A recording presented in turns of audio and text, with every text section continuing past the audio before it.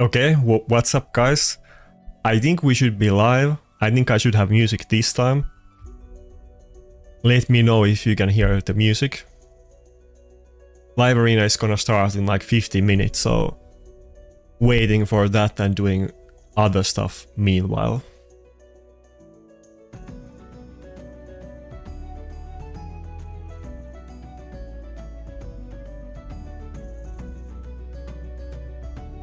Okay, we're live. Good. So we got the interesting thing in case you missed it. I think some people I talked with were considering just saving their primals for some other time, since we don't have like a fusion event or anything like that going on right now. Though there will be an announcement in like 1 hour, so remind me in like 1 hour and 50 minutes. I can't talk about it before then. But even though there's not that kind of reason to pull primals right now, we do have this pretty strong deck of fate going on right now. And of course there's the 2x primals, so I will definitely pull my primals if I were you. They're only gonna do these events like every so often. It's not like it's every 1.5 months, but it's might be in the next 2 months, might be in the next 6 months. Who knows when is the next time that you can get 2x on primals, and if you happen to get a good one, then it will be a pretty big deal. I wouldn't skip out on this event.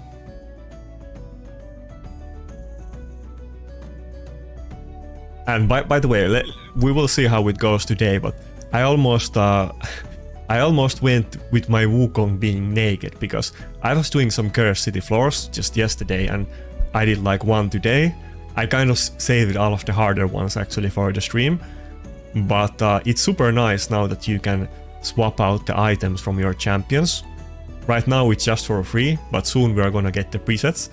But I almost would have had my Wukong naked for the first fight, because I was using it to clear this super annoying stage 6, which is always a pain.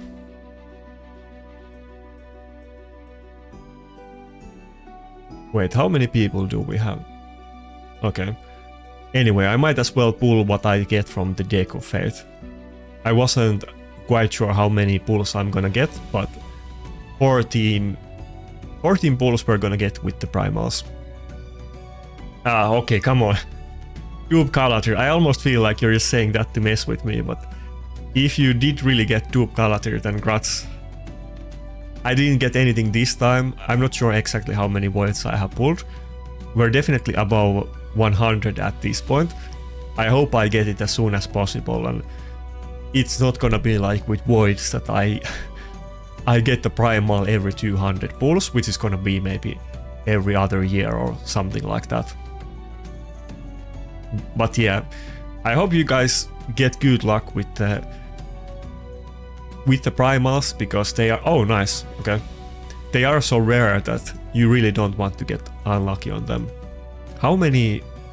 Okay, there's actually quite many reaction pieces. Half of the rewards are reaction. Damn.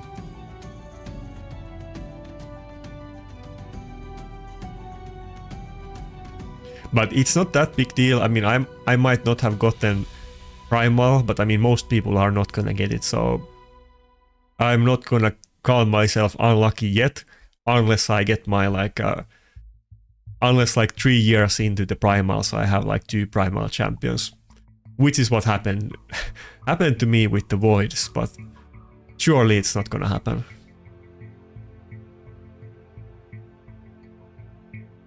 I don't usually go for these deck of fate events, because usually they time it on an event that isn't during fusion, and it's not something that I like.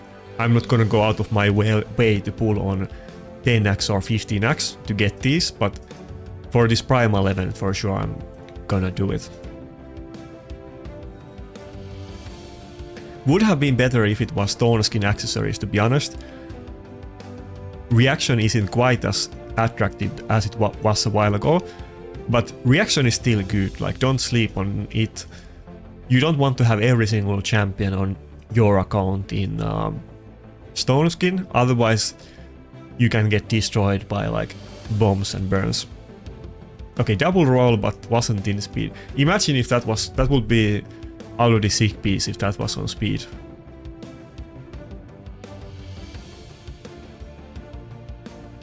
Yeah, I'm not gonna roll any of those other ones. I'll keep them in case I want to get accessories on these factions, and maybe I will Chaosaur them.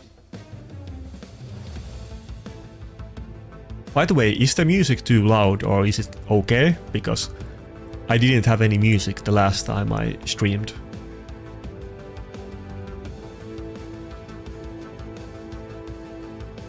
Yeah, I think I'm kind of conflicted on Merciless because I feel like I almost don't want to use Merciless because I rather have like either reaction or stone skin, preferably stone skin on most champions. It's kind of hard to like get away if your champion is like with Merciless accessories because you need to go first and you get one shot, but of course for some people that works. I haven't gotten super lucky with Merciless so far. I don't really think, I think I have like one shield and maybe one other piece that is half decent, but I'm not really too worried because it's gonna be a long-term thing and I'm definitely gonna get Merciless set, but I almost feel like Lethal plus Stone Skin is generally way better than Merciless.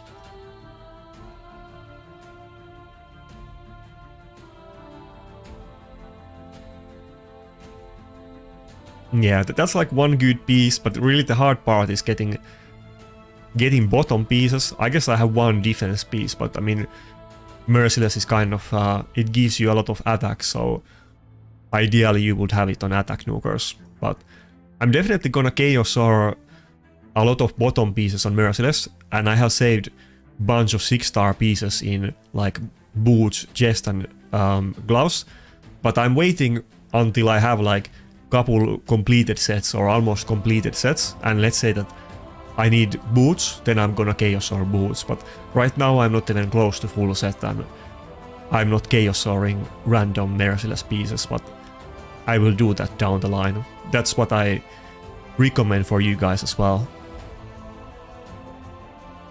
I don't think I'm gonna do Hydra. I mean, the plan in my clan right now, I can show you our matchup, but basically we got like an inactive clan, and last time our enemies were even way easier than today, and this week it's also very easy, so we're basically telling everybody to do 650 million, basically the minimum points for the maximum chest.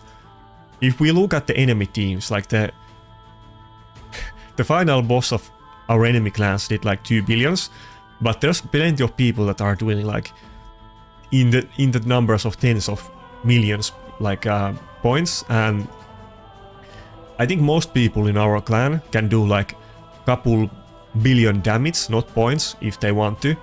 We could do a decent amount of points, of course nowhere near enough against the top clans, but we don't want to do our top keys and get matched, not even with top clans, but even like mediocre endgame clans. We want to get easy matchups, so I'm pretty sure we're gonna win this week when everybody does 650 million. It's gonna be like 14 billion points. If the enemy is like 15 billion, we might do slightly more than them to win, but we're not really aiming for our max keys this week.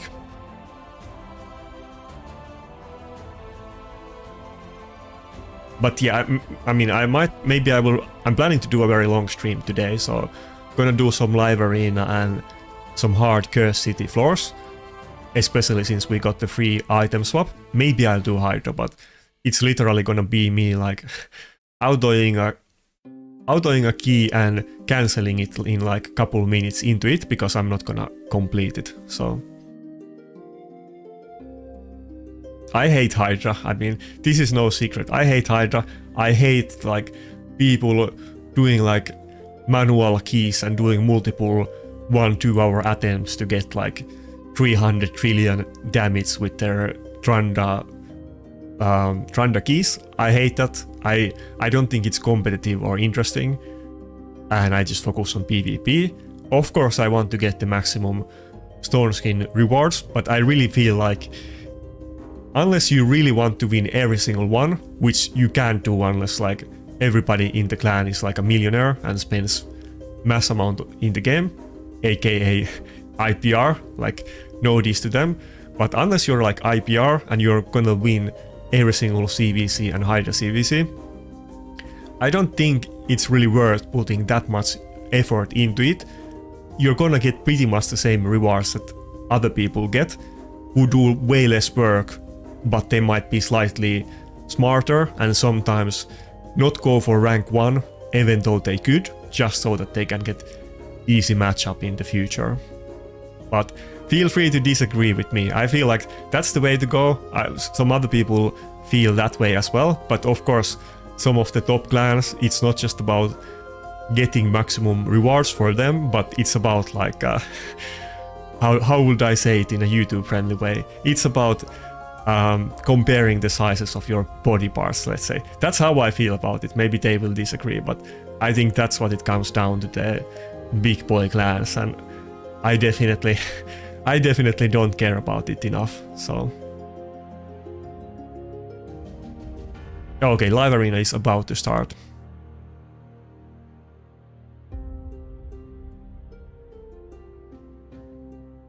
So what about the music? Is the music too loud or is it too quiet? Yeah, I mean, and again, I have like literally zero issues with IPR.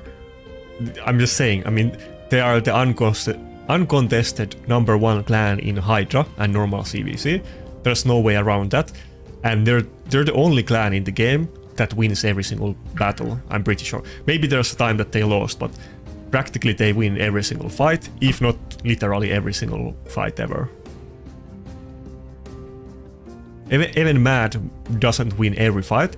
Maybe they will win a lot more now that the biggest spenders from ET join Mad, but I don't think they're still gonna win IPR, but I haven't really followed it and I don't know. Maybe somebody in the chat knows that as Mad and IPR matched in Hydra CVC after the merge and who won? I guess they do want to compete with IPR. I'm not gonna buy any primals. Bobby, I almost forgot the name, and I don't want to not remember his name. Bobby Parker. I think he donated like 20 primals to me some time ago, maybe like last time there was the 2x primals. That's the only primals I bought. I'm not really planning to buy them. I mean, I could, but it feels like pointless. And let's say I buy a lot of primals and I get something like whatever he's called. He's so irrelevant. Yeah, Aphidus, that I can't recall his name. If I buy primals and I get Aphidus, I'm gonna feel so bad. So I don't think I'm gonna buy any. I don't really normally buy any shards at all. I have like done it occasionally a couple times, but there's been multiple years where I didn't buy a single shard. Though I did buy, I think, was it like 70 voids recently to get Narcissus in the event. That's definitely by far the most shards that I ever bought.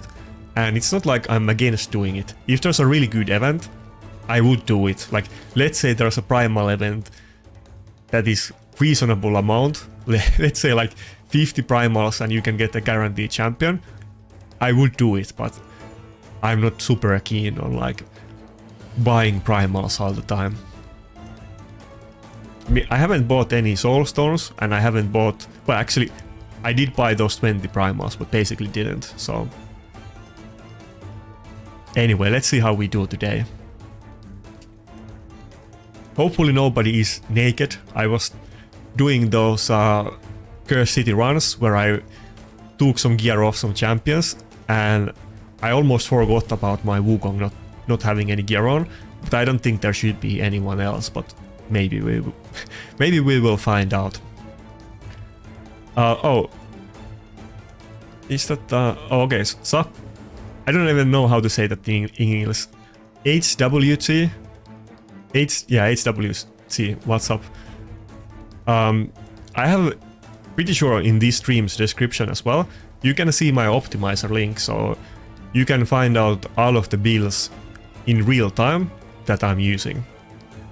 I always say it, but people always ask about the builds, so I'm just gonna say it every time at the start. Anyway, hopefully I won't get too distracted today, and there isn't gonna be any fights where I'm too slow to pick my champion.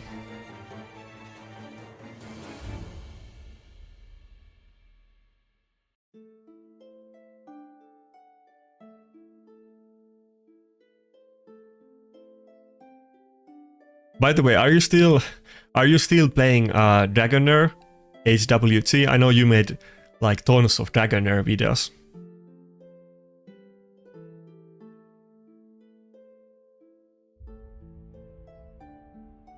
Yeah, thanks a lot. Okay, he got the Mikage. If you did see my last couple of live arena videos, I've been using Mikage a lot. Usually it's gonna be like my second pick, like if I'm the second pick, it's gonna be my first pick, or if I'm first, it's my second pick, but he took it, we're not gonna get it, but I think I'm gonna go with Angora and UDK, yeah. Yeah, I think we have to go with UDK now, and next time I'll pick like one champion with Polymorph, but I really need to get the 6-star blessing on my UDK. It would actually make massive difference, because I always want to pick it early on, since I'm usually gonna use either Wukong or Rotos, or both of them. And I would rather pick him with Polymorph before those other champions, but I need to pick him so that they don't get it, so...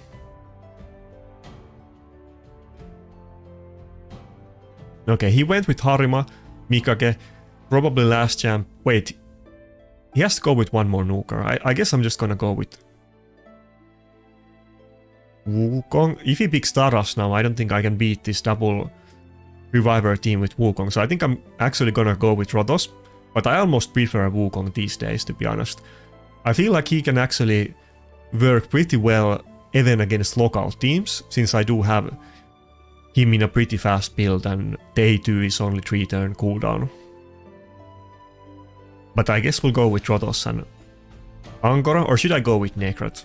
No, let's go with Angora.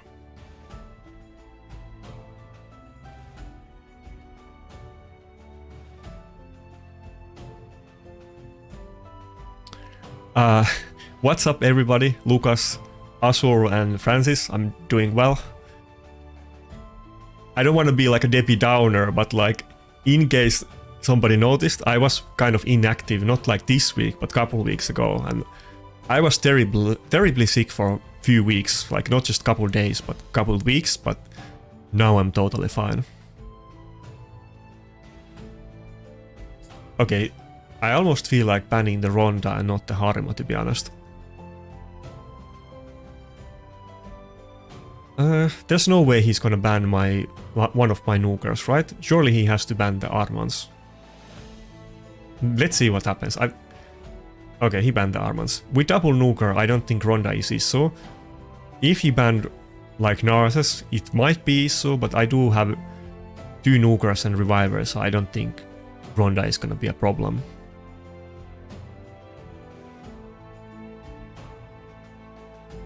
A little bit weird team on his part, to be honest. It's kind of like a half speed team and half tanky team. Maybe it's gonna be super easy, and I'm getting too afraid of Ronda, because sometimes she destroys me, but this isn't that kind of speed team. Like, if instead of Duchess she had like Yumeko or Shu Chen, this would be a lot more scary. Oh, oops. But I don't think it's gonna be Isu this way. Which champion would I like to see buffed most? Well, that depends how kind of serious answer do you want. Like, me personally, I would want to see like Supreme Vokot, because Vokot might literally be my all-time favorite champion. He's an epic. He used to be super fun. He's not good enough to be used nowadays, but I don't think that's what most people want, and I'm not sure if that's what you meant with your question. I think there's a lot of bad champions that should be buffed. And as far as epics go, Wogot is one of the better ones, so it's not like he deserves a buff, but I like the time when Wogot was meta. Would be super fun to see like primal version of Wogot or Supreme Wogot or something like that.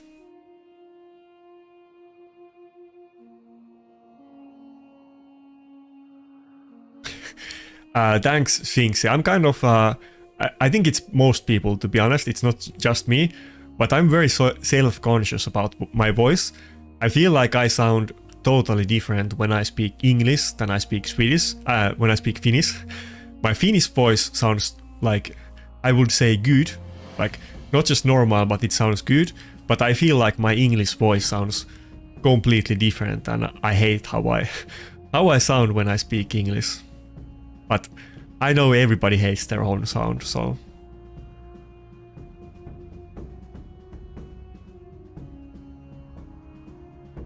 Grasur? Yeah, I guess he is... Actually... Oh, I can just block revive the round that the fight is over. Naras's OP. Actually, I think I have seen Grasur a little bit. Not lately, I haven't seen him lately at all.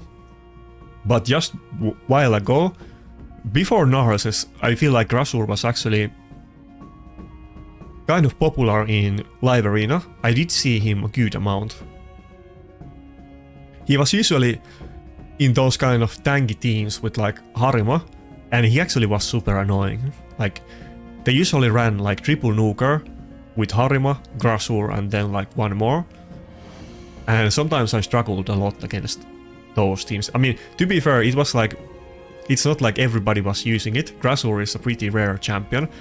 I'm pretty sure there's so many Russian content creators that you and I have never heard about because you don't see their videos, but there's like many Russian channels with like 50 to 100,000 plus subscribers. I'm pretty sure somebody from Russian YouTube made a video about Grasur in PvP, because I see Russian people using him a lot, but I haven't seen that video, I haven't heard about it, so I'm just speculating, but it seems to be a Russian thing. They like to use Grasur in live arena. If somebody is Russian and knows knows a video like that, then link it, because I would want to see it as well.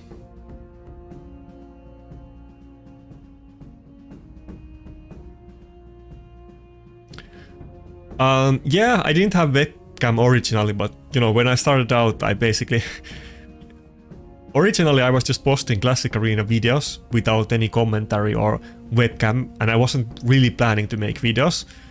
I was just I wanted to share the Gala strategy and make people use it, and then I actually started making videos, and I did get web camera actually pretty fast after that, but I started out with very cheap stuff and I didn't have a web camera before, so... This guy got the first pick and didn't pick Armans. I don't know, did he skip the fusion or miss it somehow? I kind of feel bad about it because everybody's first picking Armans, and if you're not, usually it's gonna be something like Galatir at least and not a Siphi. She's definitely one of the best champions in live arena, but usually it's like the second pick material nowadays and not the first pick.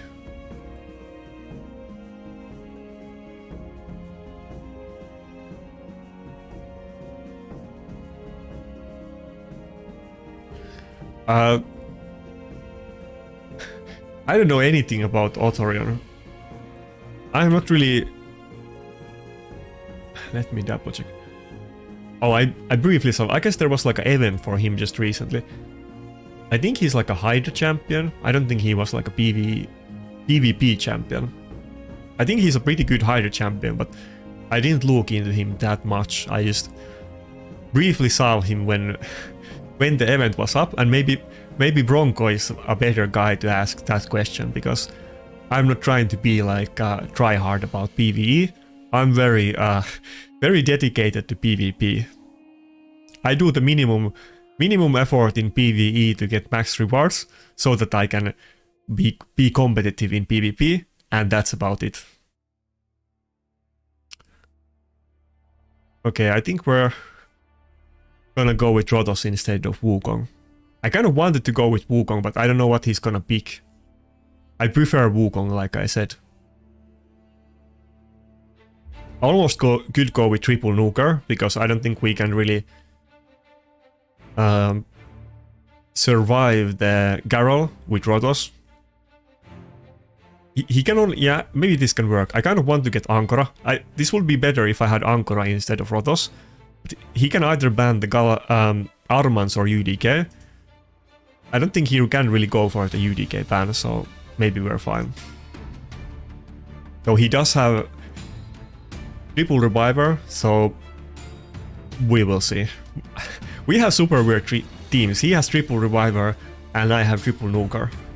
But if I had Garrel instead of Rotos in this battle, I mean, if I had Ankara instead of Rotos in this battle, I think it would be very easy win for me.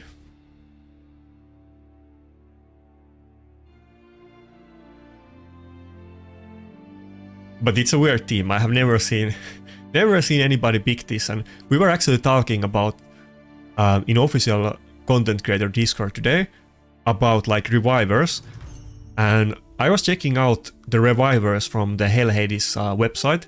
You can see the pick rates, ban rates, and win rates of champions. And Duchess is like, I think Duchess was 35% win rate. She sucks right now. She's very like off meta and not even like everybody's stone skin. Very off meta, and she's almost liability. Not almost, she is a liability, because her A1 puts a shield on herself and your lowest HP champion, meaning that Narcissus is gonna do double damage. And yeah, 35% win rate for Duchess, who used to be known as the best reviver in game for many years, seems kind of atrociously low win rate. But to be fair, it's like a normal, it's not a void champion, it's a super old one, so I guess it's about time that that Duchess is not meta anymore.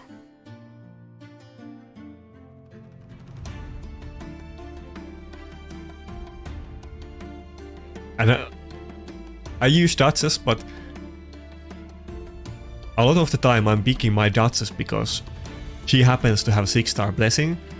If I had my 6-star blessing on Ankara instead of Narcissus, instead of Duchess, I don't think I would use my Duchess a lot. Like, lately I use Ankara way more than I use Duchess. Okay, that's it.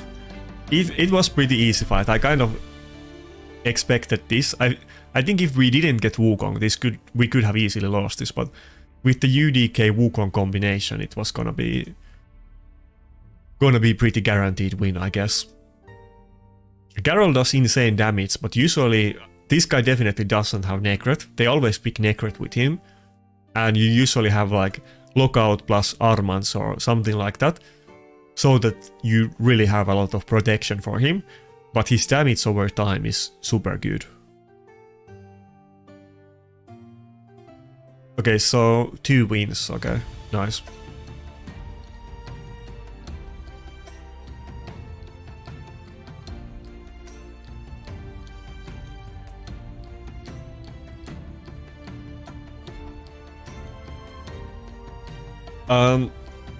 Okay, let's look at the blessings quickly. You can use Life Harvest, like, okay, no, I can do it after this battle. You want to go for Polymorph, of course, if you get him 6-star. But if you're not 6-star blessing, then nothing is like life-changing. Life Harvest is one of the better options, but you could use Temporal Chains or what's it called? Is it Fearsome Presence? No. That's the Mastery. Is it Intimidating Presence? The blessing that gives you increase to aura. Those two are popular. Even if you don't go with Speed team, they are still pretty good because speed is super essential. But Life Harvest is very good, safe general choice for supports if you don't have 6-star. Okay, he went with UDK and UDK and Narcissus. Looks like he's going with pretty similar strategies as I go with. I think we're gonna go with this, yeah. I wonder what he's gonna pick now. Maybe like, I think he was probably gonna go with Wukong and Mikage. But I got the Mikage, so...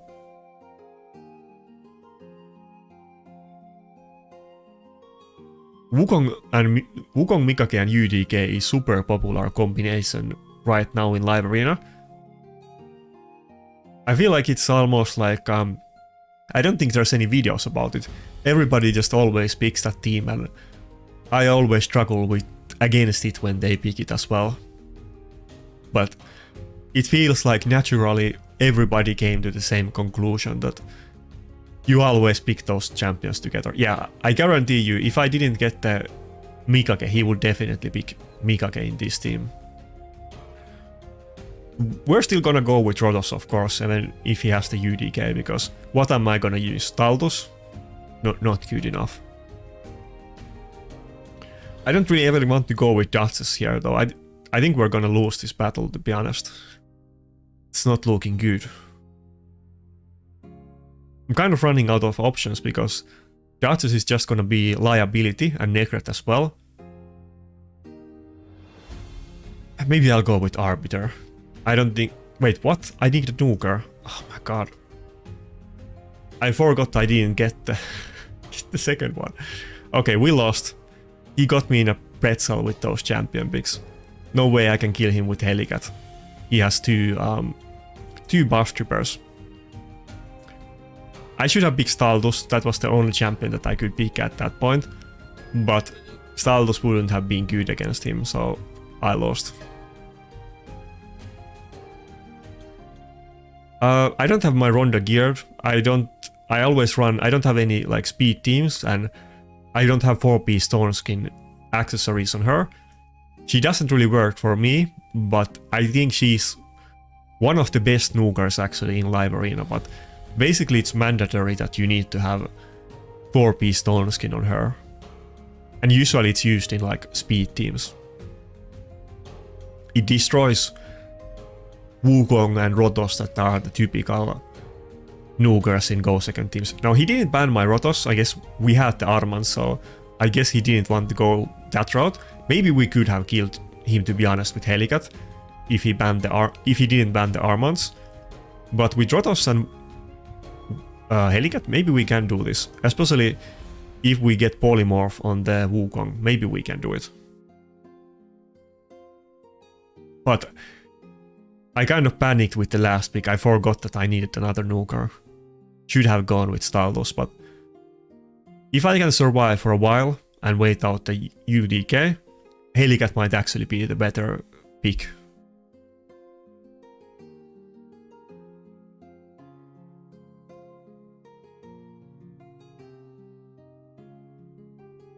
Yeah, I changed my Rotos to Polymorph from Wild of the Fallen recently. I thought it was it has helped me a lot. I was kind of stubborn. I didn't want to go with Polymorph because Wild of the Fallen is also very good with Rotos, but there's so much meta CC in the meta right now. Mikage, Wukong, Galatir, Lazarus, Grixia, so many of the best meta champions have lots of debuffs. You need as much polymorph as you can get, basically. So,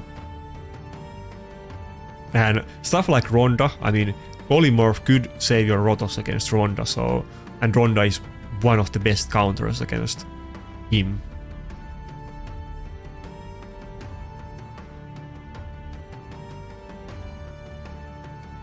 Why do I wait until there's such a little time to pick? Well, I'm thinking or talking. I mean, there's no good reason or nothing nefarious. It's not like I'm doing it on purpose, but sometimes I'm thinking about something, or sometimes I'm just talking and I forget that I need to pick fast. So I'm a mere mortal. I'm not some kind of superhuman god. And okay, we lost it. And to be fair, I mean, I watched other people do live arena as well. It's not like I'm the only one. And I never really pay attention to how long my enemies take time to choose their turns either. So it is what it is.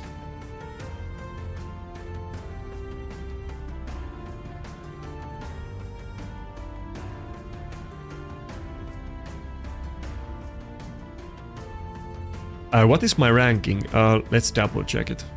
I think I'm like 200 something. I was kind of inactive in live arena for a couple months. I used to do it almost daily at one point. I was rank 100 earlier. Why are we lagging this much? I was rank 100 earlier this year, maybe like in January or February. But after that, I think I dropped maybe 100 ranks by not playing a lot. Okay, we're 220 right now. What rank do you need? I don't think you can... Wait, what?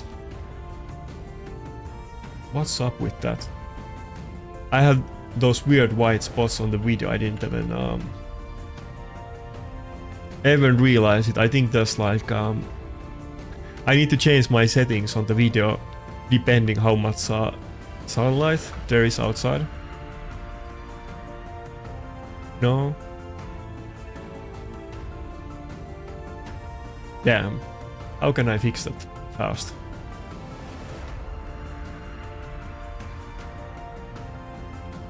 Okay, that will do it. We're good. Okay, so I'm 220, you can't see it super well if I put myself here. And for rank 100 you need like 5,800 points, so actually I need to farm a lot. I need 600 points to get back up.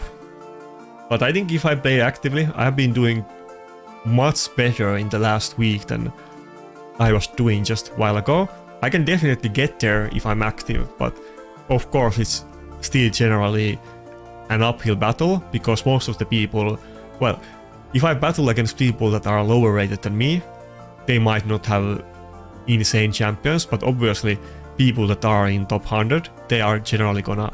Pretty sure everybody's gonna have way better champions, and stuff like Galatir and Grixia are something that almost everyone has at that point.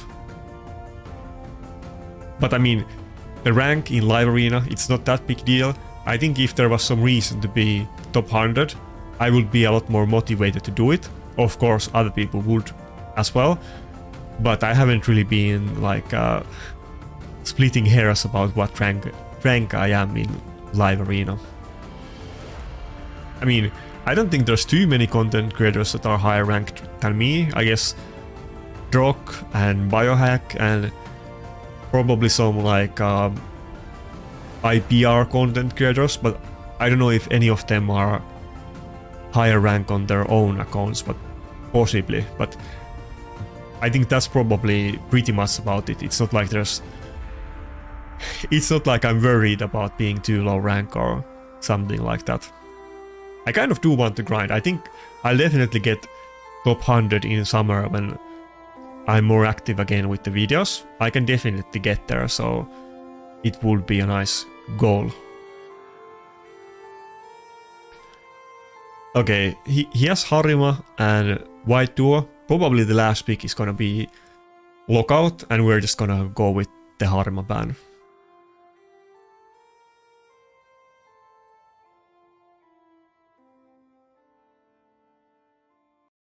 Or should I go with the Reviver and ban the Narses, because we do have a lot of polymorph right now, so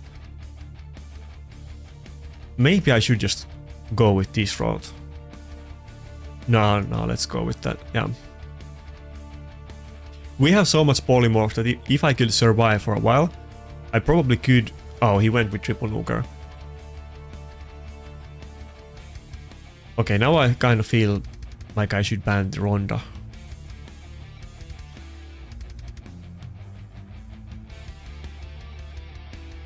Okay, I don't know what to do about this. I don't have any Reviver on my team, so it's do or die.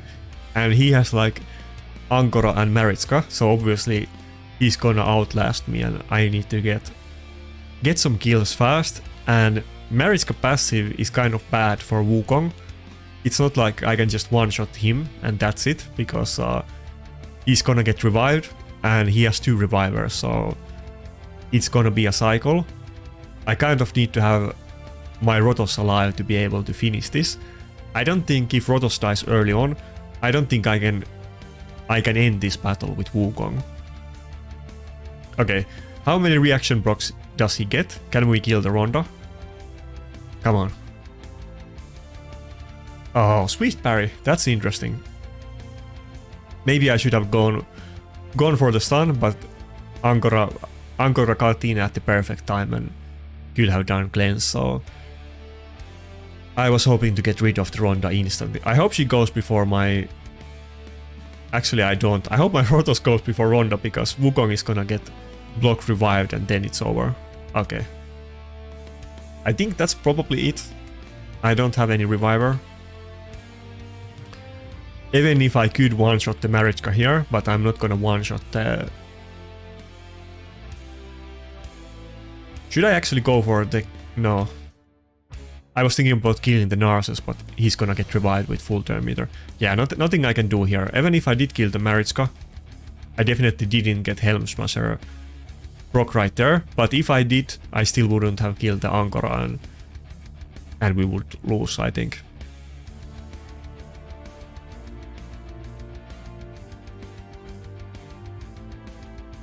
Can we get Fear on the Ronda? No. Maybe with the attack debuff I can survive though. Or not.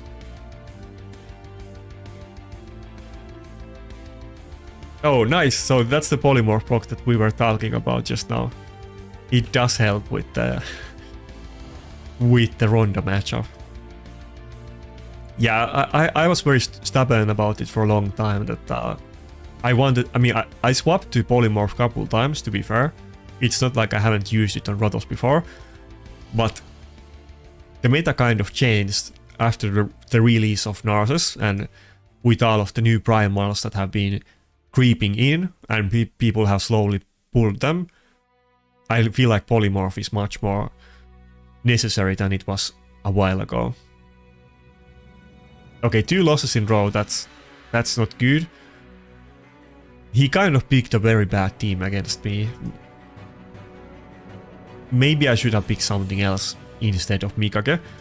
The Ronda pick kind of threw me off guard, and I was expecting to see a lockout, but I guess I picked a lockout counter, so he went with something else.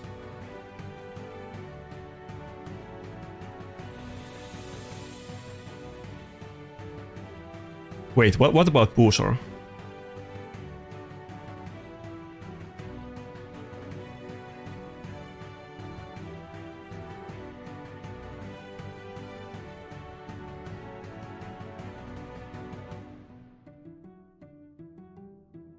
My opinion on Eva, I think she's super good, kind of like Ronda, that they fit really well for speed teams and are kind of not what I am able to pull off, but I think Eva is actually a little bit underrated. Her like raw damage is just insane. There isn't really any other champion that has guaranteed damage as high as her.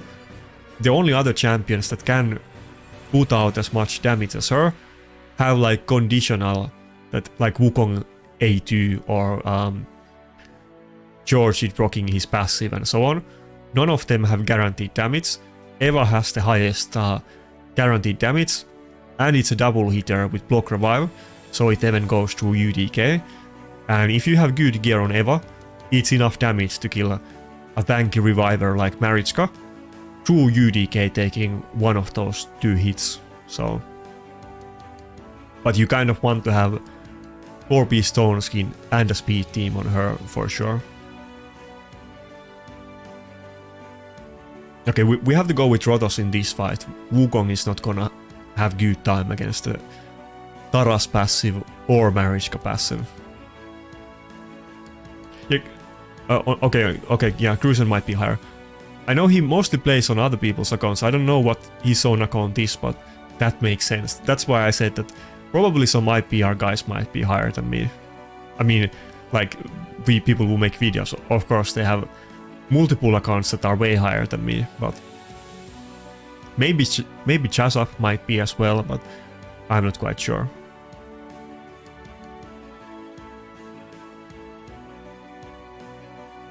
Maybe I could have gone with Mikake, but he does have like he does have the lockout, and he does have like very if we can just survive a little bit in this fight, we can definitely win our time, so maybe double reviver is the way to go.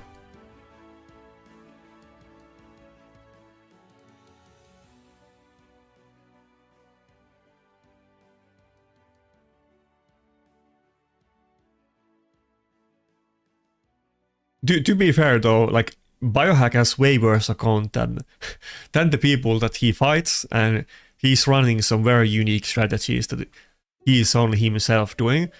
So even though 52% win rate might seem not that good, but it's like he's fighting a massive handicap. So actually it's very good win rate for his account.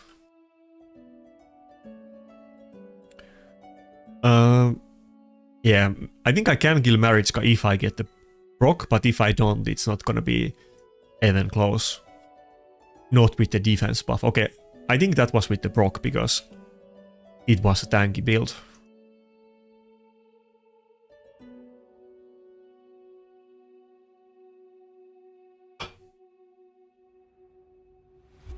Yeah, that blessing... Wait, Boozor is higher, what? Oh, well, actually, that makes sense. I mean, yeah, he does have, yeah, I think Boozor got like insane bulls this year. I kind of forgot about it. He has, yeah, okay, fair enough, that makes sense. I forgot that he got a bunch of other stuff than Harima recently.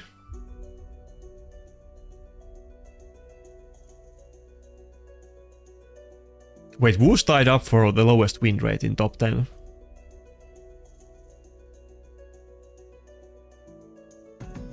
I haven't fought Boozor in a while. I think I met him like last year multiple times. And I remember he was always like, maybe like, I can't recall, let's say like 300 points below me. But I wasn't super active in the last couple months, so I guess he has played a lot and climbed. I can't recall the last time that I fought Boozor, because I think I fought against him many times, but the last battle might be like several months ago. It might even be last year or early this year.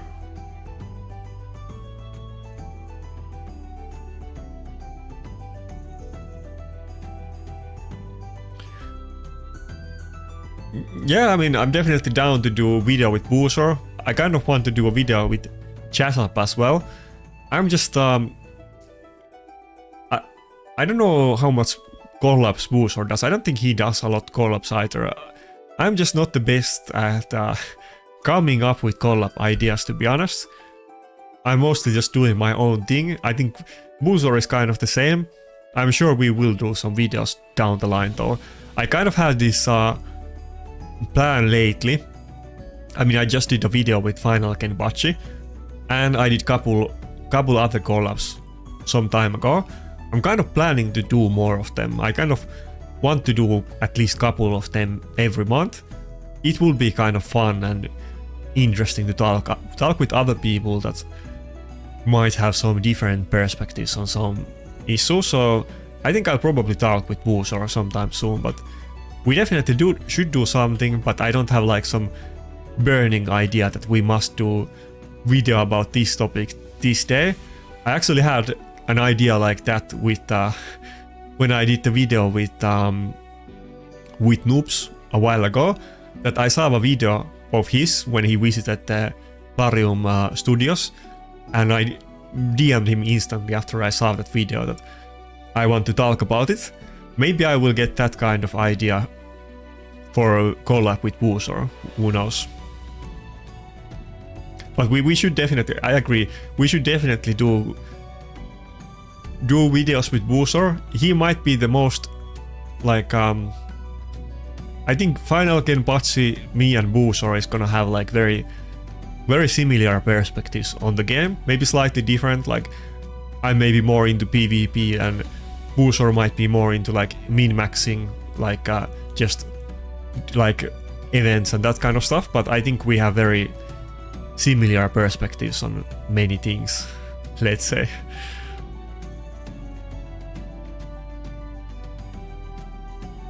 Yeah, I have talked with Biohack a lot. We never did video. I should do videos with him as well. I'll need to think. Like, I think Biohack, Boozor, and Chasup, those are definitely the top three people that I need to make a video with. I want to make videos with them, but I'll have to come up with some ideas. We were actually meant to do a video with Chasup maybe a few months ago, but we weren't able to pull it off, and then the idea kind of timed out and wasn't relevant, and I kind of forgot about it afterwards, but I will definitely try to make a video with him at some point.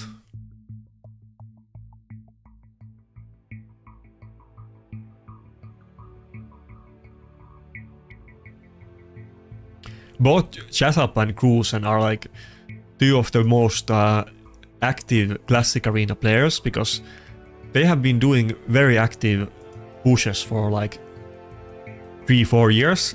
There isn't that many people that have, and both of them are content creators as well. I mean, I don't think Cruisen made any made any videos until like recently, but I think Chasup was making videos since forever, since I first heard about him.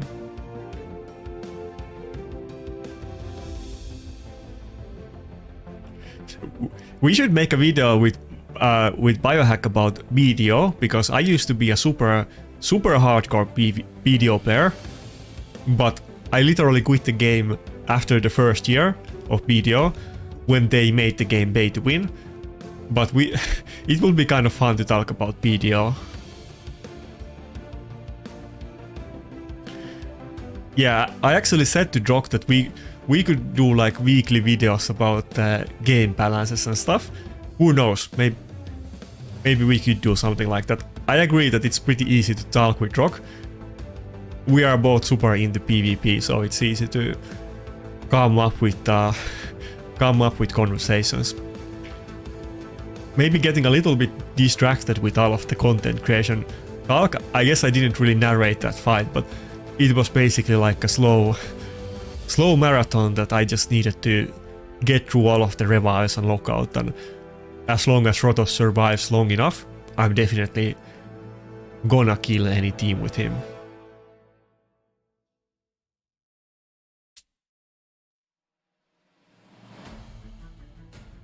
But yeah, there's so many content creators that I should make videos about. Now that you guys have brought all of them up, I definitely need to do more collabs. But all of the people mentioned are very like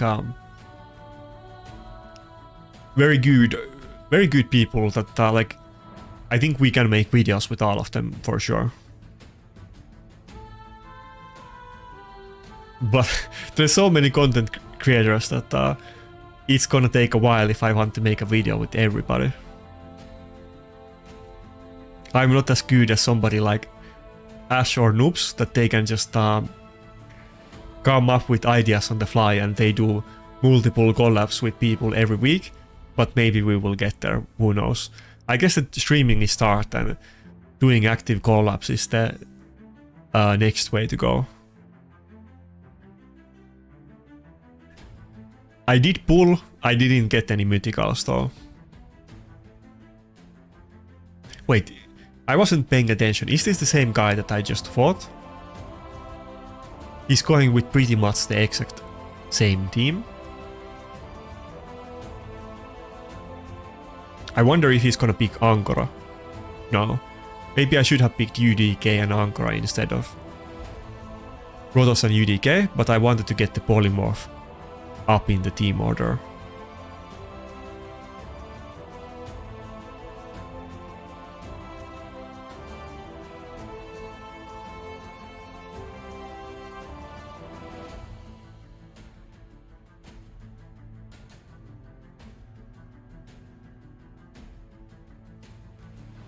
By the way, remind me in 20 minutes, chat.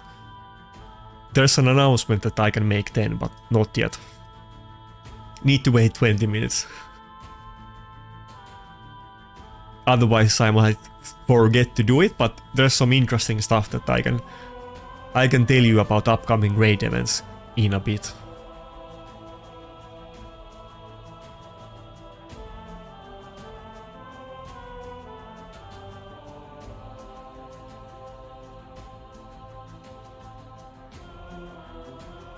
I feel like we're kind of graduating to getting harder enemies. We were getting a couple easy ones at the start, but now seeing a lot of like Taras and Lazarus. Wait, did my Duchess just resist the lockout? That could be good. So Polymorph would have been better on the Mikage. Okay, I resisted one lockout, but then I suffered another one. I think Lazarus is I was checking the champion win rates today. It's not like I checked every single champion in the game, but out of the ones that I checked, and I checked most of the meta ones, I think Lazarus might be the highest win rate champion in live arena. Don't quote me on that one, but I'm pretty sure he is. Unless there's like some specific champion that has been used a couple of times that happens to have a very high win rate that I missed.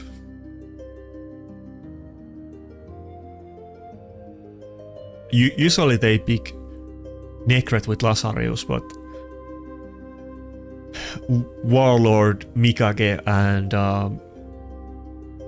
Armans is a lot of protection for him, so he definitely didn't need Necret in this battle.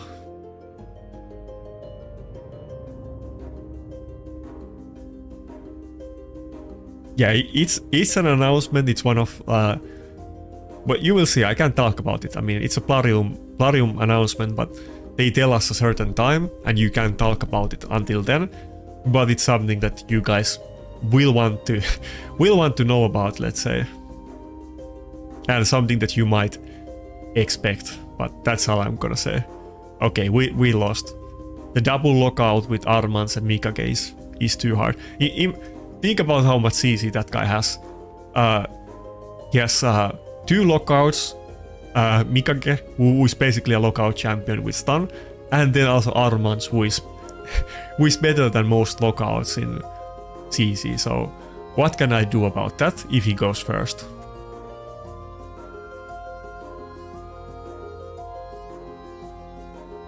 I was getting lockout on top of lockout.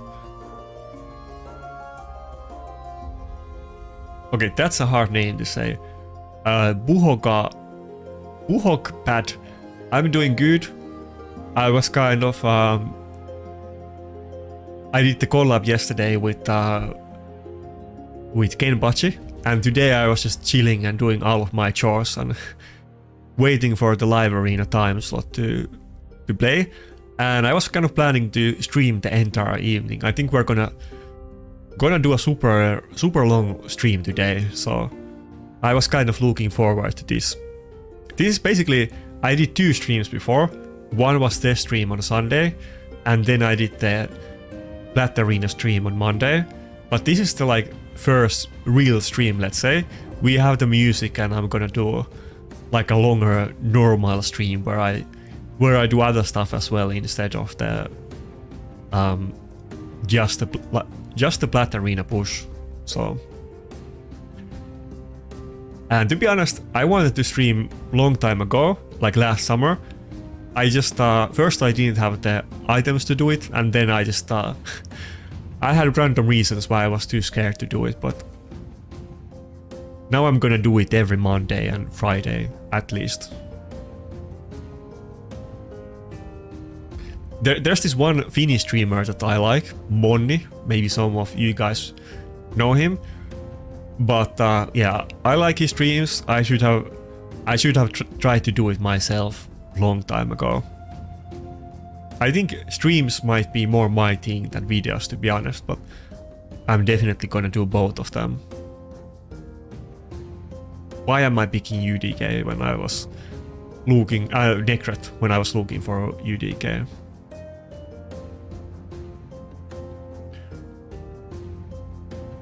Let's get these two, and I'll pick the Wukong probably as the last one.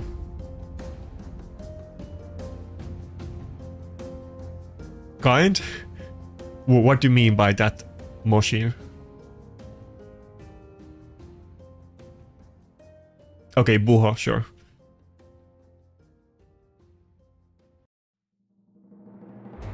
Yeah, like I just said, this is basically my third live stream, but the other two were a couple days ago, so this is my first real longer live stream with music and better preparation. Also, I didn't monetize the last two live streams because I didn't think it that far, and I was just testing things out, so this is the first monetized one.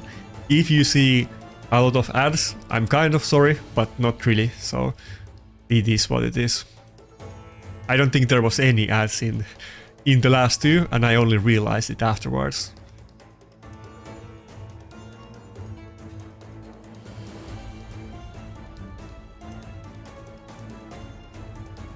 Yeah, I think it's kind of a double-edged sword that I'd want to be like, let's say, Drock. I think Drock might be more interesting for most people because he's a lot more like expressive, but it's just like even if I want to be as expressive as him, it's just not very natural to me, so I can't do it.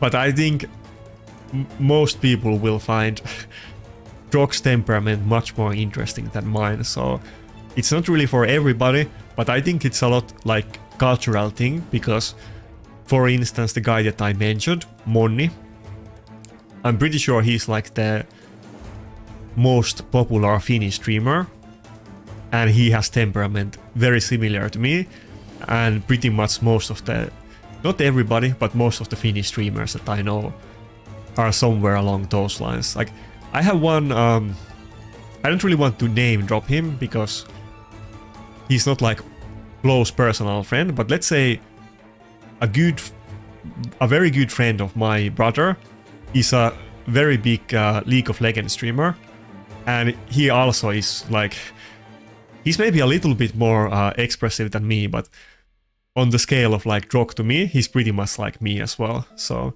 I think it's mostly like a Finnish cultural thing.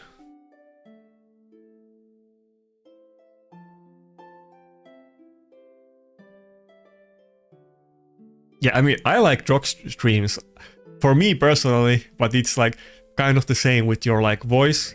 You probably don't like your own voice. For me, probably Drock streams are more interesting than watching myself, but I do like Monni, to be fair. So I think Drock should be like a caster for, let's say, Plarium went really hard and tried to make live arena esport. They should hire Drock as a caster for that. Or if they just did some kind of promotion or tournament, they should have Drock as the caster. I think that would fit him super well. I could be like the post-battle interviewer, and Drock could be the caster for all of the battles, like the real-time caster or whatever the word is.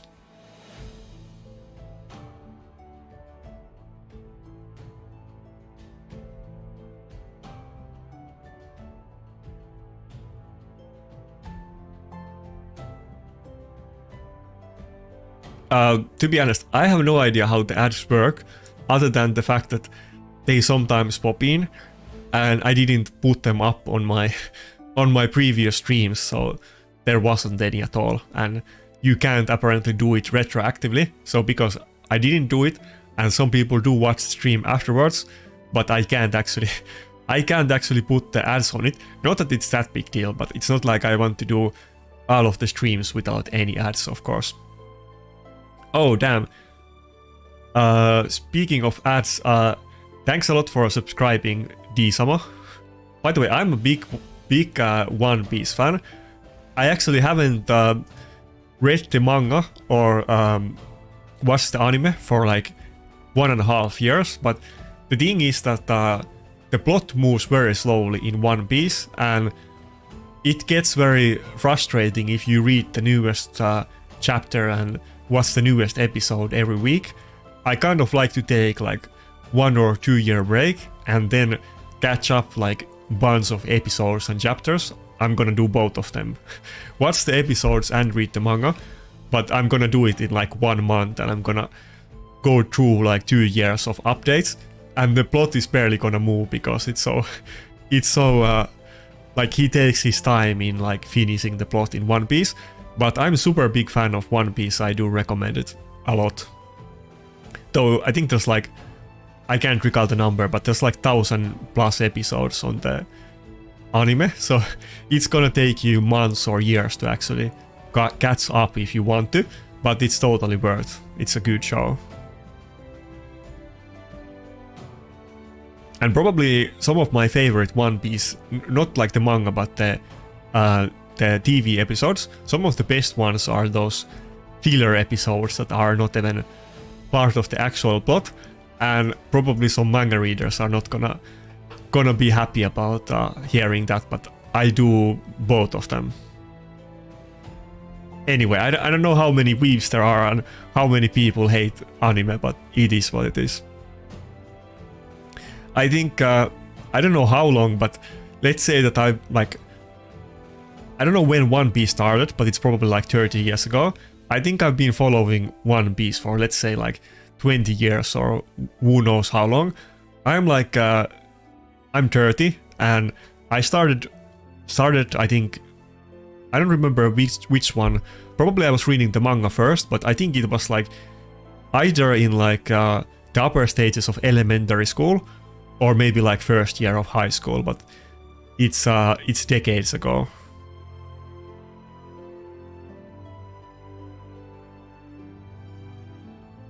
I read both of them. I read the manga. I have read all of the manga chapters up till like maybe one and a half years ago, and I haven't read or watched any of the episodes after that, and I'm probably gonna do it on like summer and catch up, because I hate reading like one chapter and then waiting for the next chapter. It's more fun for me to read all of them at once. And I've been through that like many times at this point.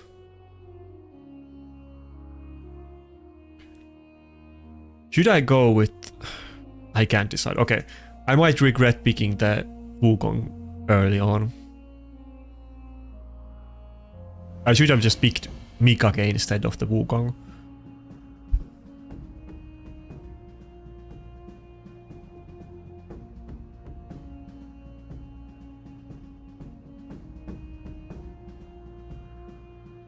By the way, when did Cruisen start streaming? Because I didn't even know that Cruisen made videos until very recently, because I'm very familiar with him, because he used to like, of course, or he still does Classic Arena Push, but I knew that Chasa streams and does videos, but I only heard about Cruisen doing that like this year, maybe like a couple months ago or something like that.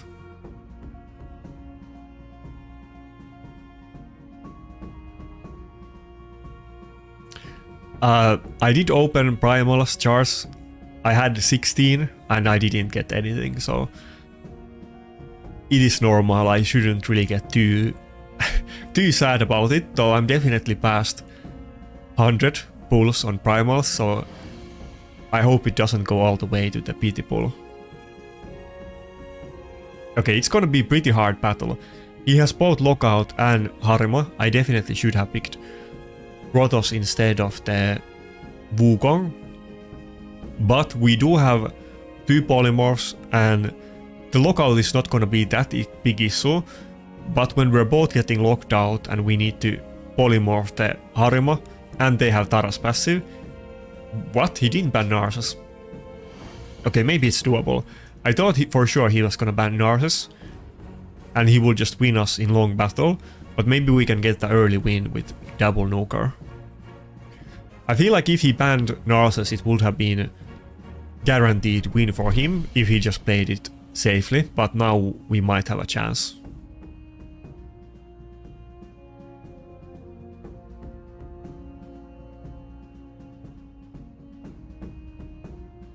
I haven't seen that Netflix adaptation.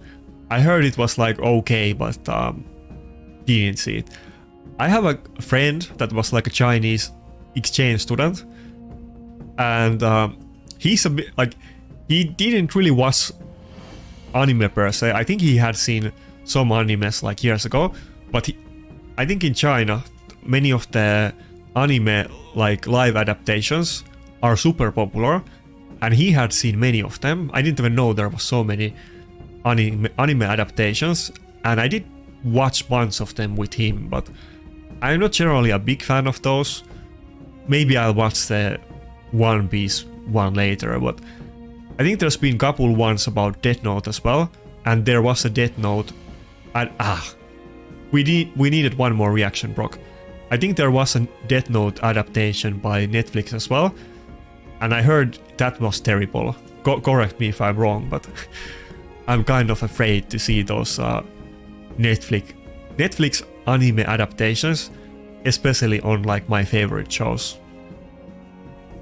There's no way we can win this battle at this point. I can just surrender it. I should have picked Rotos, it was a mistake, but even with Rotos we probably would have lost it. Okay, okay.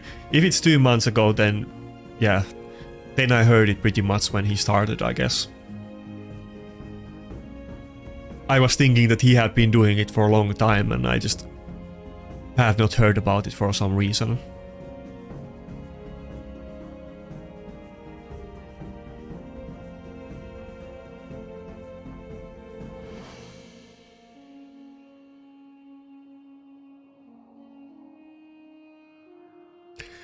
YouTube wasn't like recommending me any live streams until like I did like one of them myself, and now I'm seeing a lot of them. I'm constantly seeing every day, like in this week, Russian live streamers, and holy moly, there's so many Russian content creators doing raid live streams. I had no idea about this. I see maybe like more than 10 different Russian people doing live streams in the past week, and all of them have been generally pretty big content creators. I think there's a couple ones with maybe like 5k subs, but I think most of them were like 20 to 100k subs. And I think there was like 4 different Russian live streamers with 100k subs. I had no idea there was that many. I only knew about like Husky, RDD, Riddick, but there's like a bunch of more really big ones. Okay, Harima in a speed team, that's an interesting one. Probably we're gonna go with the Wukong, but this time let's save it as the last pick.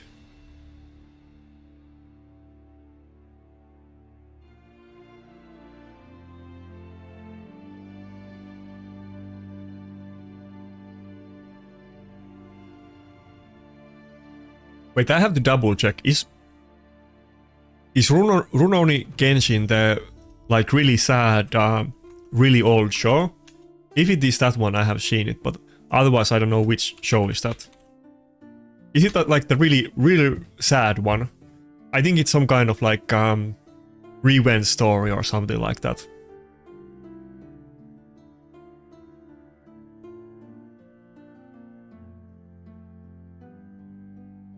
Oh no, that's not the one that I was thinking about. There's so many anime, and like I said, some of them I have seen like 20 plus years ago. I can't recall everything out of the top of my head. Okay, we're definitely gonna go with... Nah, we're gonna go with Rotos anyway, because I won't be able to ban the Harima, so... I want to go with Wukong. If he didn't have the Harima, this would be super easy win with Wukong, but we can't do it. It's some kind of Genshin. I don't know what's the show that I'm thinking about, but it's like a super sad one that is like a crazy, like super bloody revenge manga. And then there is some TV show about it, but I think that's from like 20 years ago.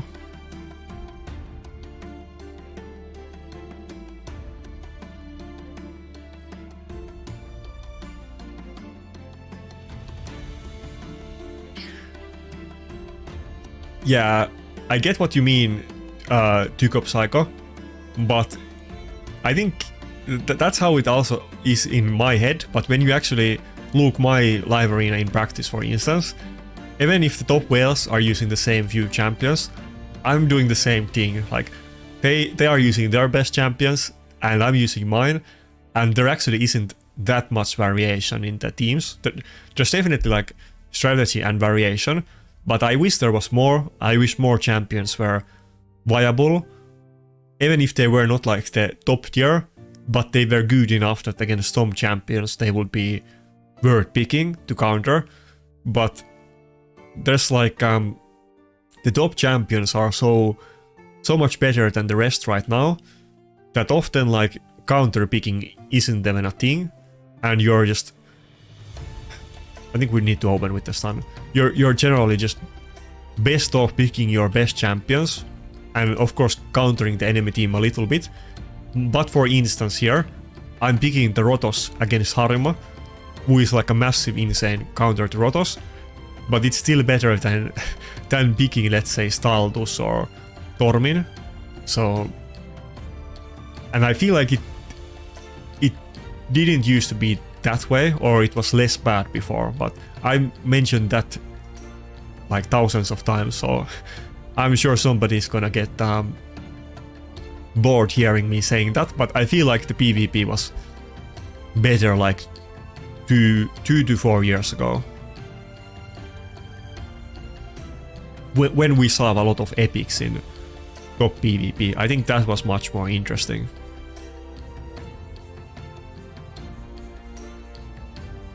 But I think we win this one. He does have Harima, but the rest of his team looks like it's from 3 years ago. So Harima is good, but doesn't look like it's good enough to take it.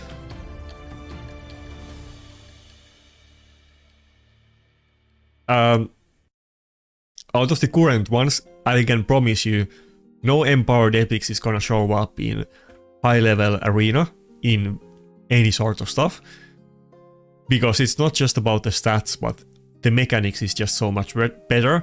Back in the day, most champions didn't have passives, and nowadays the top champions have like, I don't know, 4 to 10 different passives. Like Taras has trillion different passives.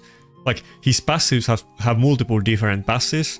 His A2 has a passive, Maritzka A1 has a passive, all of the primals have multiple passives, so the old epics that you have maybe like one AoE nuke skill and no passive, those are not gonna cut it in these days. Like Wogot, for instance, was a very interesting one because he actually had a passive, but he literally doesn't do anything else outside of that, and he's pretty much the best that we got from epics. I don't see how empowerment could make any of them viable. Though I would say that if you don't have super end-game roster, some of the empowered epics might be pretty good in tag team arena if you're trying to get to gold 4 and you don't have the best champions. I used to use a lot of epics there, not even that long time ago, maybe like 1 or 2 years ago, but I don't use any of them anymore. And there has been so many good fusions, like Wukong, I guess some of them are free champions, but it's the same difference. Wukong, UDK, Armans, Angora, so many of them that if you have them, those are pretty much obviously all better than any epic in the game, and pretty much you can fill your tag team arena teams with the best fusion champions that we have gotten in the past few years. Granted that playing a game for 2-3 years and then being like early game or mid game player, that's a very high bar. So if you have played the game only for like 2 years, I'm sure epic empowerment is gonna help you a good amount.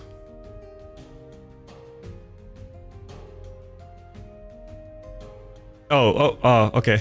You should have reminded me. I told you reminded me. Okay, my bad. I wasn't looking chat for a couple minutes. Yeah, that was the update. Give me a sec.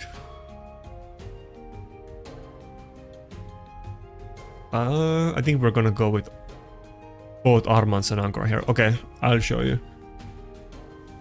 So yeah, the update was the new fusion. Not that picture.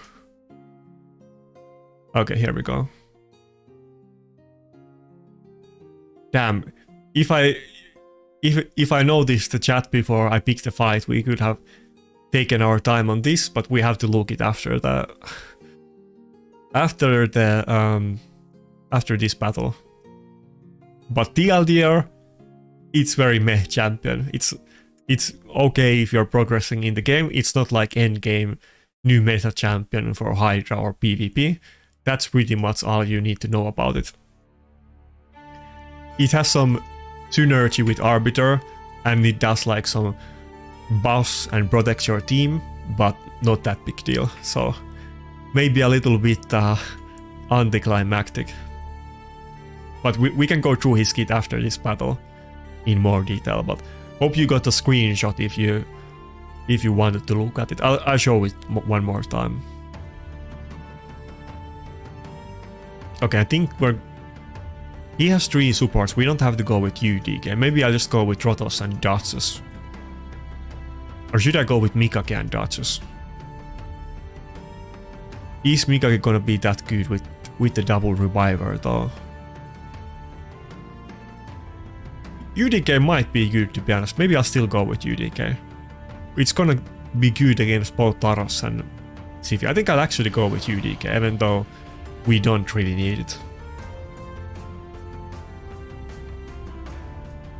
Okay, I'll talk about the champion after this battle, but if you want to take a screenshot, take it now and then you can look at it meanwhile.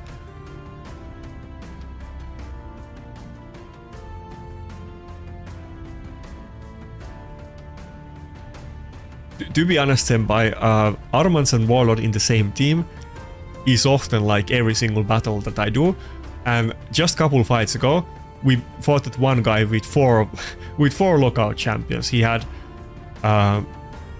was it like Armans, Warlord, Lazarus, and what was the last one? But he had 4, so it happens. And like now, I'm forced to fight against Grixia very often. I really like having Ankara for that. And at least Rotos and Wukong have both fairly low cooldowns, so I have kind of tried to adapt to this, and it works a bit better than it used to. And Mikage is also a great pick against these teams, because at least you can swap your form and do the abilities in the second one, and the lockout doesn't hurt that much. But often I really don't actually want to ban the lockout champion, and it's better to ban something else like Harima, for instance. I don't really ban something like Siphi or Mariska very often these days. Basically never, because there's just so much more scarier champions than those two. It could even be something like Lazarus or Galathir. Galathir is probably the worst champion that I can meet in the current meta.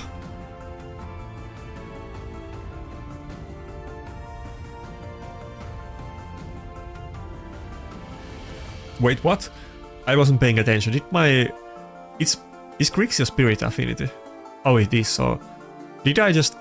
I guess he weak hit on Rotos, so... That's good for me.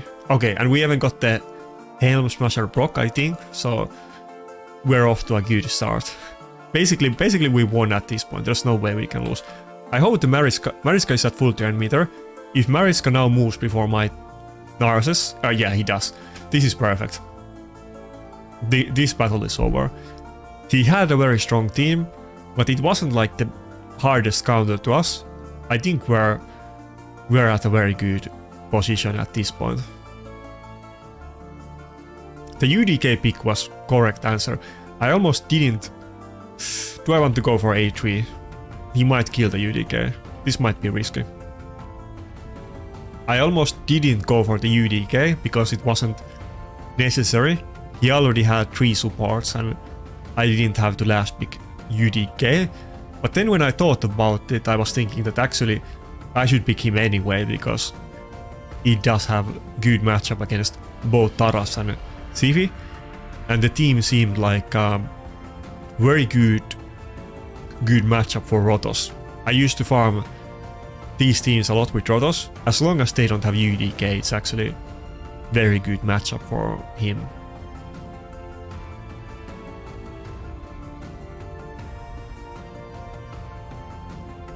Okay, oh damn, there's a lot of chat. Okay, we can catch up to the new champion and also see what Parium said about it if anybody is interested.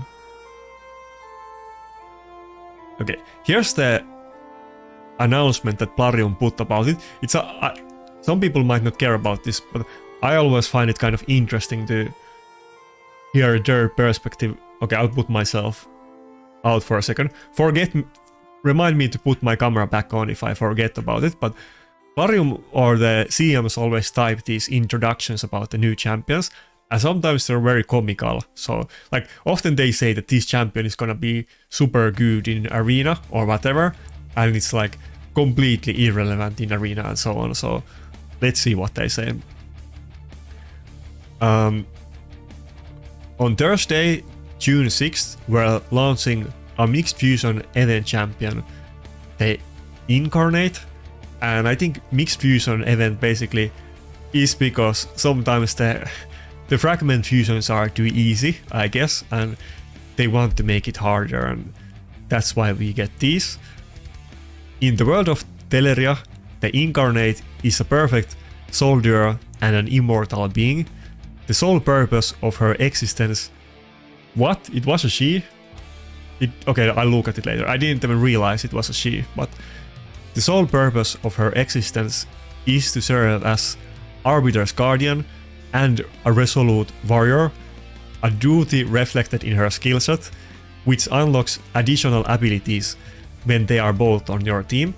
And obviously Arbiter isn't super popular right now, just to be clear.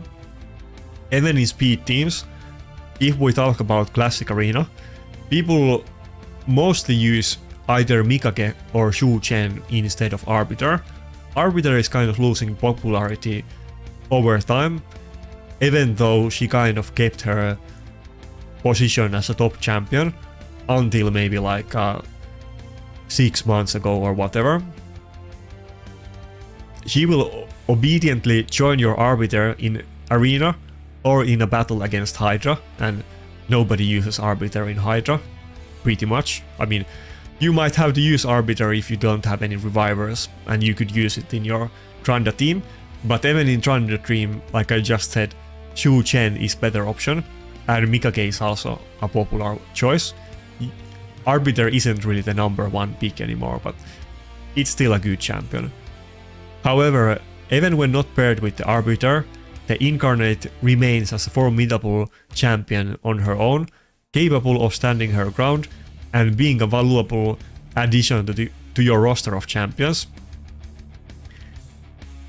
The Incarnate's A1 hits an enemy twice, with a chance to provoke on both strikes, which makes her a suitable candidate for your provoker against the Head of Decay.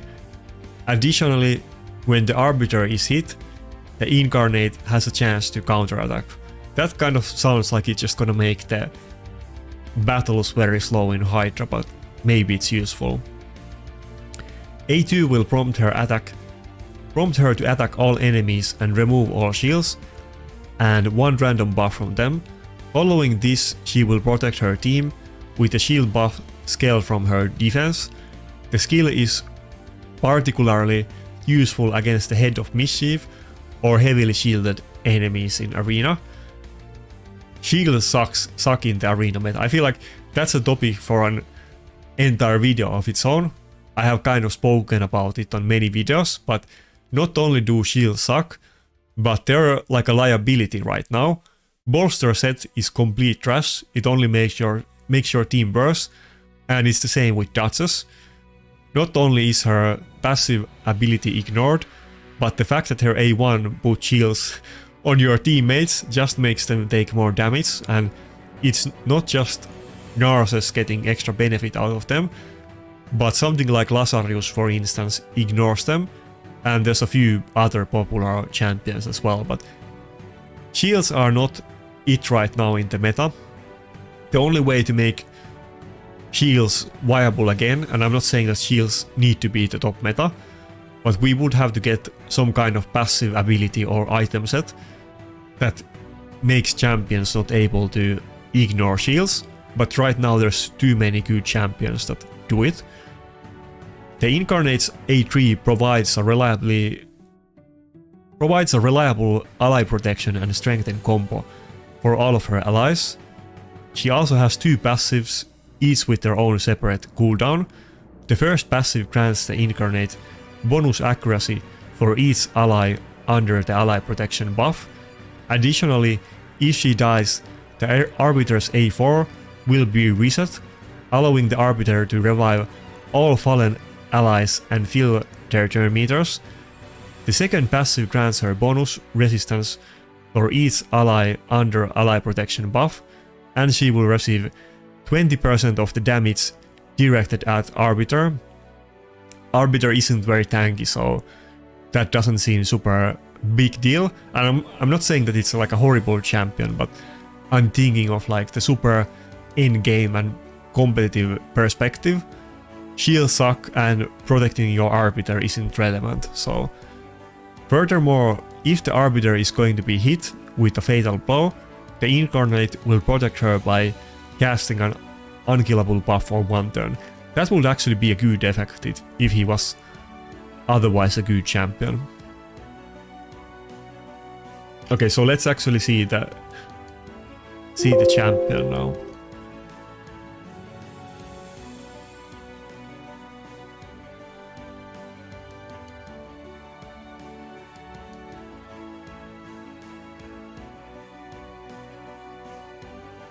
Okay, so what does chat think about this new champion? Of course, he doesn't take that many books. Well, it's like 10 books or something, so I hate to... these kind of champions that are kind of mediocre, and you usually need to invest some booking on them. Maybe you don't need to book this guy, to be honest. You might be lucky and get 2 books on the A3 and you would call it a day, but it definitely isn't a champion that I would book on my account. And we don't know multipliers. Maybe the multipliers are insanely hard. In that case, it might be decent on Hydra, but I don't think you would put this in a Tranda team, even if it has some synergy with Arbiter. So, and the top Tranda teams on Hydra, they are not gonna use Arbiters in the first place, like I said. So.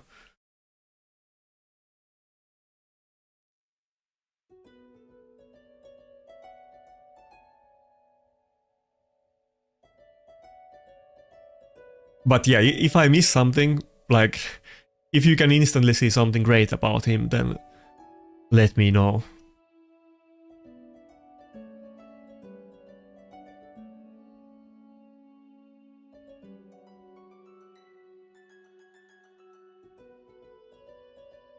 Yeah, I think it's totally possible that I think it's almost... I don't want to say guaranteed, but I think it's more likely than not that Plarium likes to implement things and then counters to them. I'm sure there's a champion or item set or blessing or some kind of mechanic or passive ability that is gonna counter champions that ignore shields. I'm almost certain about it that that's gonna be a thing, or most likely is a thing, but it's just not released yet. So...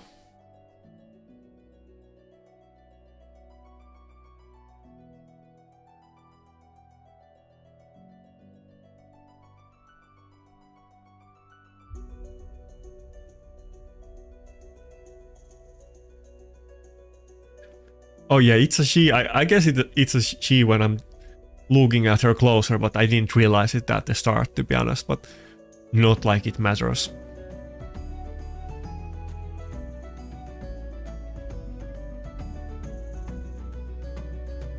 No, sadly I didn't. I had 16 primals, didn't get anything. I don't know exact numbers how many I pulled, but it's more than 100. I hope I don't get to the pity pull, but it looks like that's gonna probably happen, so... And to be fair, as long as the pull is good, pity pool is fine. If I get pity pool and it's a Galatir, then I can't complain about that. So who knows? There's still room to get lucky. Speaking of Galatir, I wish I had this guy's luck. Galatir would make my day. Galatir would make my year. You could do so much nice things with just that one champion and like fusions. That would be good enough team to compete in top 20 arena for sure. Galatir is so much better than other top champions. He's on a level of his own.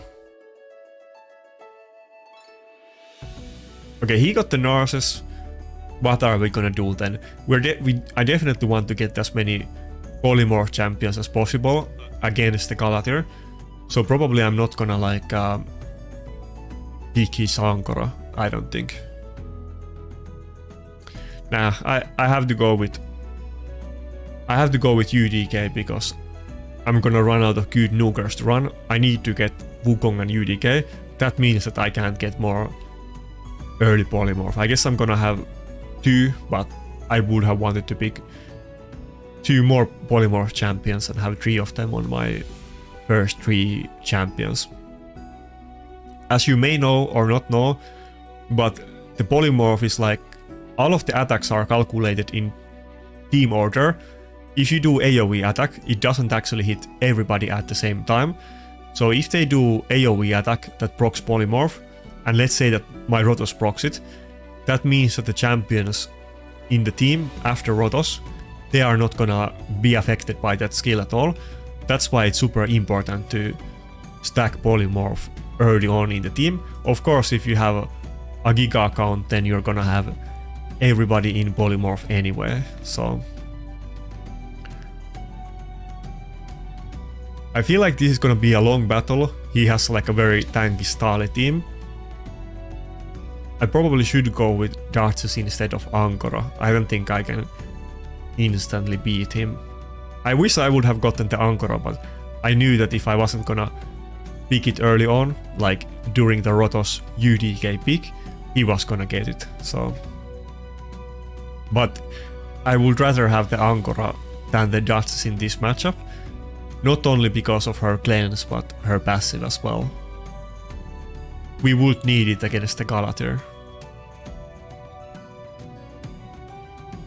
Okay, we actually talk about the Galatir-Grixia combination. I think Galatir is better.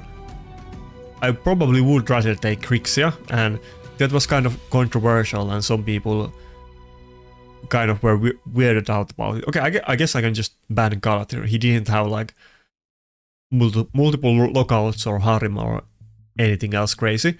The way I feel about Grixia, and I may be wrong about it, I might change my mind if I get her, but since Grixia does reset your own skills, she's a very good champion in classic arena offense against speed teams with lockout, which is basically every team in the current meta.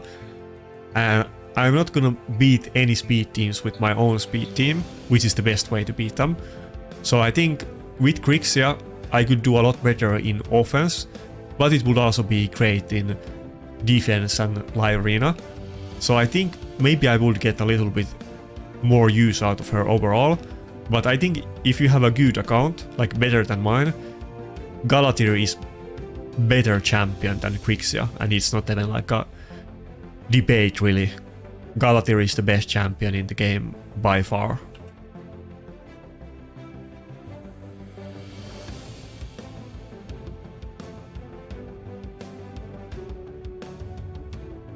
Yeah, Grixia does get sheeped. I mean, both of them do get sheeped, so.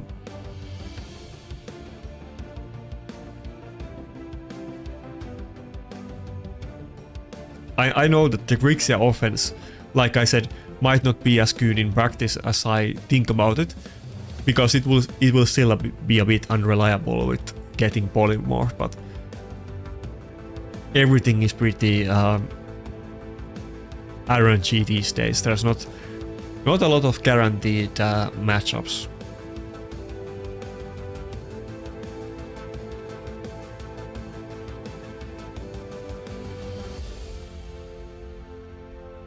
Damn, if I didn't have that shield, I would have been fine, but I did do it. That was a mistake on my part. Shouldn't have done that. Should have just done AoE, but I think I probably could have won that fight, to be honest, if I didn't do the shield. That was my mistake. I have UDK, let me show you my build. I have UDK pretty tanky, and on the next Classic Arena reset, I'm planning to run a UDK defense with Wukong and not use my Rotos at all. I do have UDK in pretty good gear, but I have him in like Stone Skin and Reaction. But I'm gonna put him, maybe I shouldn't say this beforehand, like people are gonna know, but I'm not top contender right now, so I don't think it's that big deal. But I'm gonna put him in 2-piece Defiant and 6-piece Stone Skin instead of Reaction, meaning that he's gonna be more vulnerable to charges. That's why you want to have both Reaction and Stone Skin on UDK, because Charged can be a big counter. But I think with Defiant and 6-piece Stone Skin and disabling his A3, I think he's gonna be a massive bane against Narsus offense teams in Classic Arena, and hopefully he will buy me so much time that I can win some battles with Wukong.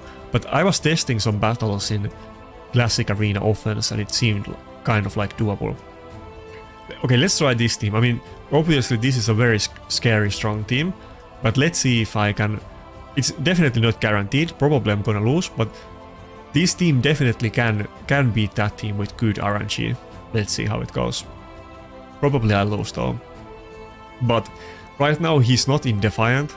I'll put him in 2-piece Defiant, 6-piece Stone Skin for the next Platinum push. And I'm gonna make a separate video about it later, but definitely the roles have kind of been reversed, that Bolster went from top tier set to not just useless, but it's a liability. And Defiant right now in this meta is super good set for PvP, so if you care about it, I will definitely recommend you to buy Defiant Forge Pass when we get it. I haven't bought it in the past, so I've been missing out because I couldn't have known or predicted the meta. But at this point, I wouldn't buy Bolster, I would buy Defiant, so there you go.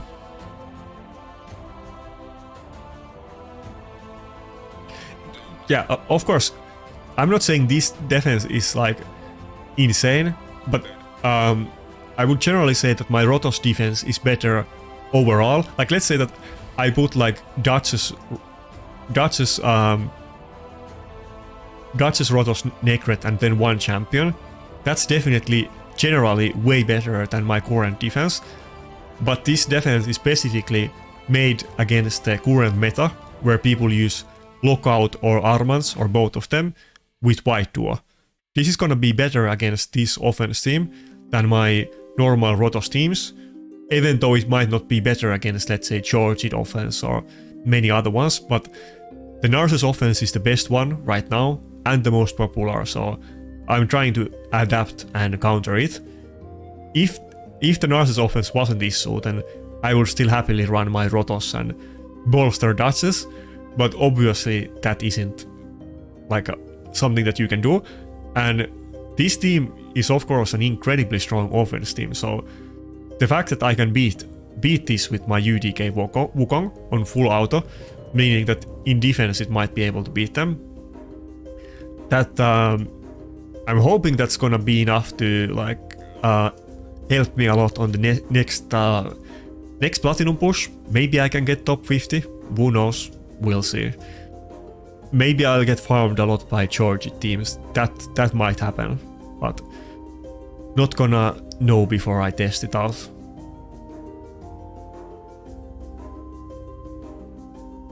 But to be fair, we just had a hard reset on meta and I kind of like it, and even though it might have gone from like bad to worse, but it definitely feels fun that the Classic Arena meta changed after like more than a year of like stagnation with no with not even a little bit change at any point.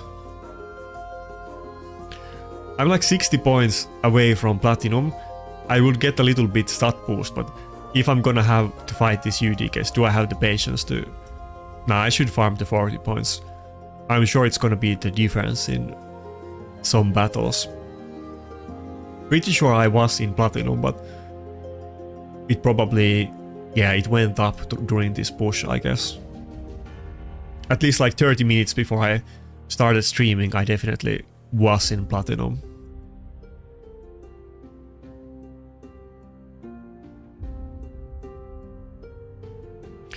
Yeah, Bolster is definitely great set for Synchronous, so you don't have to feel too bad about it, but I'm definitely never buying Bolster Force Pass again, and that's pretty much the only thing that I've been buying in the last 2 years, apart from a couple exceptions. But I'm not gonna do that again unless they do something about shields and they become viable again. On the other hand, the Defiant set looks super strong at this point. Nobody's using single target nukers like Rotos in Classic Arena offense. Of course, even Narses and George do some single target damage as well, but having the AoE damage reduction is definitely gonna win you some battles. If I had Galatir, it's kind of you want a little bit of everything. Like, you want to have resistance and accuracy, both of them. Resistance is better, but basically either one of them, and then you also want to be tanky and fast. So I would go, of course, in 6-piece Stone Skin, and like a balanced build that you want to pick items that have basically all of those stats. It's not easy thing to do, but like, instead of trying to have him like insanely fast or at specific speed, I will try to make so that you have all of the good substats and you're not missing out on anything, and go for like balanced, tanky and fast build. But you can't really go wrong on him. Make sure that you have 6-piece Stone Skin though. That's the most important part. You could definitely not build him in that if you have a lot of Stone Skin on your team, on other champions. Maybe you could build him like in some kind of meme team with like 6-piece Defiant or like Regen and Defiant or something like that, but generally I would go with Stone Skin.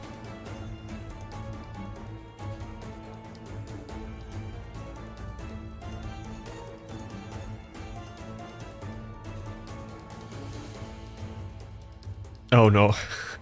Are we gonna lose it? I don't think so. As long as I can... No, okay, never mind. As long as I could have revived the Narses, I could have done it.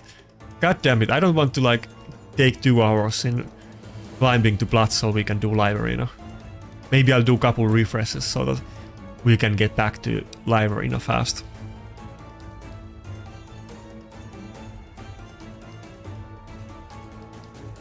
But yeah, any other questions you got while I grind to Plat, I can answer.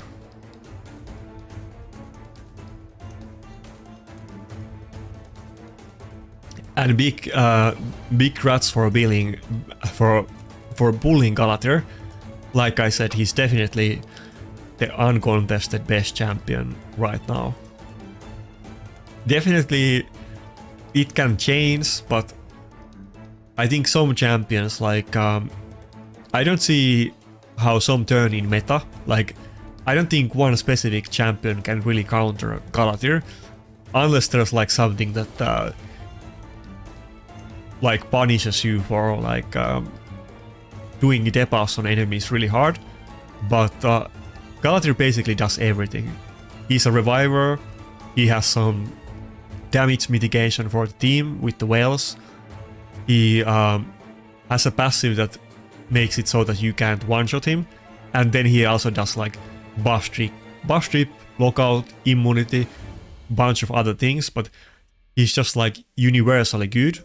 I don't think you can really like counter him with like one specific champion. I don't see how he would ever go out of the meta, kind of like Siphi. But of course Polymorph can be super RNG for him and not good, but he's mostly considered a champion for defense or live arena, and not really like something that is very popular in classic arena offense.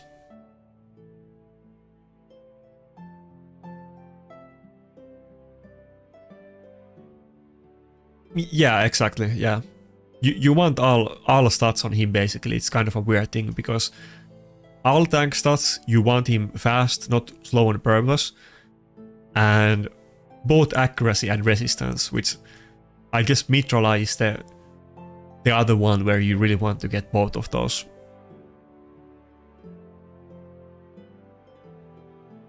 Yeah, but both of them is good. Like, you're still gonna need accuracy, so like let's say on Amulet you can definitely get both of them, and let's say that if your requirement is that you want to have like stone skin bottom piece with HP main stat and you want to have speed and defense substat, you're not really like picking or choosing. Like if you happen to have a piece like that with accuracy, you're gonna go with that, but ideally you would have both accuracy and resistance anyway. Or of course you could have resistance too, but you want to have everything.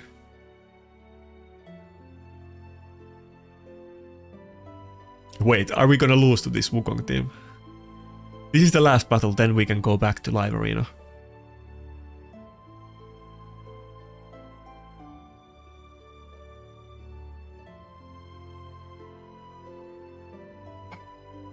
Let me go get a drink.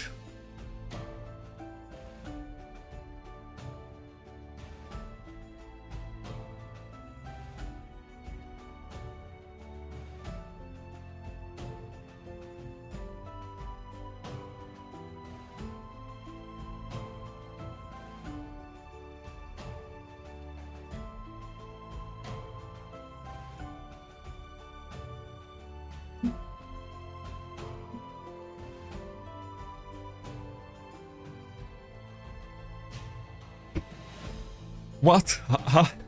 How did we lose? Ah, come on. Okay, we're good, we're good. It's super hot in here.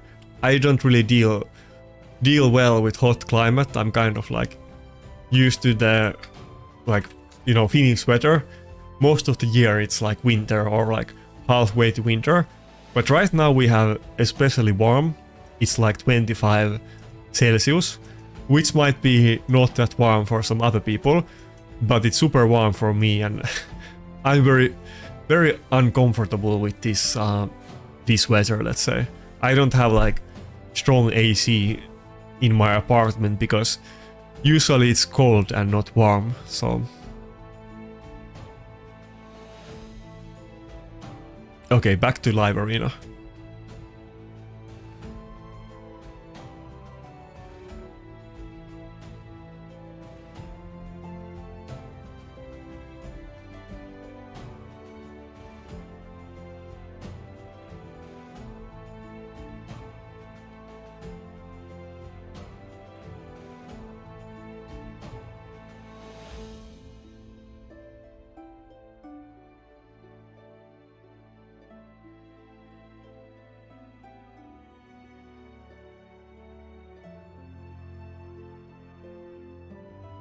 Not trying to make ASMR, I hope you can't hear me drinking super hard. I know some people are into it, but I hate ASMR so much, and when people do it on purpose just to troll you, I hate it. I will always turn off the video when somebody does it.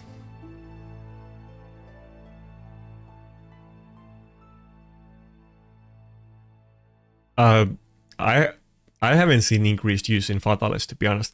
I think I have seen he maybe like once in the past week, but I don't see Fatalis very often.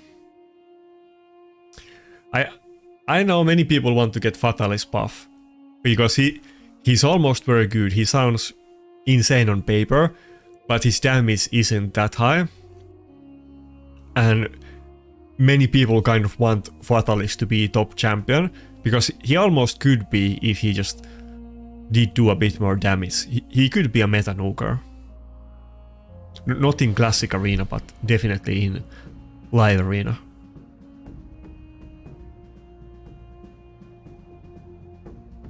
Okay, he went with Sifi and Rotos. That's also kind of unusual first picks. And he's like on the borderline of Gold 4. I'm gonna assume that he has kind of older account and he might not have any at all of the new meta champions or very few of them, because otherwise his first 2 picks wouldn't be Rotos and Sifi, I don't think.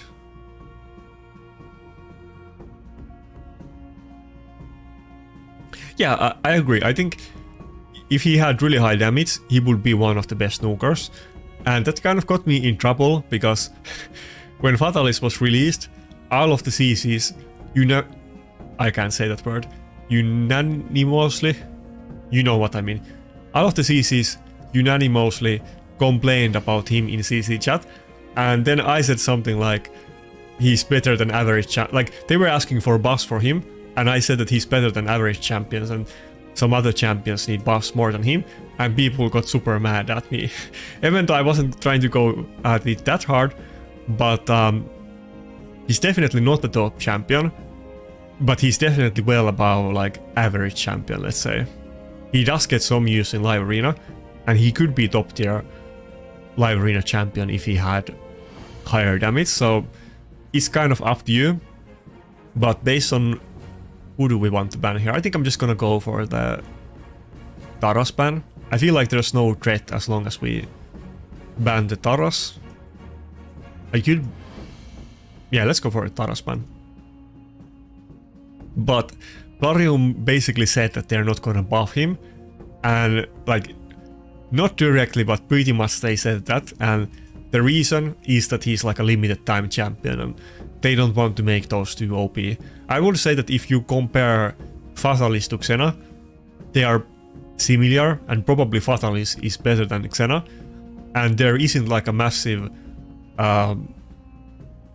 massive uprising that people want to get Xena buffed. I don't really know why, but that's how I feel about it. So he's definitely not the best champion in the game. If I had Fatalis, I would use him. So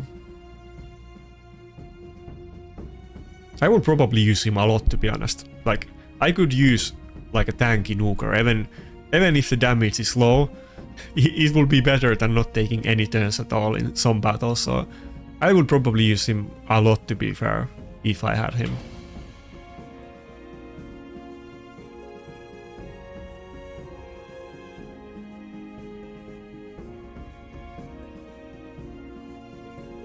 Okay, I think this should be easy battle. Like, Rotos is gonna one-shot my team if he gets some time, but I think with double nuker, he can't basically do anything to us. Okay, he surrendered. We're definitely gonna kill him before the Rotos can do anything about it.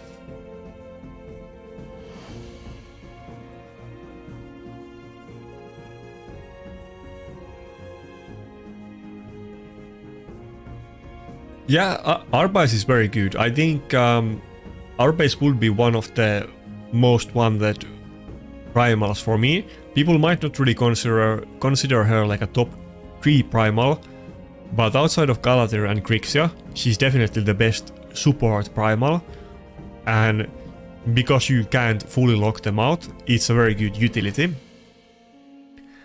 As far as how I would build her, I think you could go about it many ways, but people usually go for a very fast build.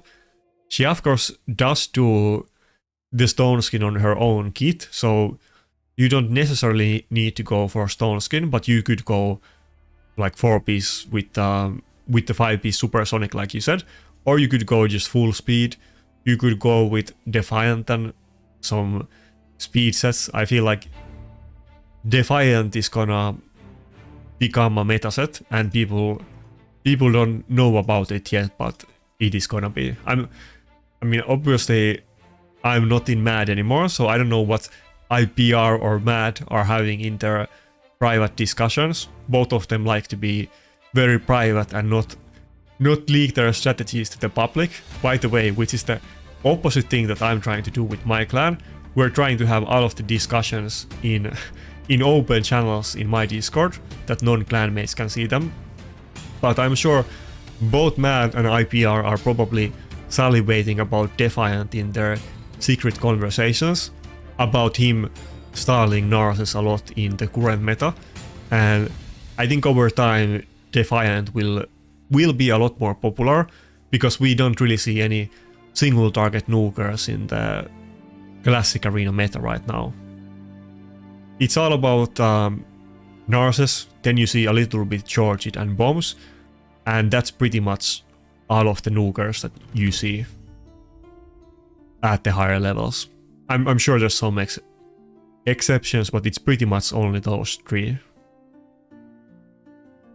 I think we're gonna go with Wukong this time instead of Rotos. Not only do we have better affinity matchup against the Mikage, but he doesn't have any support picks anymore, so he can pick Harima, but we are either gonna ban the Armans or the Harima, but I think we'll be okay.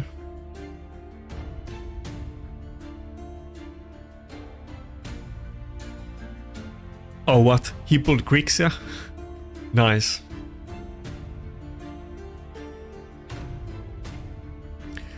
To be fair, there's a bunch of CCs that are arena players, but all of them are small ones. PvP just isn't the mainstream stuff. People want to see like early game guides and progressions and like fusion tips and that kind of stuff. I think we're gonna go with Necroth. Yeah, and that's why it's kind of hard to become a big CC as PvP content creator. Grok is obviously the biggest one. And he's into PvP. And then there's a bunch of other small ones like me and Biohack and Jazzup and Cruzen. And you probably, and like 50, no, not even 50, like 50 others. And you haven't even heard about most of them because they are small and PvP content doesn't pop off in the YouTube algorithm. Of course there's Authentic.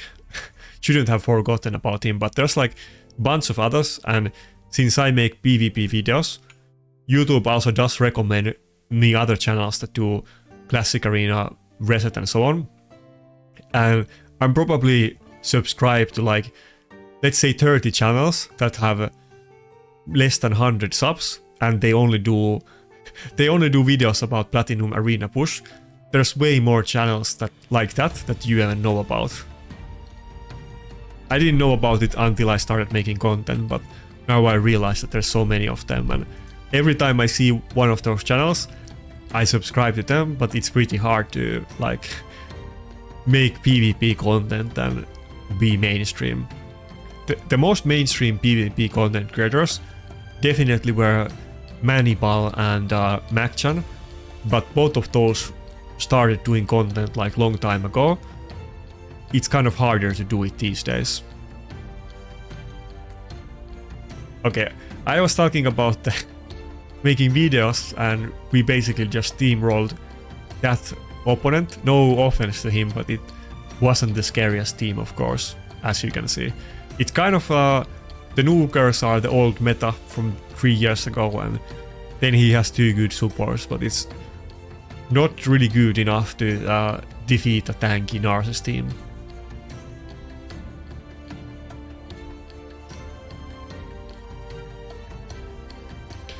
I think Carol is great. The issue with Carol is that she's not, I almost said he, but it's a she. She isn't that tanky, so you need to protect her, either with like Necret or CC or some other stuff. But her damage output is very good, and she counters stuff like, let's say, Rotos and many other things easily. And you can use Carol against Lockout. Lockout isn't really a problem for her, as long as you can stay alive, but she isn't as popular as, let's say, Lazarus, so it's good, but Lazarus is generally better. Lazarus just has so much utility, and Carol pretty much only has damage. I mean, she does have some utility, but mainly it's about, the utility is about doing ally attacks and damage on the A1, so...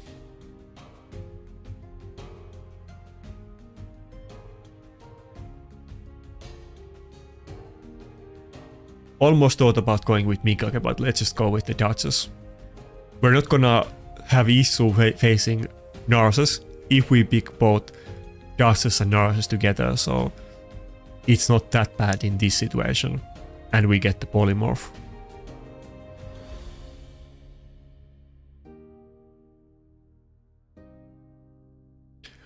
I mean, Mike, I think you can definitely have disagreements about that. I think I said they were kind of similar, but I would say Fatalis is better. But let me put this way. How many Xenas have you battled in live arena, let's say in the last month? And how many Fatalis have you seen? I can't recall exact numbers, but let's say I have battled like 5 to 10 Fatalis in the last month, and I have battled 0 Xenas. So I definitely think Fatalis is more popular, but I think they're on kind of similar level, let's say. I think Xena has potential, but in the current meta, I don't think you can really find matchups where you can use Xena.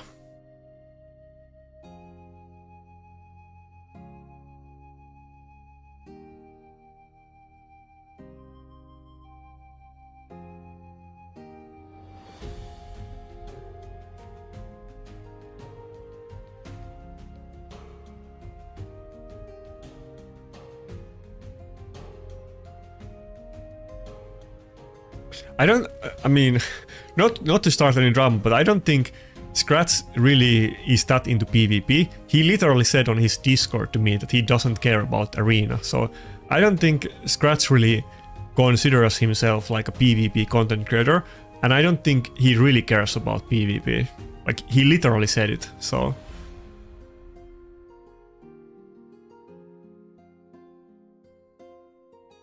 I think we're gonna go with the Anchor as the last pick. He's kind of picking this weird team that he has like one nuker, and he's kind of tempting me that am I gonna ban the Taras and he's just gonna A1 me down with the like 3 CC champions. I don't think we're gonna ban the Taras. We're still gonna ban the Armans, but maybe we can beat him. I definitely would lose to him if I banned the Taras. I'm sure about that. Also, I have fought against this guy many times. I do remember him. Not this exact team, but the same guy I have. He's been very active in live arena for a long time.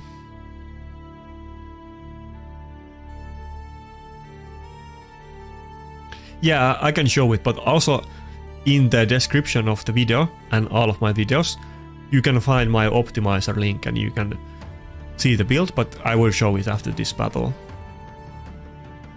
Basically, he's like full damage, there's no stone skin, there's no reaction, and he's like 250 speed.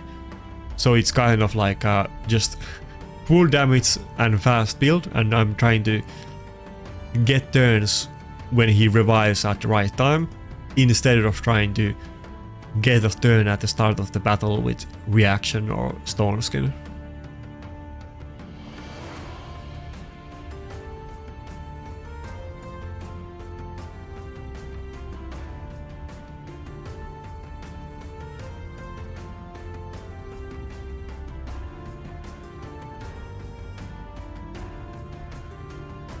He doesn't really have like any direct reviver, so if we can kill like the Mikage and then Warlord, we should be able to dwindle down his team pretty easily, but I don't know, maybe he can kill me with the Taras. He does have so much CC that if we don't kill the Mikage and Warlord fast, we can totally lose this battle. The Mikage is kind of squishy though, so I guess it's going down pretty fast.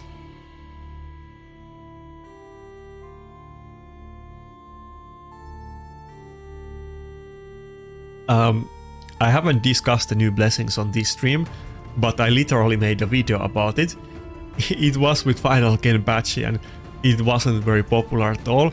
I think it might literally be my most unpopular video that I have ever done, which was about the new blessings yesterday with final Kenpachi. So I don't think most people, I guess, were super interested about that topic. I think the TLDR version is that the rare blessings were pretty good for like Cur City content, but I don't think there's anything like game breaking. There's not like new polymorph or crossing rend or any type of end game ultra interesting blessing. Basically the rare blessings were the best ones, and you're not gonna use them outside of your like rares and epics in Undercity.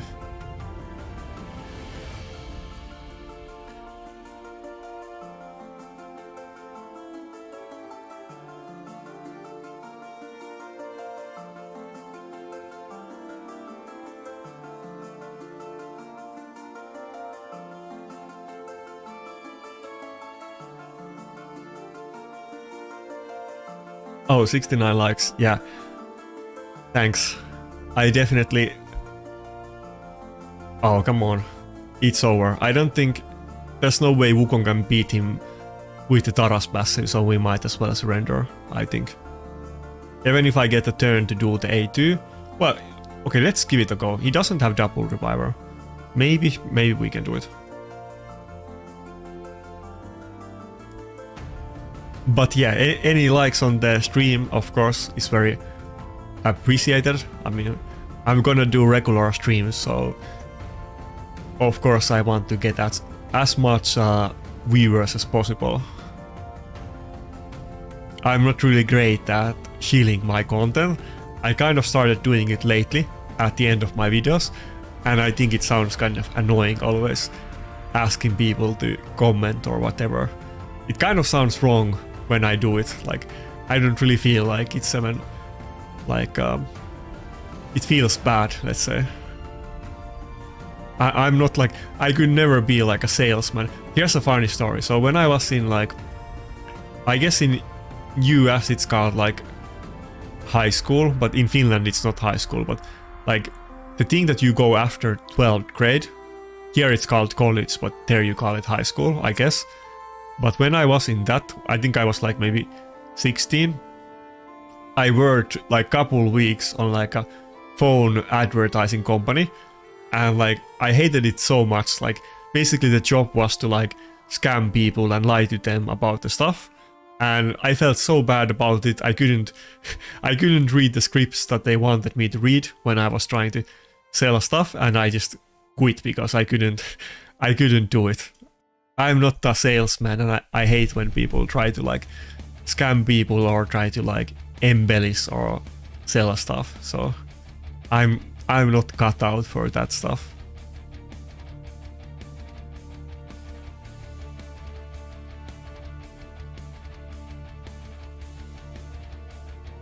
Okay, he got the nurses. We're gonna go with the UDK Rotos like I did in the other battles. Python. I don't think I have seen Python in like months. I can't recall last time I saw somebody pick Python. I don't even have my Python geared, and after this live arena session I'm gonna do some Cur City, and I think there I'm gonna gear my Python in poison set to do that one Sand Devil floor. That's pretty much what Python is good for me at this point.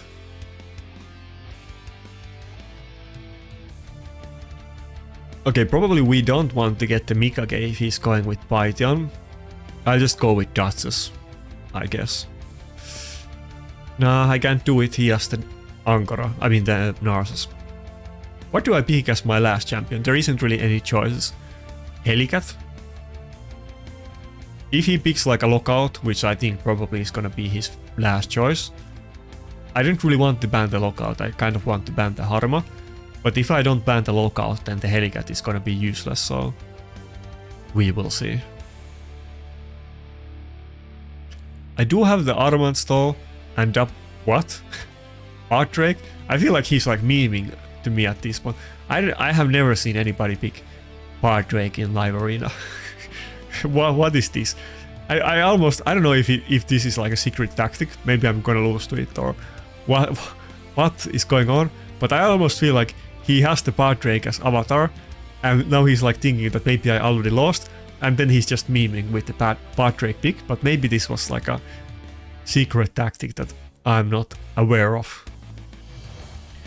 Or he's just seriously lacking in champions and he has to go with Python and Padrake in Live Arena. He might have even worse roster than I do.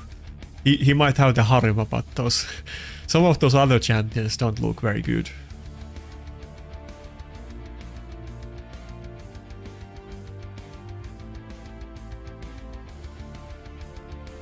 Yeah, congrats on the Galatary pick. Multiple people have already said on the stream that they pulled it. I knew that was gonna happen and I kind of feel jealous about that, but it is what it is. Which one do I want to get? I guess I'm still gonna go for the stone skin. What? He has a resistance Padrake. What kind of secret Russian Live Arena strategy is this?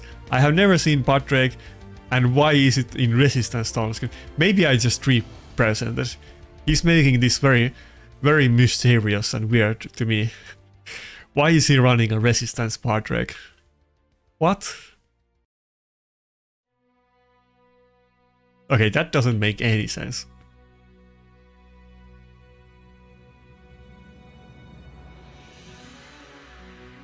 Surely that must have been 3%. There's no way he's running resistance Padrake. Maybe that's some kind of secret strategy against lockout teams.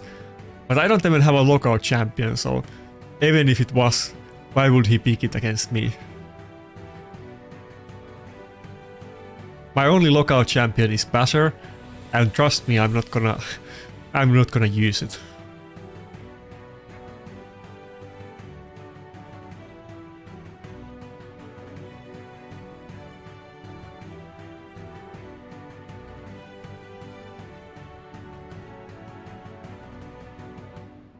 I've been using Padrake in like Hydra, and I'm not saying he's like a bad champion, but I have never seen anybody use him in PvP, and I don't really see any reason to use him, to be honest.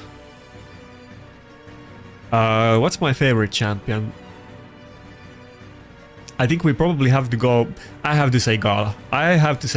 I mean, it's gonna be either Gala, Rotos or Vogot. Those are gonna be my top 3. But considering I had so much fun with Gala, and literally I have farmed 2 red avatars with Gala, which I'm pretty sure nobody else has, and Gala was like top tier viable at one point, and it was like a big meme. I have to say Gala, like, but it's gonna be Gala, Rotos and Vogot if I can extend it to 3 champions. I had a lot of fun with them, not really using either Gala or Vogot anymore, but I had good memories with those.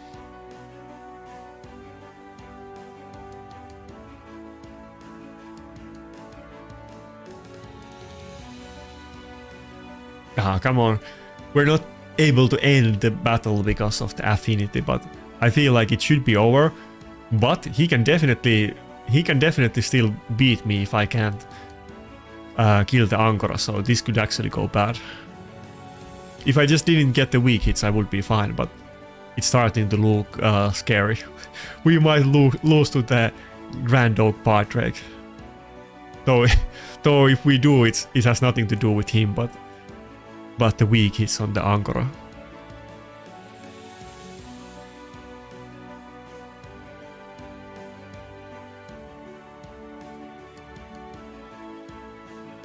Oh wait, okay, that's good. I thought maybe we got too many buffs and we're gonna get Pok revived.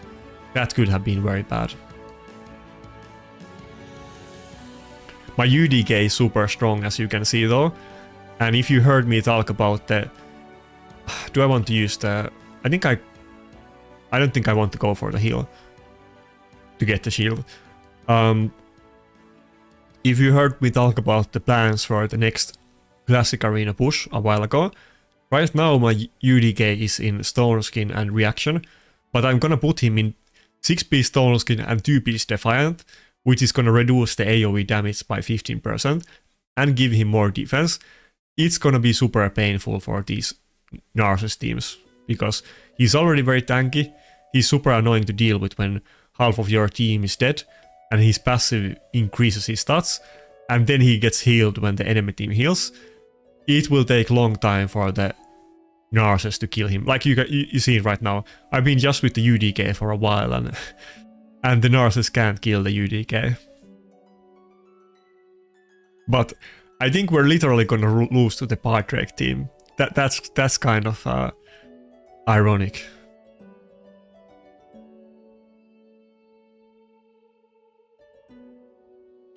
I don't actively play Dead by Daylight, but I know what it is. I have actually played it a good amount. Some of my real life friends from like university were big fans of that game, and I bought Dead by Daylight because they wanted to play it. So I have played it. I think the last time I played it is maybe like 6 months ago or something like that. Haven't played it anytime recently, but I used to play it very often, maybe like a couple years ago. I think, isn't Dead by Daylight pretty old game at this point? I think I bought it maybe like 5 years ago, or maybe even more than that.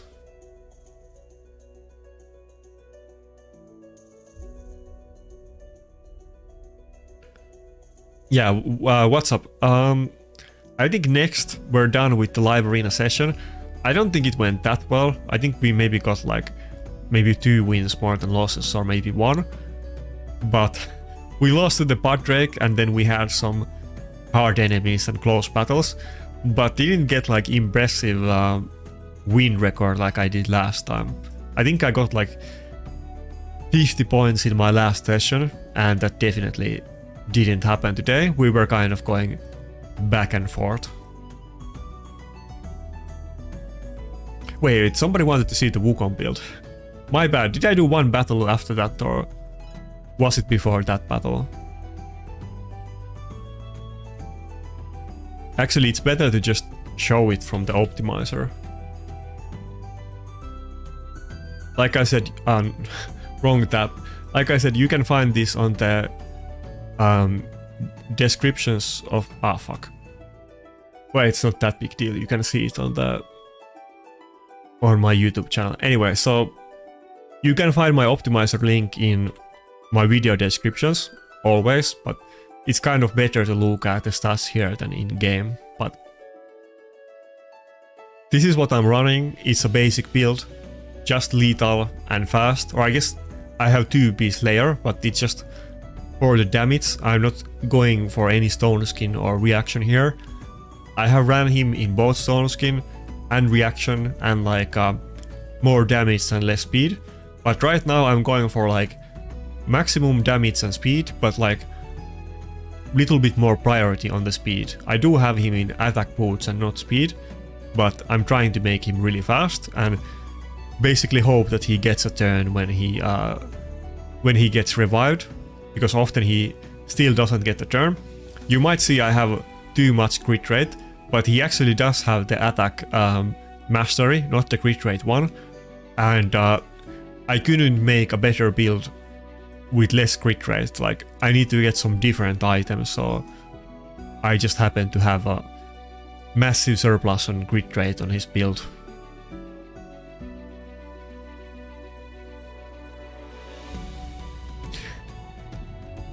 Would I mind playing Dead by Daylight in the stream right now?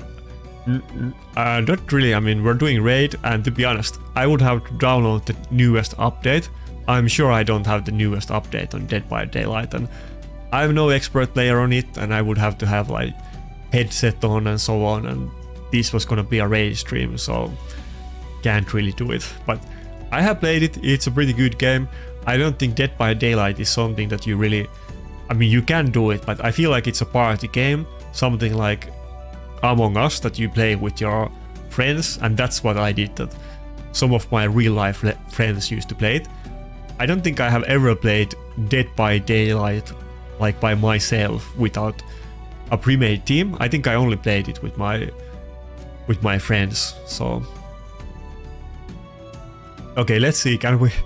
I think the stage 6 is pretty much the hardest 4 that we have, but we still have the 3 gear swap up, right?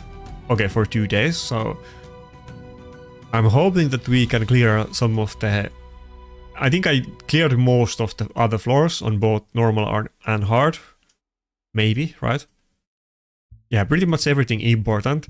The only important floors that I have left are the final stage hard ones, but it's actually pretty hard to get to these, so let's see if we can get past the torment floors.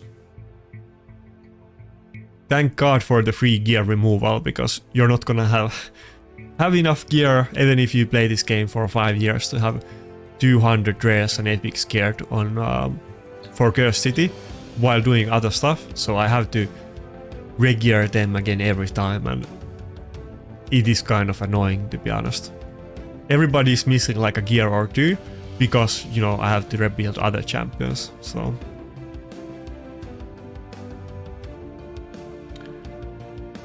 what's up, Anonymous? I don't know what I need to call you nowadays, like Arena Gaming or Anonymous? Oh, what's my win percentage? Let me see. I think it's like 56. Unless I drop down, which might be possible. Yeah, 56. I don't think it's like super impressive, but it's kind of hard, you know. I wish it was like 70%, but I'd like to say it's I would need better champions for that, but I'm sure it could be a little bit better than it actually is. So at least it's not less than 50%, but I don't think 56 is nothing to like write home about. Okay, I'm not gonna like run these builds on like optimizer and literally do the best possible ones, though I almost could do it because we have the gear removal. Should I just put actually scratch that, let's just put let's not go with random scrap pieces, let's just put Dark Elhain in my Wukong set, and probably we should be able to get this on the first try that way. Then I also don't have to run optimizer and think about the builds if I can just swap the same couple item sets around a lot. That's definitely nice.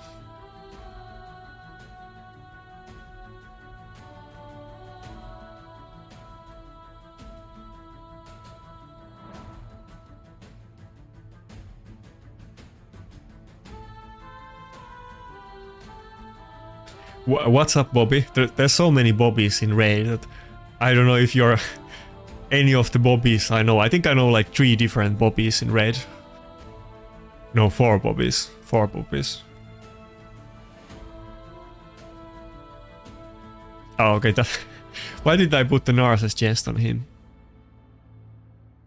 That's a good chest, but it's wrong main stat.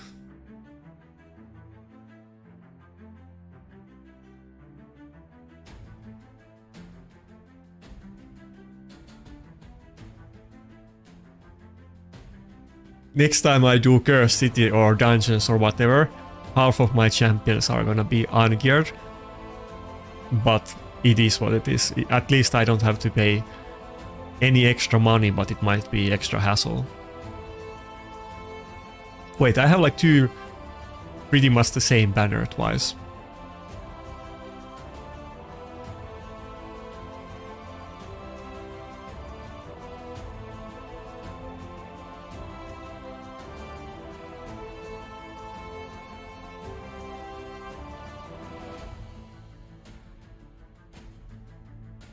And not only do we have the free gear removal right now, but like you saw in the announcement, but we're gonna get the item presets and some kind of token that you can get 1 hour free gear removal when you want.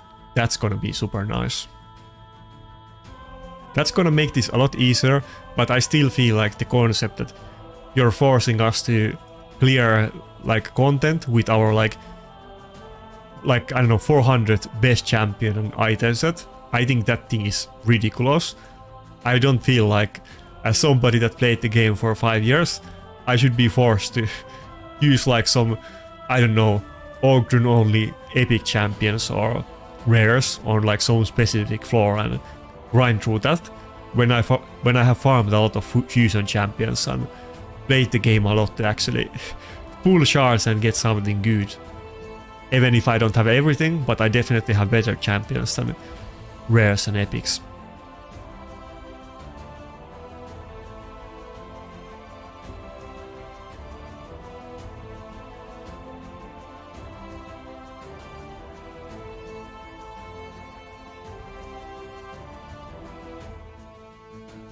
Yeah, of course I have Lydia, but my Lydia is kind of geared for PvP. Where is it?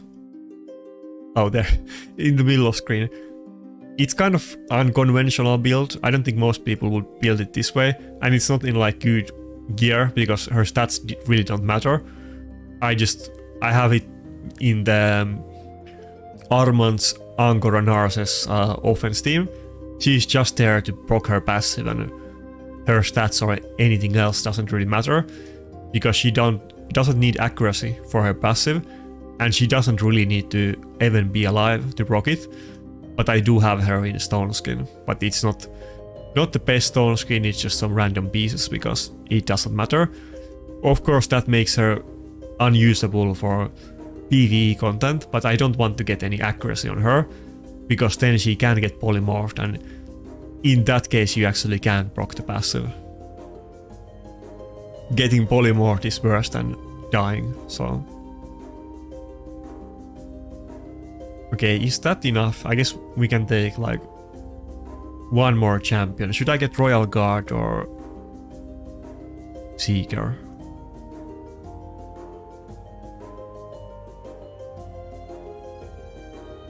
Maybe we don't even need a 5th champion, to be honest.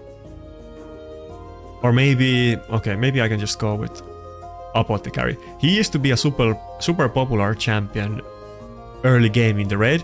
I'm sure you probably haven't heard about this, or maybe you have heard about it on my videos, but there wasn't War Master at the start of the raid. I have spoken about this before. Yeah, I even have it in Giant Slayer, and this, like, he's one of the first champions I got masteries for, like literally 5+ years ago. Originally, War Master mastery didn't exist. There was only Giant Slayer. And basically, for a champion to be good in clan boss, the requirement that it had to have multi-hits, and since Apothecary does have triple hit on A1, and there wasn't too many champions like that in early game, he used to be one of the best clan boss champions, like maybe first 6 months or first year of raid. Wait, I have gotten blessing on him. I guess some of those new blessings would be good, so I'll wait for those. Okay, let's see if we can clear this on auto. Maybe I'll have to manual it, but we'll see. I do have the Dark Elhain, so maybe that will work against Torment. By the way, literally after this live stream, of course, not during it, but after this live stream, go check out Stu Gaming Triple Dark Elhain. That's my favorite video ever in Red. You will see what I mean, but he basically does a platinum push with 3 Dark Elhains, and then the last champion swaps. I think in some battles he has Mauli, and in some battles he has Valkyrie. This is like a video from like 3-4 years ago. So, but he's running triple Dark Elhain, and during that time Torvin was meta, and he was just farming the top accounts and just memeing around and not taking it very seriously, and he was able to finish bot like that with triple Dark Elhain, and they weren't even built well. Even for that time, his builds were super crap. I think he had 2 champions in like Savage, or like not even in Savage, but some random setless items, and then he had 1 in immunity. So okay, not looking good. I thought maybe we could face roll it with the shield set and Dark Elhain, but I don't think we can do it. I do have Gorgora pretty tanky, but they have so much heals and the Valkyrie counter attack that I don't think there's no way I can finish this, right? I'm not gonna die, but I don't think Gorgoroth turn meter boost is good enough. Do I have to manual this? Any suggestions what champion I should add? I guess this doesn't work. I don't really have any CC or turn meter reduction. Maybe I should have put one royal card. I think Stu kind of wanted to move on from the raid, and that's like fair enough. I mean, he could be one of the biggest raid content creators if he wanted to be, but he just didn't want to, so maybe we can do it with Seeker with the defense buff. I really wouldn't want to auto this floor, but if we have to do it, I'll do it, but I want to make a team that I can just auto it, since we're gonna have to do this many times in the future.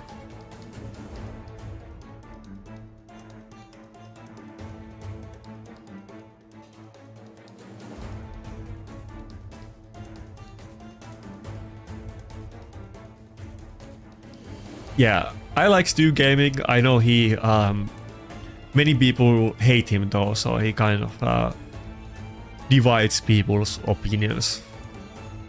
He wasn't really exactly trying to be friends with everybody, and he obviously wasn't trying to be friendly with Plarium, so many people don't like him.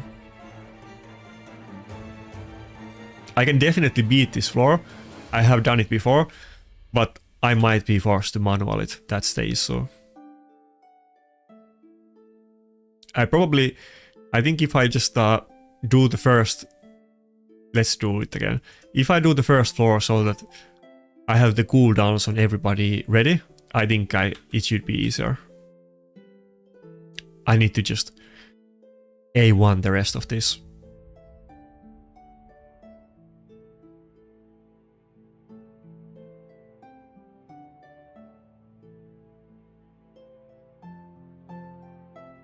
Wait, didn't he have any accuracy? I didn't look at it at all.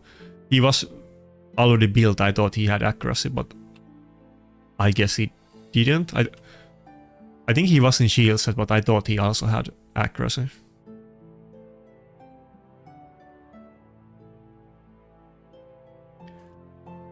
Do I have to use it? No.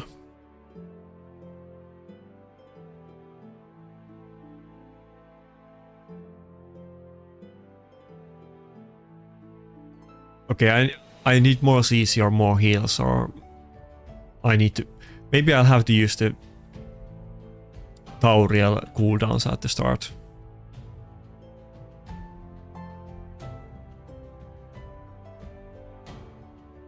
Wait, that's the wrong skill.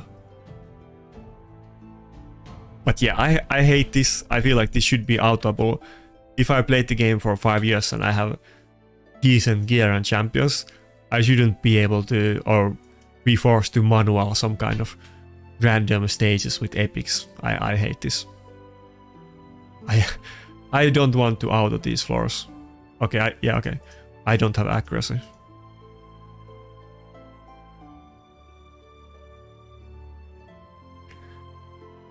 I think Stu Gaming definitely like drama. Okay, what? This is like some super crap build of my 10, not even 10, my 400 best items. I think Stu Gaming kind of liked, not even drama, but he liked arguing with people. I'm actually kind of like that myself. I don't like drama, but I like debate, and some people are just like, you can't disagree with them. Every debate is gonna be drama. But generally I like debate with people. But he was kind of like ruffling some feathers, both with Plarium and some other content creators. So that's why he has a lot of haters. But to be fair, I mean, it's not like he was the most, I mean, for instance, murdering. I mean, he definitely was starting way more drama with other content creators than Stu. But I guess he didn't do that that much with Plarium. I feel like he also criticized Plarium a little bit, but definitely not as much as Stu did.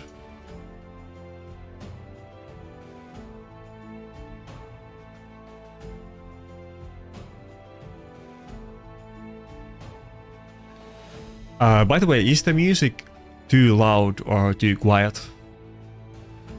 I didn't have any of my music in the test stream, so I wanted to make it work this time.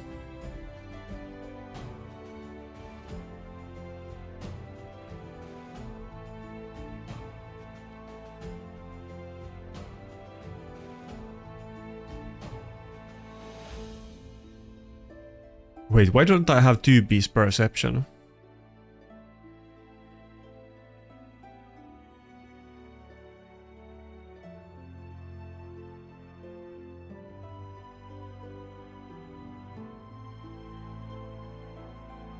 I don't know if 300 accuracy is even enough for this floor, but it might be kind of close. I feel like I just used my tokens recently, but can I get some upgrades on Cur City? I definitely need to upgrade all of the Cur City stuff. It's gonna be way easier once I do that. I was kind of getting everything on Hydra, but I don't really need any of that anymore.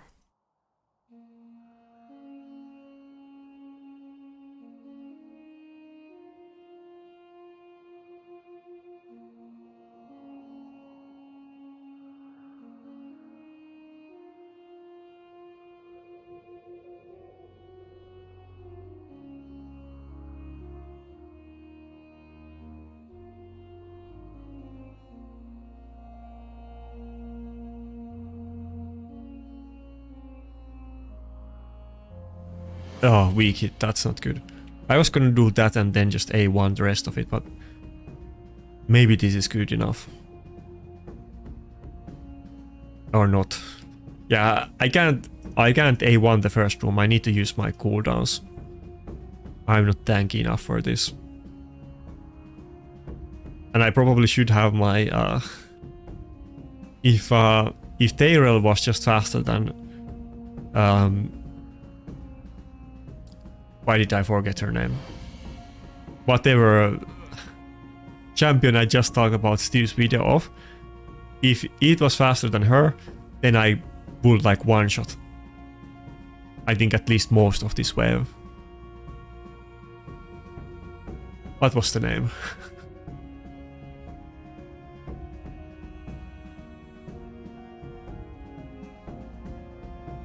Oh, I need crit rate on him. I forgot about. That's how it worked. I need both accuracy and crit rate. It's kind of hard to build that on shield set. Right?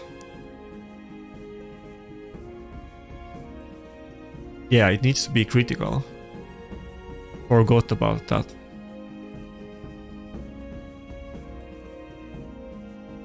Yeah, Dark Elhain, yeah, my bad. Maybe this will do it. I can definitely clear this, but I only put good gear on Dark Elhain. I didn't put it on everybody yet. I guess I'll have to go for that route, but it would be super annoying to like... I thought I could maybe auto this, but nah, not even close. I definitely have cleared this stage before.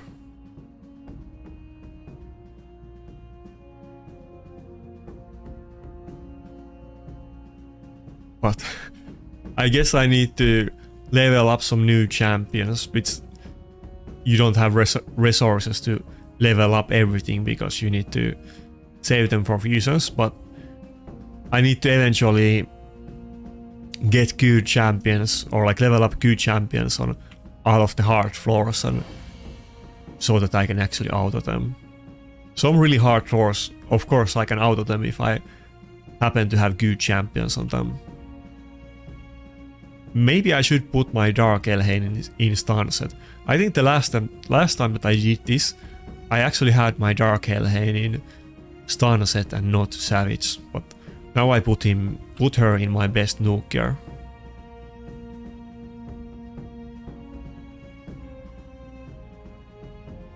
Damn, if I just could have killed that Valkyrie or stunned her before she... we got feared. Before she got a turn, I think this would have been good, but now that she gets that up, we don't have buff strip, and our team is just dying before they get turn. I don't think I can do it anymore.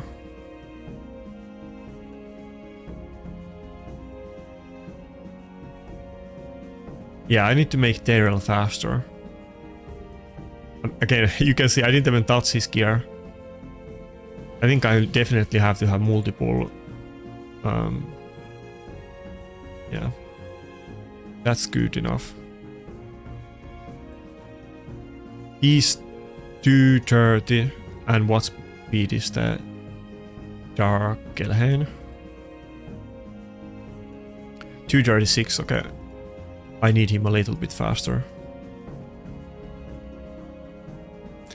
Not like I don't have the gear, it's just that, and the gear swapping is free right now, but you have to do this every time, so ideally you would do it with the least good gear as possible, so that you don't have to like move it around and you could just use the same builds every time.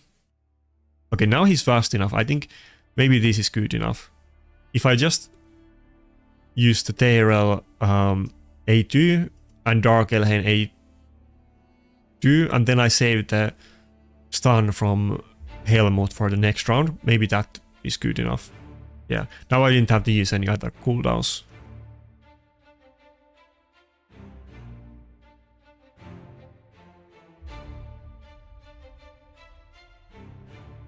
But yeah, I hate these stages, that's why I did... Of course I could have done this early on during the rotation, but I literally cleared everything else first, and I was kind of saving the stuff I hate until the end, when I have to painfully manual these goddamn stupid floors. Okay, now we got everybody CC'd. Let's even try to CC. I don't recall even that champion's name. He does heals. I don't want him to get a turn. Okay, my Seeker doesn't have accuracy. But I think as long as the Valkyrie dies, we should be good. Or as long as it doesn't get a turn.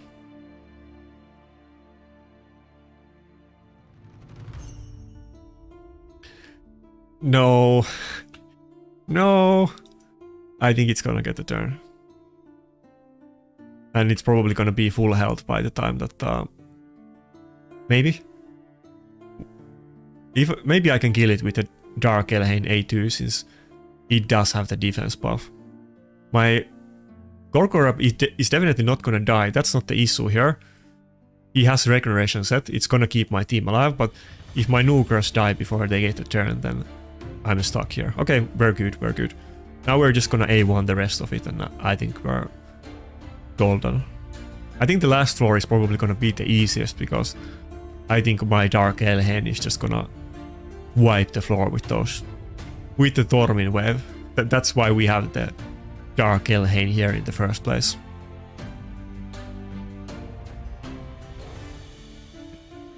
I literally don't know the champion. I guess it's some kind of newer epic, but I don't even know what champion that is.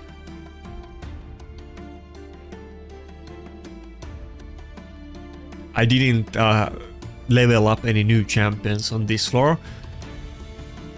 I was able to do this same floor before, and I just did it with whatever I had. I did level up champions on many other floors, of course, but there's so many hard floors that it's not like I'm able to make hundreds of new champions for Cur City instantly.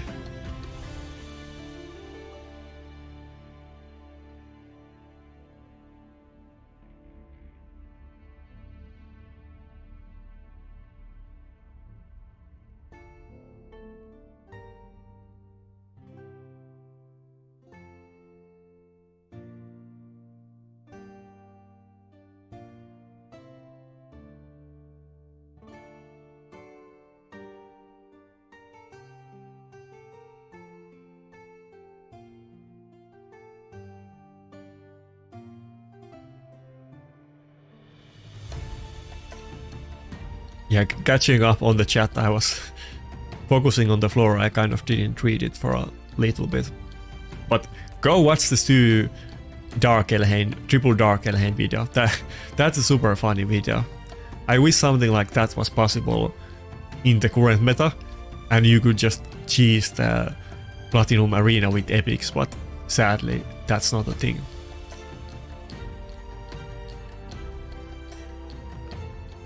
Yeah, and the thing is that I was very active player when he made the video, and probably somebody else did it before him. I really don't know, but I can tell you that it's not like double or triple Dark Elhain was like popular.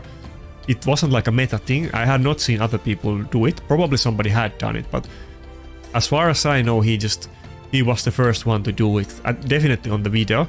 It wasn't like a thing that everybody was doing, so it was super funny that he suddenly came up with content like that. And he did multiple videos about it. I think he originally did double Dark Elhain video, and then later he doubled or tripled down on it and went for triple Dark Elhain. But I think he pretty much came up with that himself. And he also came up with many good strategies for Doom Tower back in the days when it was new and people were really struggling on it. Probably, actually, now that I think about it, there was several hard floors with Tormins in Doom Tower, and he probably did the triple and double Dark Elhain because he had used multiple Dark Elhains in Doom Tower.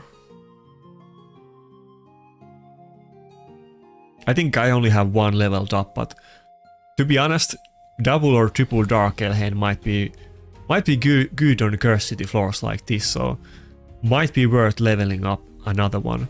I think there's some secret rooms in Doom Tower as well, at least one, which is pretty hard, where you can use Dark Elhain, so it might have a little bit other uses as well.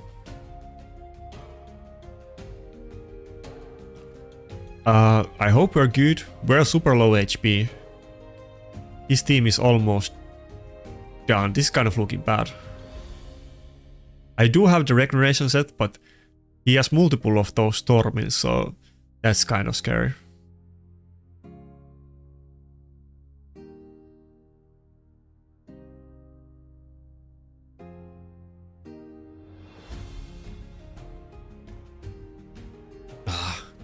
I needed to get like a turn on Dark Elhain so that she unlocks her cooldowns.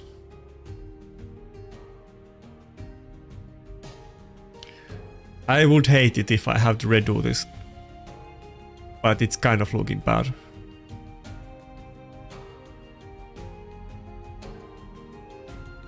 Maybe Gorgoroth can kill the Joffred by himself and one of the Tormins, and I might get a turn with the Dark Elhain. No. Okay, that's not good.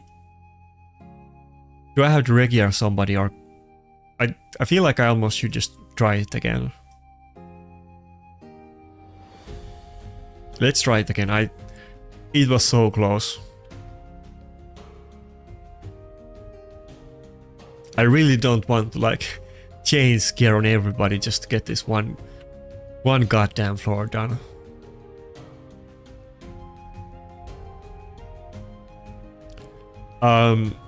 Yeah, I think he's just on some random regeneration set pieces, but I do have a good amount of regeneration, so I didn't even like swap his gear right now. I definitely have better regeneration than he does, but that's just the build I have get him on, I guess, because he's needed on both some Cur City and Doom Tower floors.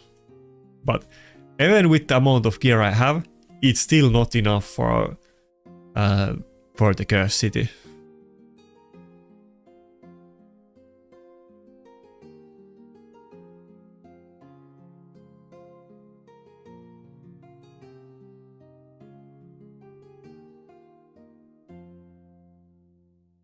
Oh, I think the Gorgoroth, the Seeker didn't have accuracy. Ah, yeah. My bad.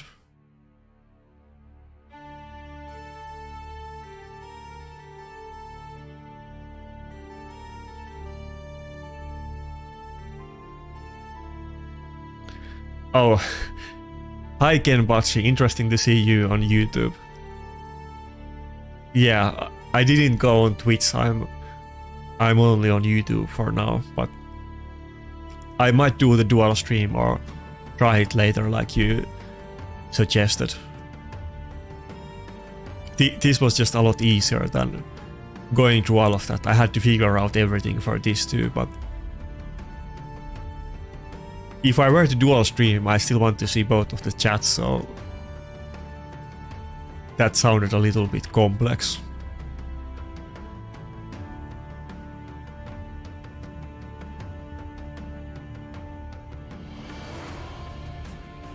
If I revive the Dark Elhain now, it's just gonna die, so I'll do it later.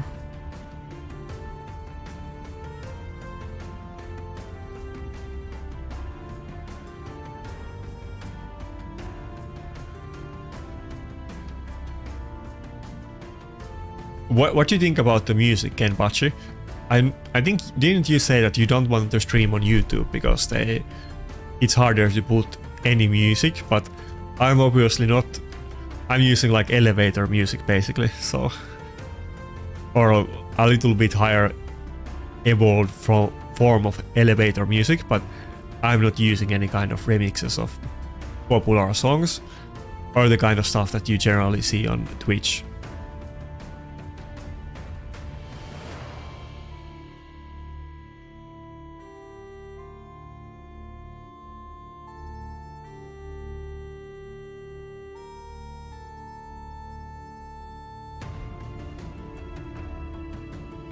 Oh, come on. I don't really want to use cooldowns to clear this floor, but he's not letting my... Because I want to have everything saved up so I can kill the Tormin room, but this... I can't even remember this champion's name. He does like empower Xena, but I can't recall what he's called. He's just killing my team. I think he was semi-popular on Hydra when it was new, because he does a burn. I think Authentic liked to use him, but I can't recall his name. Was this stage 7 on hard? I think we just beat stage 6. It's either stage 6 or 7. No, not Opardin, the other one. Elder Skark, yeah.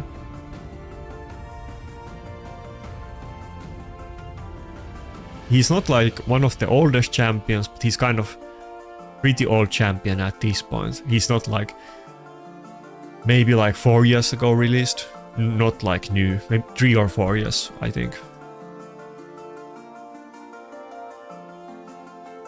Okay, can we just A1 down the Opardin with everybody's cooldowns up, and then we should be good. Unless I should build somebody lower HP, like maybe if I had yeah, I don't want to mess with Seeker's HP actually, because I use him in clan boss, but if I had Tyrell lower HP than my Dark Elhain and they were targeting her instead, that would be good. I think we're just gonna let the Dark Elhain die once, and we'll try to get her revived before we kill it, and maybe we're good. Actually, no. This is gonna be horrible timing. Let's go for the 10 meter reduction so that she doesn't die. Okay. Do I have to redo this again, or can we clear it? Yeah, this is what happened last time. We almost one-shot them, and it was looking good, but then we still weren't able to do it. Okay, surely we can do it this time. Okay, no way I can lose it. Thank God. Why was it so much easier this time than last time? They were super low HP, but they didn't die, and we also had to decrease defense, so... Okay. Good, I didn't need to regear everybody, this was good enough. Just had a bad run last time.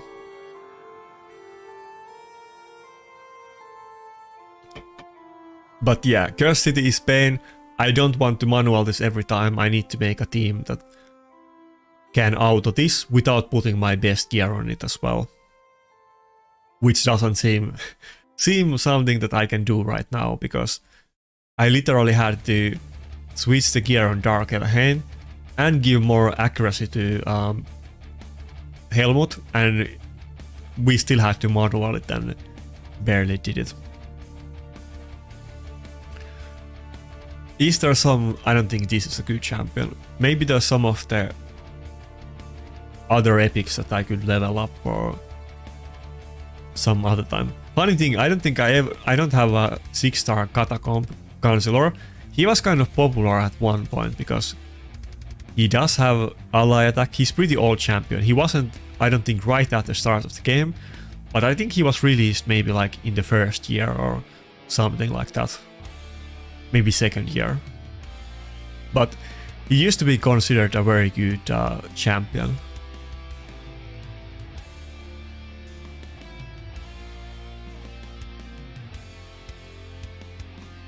Maybe I just need to get the double or triple Dark Elhain and then I should be good. Do I have any Dark Elhains in my vault? No. Okay, next time I get the Dark Elhain though, I'll keep it and I'll rank it up.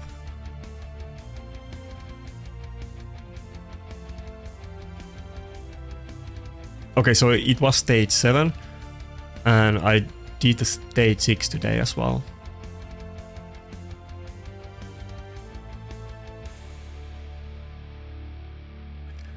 I don't think any of these champions have like gear on, otherwise this should be very easy with dodges.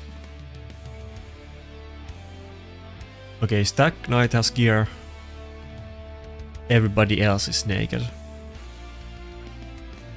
I think if I just put the gear I just had on Dark Elhain, we can 3-man this easily.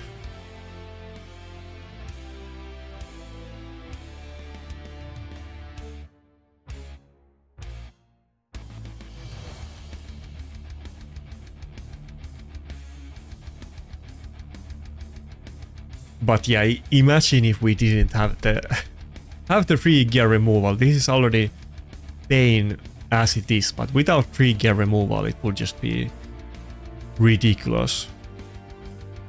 Thank God that they came into their senses and actually are doing the quality of life updates. I mean, people complained about them a lot, so it's good that they at least got the message. I'm almost surprised that they're doing this kind of stuff because they didn't do anything like that before.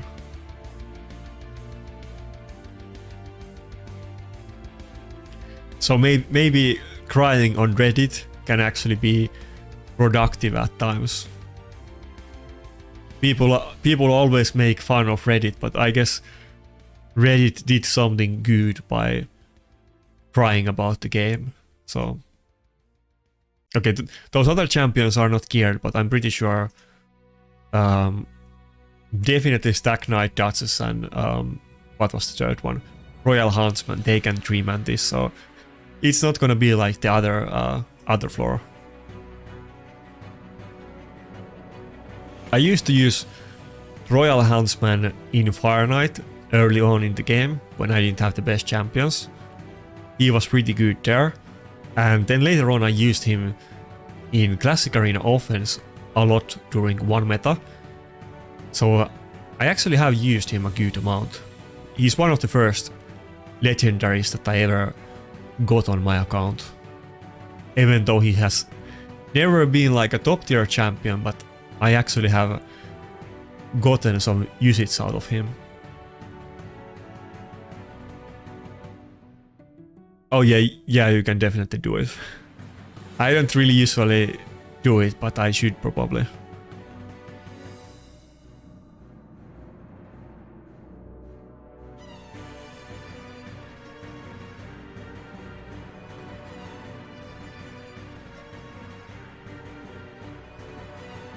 And like I said, I definitely need to level up more epics and rares in the future, just for Cur City. I maybe need to write down the hardest floors and level up stuff for them. The issue is that when I need to level them up, I can't really do it because I need to save the resources for fusion, and then I might forget what I need to do.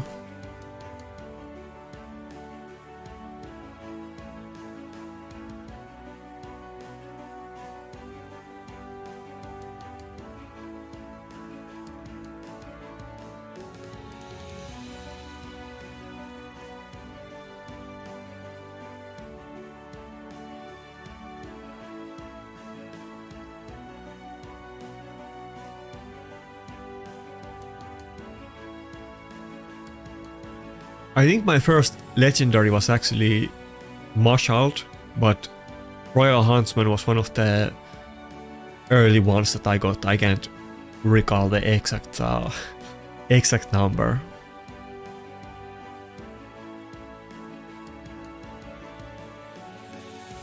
I'm sure I would use him like for Cur City. As far as for PvP, I don't know. I feel like he's not gonna be relevant in PvP, but I have seen some drivers who play on good accounts in MAD. They were thinking about him, but I haven't seen people use him, and I'm pretty sure they are not actually using him in practice. I mean, he's a champion that like does debuffs and scales from debuffs. It kind of seems a little bit not practical in the meta, where everyone is in sheep as long as they have 6-star blessing, pretty much. So, but there might be an item set or blessing or some kind of passive ability or effect that we can get in future that possibly could protect you from polymorph. So maybe he could see some use, who knows. But for now, I don't think for PvP. He's definitely okay for Hydra, but because Stranda is so much better than anything else, there really isn't any point in getting any good Hydra champions or theory crafting about it, because even though it might be better than some other stuff, it's still gonna be thousands of times worse than Stranda teams, so basically nothing else matters. Of course, if your goal is to do like the maximum damage on keys on Hydra, which you probably can do if you have Carnage, but you can, I'm sure you can do some good Hydra keys with him if your goal isn't to do trillions of damage. Okay, then we get to another painful floor. You can definitely solo this with Python. That's what I did with him, did last time. What is this build? I think the issue that I had is that I barely have any poison sets. And the one, yeah, I think, wait, what piece was it? Is it helmet? Like, I don't have full 4-piece set, and I use my Seeker in Clan Boss, and that's why I couldn't like keep it on Python, but I think I just soloed the Sand Devil with this build last time. I hate this Sand Devil floor, by the way. This is super annoying. Basically, what? He almost one-shot us. You basically only way to do this is to cheese, unless it's the like the couple of factions where you can actually do sleep and actually kill it, but I think this is gonna be a super long battle. If you have any better ways to do it, then let me know, but I think Python solo is what most people do on it. Wait, we're losing a lot of max HP. Are we even gonna be able to do it? I definitely did do it solo with Python last. Okay, never mind, we're cleansing it. Maybe we're good.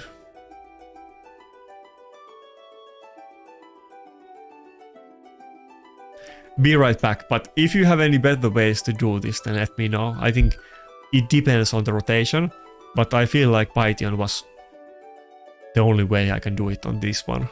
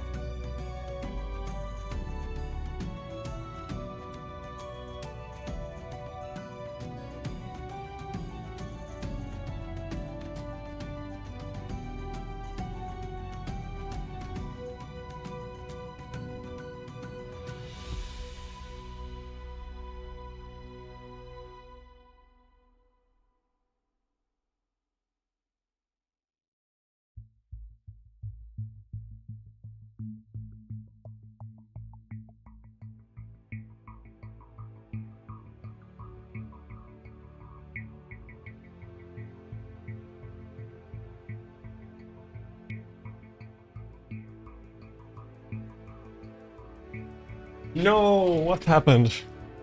I thought I could beat it with this. God damn it. Ah, I don't want to take a lot of time on this. How did I wipe? What happened there? I did it last time with Python only, I think. I don't think anybody was assisting him. It wasn't tanky enough. Like, I definitely removed his gear, so I guess I just had better gear on him before.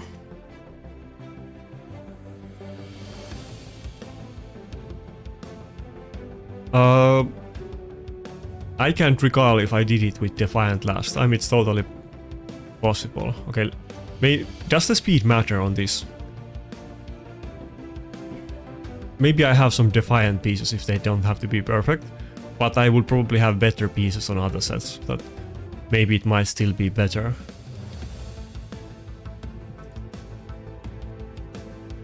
We're gonna be super slow if I go with these Defiant pieces without speed. And I'm also gonna lose accuracy. I don't think you need the... oh, you need Blood Shield. Did I have that last time? I mean, I definitely did this last time with Python, but I can't recall the specifics about it. It was with Poison set.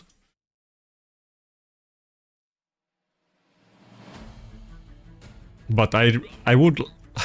Ideally, I would have like one crappy build, that gear that I don't need, and then I auto eat with the same stuff every time, and I don't have to like play around like this. I thought we were gonna be able to do it auto, but I guess not.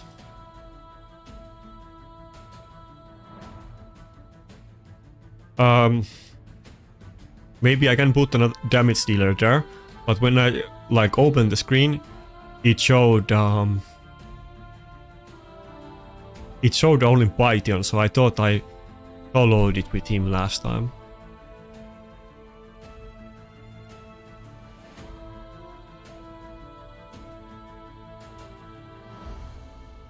Can I get like 2-piece immortal?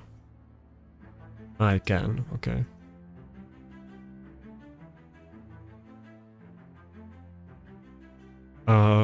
Do I have Shamal? I think Shamal does have gear on. Okay, Shamal, and then... Is there any other Nugers that are geared?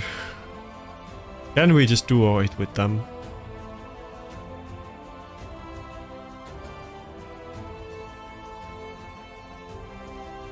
I'm pretty sure I didn't use Shamal at all last time. I think it was Python solo, but I can't recall the details like I said. And it definitely wasn't manual, it definitely was full auto with Poison set on Python. But the build definitely wasn't the exact same that he has right now, and I can't recall what I ran the last time. But it was going well, then I went to the bathroom and I don't know what happened during that time. He was full HP with no destroyed HP when I left.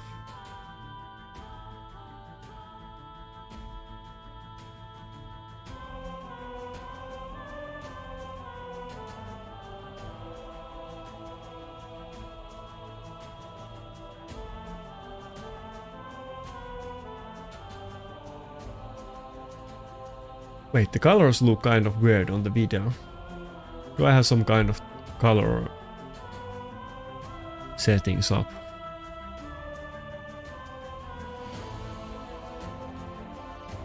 I look more paler than I normally look on my videos.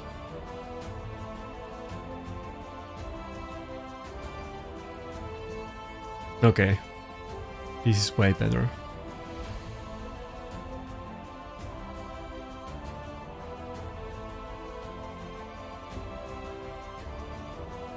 Wait. It's about the blessing. I think I had like probably like life harvest or some PvP blessing. I don't think I had like brimstone at all last time, or anything else useful.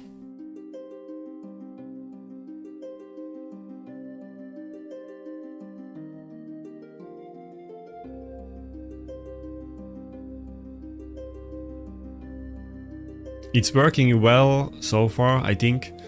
Though the I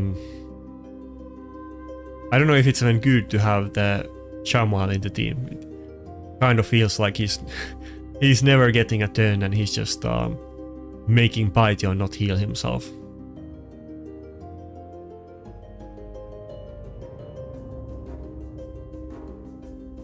I think we can do it right now, unless we run out of turns, right?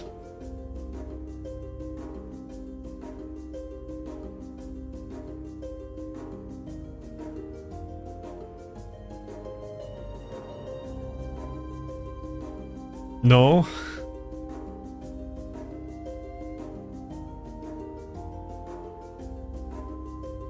Okay. He went like very scary low, but then he's looks like he's gonna go back up, so I guess it's kind of RNG if he gets a lot of crit, but it's a super slow fight, so yeah. 50-minute battle and hopefully I don't die like halfway during it and have to start it again.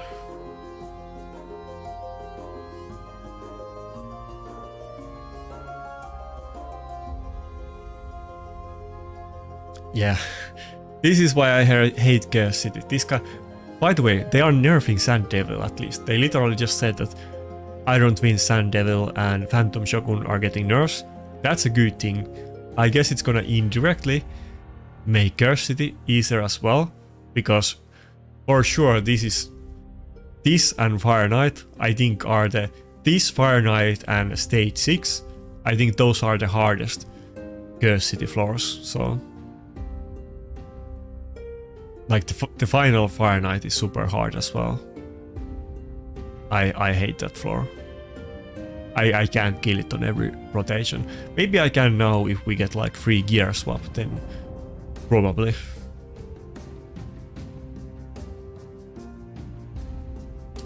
Should I restart this without Shamal?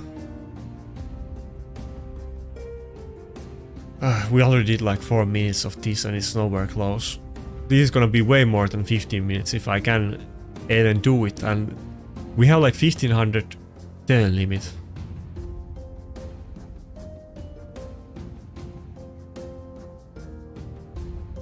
Ah, come on. I feel like we're not even doing any damage, it's just healing himself. How I was able to do it the last time then?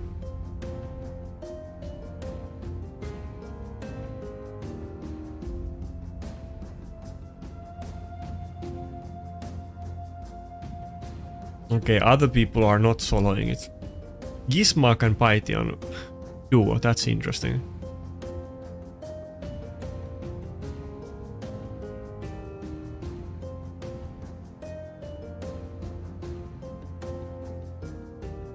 Everybody's using Cardial a lot. I do have Cardial actually.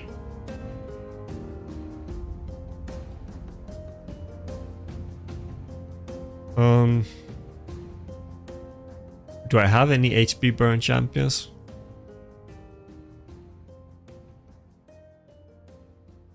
I don't think any of these do burns.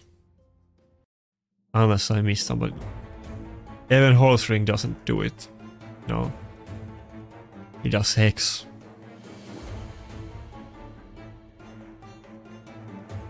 Wait, does Abyss do it? No.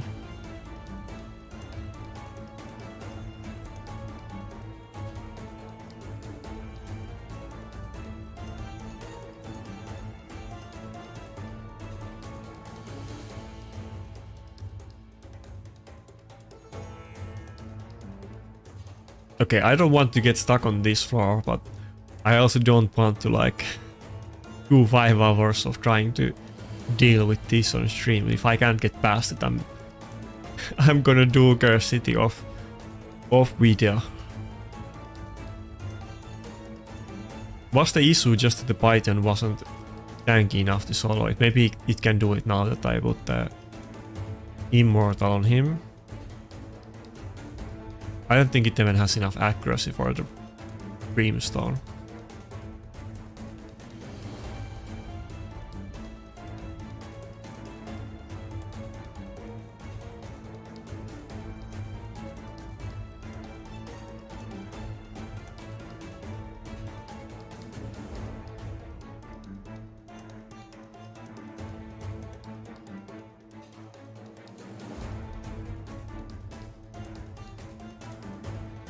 I'm reading comments, what do you want me to do? I didn't have any burn champions.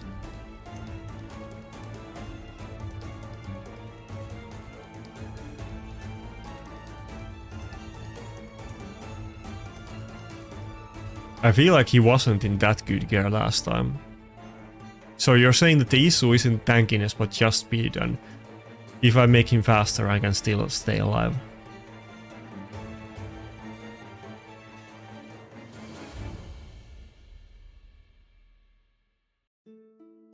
Yeah, I don't have very good speed, so probably he's gonna be faster with perception actually.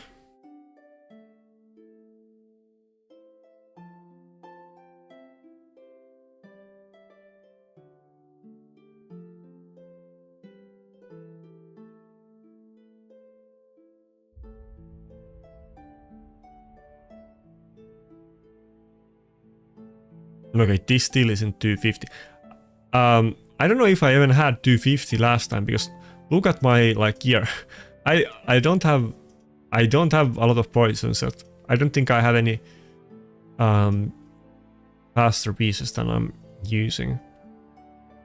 Like all of the poison pieces are very crap. Let me double check if there's any speed upgrades I can do.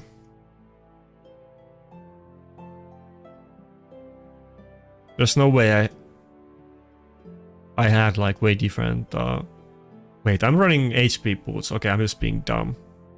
Okay. Now we're definitely 250.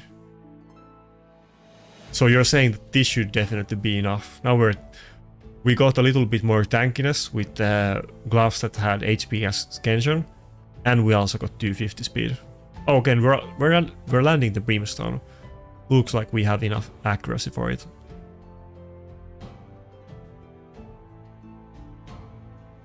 Yeah, I don't have the Immortal now, so let's see if this works or not.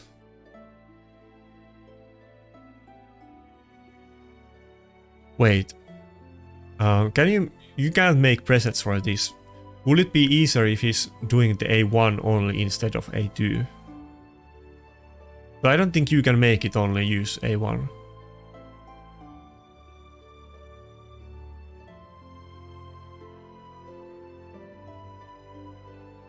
But yeah, this is super painful floor. I really don't understand why they are forcing us to deal with this stuff.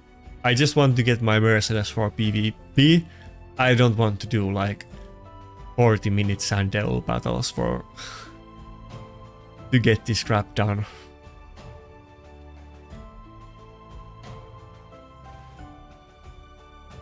It doesn't work. It was proccing it, but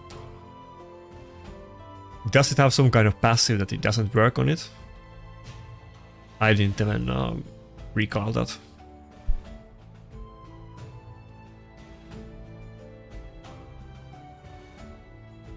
I'm sure I can do it. I do have Cardell too, but looks like I might have to put more effort into this than soloing it with Python. But I did solo it with Python last time. I don't recall what the gear he had though, but you could see from the presets when I opened it that last time it was just a solo battle. It wasn't with Shamal or anybody else.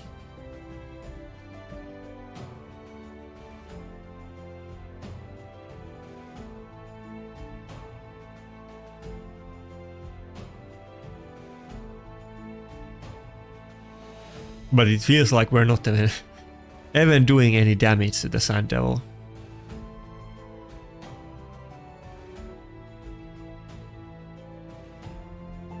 I think Brimstone popped multiple times, but somebody was saying that Brimstone doesn't work on Sand Devil. I haven't read his kit, like did he get some kind of passive that it doesn't work if it's not high level? I wouldn't put that past Plarium, but I've just been using the same Sand Devil teams since pretty much start, and I haven't really looked into him that much.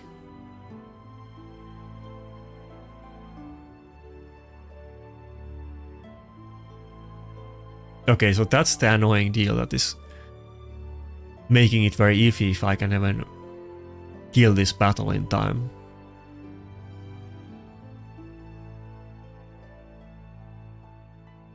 Oh, okay, that's why, okay.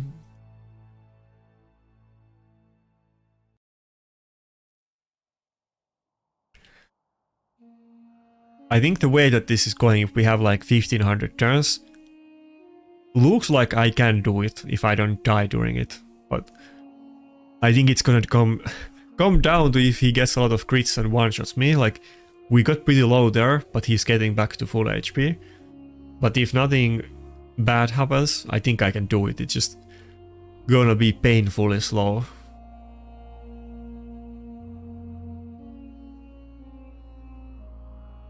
But yeah, I'm not using Python in Arena, so I don't think there's any better. But there is the Poison Blessing, but doesn't that only work for PvP?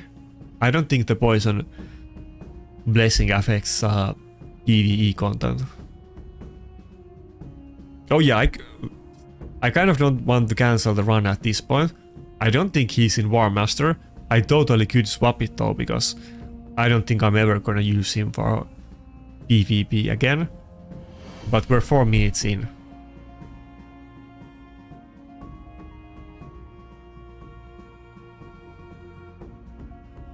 Okay, so next time I'll have War Master. It should work. I just need to have the 250 speed, I guess. That was the issue.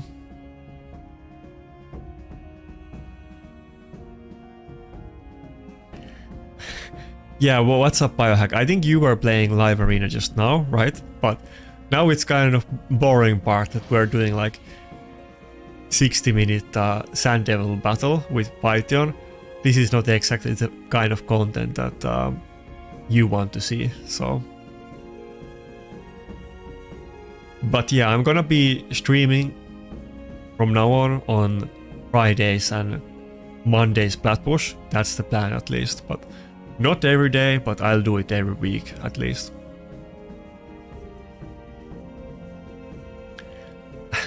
Thank you, Mohammed. I think most people don't like my accent. I don't think I definitely don't like it myself, so I'm glad that somebody doesn't hate it. I wish I was born... no way. And like I said, I did get this last time. I wish I was born in English-speaking country, so it was my first language.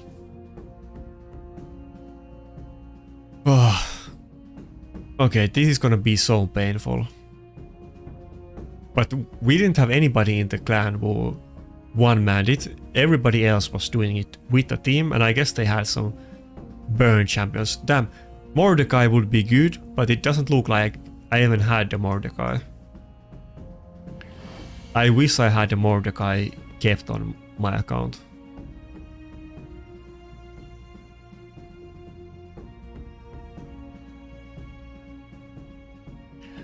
I can do the Defiant, but I didn't buy the Defiant torch passes. It's gonna be a lot slower with Defiant. But I guess the accuracy doesn't matter since we can't even proc the... Or we can proc the Brimstone, but it's not affected. But the issue is that both Toxic set and Defiant set I basically have no pieces of, so I don't think I can make a build. I don't have any chests, or these are the only gloves that I have on Poison, and this is the only chest, so basically those are not possible, and that means that I have to go with very bad Defiant pieces with no speed.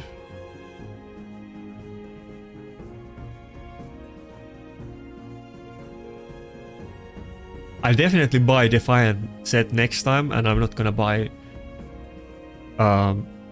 Bolster anymore, but I don't really have Defiant.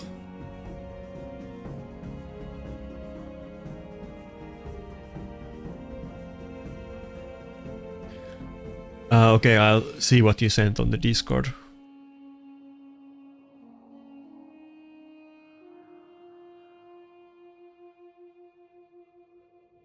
Wait, so you're saying that I should do it with like a 5-man team, not Basilisk solo, or it's a Basilisk solo team? I do have Regeneration. I don't have Poison set, but I do have Regeneration. I don't know about the Nuke build, but I do have Regeneration.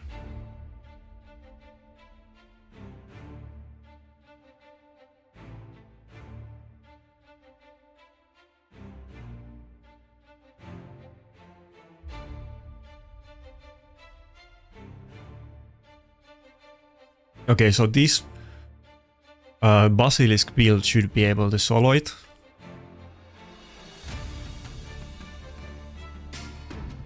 $73k HP, and it's not like in a full damage build. How do you even have enough damage to kill it this way?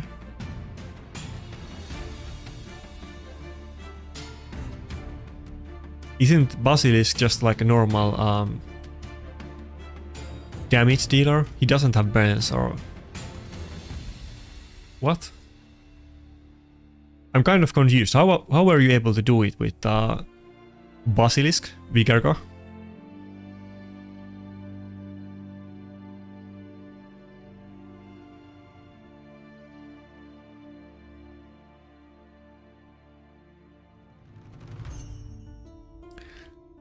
Do you really want to get Sigrun biohack? I feel like because Narses just one-shots him easily, Sigrun is kind of tricky to use, and UDK is also very popular, and then he also doesn't have great matchup against Lockout like some other primals.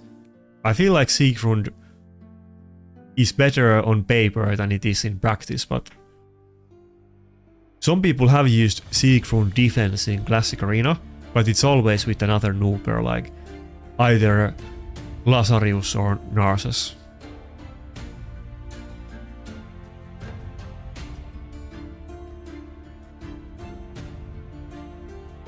But okay, so the issue was that my Python died, so I would have to make him tankier as well.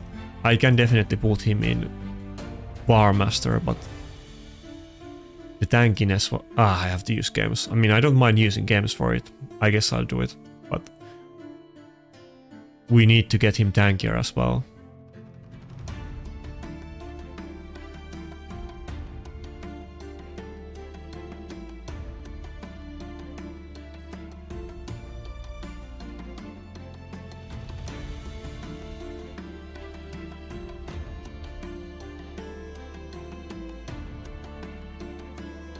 We didn't get the free item swap. I guess the new blessings are not even in game, but I think they said that we're not gonna get free item swap.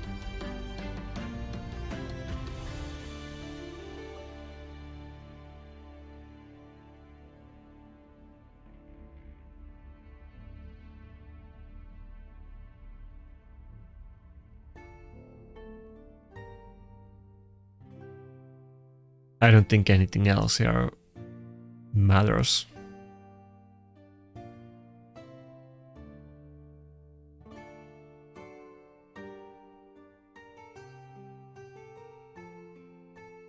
But he was... Oh yeah, I still had him in the accuracy banner. Maybe he's gonna be tanky enough now with HP 1. Since the Brimstone is worthless. I can't really go better than these two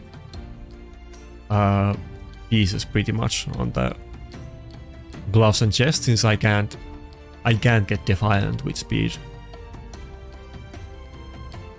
And I literally don't have any other poison pieces except those 4.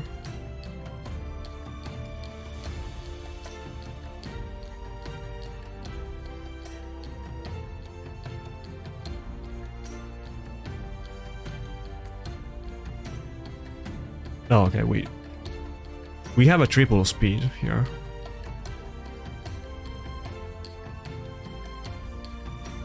Wait, can we also get the... Oh, this probably would be bad thing even if my Cardiel has gear, so even if I put him there for the speed aura, but he's just gonna get revived and slow the fight, I guess.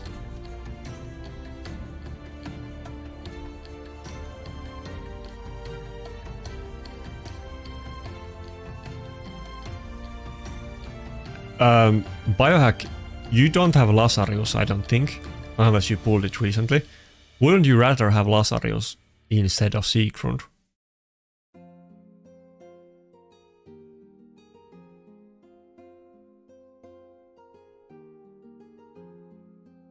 I was checking the champion win rates earlier today on Hellhades website.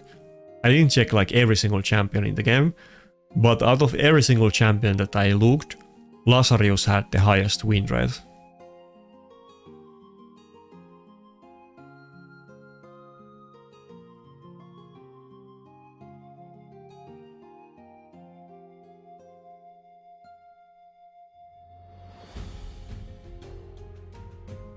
Yeah, I definitely need to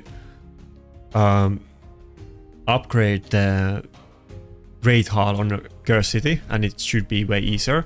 I didn't do it so far, but I'm definitely gonna get a lot of tokens like rapidly, so it shouldn't be an issue.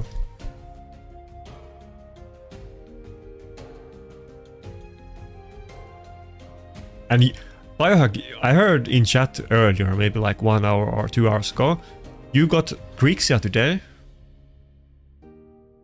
Congrats on the Grixia.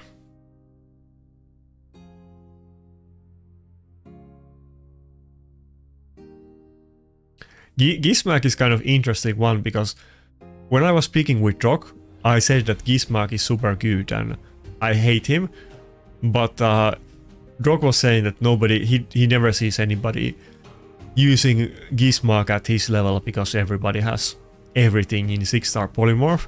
But for me, Gizmak is definitely a hard matchup. I often have to ban him, to be honest.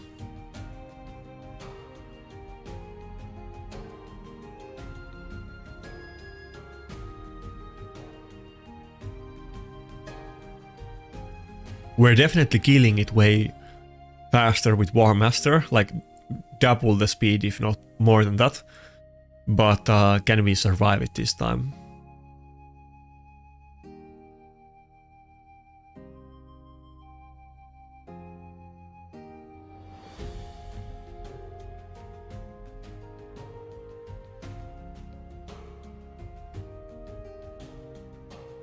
Yeah, I fight Gizmak pretty often as well, but he was like saying that Gizmak is he never sees anybody using it.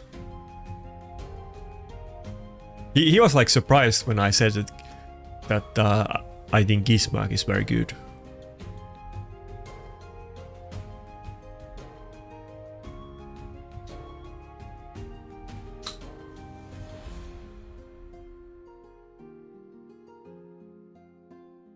But yeah, I have a creeping suspicion that this isn't even gonna be the hardest floor on the Cur City on this rotation.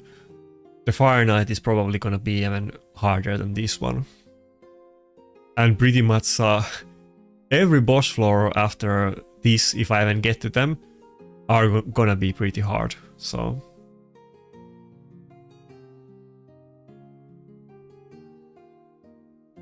Yeah, big congrats on the Grixia pull.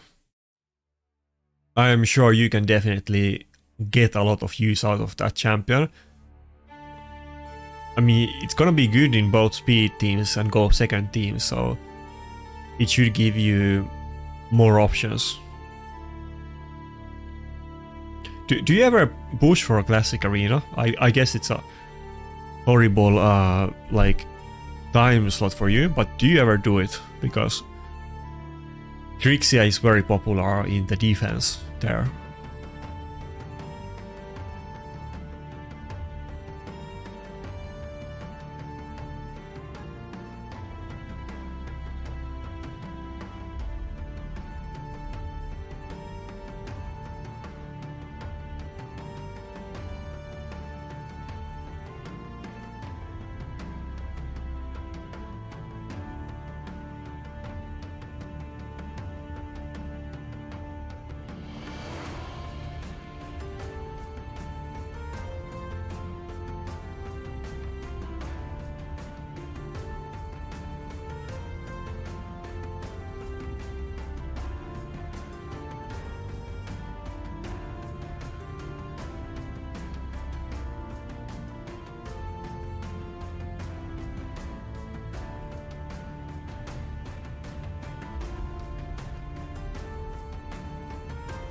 So are you gonna do like some kind of full speed build on Grixia, or what are you planning to do?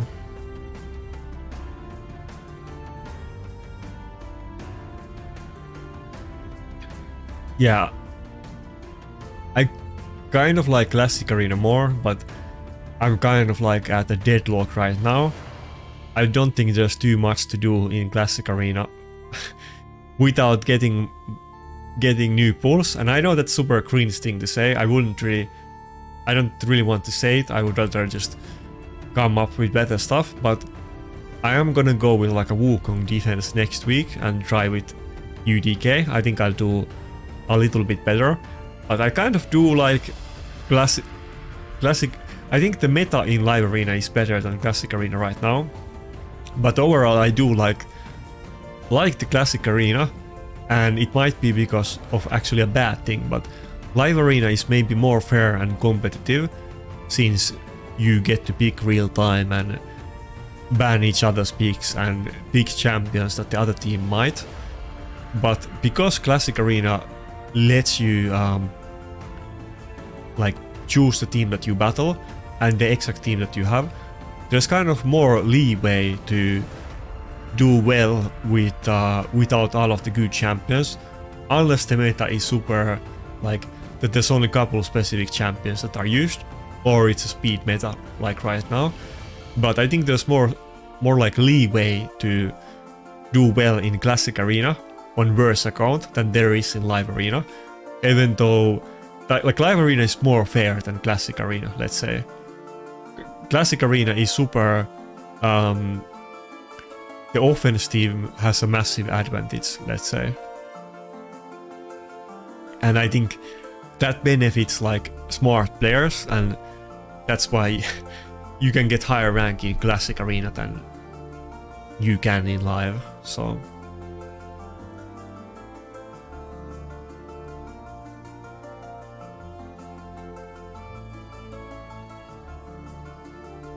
Yeah, I think full speed, I mean, that's basically the only other choice if you don't go for Stone Skin. So, I mean, you probably should try both of them and see how it goes, and maybe you change your mind about that. But, I mean, going full speed is very common on Grixia at all. It's very common on Grixia, it's not uncommon at all, so it's not like you have to go for Stone Skin. Am I gonna die? Damn, Python almost just died. That would have sucked if it was game over. But can we recover to full HP, or are we gonna die in a rotation? No, I think we're gonna slowly die, yeah. We're not tanky enough. Yeah, we're not gonna heal it. We didn't heal the destructed HP enough during that time that you can do it. We might die to the next nuke. Yeah, So we can do it, but we need to be more tankier. And how much time have I already wasted on this floor? And I was able to do it last time. How was that possible when I can't do it now? I don't think I have like... do I really need to have like Chaos Dusted and Ascended pieces for this goddamn floor? Nah. I probably don't want to put a tankier piece if it doesn't have revenge. And I don't have the money to burn on other pieces. Can I get HP Ascension or Defense Ascension on the boots? I don't have enough materials to even upgrade it fully.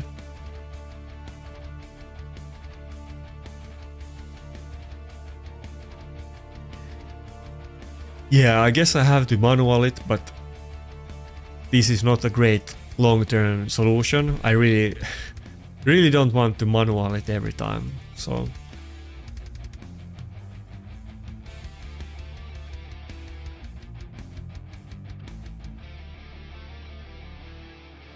I don't think I had any blood shield, I checked before. It's kind of surprising, but I don't think there was any. I don't sell them, so if I had gotten any, I would have kept it.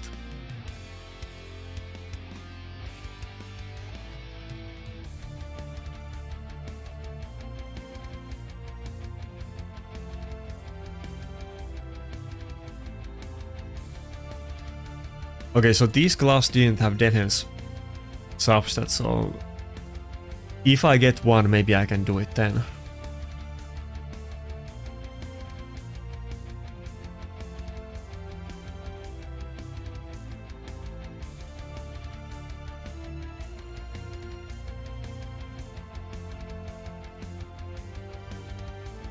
Wait, I had one? Okay, I didn't notice it.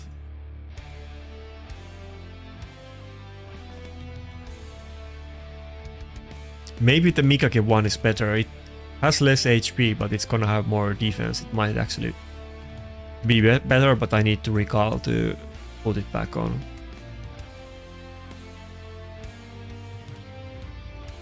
Oh, okay, there's a blood shield, yeah.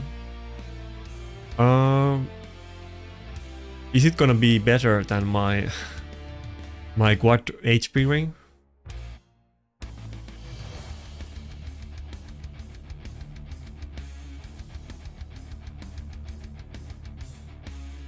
Is it gonna be a... Oh, I ran out of silver. Nice. I thought I was low, but not that low, but maybe with the defense increase. I'm not gonna use 6 stars defense clip on this piece. No way.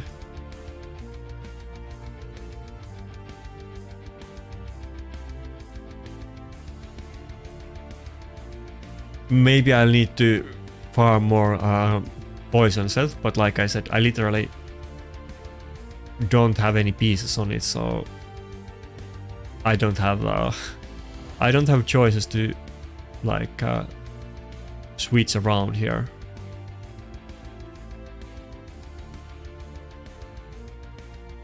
Wait, this shield is lower, but it has defense substat. Maybe it's gonna be better now since I got a lot faster build.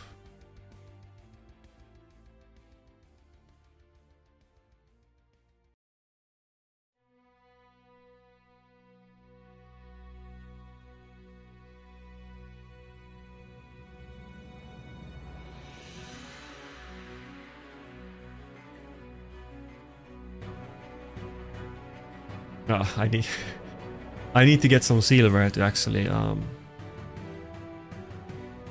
use the clip. It's kind of annoying because I really don't want to sell like 5-star pieces on these special sets, but unlikely that I'm gonna use them. But they're so hard to get, and if you need one specific piece, I might actually use a 5-star piece, and I actually have used many of 5-star pieces on those sets, so I probably should just sell all of them, and unlikely that I'm gonna regret it, but if I do, I would be mad. So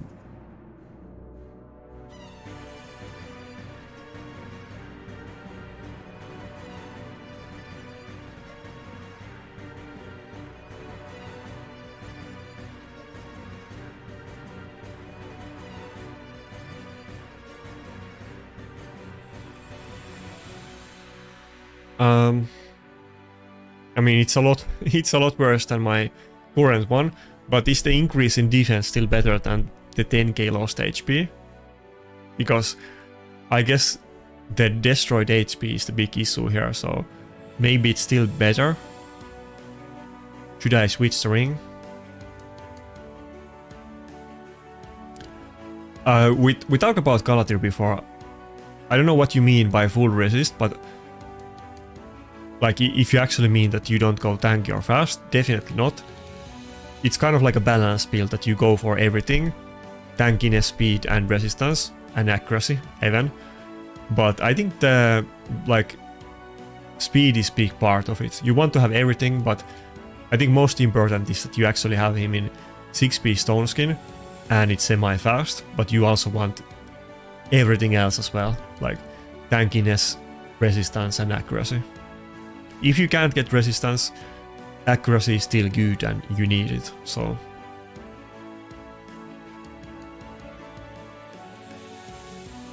okay, I hope we can do it this time. Getting a little bit fed up by this goddamn stupid stage.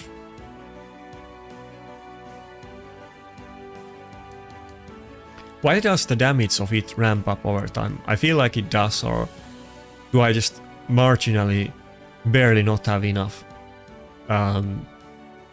healing to sustain myself? But I feel like it, yeah, right now it fully healed the destroyed HP, and I'm pretty sure it did in the other battles as well. So how are we still dying at some point?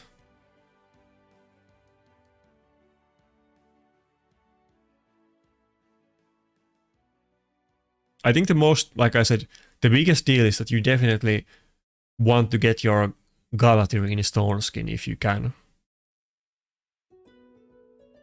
Oh, should I have put in Defense Amulet? That actually sounds like a good idea. Okay, this battle hasn't gone for long.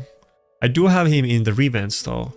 I don't know if it's worth switching for that, but I guess the issue isn't really the healing, but the curing the destroyed HP, and you can only do it when it's sleeping. Oh, we do have a Revenge on that set. I guess this should be enough to do it.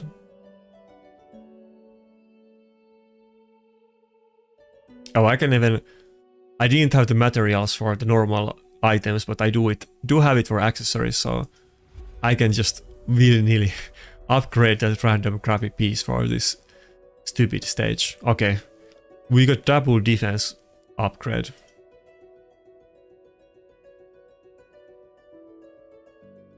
I really feel like I'm putting way too much effort on like a random Cur City stage, but it's too hard, so...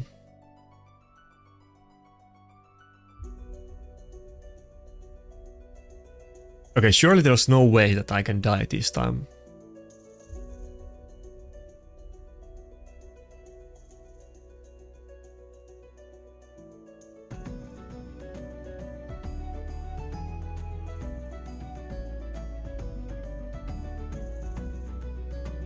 Instant death. So the other build was better than this one.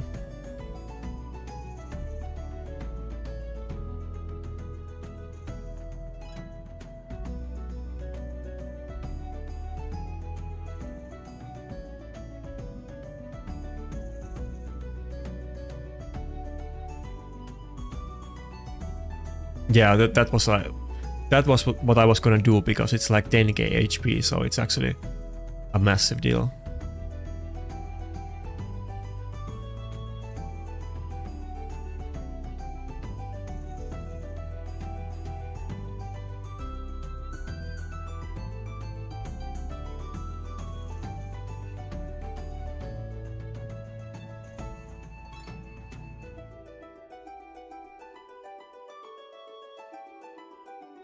Okay, so all of these upgrades only made him like way less tanky than he was before. How is that even possible? I thought the defense increased defense would do it, but I guess we need to keep the same HP level and also get more defense, so I don't have the gear to do it.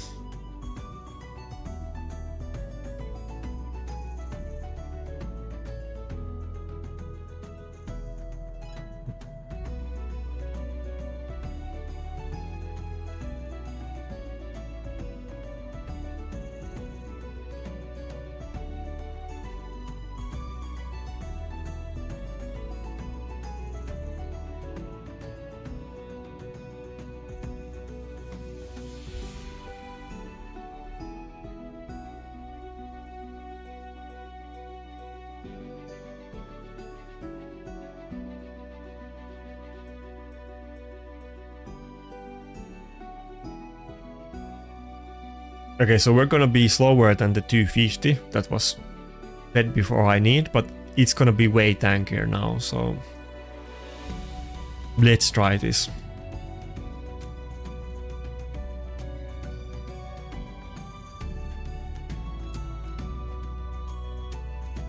Yeah, I mean, like I said, I did auto him with him last time, and I really forgot about it and didn't think about the build, so I didn't think it was that hard, but I guess we barely don't have enough stats today, and I have the wrong build on, so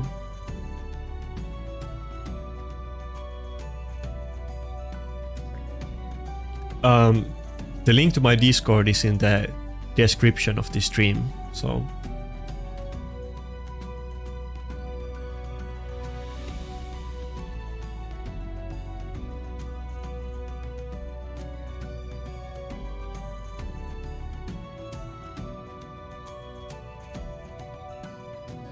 The next live arena session is gonna be up by the time that I'm able to do this floor.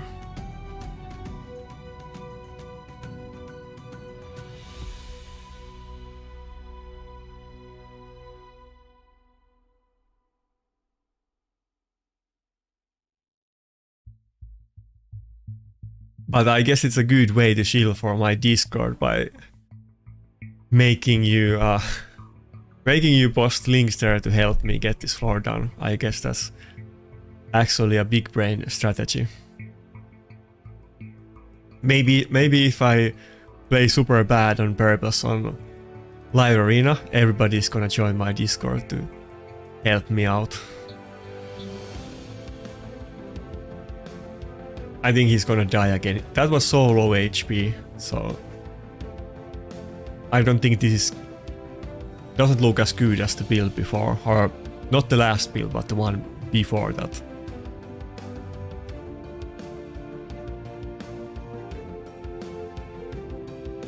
Okay, we did get to full HP there. I mean, I can definitely kill it as long as I can stay alive.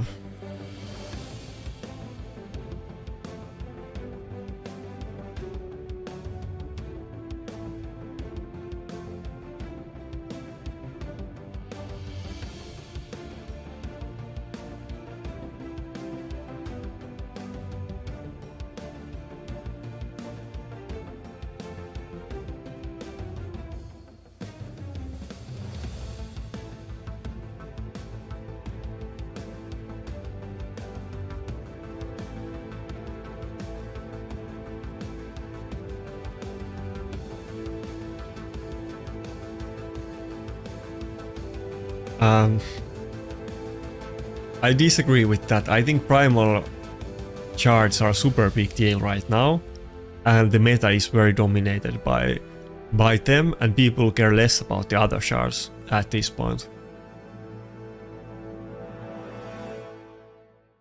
It might only be a couple units, but those couple units are super big deal and totally dominate the meta.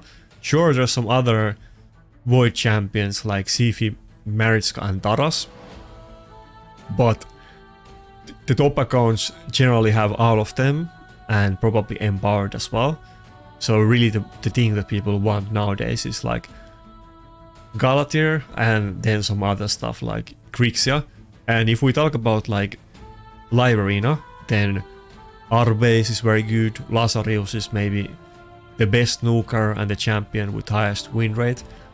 And then many other stuff like, you know, Garrel is okay, and most of them are okay except a couple. But if we just talk about the top meta, then everybody who has Galatir does use him, and he's the best champion in the game for PvP, so.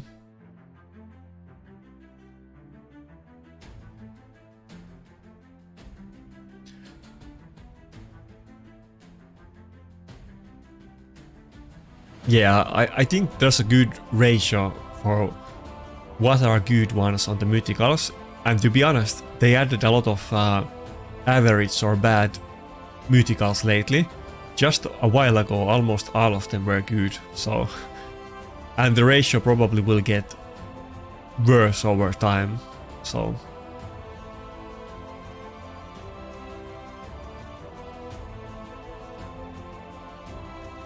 Okay. We're getting super low HP. I don't think we can beat it this time. It's like very...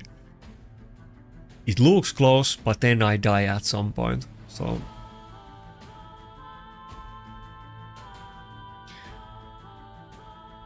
I want to farm more Chaos Dust, but I'll have to farm some poison pieces from Dagon, and it's not gonna take too much to actually get couple pieces, and have a better set than this, and it should definitely be good enough then. The main issue is that I only have those couple poison pieces and I can't like I have plenty of good pieces on other slots if I just had a good poison set.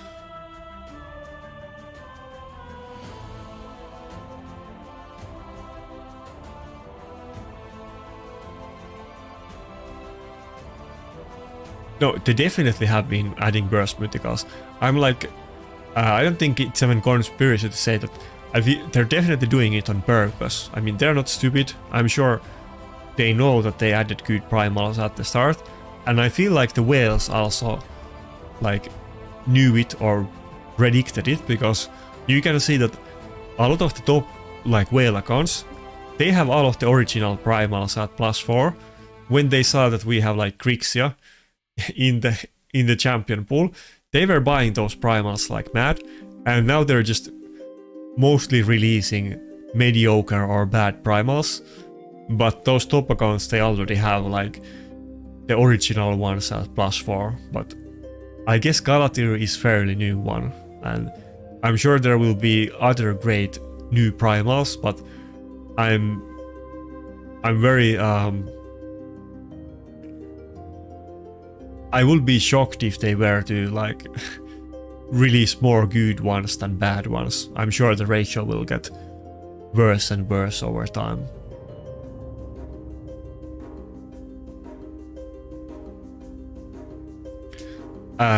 I haven't even checked the anniversary packs. Maybe if it's a good deal, I should buy one.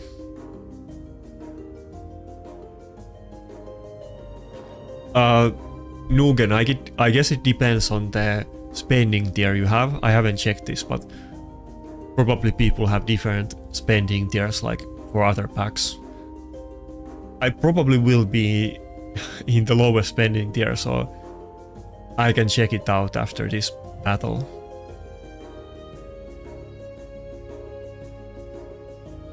If I even have that offer.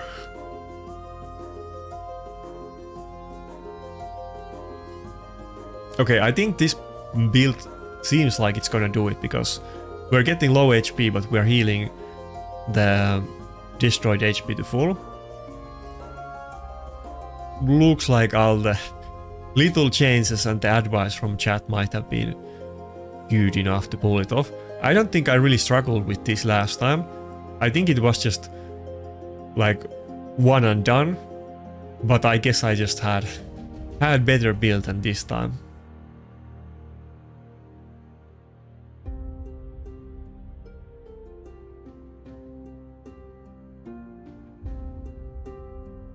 By the way, I feel like that's a thing that people often kind of don't think about or forget about.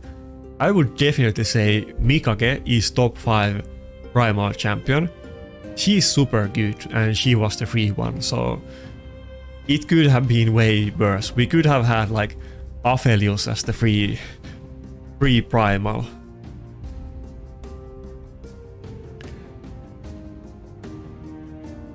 Often people kind of think that Larium doesn't understand their game and they're just randomly like throwing things at the wall and they don't know what's good or bad. But if you look at the special champions that you get from different events, like Ramantu, Arbiter, Marius and so on, Mikage, all of them are really good. It's not like they can't tell what champion is good or not, and they kind of decided to make those special champions good on purpose, I guess, but they definitely knew that Mikage was gonna be good. They didn't just randomly give us a good champion.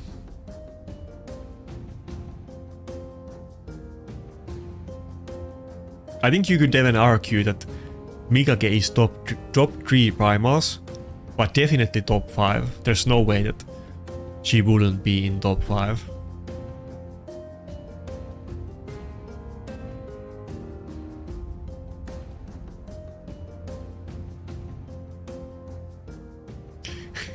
Yeah, I think there's a lot of like very active live arena players in the chat. It's kind of funny because like some people that let's say that some people in Mad that don't like look down on the low spenders. They had this kind of idea that they thought that my audience is like new players and low spenders, but I think most people, at least in the comments, are kind of like active live arena players. I don't think there's too many like new players or early game players in the chat. Yeah, I'm sure not everybody, but I think a lot of people in the chat are pretty active live arena players.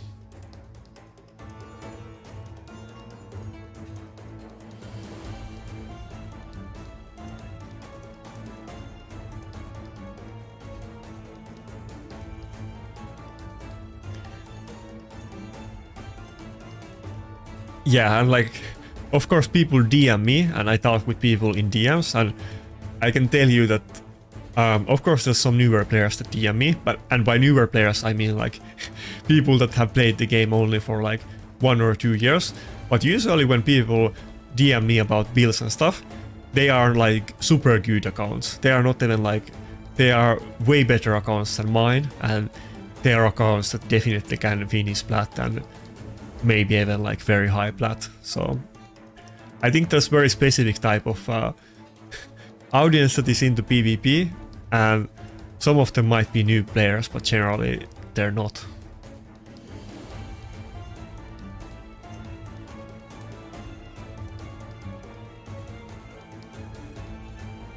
But okay, to be fair, Crazy Thunder, I know many people probably wouldn't be happy about raising Plarium, but I think this year they have like done a lot of good stuff and tried to make the game better.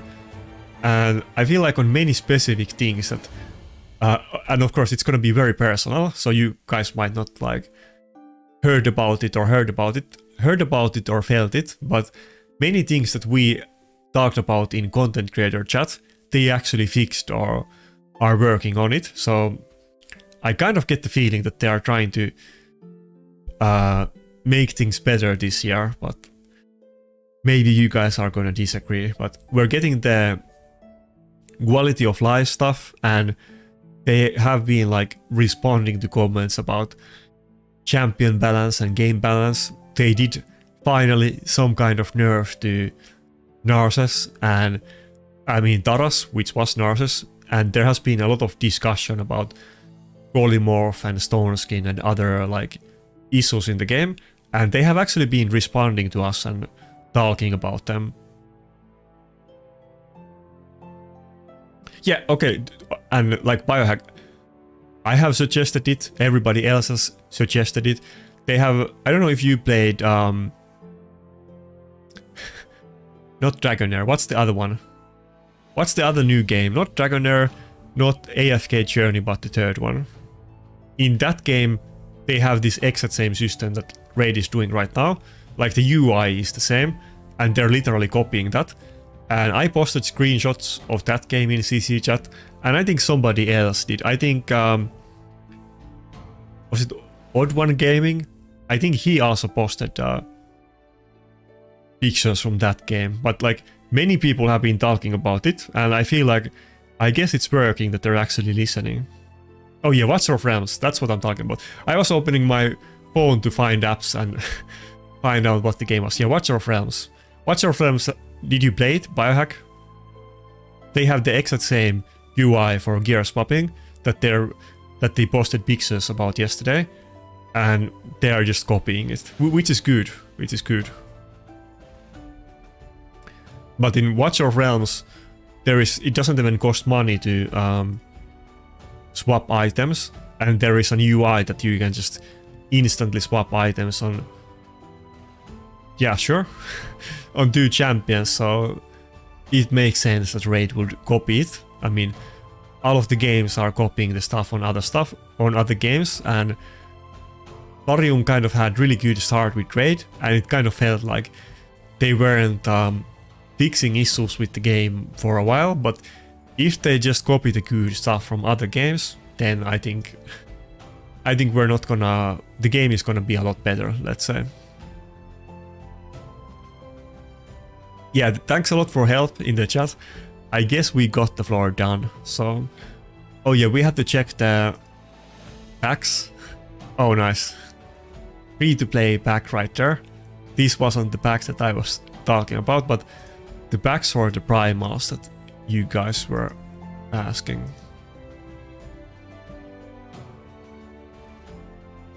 Is that the one?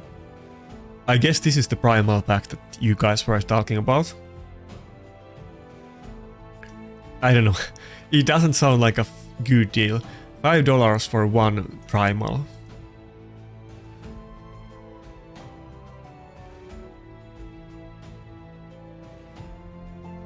Probably this version is like I think generally the higher versions like that give you more money for more shards, they usually are better value as well. I mean, not that much better, but a little bit better. But I don't really want to buy the energy, and I don't think $5 for one primal is super good deal. So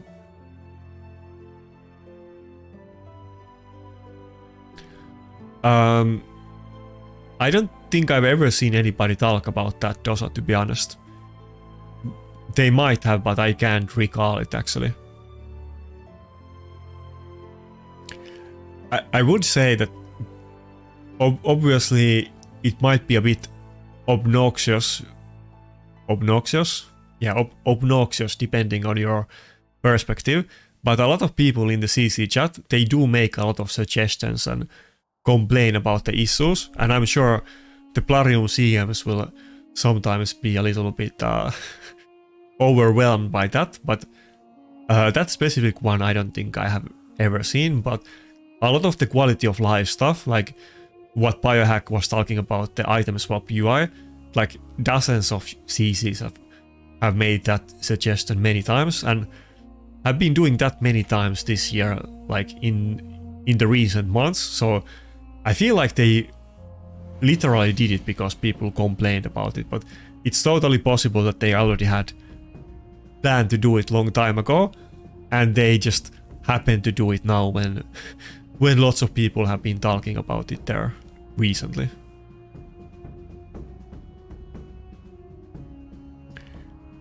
Yeah.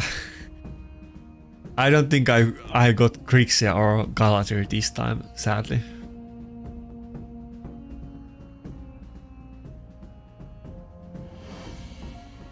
By the way, I'm curious, those people that have a better version of this pack, how does it look for you guys? It doesn't look like I have any primal offers on sale. To be honest, if Plarium gave me a good deal, they probably could get me buy some primals.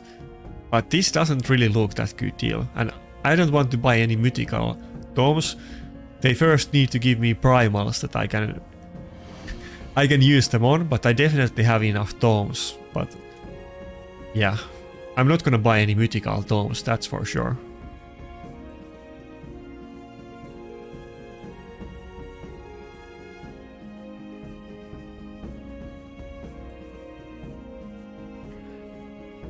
Okay, so now we get to pretty hard stages. I don't even have champions to do this. I don't think I did this one last time. I think I went through this other route and I didn't do the stage 13 at all. I think I did get to the boss here somehow, or did I not? I guess I didn't do this one.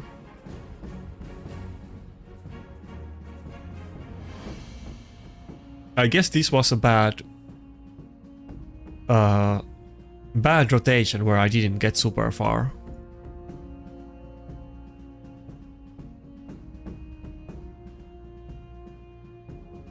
Wait, do I have enough for this one?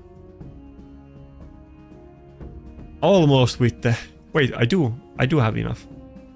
Assuming that I can actually beat it with these champions, which I can't. I need like 1 nuker here at least.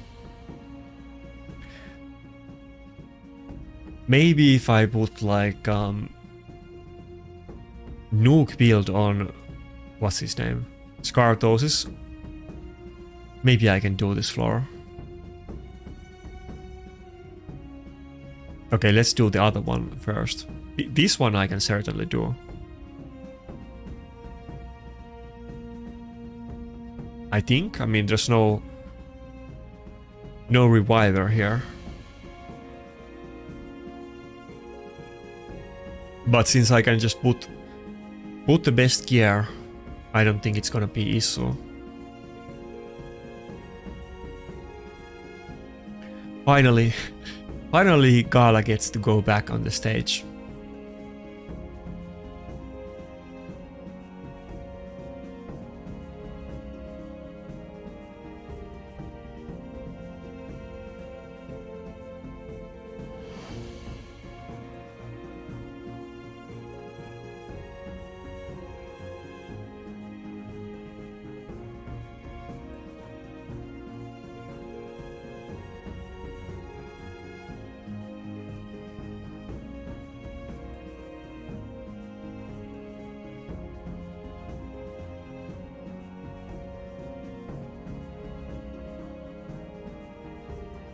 Wait, where is the last piece? I can't... Oh, there.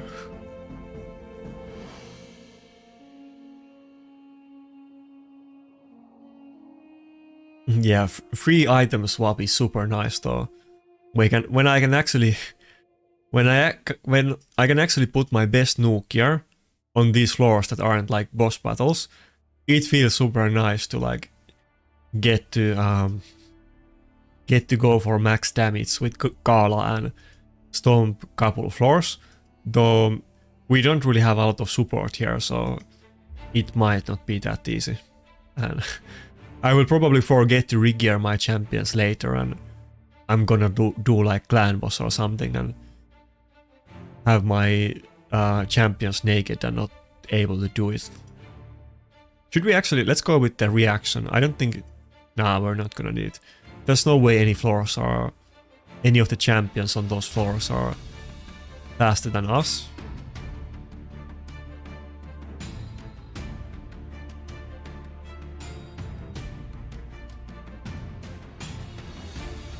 I can show you what I have in the anniversary pack biohack. I guess you just missed it, but I did go take a look at it.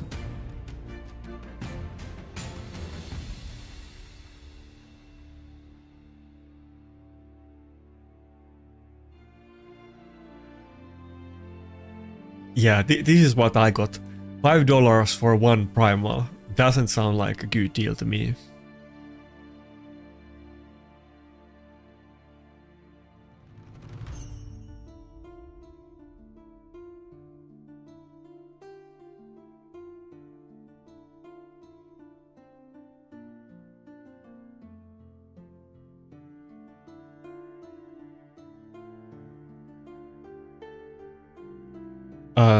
Do you have like Sifi? What kind of like would you have for defense buff with her? I mean, the defense doesn't sound... The defense and crit damage isn't like super high, but that's very good speed, so it doesn't sound like a horrible build.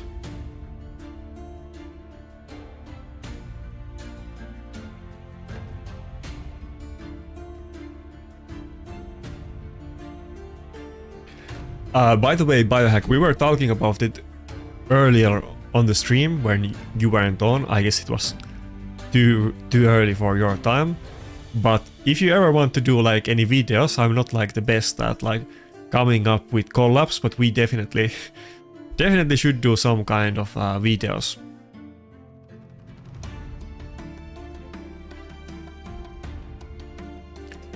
Okay, so I should probably gear everybody since I'm not gonna have proper support. I don't think there's any point in using Demuta, but I guess we're gonna go with Umbra Enchantress. But her and 4 nukers, maybe it can do it. Okay, Initve still needs something. I think Initve has like some random gear when I wasn't using him in PvP at all.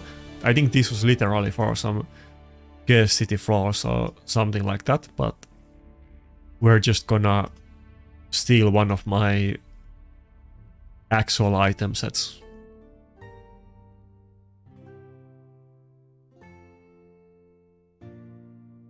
Wait. Let me check from the normal, who can I even take gear from? I just want to copy paste an item set without thinking about it.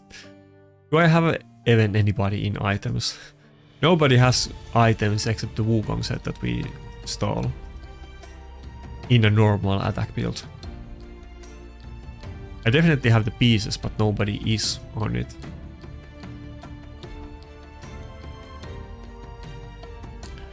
Maybe I'll run that one on optimizer since nobody's on gear. Will be faster and better than doing it myself.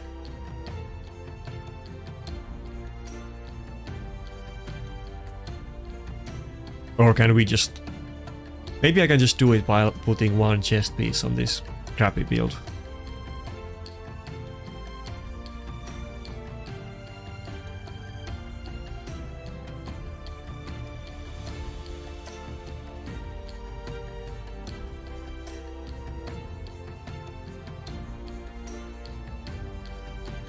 No, it's not gonna be...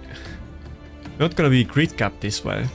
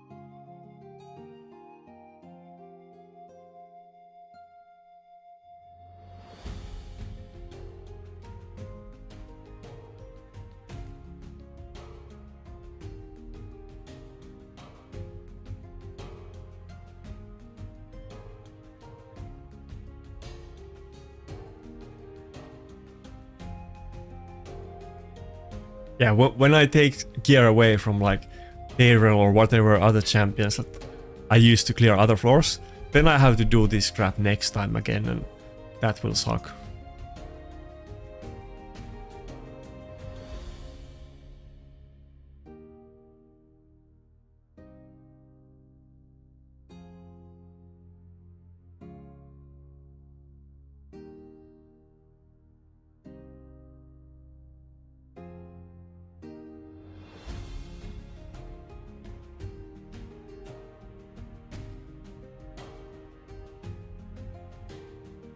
Okay, let's see if we can do this without putting proper gear on Initve. I put my best gear on Gala, but Initve has just some random gear.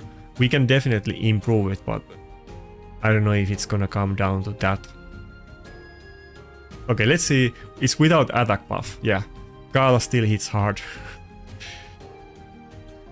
She might have been able to dominate in Classic Arena. That hasn't been a thing for a while, but I guess she can still tear some Cur City floors. I knew the damage was gonna be insane if I actually can put proper gear on Gala for this floor, so...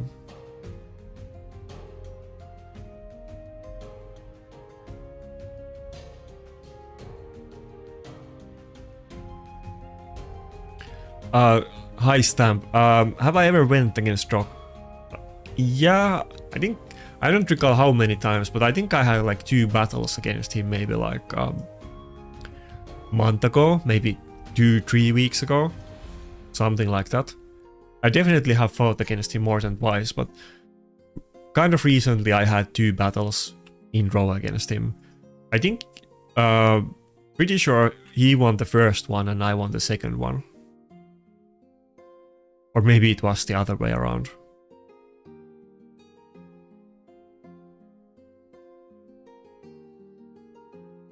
Okay, looks like this floor wasn't hard at all. I was kind of afraid that we would have issues since it's just nookers and no supports, but actually it's kind of good nookers, so it wasn't hard at all.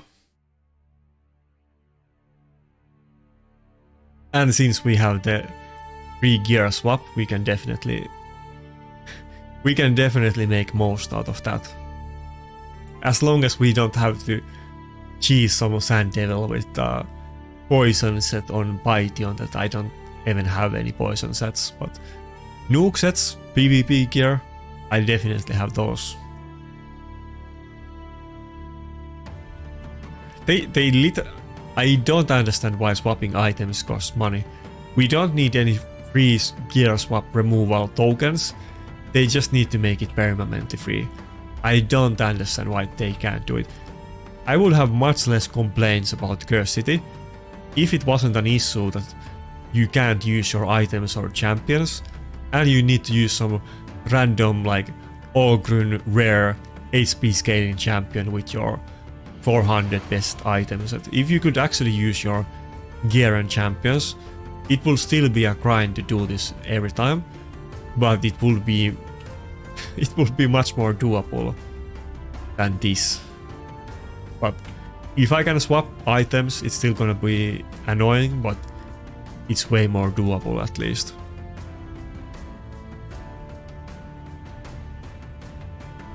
Yeah, the item set presets, that's also gonna be super nice. I don't think it's really that big deal as long as the item swapping is free. I think that's more important part, but it's definitely gonna make it a lot more convenient and feel good, even if it's not that big deal. Okay, let's see. Let's try this floor before we go to the Fire Knight. I think this is kind of gonna come. I was checking that I have enough. Wait, no, it's the wrong. I barely have enough. Yeah, stars if I pick the right champions, but I can literally only do it with this combination, and I can't have any noobers in my team. And wait, can Adelen do damage? I don't think he can. But if we go with the Scartosis as snooker, I think this might be doable. I think I might even have Scartosis booked because oh, it's not booked. I kind of thought he might have been with books and masteries. I think I used him at one point for something, but I forget what. But he does have AoE A1, so maybe we can make that work.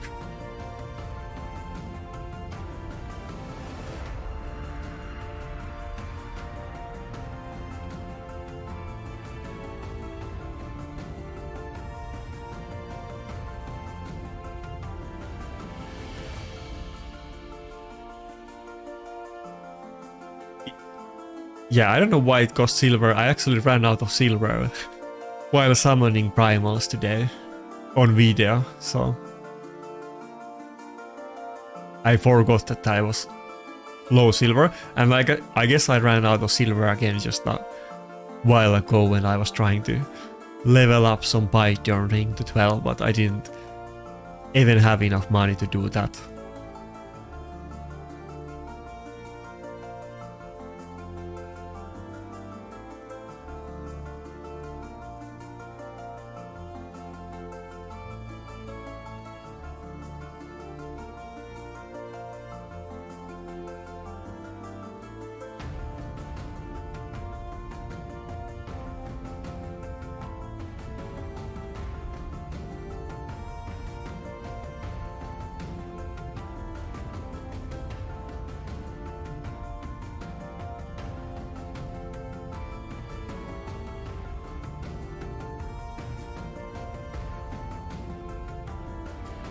Okay, so we don't have masteries, and it's a support champion that we're running as snooker, because otherwise we're not gonna be able to even try this floor with enough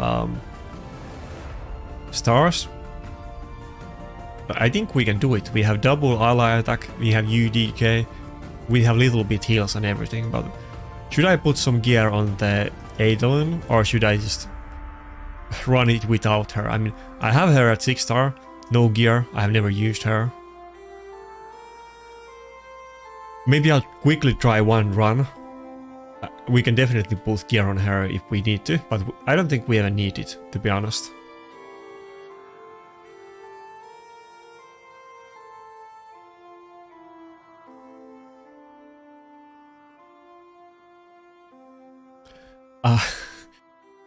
Grutz Mokim, you're maybe like the 6th person on this on this stream who says the same thing, that they pulled Galathyr and asking about the build.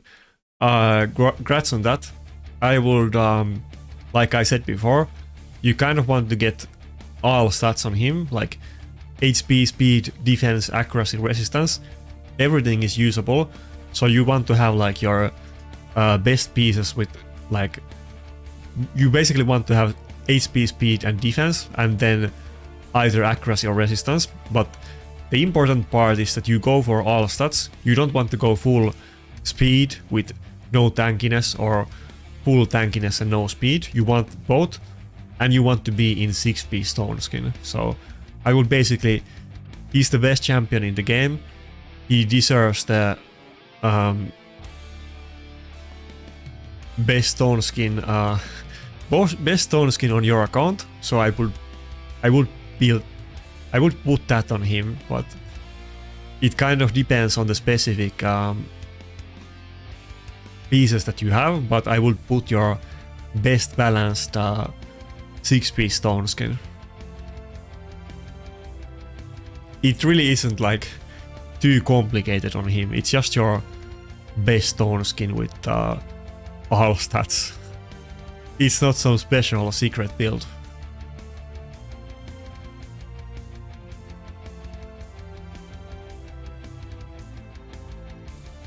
We don't have any revive, so... Oh, we had the heal reduction on Necret and I wasted. I think what happened with Necret is that I took some of... Yeah, okay, let me fix this. I took some of Necret's gear pieces away. I think just now when... and I took some Mikake's pieces as well, yeah. I stole half of their gear for other builds when I was doing other floors, so if we just put those on, I think we can do it even without putting anything on Adolin. I don't think we need it at all.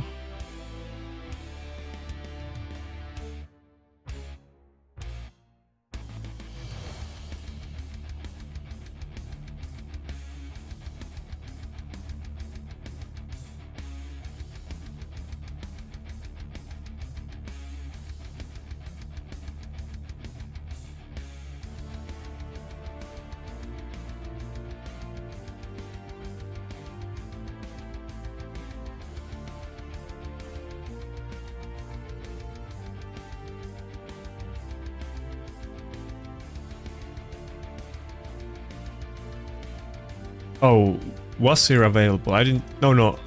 Did I have enough stars on her?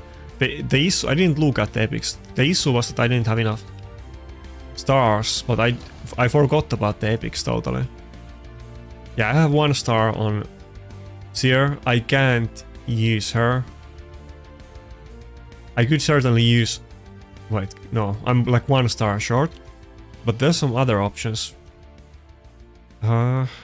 Yeah, I don't think I need Ceres here. Wait, can I... I can do Ceres without Adolin, so that might actually be an upgrade though.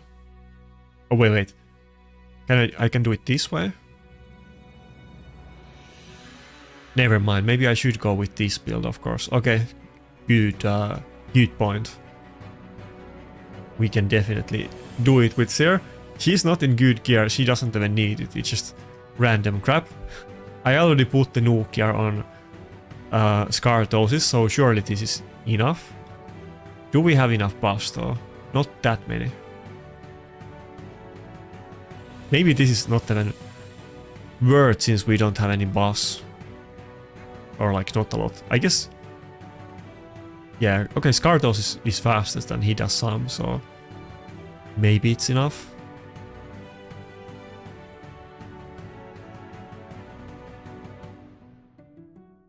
Yeah, she's definitely not in my best build, but Skartos is just the nuke on A1, so that works.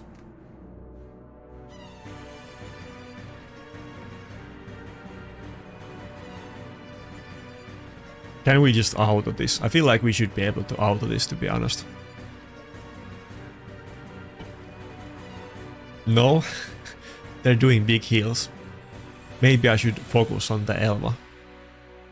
I mean, okay, if it doesn't work auto like this, I'm just gonna put better gear on Seer. But I'm probably gonna remove it afterwards, so it's gonna be a bit annoying.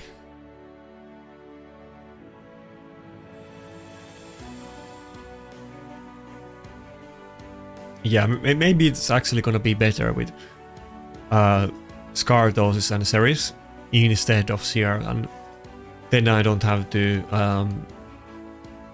rebuild my Seer and put actually good gear on her.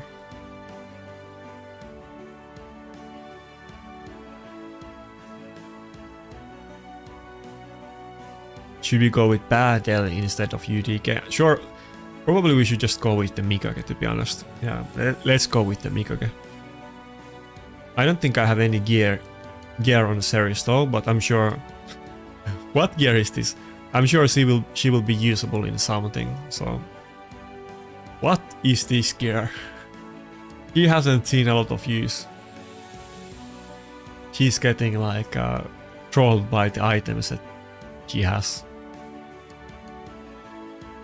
Maybe I can put her in a shield set or something like that. I think I have a good amount of like random shield sets, and I have lots of my like basically random Cur City and other like PvE champions in all shield sets, because not like I'm gonna use them in PvP, but shield set actually used to be very popular in PvP at one time. So I do have a good amount of it. Wait, what? I don't have anything with accuracy? How can that be true?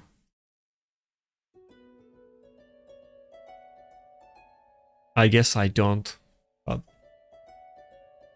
I think we have good, we have enough accuracy. We can still put the banner up as well.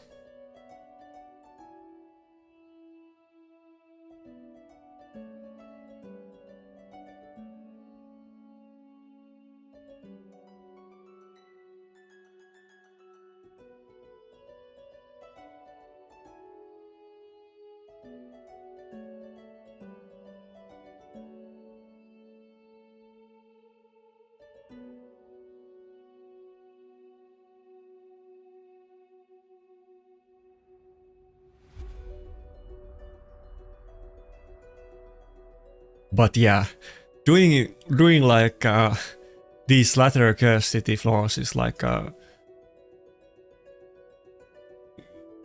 big labor. It's doing your it's more than just doing your daily AFK grind. It's a pretty active chore that I hate to do. Definitely more fun to do it on stream than by yourself though.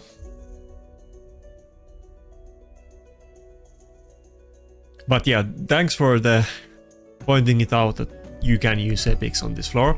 I wouldn't even have noticed, because I was just looking at the stars of the legendaries and I totally didn't look that you can use epics as well. Can we just auto this? I should have made my series faster than Mikage, but I mean Mikage is like somewhere 300 plus, so I'm not gonna focus that much on the series gear. This should be good enough. Wait, did she open on the A2? Is the AI so dumb?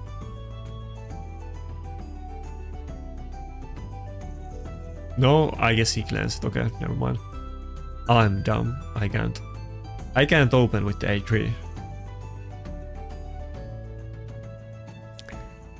Okay, to be fair, I had planned to like do these hard floors on the stream. We started out with live arena. I mean that was the main attraction. I'm doing the harder floors, not just any random floors on Cur City, but it still is pretty boring thing. Wait. Does she have cleanse? I don't even recall. She does. Oh, okay, it's not a cleanse. Only Elva does. Actual cleanse.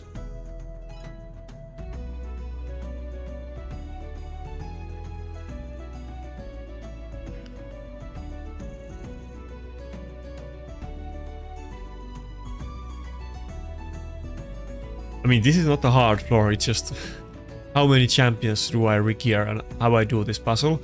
Maybe I just need to put really good gear on Seer. I can totally do that.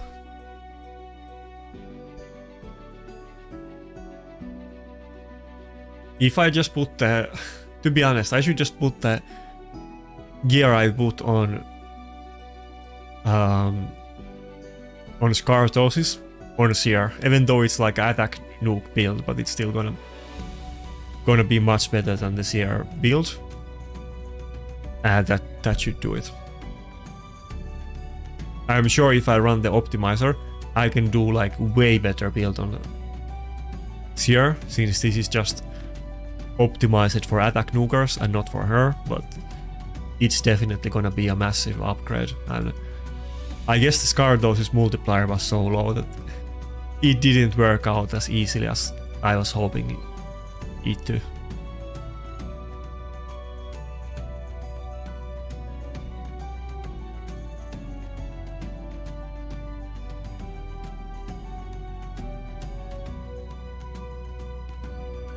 Actually, it might be too fast now.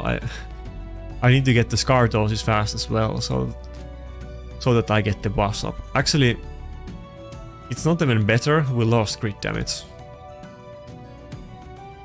Oh, okay. Actually, it would have been worse build. We lost crit damage, even though this is like a super crappy build. Do I have to run the optimizer? Wait. Can I... Staldos does have gear and does damage. Can I get... Okay, I can use Staldos here. If I have both the Ceres and the Scardosis, that should be enough damage. He does defense buff and he has gear on. How fast is the Ceres? 237. I think it's gonna be a little bit slower than Staldos. No, they're the same speed.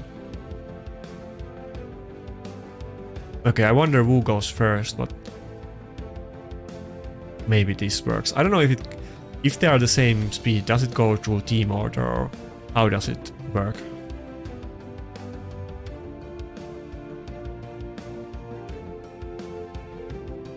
Okay. Of course Staldos went before Ceres. I don't think I even have any speed clips, but I can probably switch one piece of gear.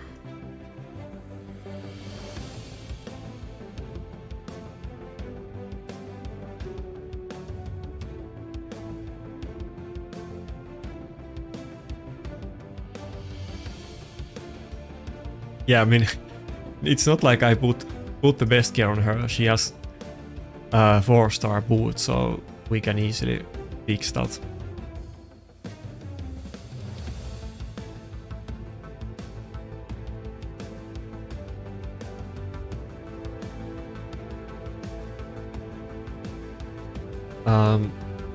Mikake is lower star, so I cannot use Mikake if I want to use Staldos. Otherwise I probably would use her, but I can't just pick any champions I want. I still need to use champions with very high blessings, and Staldos only has 2-star blessing, but he's probably the best nuker that we got here, unless we put the Seer in good gear. But for a raw nuker, he's the best one out of my options. Plus he's already geared, so I don't even have to worry about that. He has gear on, he's gonna do huge damage. They are very tanky. I don't know if we can one-shot it without... maybe we can one-shot it. Surely defense... decreased defense is gonna be enough to one-shot them. Right? Yeah, okay. It's not too hard. Almost one-shot. Half of them died.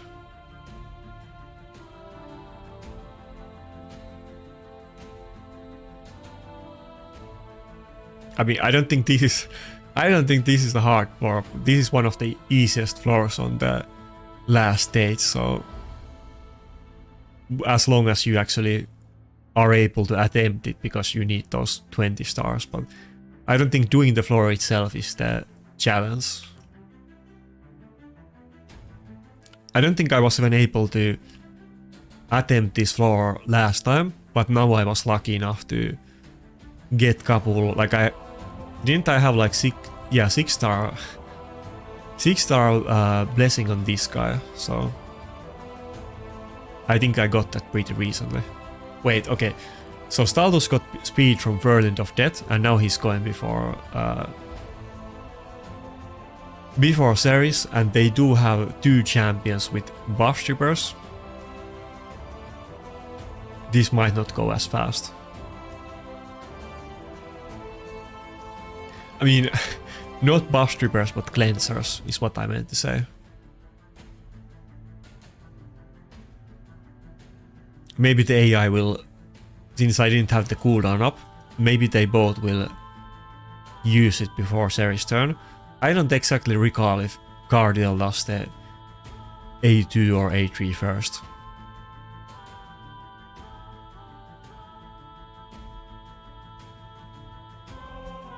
Okay, they both did the cleanse, so they are gonna get revived, but we should have enough damage to one-shot them, though we lost the defense buff.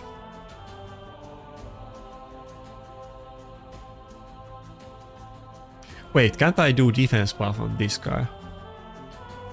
I can't even recall his name. I think he's been in the game since the start, but I never ranked him up until recently. Wait, what cleanse was that? Just because I thought they both did it. Just because I got the 6-star blessing on him. That's the only reason why I got him to 6-star. Okay. I'm just screwing this up, but surely it's gonna go with auto. Kind of annoying to deal with double buff stripper and the Valkyrie shields.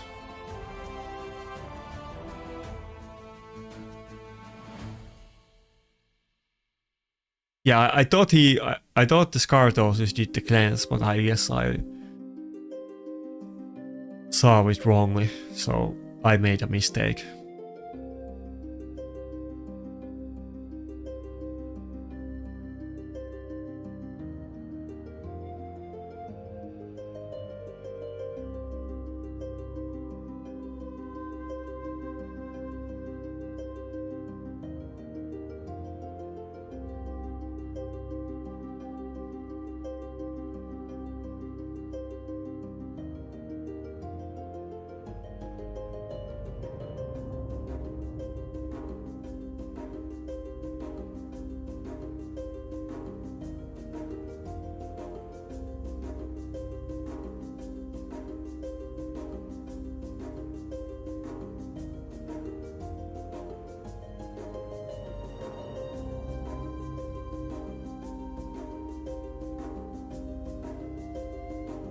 Maybe I should have just used the cooldown 7 without the defense down right there, but next turn we should be able to nuke.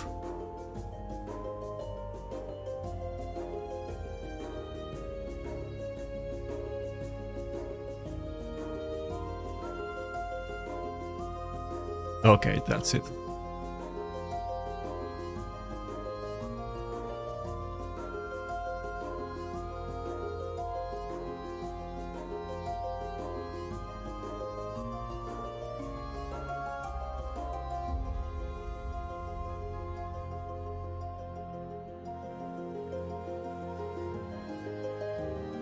Well, yeah, I mean, I'm doing AoE skills, but I mean, it doesn't matter at this point anymore. I was just waiting to get the decreased defense debuff and being able to nuke after that, and it was over.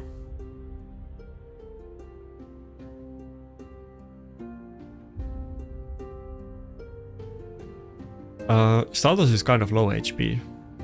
Hopefully we can do it, but we might actually fail on this last floor, maybe.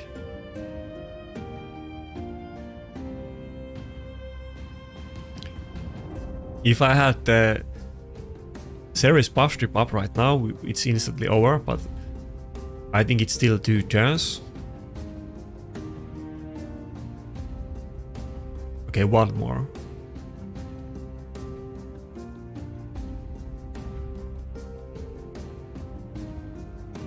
I think we should kill everything except Rotos with the... Oh, we got slept. We should kill everything except Rotos with the A3 from Staltos. I hope he doesn't have the cleanse back.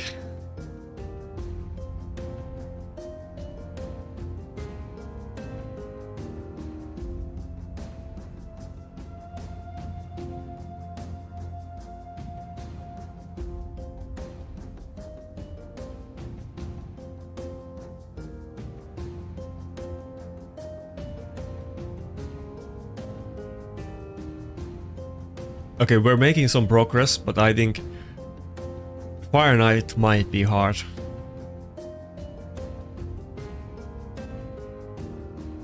I almost don't want to attempt it, but let's think about the team. Like, this definitely requires the item swap. But what can we even use here? I definitely have to swap my gear on Lydia, I think. I'm gonna need like the increased speed, I guess. What is even the team here? Like Kaimar, Mitrala. What have the other people used? Okay, yeah, you can use Cold Heart. Double Cold Heart, Duchess, and we literally have that team. Okay, we can do it. If they were able to do it, I can do the exact same team, so it's fine. I don't think I have not blind seer. What is that called? Not blind seer, but the other one. I do have it, but it's 5-star, but it shouldn't. Lanakis, yeah, Lanakis. I don't think it should matter. Most likely.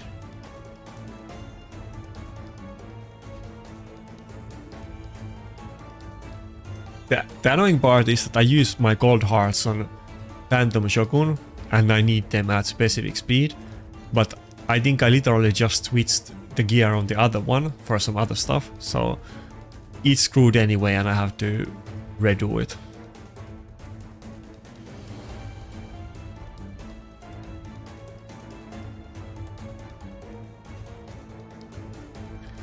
Yeah, I have all of the champions that these guys used, except Cur Draxa, but I have both Lanakis and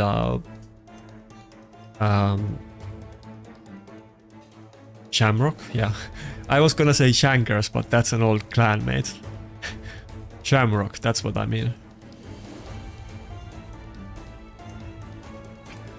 I don't think my gold hearts really have any gear on. Let's see what they have. The other one is super... Neither one is in Savage and the other one is super slow.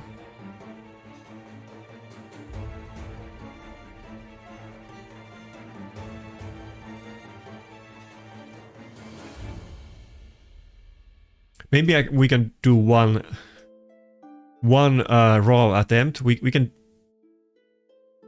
definitely do this if we switch the gear, but let's give it a Hail Mary. Maybe we can do it even without trying.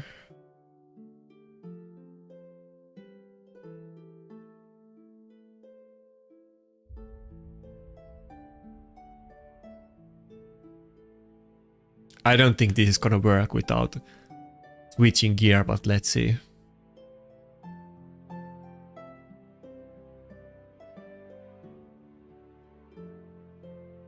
Wait, I should...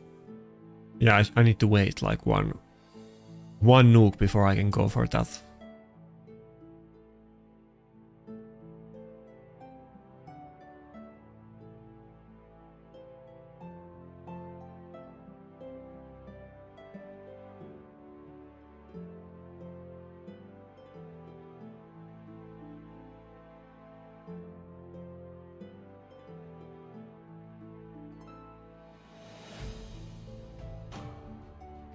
Oh yeah, double gold heart is gonna tear through that pretty hard.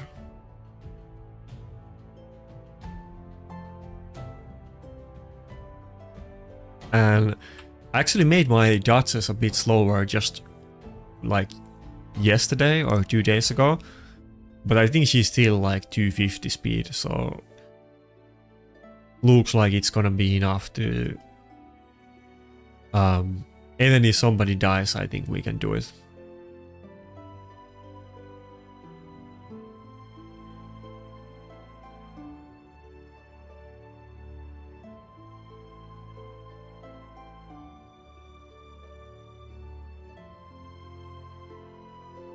I was expecting the floor to... Not that we are done yet, but I was expecting it to be a lot harder. I didn't think these builds would be enough, to be honest.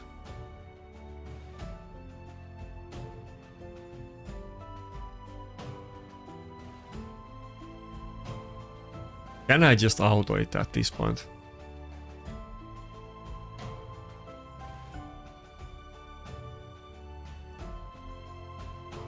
Probably gonna be faster if I manual it though.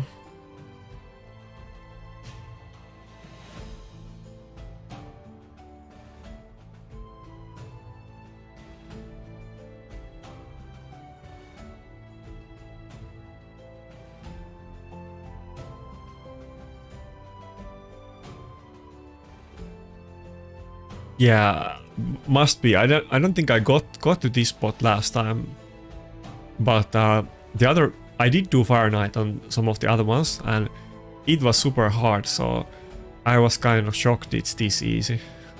I was really struggling it, and I put like way more effort than I did on the Sand Devil floor with Python just now in some of the other ones. But yeah, still manualing floor sucks, but if it's only on the last stage that I have to manual, then it's still okay. I mean, it's not like I have to manual the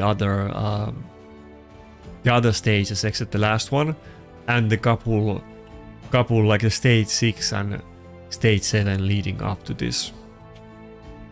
It's not that bad, but it's still annoying that you have to actually manual this kind of stuff.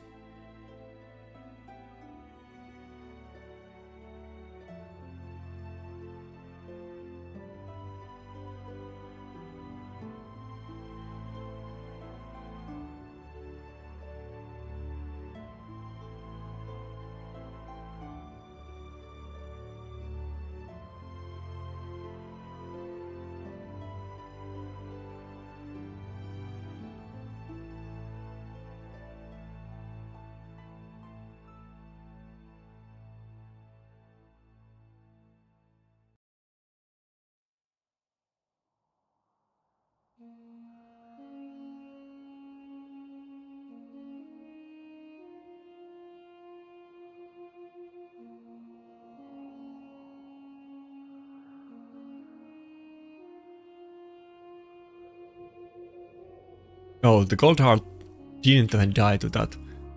I thought that for sure she was gonna die. It doesn't really do a lot of damage. I think the normal Fire Knight is way scarier than this one. Isn't there's that one more Fire Knight left, the duo one? Fire Knight and some other boss.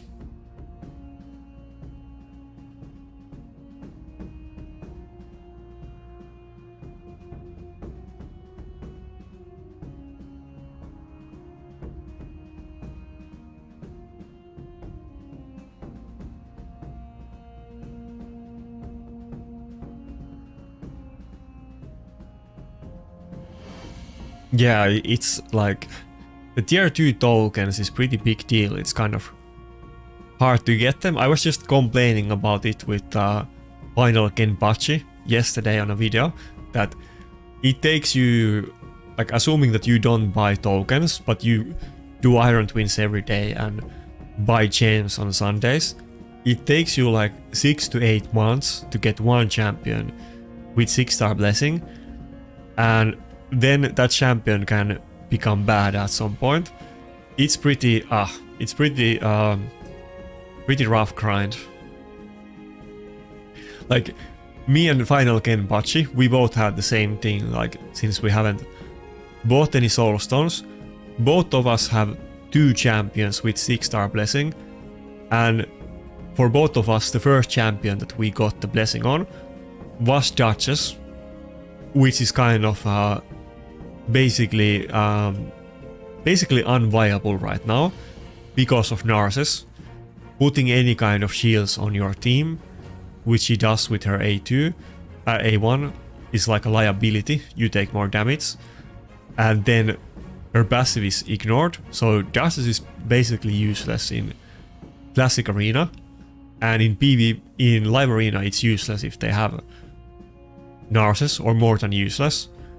And that's the one champion that we both used our 8 months of grinding, so it does hurt.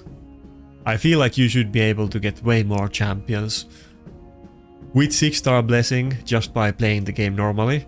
Getting one champion every 8 months feels kind of too hard. Like, it's gonna take you 3 years to get full team with 6-star blessings.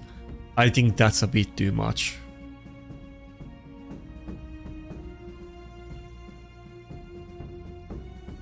And it's not just Duchess, it's all of the champions that are like tanky and rely on passives, like Necret, who was my other good champion apart from Duchess. And then it's stuff like Ursuka, who wasn't even in meta, but all of those old tanky champions that make your team survive and rely on their passives, all of them suck, at least for now, unless we get a counter to Narcissus. Except Harima. Harima still works because Narcissus does not ignore her passive, and Harima is better than ever. She never was really popular in Classic Arena defense, but now you have seen some people using her pretty high up, because she does actually have pretty decent matchup against Narcissus. Sometimes Narcissus does not have enough damage if you have really tanky teams, and if you have really tanky Harima team, you definitely won't get one shot. The issue is that she isn't like a primal, and getting locked out does hurt her a lot.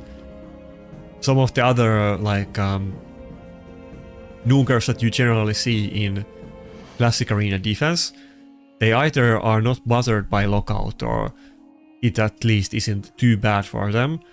But Harima is kind of stalling the fight, but is not gonna kill anybody if she gets locked out. That's the main issue, but it's still almost worth using her because she does make your team very tanky. But of course, the top accounts, like the top 30, they are still running Taras in defense, even despite Narcissus release. Taras is so good that even when Narcissus counters him really hard and makes other champions like Necret and Duchess that he wasn't directly intended to counter completely unviable, but still Taras is the most popular nuker in top 30 Classic Arena. But you do see couple teams every week.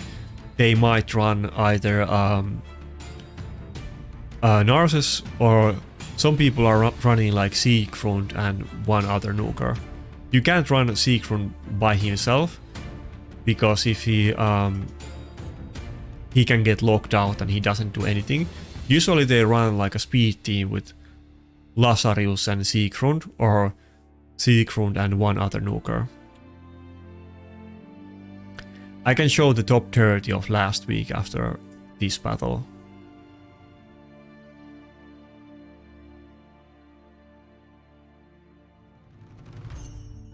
I mean, I don't hate Annie, but she's never used. You can totally use her if you don't have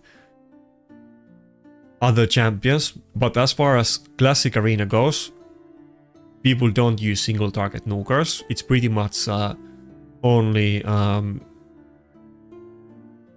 Narses, Taras, Georgit and Astralit that get used as nukers. Maybe a little bit Lazarus, but not really. In Live Arena, you can definitely use Annie more, but there is just better options. There's not really... I guess she got a little bit better, but I never see anybody using her. Maybe like a couple times a month, and only because they don't have better champions. But I would say that Cru Traxa is better than Annie, so Cru Traxa is almost good sometimes, but she isn't tanky. She might have enough damage, but there's stuff like Lazarus or Sigrund that have way more utility, and just doing a lot of raw damage is not really good enough to be used. And if you really want to have raw damage, then Georgit is gonna do like 15 times more damage, so he's the way to go. Plus he can ignore Stone Skin and get extra turns and Swift Parry and so on. So he actually does have a little bit utility, even though he pretty much only does damage.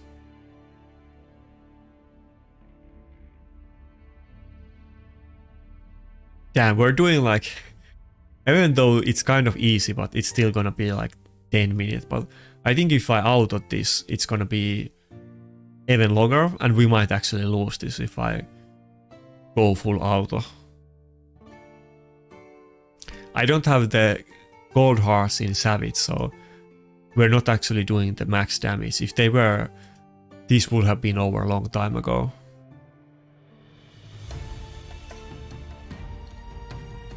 But in Phantom Shogun, where I usually use them, I need them tanky, and I don't actually need more damage on them.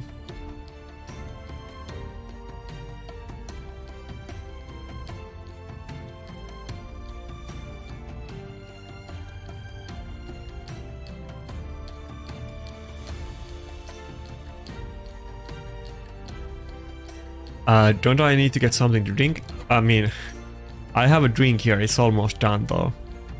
Does it sound like my voice is super hoarse? Probably it does, I guess.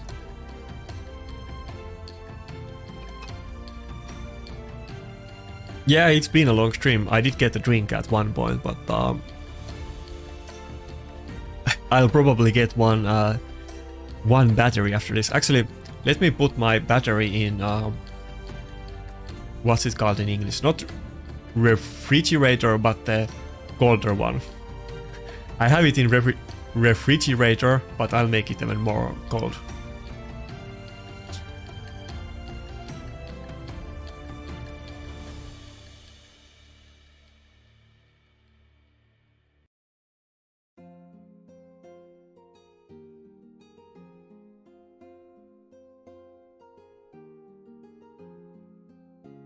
Oh yeah, you just call it freezer in English, yeah. I forget about that. That makes sense, yeah. Anyway, I can't say refrigerator fast. I need to say it super slowly because it's too hard word for me. Okay, did we get anything good? Doesn't look like it. Well, we got 1,000 coins, so that's pretty good.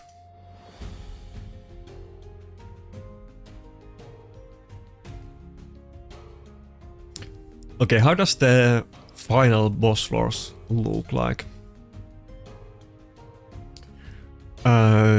This looks kind of hard, but I think since I have the free gear swap even tomorrow, if I put my best nuke gear on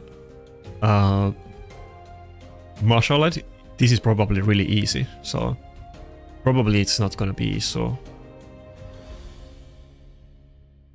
Maybe, but I don't think.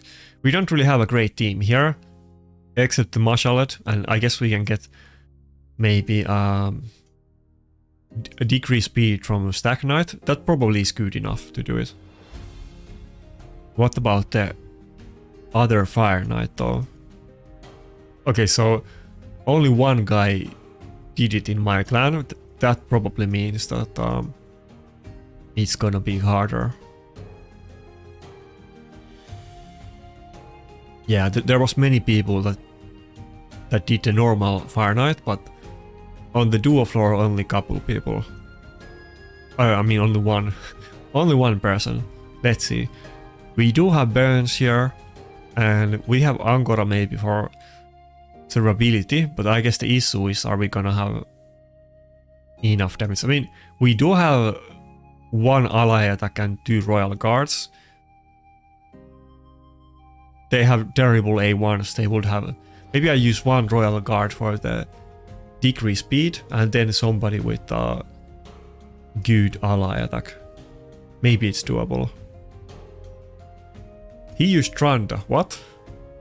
I guess maybe he can nuke fast through the Frostbiter with her, and then Tranda still has double hit for the Fire Knight. Maybe I can do that as well.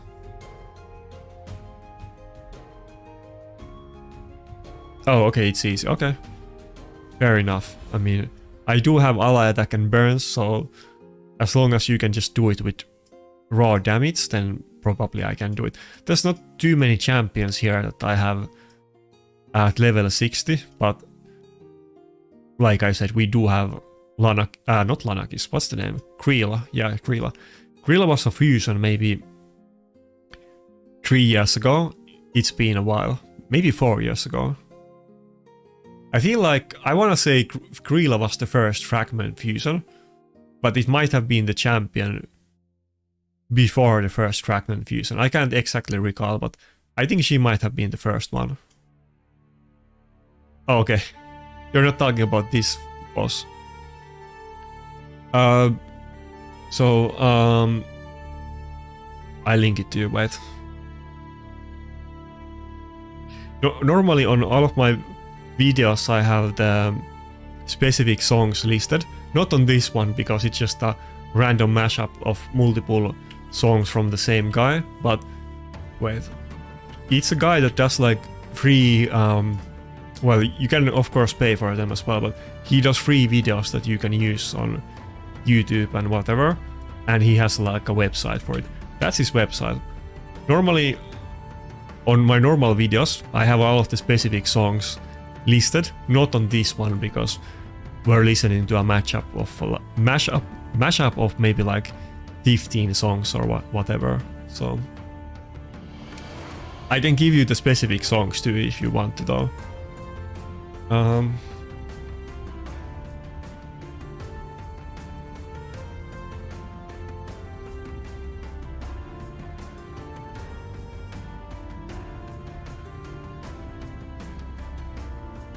I have basically, I think he has like 1,000 songs or something like that, and I have literally listened to every single one of them, and picked what I think are the best ones that fit my videos, so that I can use them.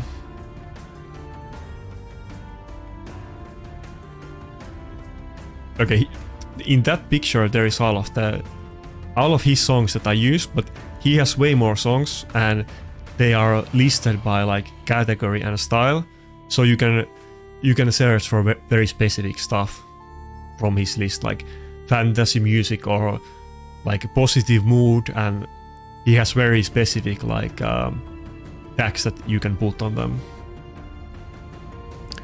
Am I gonna go for the next live arena time slot? I hadn't really thought about it, but if we have it in 1 hour, maybe I'll do it. Yeah, I might as well do it.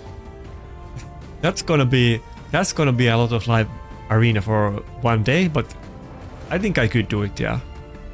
Maybe I'll end the stream after the next live arena, but that's gonna be a super long one. But yeah, I could do it. The plan was really to do the Cur City and the original live arena session, but I kind of knew that the Cur City was gonna take forever, but it still took longer than I thought it would.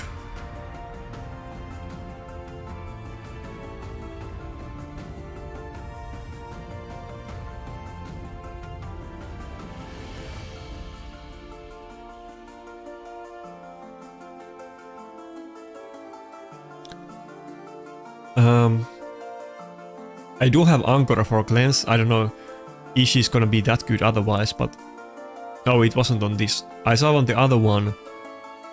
I guess here you had what's his name? Suzerain Katon. But okay, never mind. I thought he was on the Fire Knight floor, but he isn't.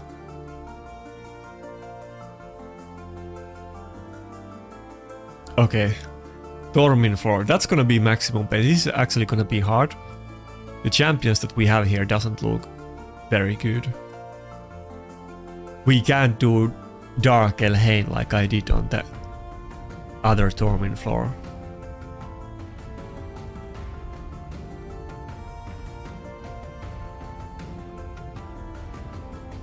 I guess it's doable. I mean, Xena is... not Xena. Xargala. Xargala is pretty good champion. I used to use her a lot in the early days of Raid.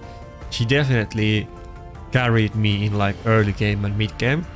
And I used to use her in all of the like dungeon teams, because I think I got my first Seer maybe like 3 or 4 years in the game, maybe like 3 years in the game.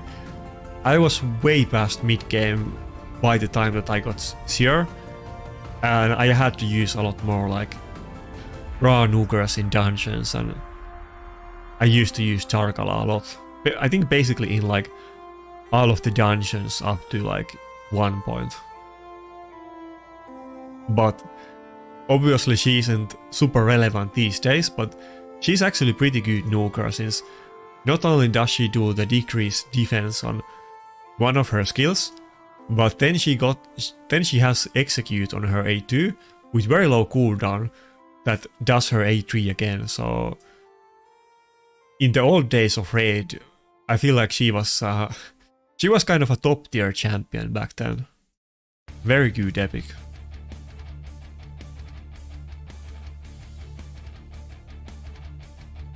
So we're gonna put the Scartosis gear on her. It's kind of... Scartosis doesn't really even deserve to have the gear that he just had on, so we're gonna quickly remove it and forget that this ever happened.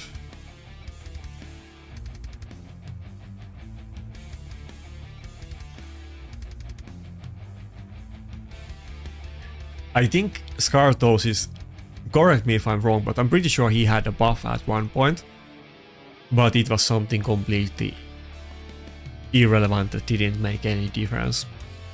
I don't think that was so long ago, maybe like a year ago.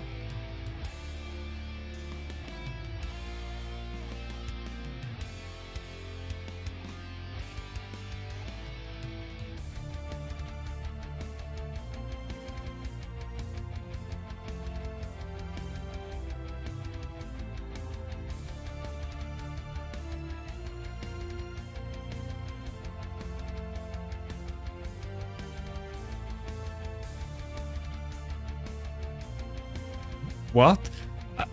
I guess orcs haven't been... Okay, never mind. I'm surprised that I didn't have anybody with Ascended Amulet, but I guess I haven't really been using orcs ever since we got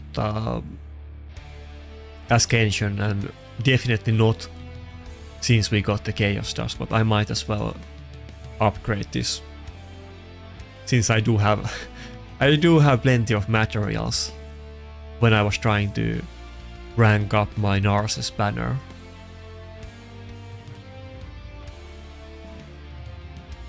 Even Husk doesn't have any gear on. Didn't... She has like a sleep, right? No.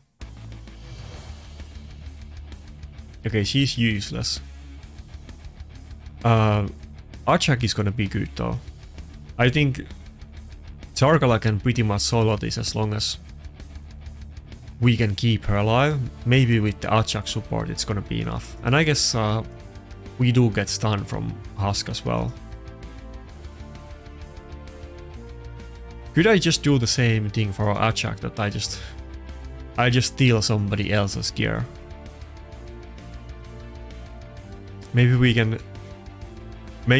put the Mikage item set on her. I think Mikage is in full perception. Let me double check. No, it's 4-piece stone skin, but which pieces? Okay, so okay, that works. Boots and gloves in perception, and everything else is in stone skin.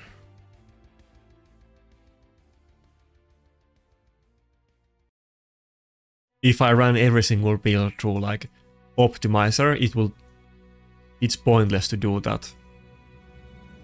And I don't want to think about the builds, so it's way faster to just copy paste some good build, since there is no cost and we're gonna put everything back anyway.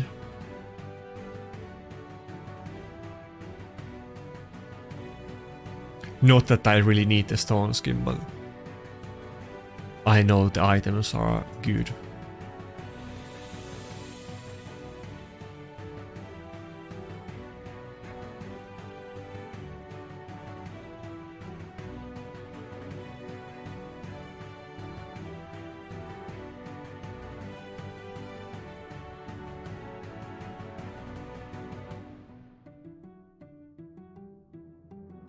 Wait, didn't I have... Okay, my bad. I didn't think about the accuracy. We just put accuracy banner on her. It might be enough. I forget about it. My bad. Obviously, we need accuracy.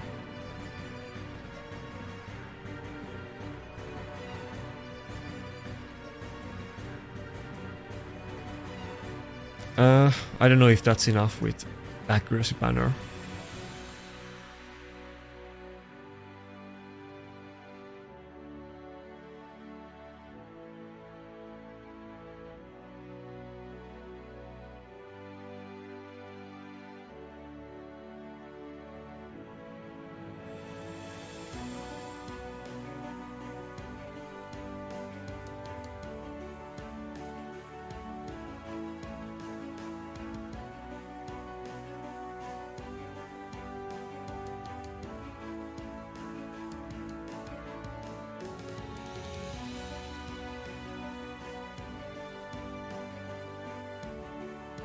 Okay, might as well go with this one.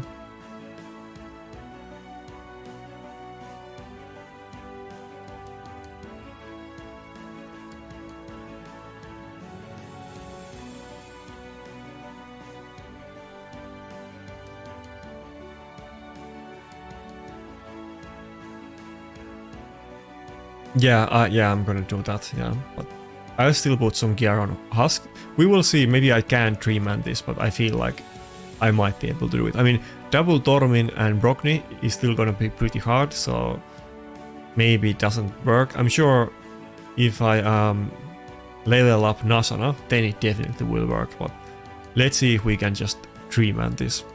Actually, maybe I can put like... I think I have the pieces to make like a nuke shield set. That might work.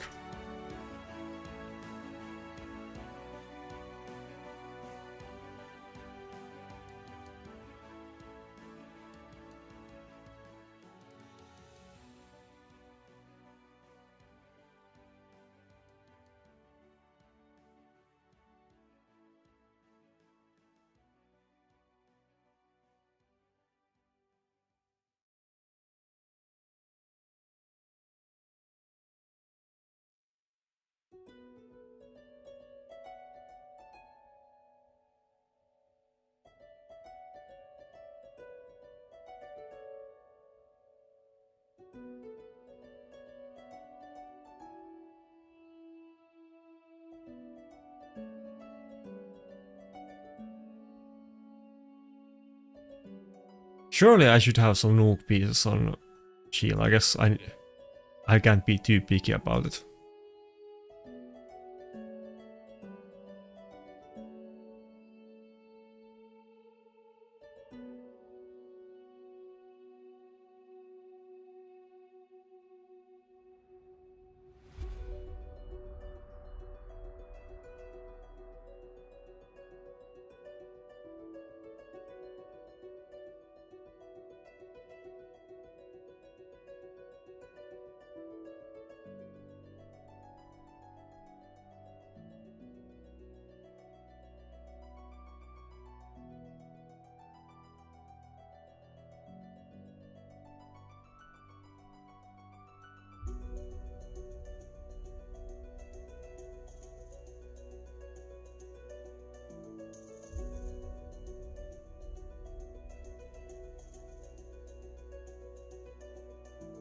Almost crit capped, but that is definitely good enough. That will work. It's a weird build on Husk, but it will do.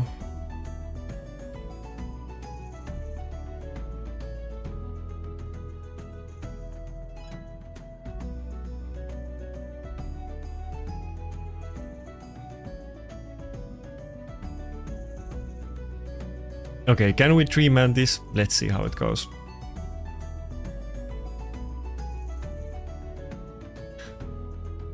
Chargala Aura becoming very handy. Okay, let's see. Damn, actually, on the first room they have yeah, they have claims from Cardiel. This might not work out super good. Yeah, we're not gonna one-shot it. We need to get the Cardiel stunned. Okay, we got it. Maybe I can... I don't think I have enough damage to actually...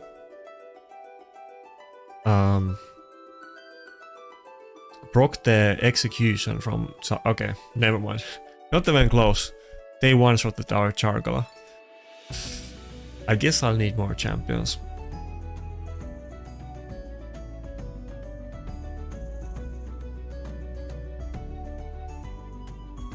Well, I wouldn't say full-time streamer, but I'm definitely gonna do it regularly. I should have done it before, but took me a while, but I'm definitely gonna do it on Mondays and Fridays, like I said. But as far as like your monthly spending or whatever, it's fine. It's nothing serious. I mean, where I can get money really is the like sponsored videos. So if I can get views and subs, that's what I want. I mean, I'm not really trying to like beg for any donations. I don't think they're gonna be as relevant as just getting views and getting ads and sponsored videos. So it's quite alright. Thanks a lot for just watching the videos. What do I do with this? I don't really want to... I don't even have silver to level up new champions, to be honest, so... I have 4 champions at 6-star, and I don't think the third one, the Erinace, she's not gonna do anything here. Only thing she has is poison, which can be actually good on some Cur City floors, like Iron Twins. She's kind of okay. But I don't think she's gonna be good at all on this floor. I need some kind of survivability. Nasana would do it, but I don't even have her at 6-star. I'm kind of surprised that I don't have her at 6-star, because she has been in the game at the start, and she used to be pretty good in the early days, so... Weird I never did her.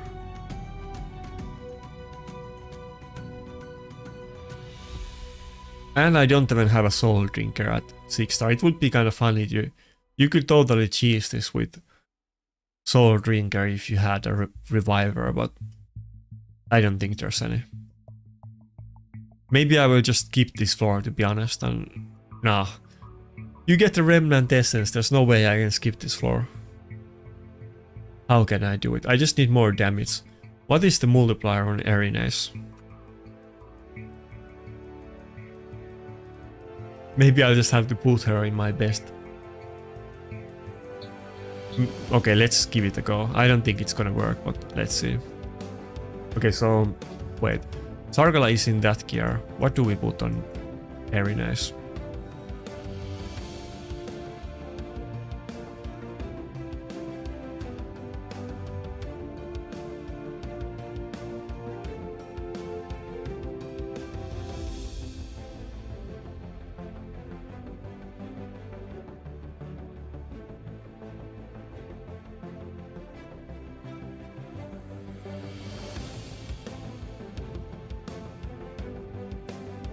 I have a build with these boots, but I can't recall it out of top of my head, and nobody is in that build right now.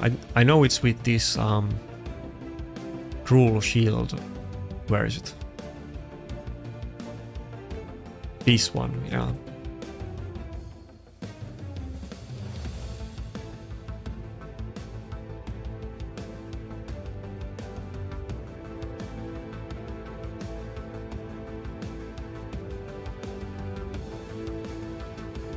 Oh yeah, I think Eva has the item set, and she's not using the normal build because she gets the extra crit rate.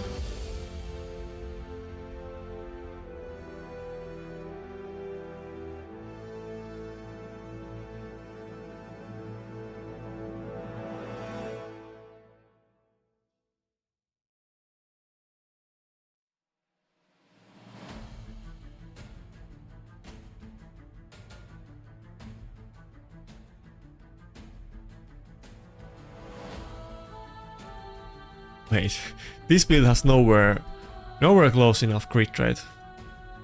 It's definitely not the right one.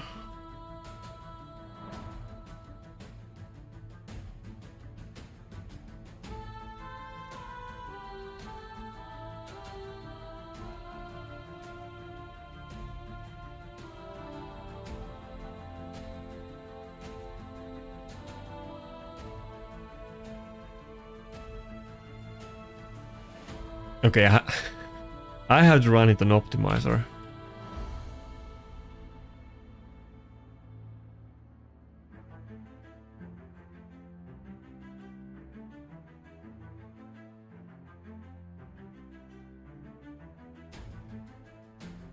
Optimizer usually takes a while since I have a lot of gear, but let's see how fast he can do it.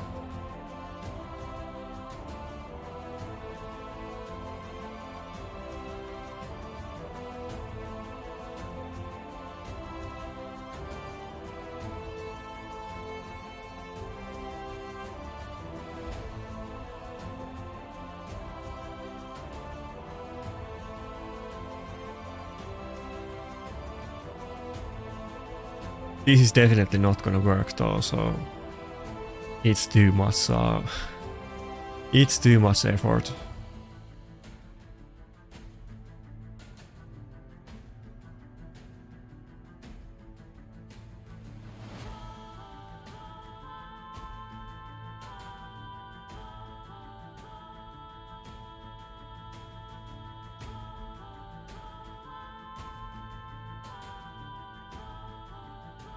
Yeah, no luck with primal shards. I did like 16 pulls and didn't get anything. Oh, in the chat, I think there was like quite many people that got Galatir, so some people definitely got lucky.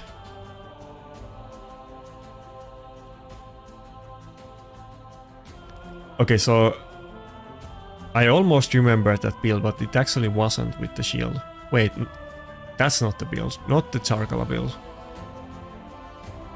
Have to put Chargala in save resets, that's kind of funny.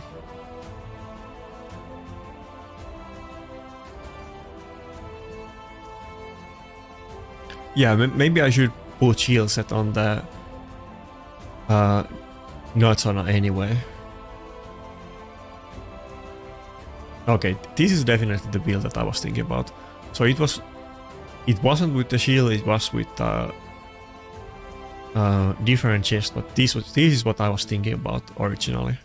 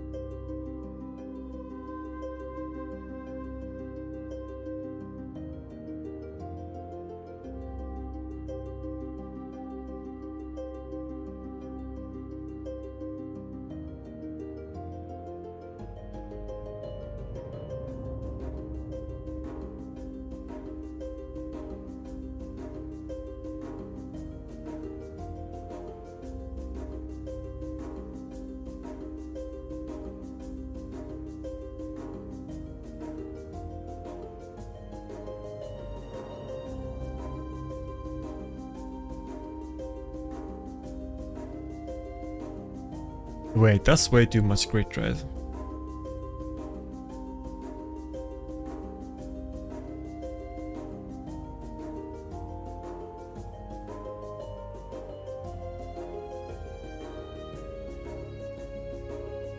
But yeah, even with the free gear removal and like old account, it's still pretty hard. Oh, I have two pretty good ones. Which one? It doesn't matter. We're still not gonna be able to do it, I don't think.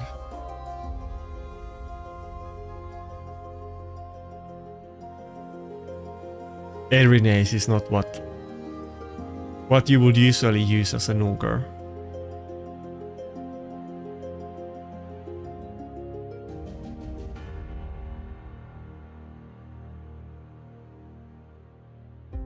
Asana is 5-star and like level 17. I need to get some levels on her as well, but I don't really... Do I have enough silver to do it?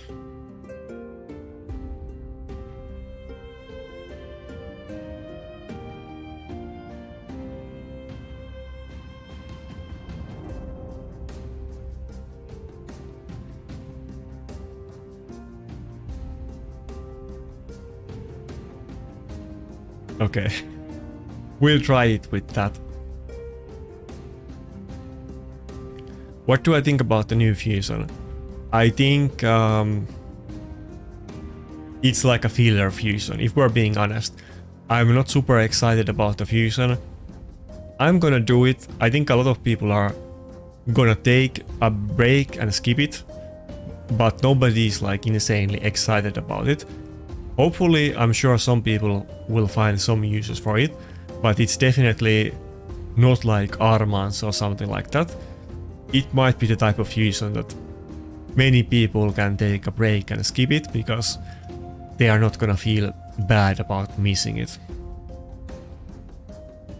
I'll still do it, but there has been several fusions lately that I wasn't able to do for one reason or another, so it remains to be seen if I can actually complete it, but I'll definitely try to do the fusion.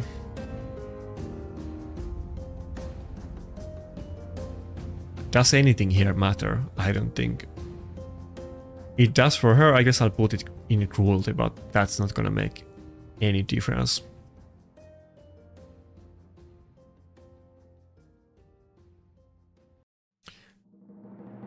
Yeah, going with double shield on Cur City floor is kind of try-harding it, but I guess that's what we're gonna do.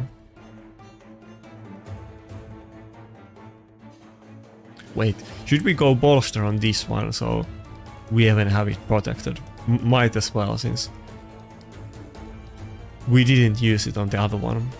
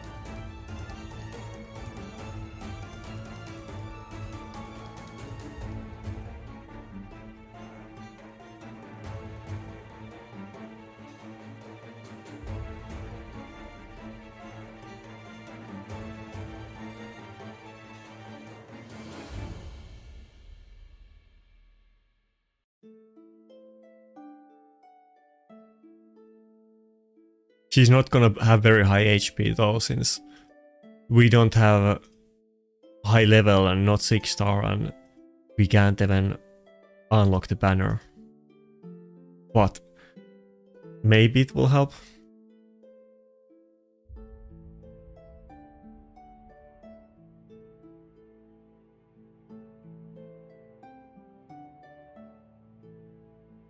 I think, doesn't she have still like, pretty sure she should have healthy max HP pool if you actually have her at 6-star. I feel like it must be at least 20k, 21k, yeah. Okay, I don't think we can do it, but let's see. Wait, do we have enough accuracy? Oh, it's not. Okay, we're gonna go with Sarkala Aura.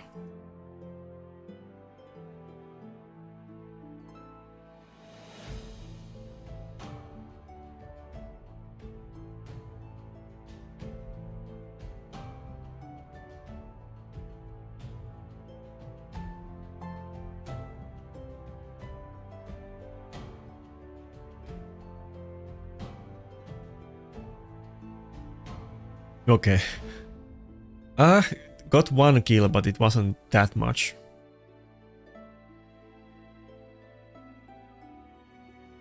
I don't know if I should have built some accuracy on Nasana or not. She's just full bolster right now. Okay, if we can do this floor while everybody being full HP, I feel like we should be able to do the other ones as well. Maybe the double shield was actually better than I thought. Even if it's only 72k HP, but I'm pretty sure somebody here, multiple people would have died if we didn't get the second shield set, or the shield plus bolster combination. Damn, actually, oh, this is super hard floor. This is worse than the first one, and we don't have the cooldowns back. Let's retry it. We need to have the cooldowns when we get to the second floor. We would have died there without question.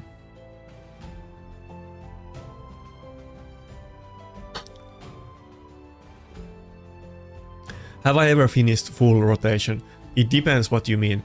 I have finished all of the bosses, but obviously there hasn't been any rotation where I have or can finish all of the floors that require blessings.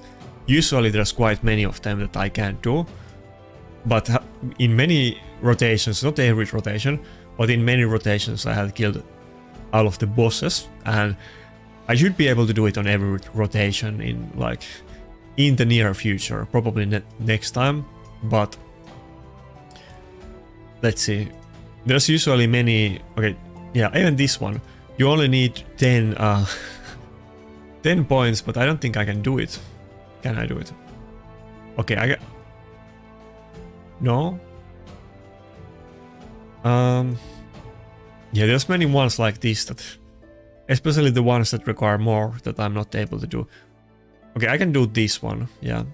Often the issue is that I don't have enough stars to even attempt to do them, but it has gotten a bit better, but this one for sure I can't do.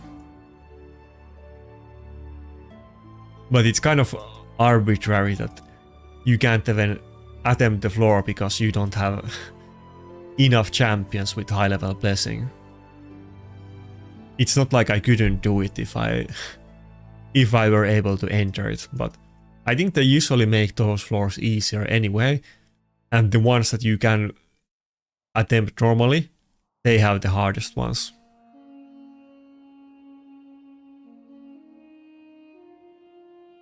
But I also really hate the stage 6 is always like pure cancer. They make this way too hard. I hate the stage 6. I think on the first time we got this, I had like 2 champions. I had Stack Knight and Marksman, because he's super old one. I had these two at level 60, and those were the only level 60s I had. That's the issue I have with many floors, where you need epics or rares of specific factions.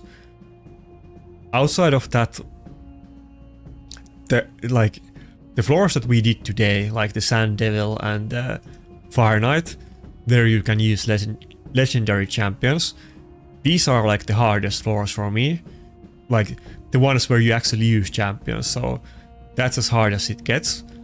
Most of the other ones I can just full auto, but it heavily depends on like what champions are available. Like let's say I can use like one of my main nukers, they can solo most of the floors, and some of the bosses, like let's say I can use Angora and Narcissus, they are able to do most of these bosses except the, like on the stage 3 or stage 4. Even the stage 3, I think if I can get Narcissus in some of these, I'm sure he can do it with Angora.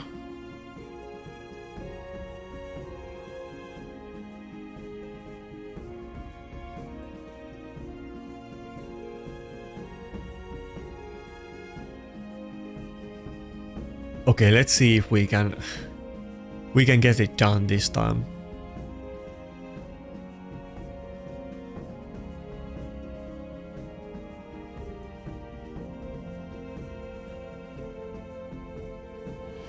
I think we just we have to redo it, right? Guardian is gonna cleanse. Yeah, okay. Yeah, this is actually a pretty hard one because I can't use any supports and I don't even have any real nukers here. I mean, Sarkala is pretty good, like I said, but she's basically the only nuker. Definitely if I had double Sarkala, like someone else said they use on this, I think I could easily one-shot them, but she's most of the damage that we got.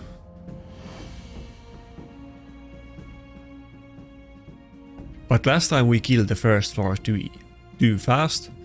I need to get the cooldowns back. So maybe I'll avoid using the Sarkala A2 and we're just gonna do the A1.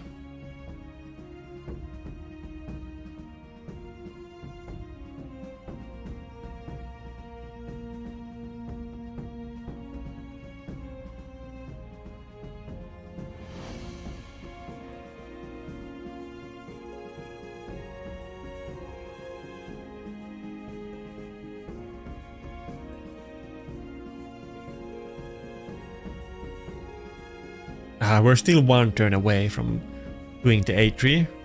That's not good enough.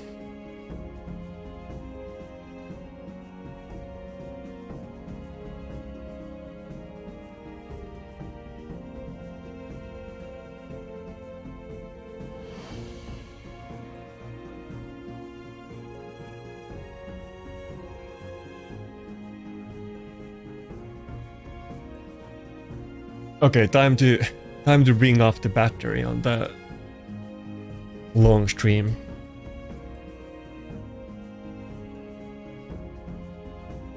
Wait, did the game die? Or is it my internet?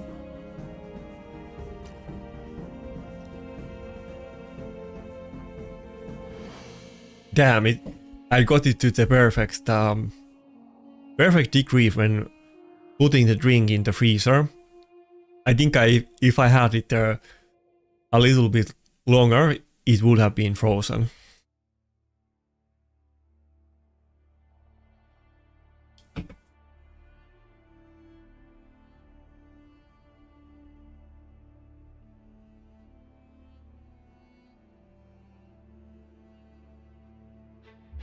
But yeah, I'm sure Cur City will get way easier over time, both because you're just gonna level up more champions to do this intentionally, but then we also got the Great Hall, which I actually barely have any points in the Cur City Great Hall, but I'll definitely be able to rank that up pretty fast. So when I get that, if I get everything to like rank 6, it should be way easier.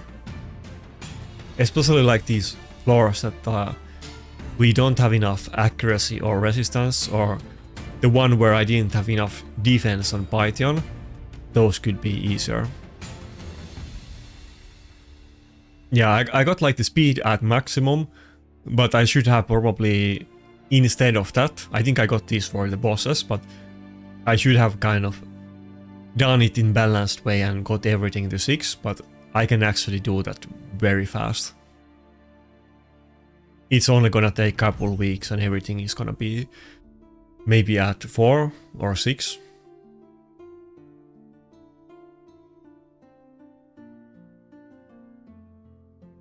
I don't think I can beat this floor though.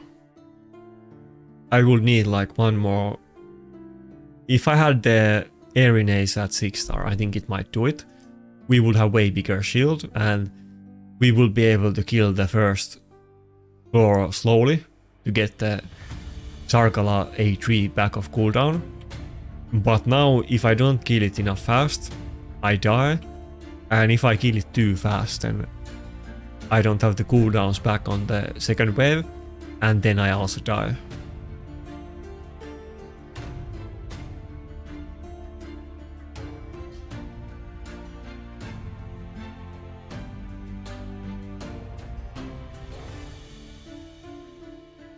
Okay.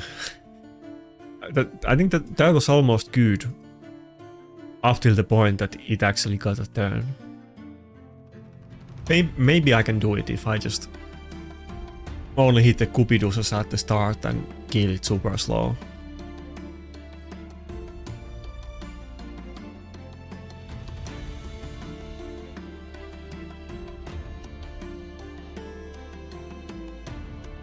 Yeah, I remember there was one floor, I feel like it was either stage 6 or 7 in another rotation, but I literally only had one epic champion that was usable in that floor, and it was like a level 1 champion.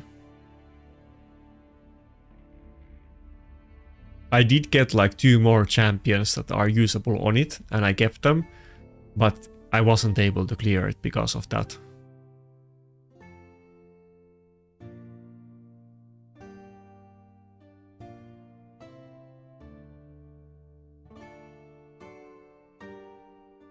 Should we, or maybe it will work out if we do the ally protection and then we just spam the A1.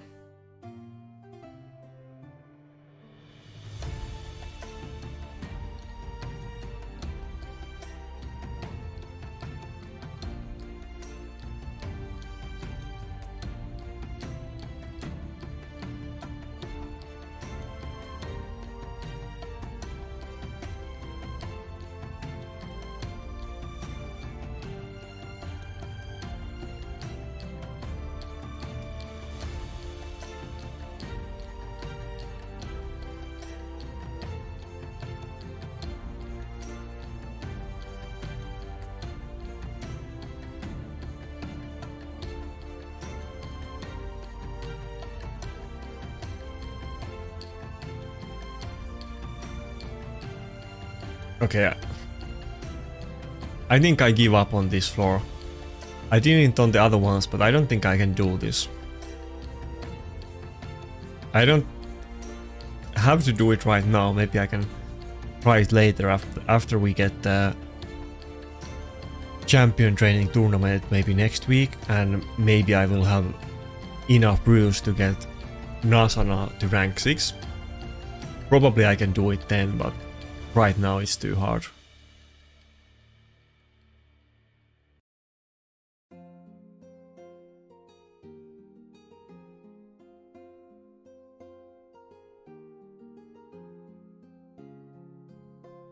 Okay, this one doesn't look bad, but I don't know what the other waves are.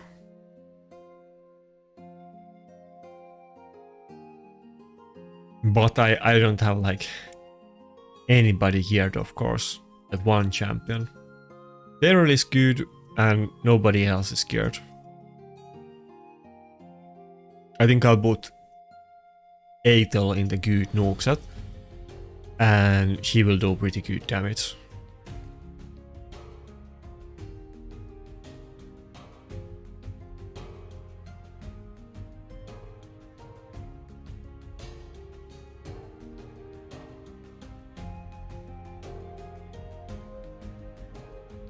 I'll do it next week when we get the season events and I have to do champion training. I'll get the Nasana to 6-star. It will be way easier then. I'll have much bigger shield and I can take my time to get the A3 cooldown back before I finish the first wave.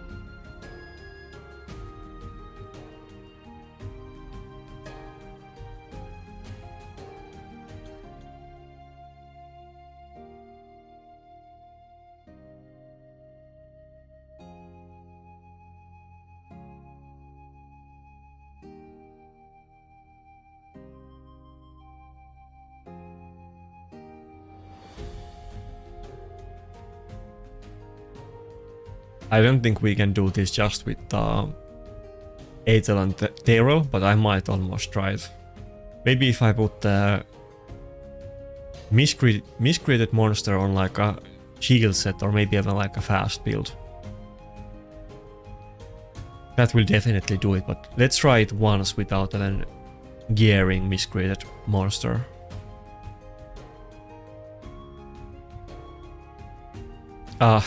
What's up, Will? I think you're the first obviously Finnish guy on this stream. I think I usually get some Finnish comments in my videos, but nobody was at least talking Finnish today on the stream.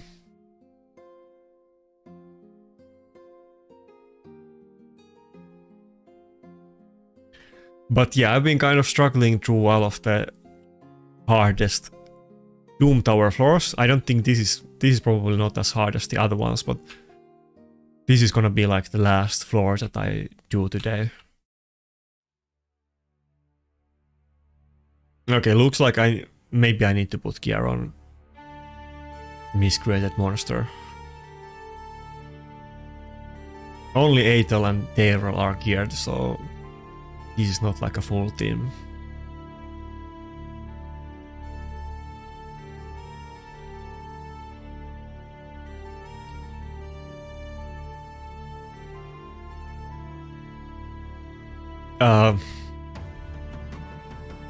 I don't know what that word is. I don't know what you mean, but that's definitely not the way you type it. If the first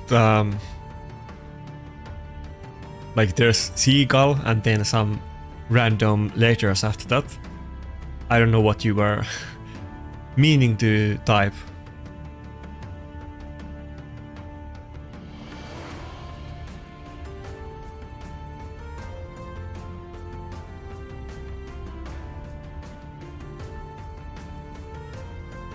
Ah, okay, you have you mistyped it a little bit.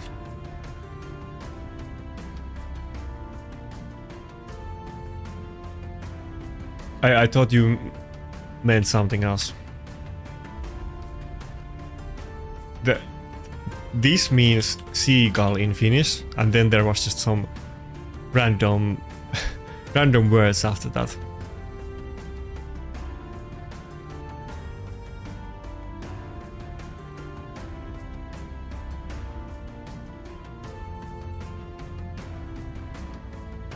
Okay, let's make sure that monster isn't faster than Daryl, and Daryl is 247, so he can be pretty fast.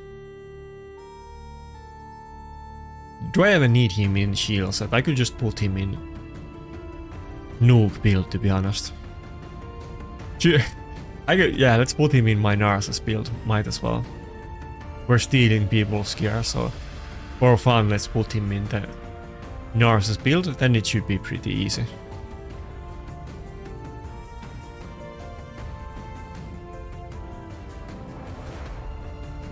Wait, what do I even have on Narcissus? Oh yeah, boots and gloves. That's it.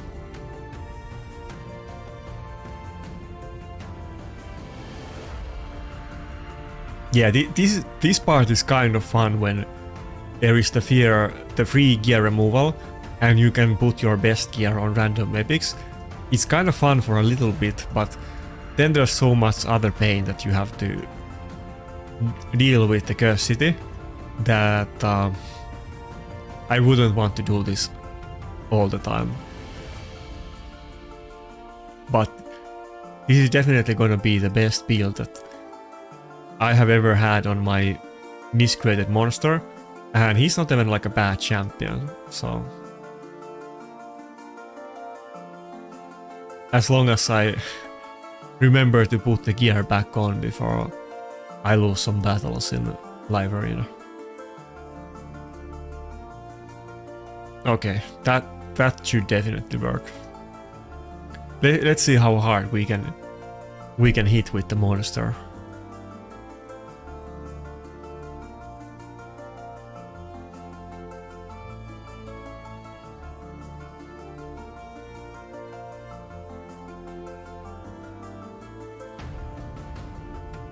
Okay, it didn't even hit that hard. That was kind of anticlimactic. I was almost thinking that some of them are gonna die to that nuke, but it wasn't even close.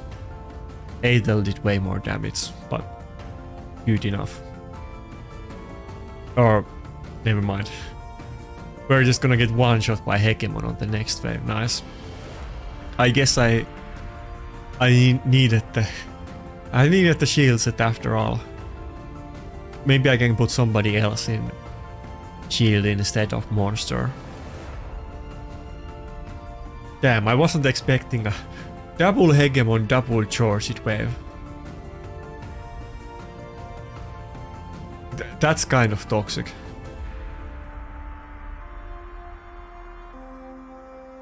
Yeah, okay, I can put them up fast, it's not that big deal. Since those are sets that I use and I can easily find them, but making some random new sets might take a bit more time. Are we gonna put Coffin?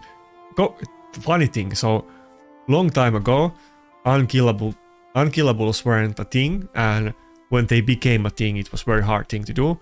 People used decrease attack on clan boss, and there was only couple champions in the game that could do it. It was very hard for people sometimes to get any champion to do decrease attack debuff, which you needed basically on A1. And there was some fusion that was released, I don't recall which one, but in that fusion's material you had Coffin Smasher, and many people wanted Coffin Smasher more than that fusion. I think also the epic that, what's his name? The epic that does attack debuff was also in the same fusion. It's also Night Revenant. But Coffin Smasher was actually pretty popular for clan boss at one point, just because of the A1. But I mean, he does have some, yeah, he has a good HP pool, so we can use him for the shield.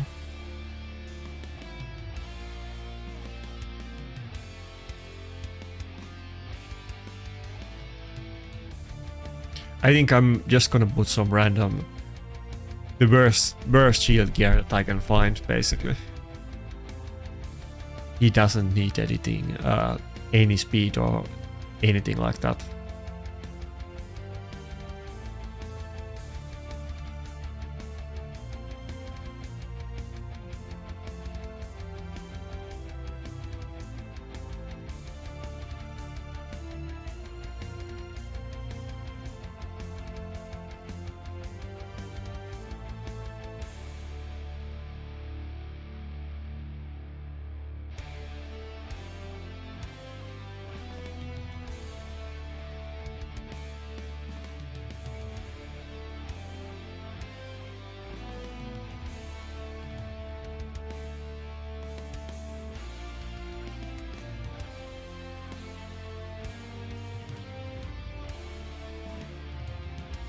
Do I really not have any helmets on resilience? With I guess I haven't really like kept any resilience gear, but yeah, I was like trying to make a 2-piece set, but there's not like any.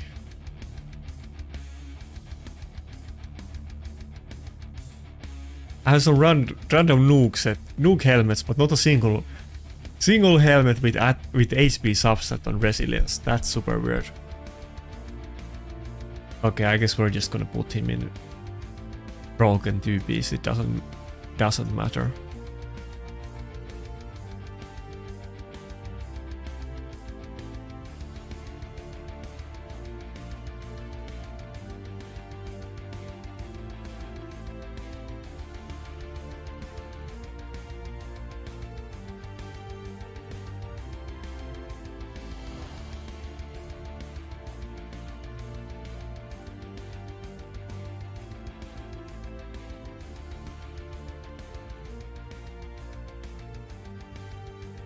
Okay, can we do it now, please?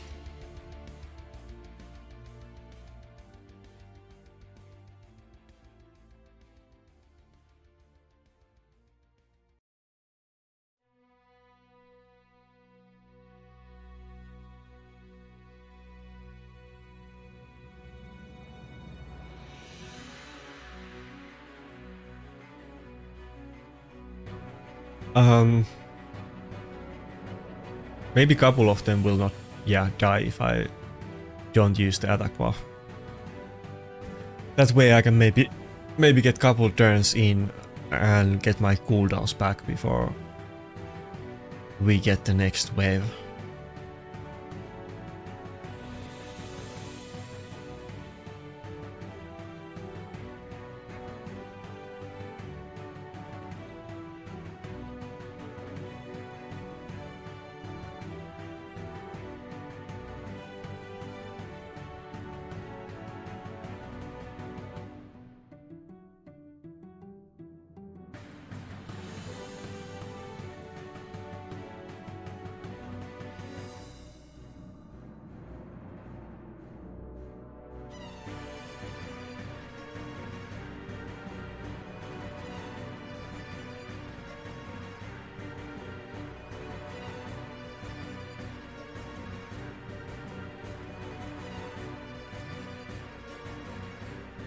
Damn, the taunt is actually super bad for us.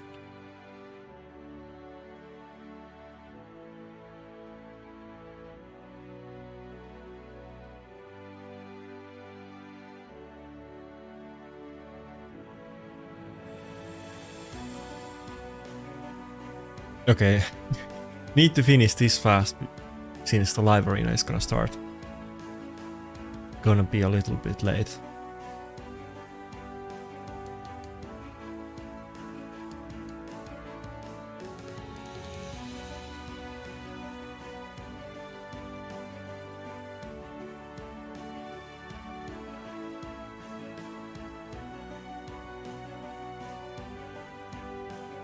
Damn, I could like one-shot this wave, and then when I try to like kill it slowly so that I have cooldowns back, it's gonna take so long time that they get to full, and even if I use my cooldowns, it's not enough to kill them.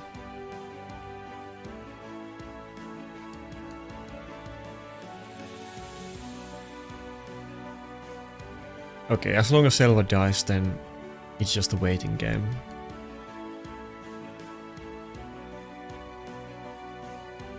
Okay, if my Ethel is gonna die right now, I'm just gonna go play live arena and do this later.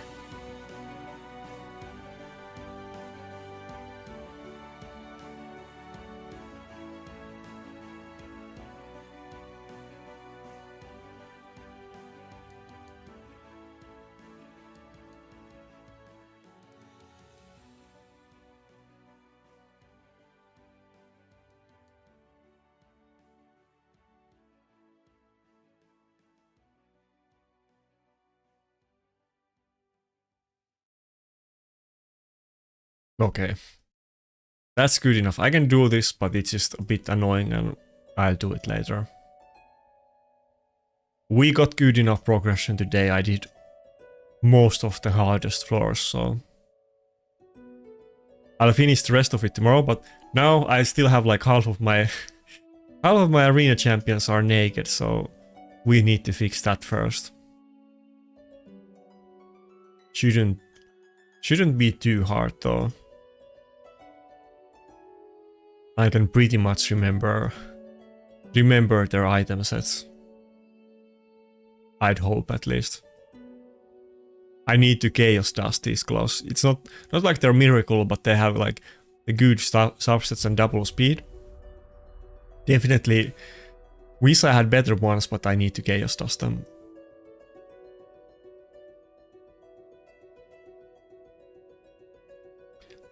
And I also need to get one more stone skin accessory on my Mikage. Right now she's in 4-piece stone skin. I mean 5-piece stone skin. I want to put her in 6-piece, but only with accessories because I do want to get some accuracy and speed from the 2-piece perception. But I literally don't have like any crappy artifact on any crappy accessory that I could put on to get the 6-piece set. So, but the 5-piece set does give you some defense, so it's still worth using because I would just use the 4-piece set otherwise.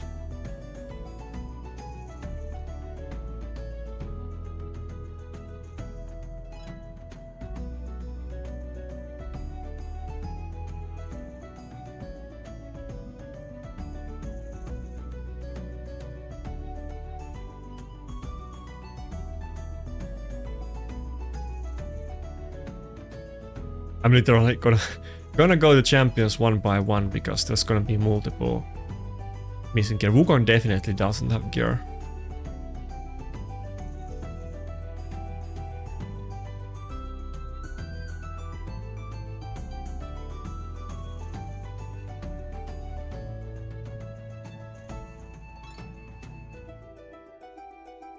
Wait, was that the right piece?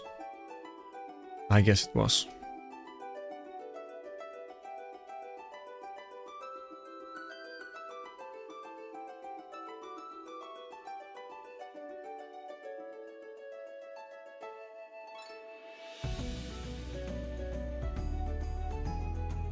By the way, here's a funny story. So, not to scare anybody, thank God it has never happened to me.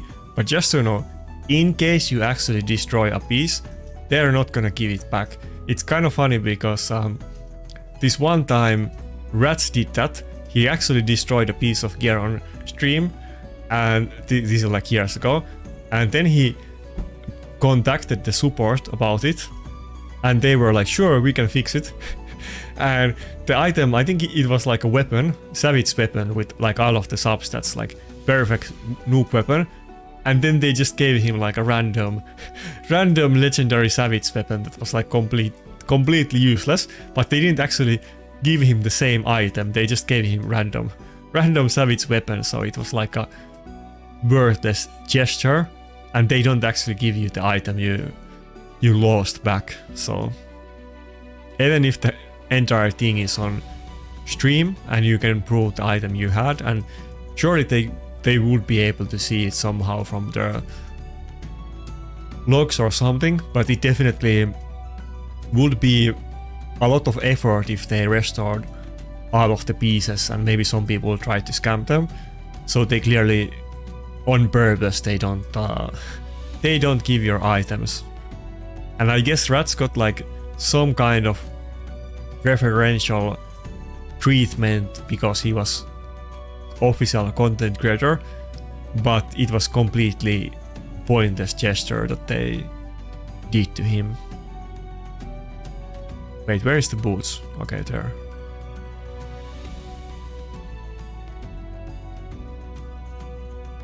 I think this is the last champion, then we're good to go.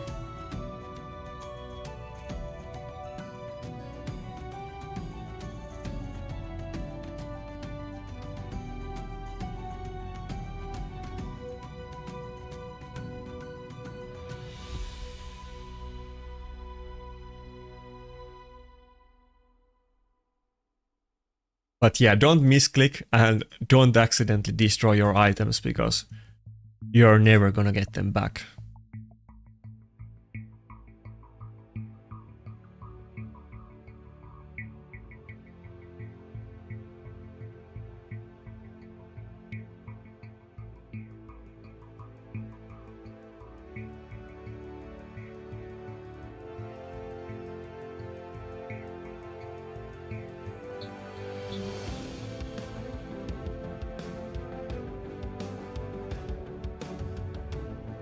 I think nobody else is naked anymore. I think we're good. Well, some people are, but not nobody that I use in arena, so we're fine. Okay, let's go. Let's see if we can gain a lot of points.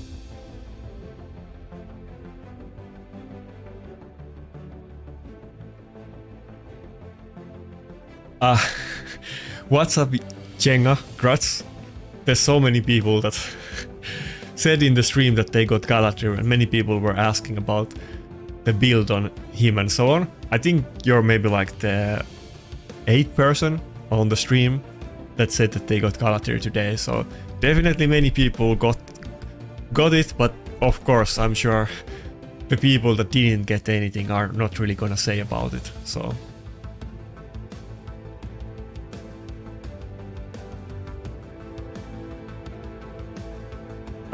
What's up, Genie? Yeah, I can't wait for the artifact presets, but I think the issue is that even if we have them, I think I'm like rank 200. I looked it up during the previous time slot. I think presets are good, but if you don't have the free item swap, then it still sucks, and you pretty much need free item swap every time you do the, let's say, like the last stage of Synchronos, pretty much, so...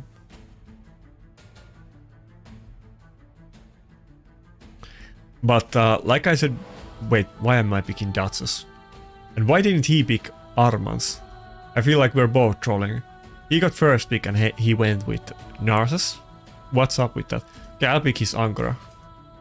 So, I think I was rank 100 like 3 months ago. Early this year I was like rank 100, but then I was kind of inactive and didn't play live arena a lot. Of course, before that I was super active and playing it like 5 times a week, but maybe I'll try to get back to rank 100. I mean, I was looking at it on the earlier time slot that I need to get like 500 points, so getting rank 100 is actually pretty big grind for me at this point. But not the last session. Last session we barely gained any points, but in the last week when I've been using a little bit different setups, I've been doing pretty well. I had couple sessions where I gained like 50 points, so I think I can definitely climb, but I need to play a lot of games. Not like I'm gonna get like 100 points per session and get 20 wins in a row, but I can definitely go up, even though it's like a grind and not too easy. Okay, I bet this guy is not happy about me picking his Angora, but he can have the Duchess. I don't want it. I'd rather take the Angora without polymorph.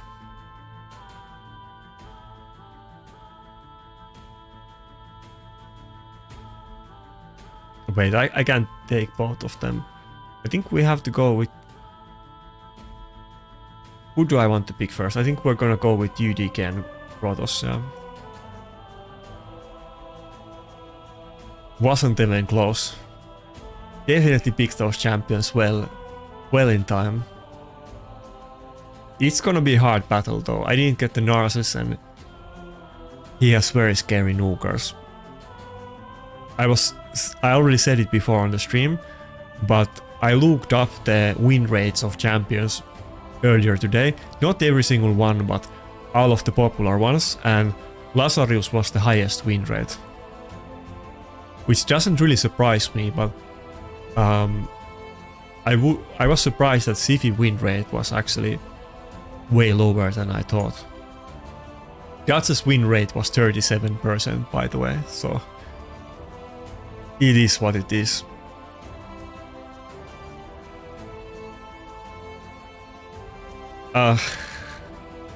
There's no way we can win this battle.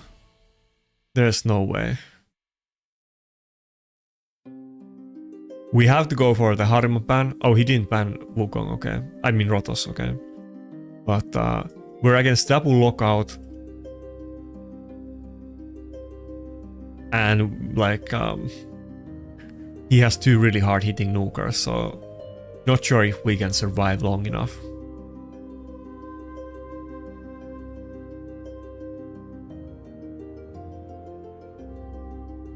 Yeah, it was down to 1 second, but at like 5 seconds I knew that I wanted to change the order of Rotos and UDK to make Rotos be first.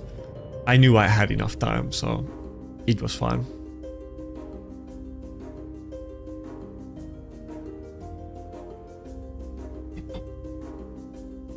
But I don't think it's a great matchup for me. I'm kind of expecting to lose because he has so much lockout here. Not unless my Rotos pops off, but that was his chance. Yeah, now he got one-shotted, so... Okay, maybe I get lucky and Angora resets her own cooldowns, but it's 30% chance and then it actually needs to be on her and not UDK. Okay, didn't happen. Wait, how did I already lost my stone skin? That's kind of not good.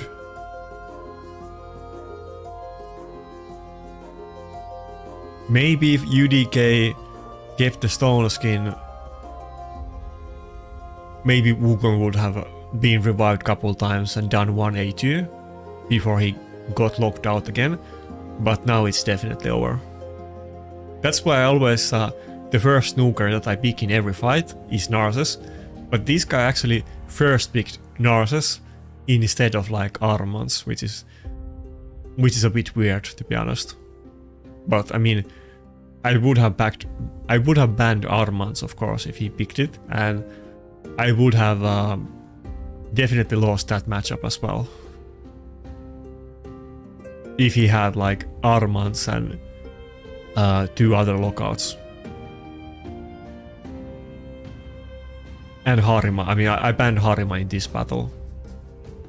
If I had the...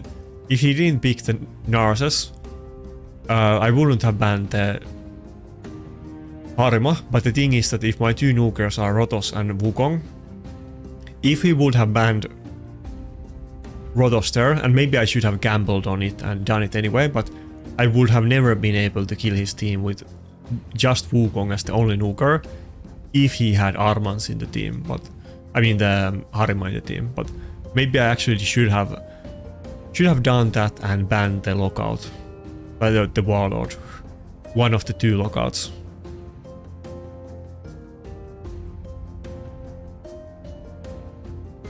Well, I don't think. I mean, it would have been the same result if he picked Armans first. So.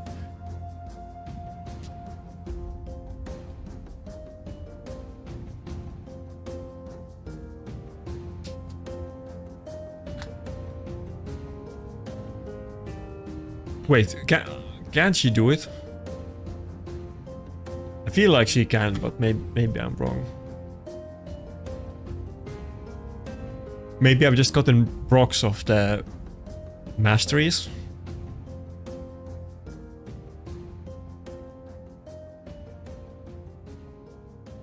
Okay, except this champion. Okay, I guess she doesn't. I feel like she has resetted her cooldowns before, but the only way that can be the case is the masteries then.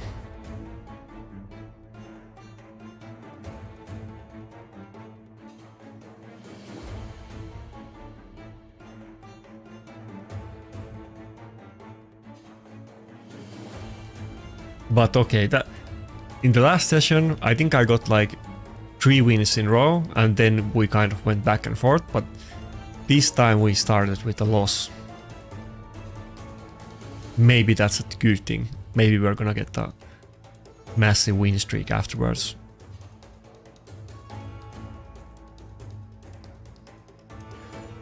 And maybe Staldus will get some use this time. I feel like on the last session there was a couple battles where I should have used Staldus and I was kind of too afraid to use him, but maybe sometimes I have to go with Staldus. They can't have too tanky team though, but he's like, if I am in those kind of pretzels where I don't really want to ban Harima, maybe I should just pick Staldus and not pick Wukong.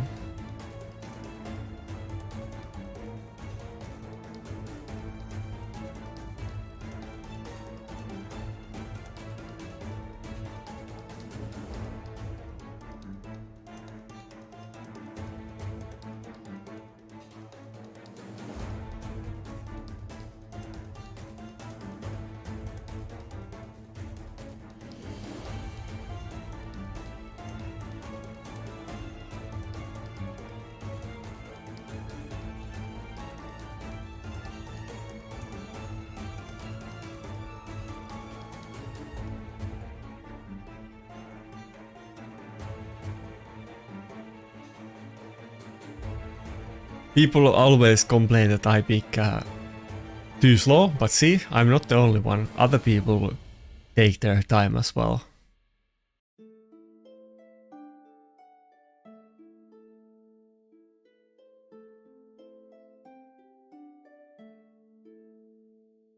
Okay, he's going for a super aggressive and not tanky team at all. And he only has one nuker pick left. It's probably gonna be maybe Charged, Lazarus, depends what he has, but should I actually go with the Staldus?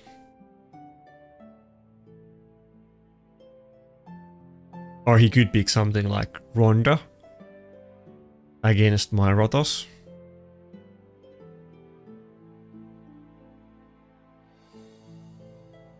If I pick Necret, it's not gonna be great against a charge. I don't know if I should do that. Maybe I should just play it safe and go with Ankara and Rotos. Okay, let's see what he picks. I don't think let me double check. I don't know if I have any reaction on my Staldus. I think maybe one piece. I wish I had Stone Skin for him, but I haven't gotten any. If I had crappy Stone Skin, I would use... Oh, Bomb Champion. We have to ban it. There's no other option, yeah. We have to ban the Gnishak, but being locked out in this team comp is not a death sentence. Necessarily. I mean, we can totally lose, but we'll see.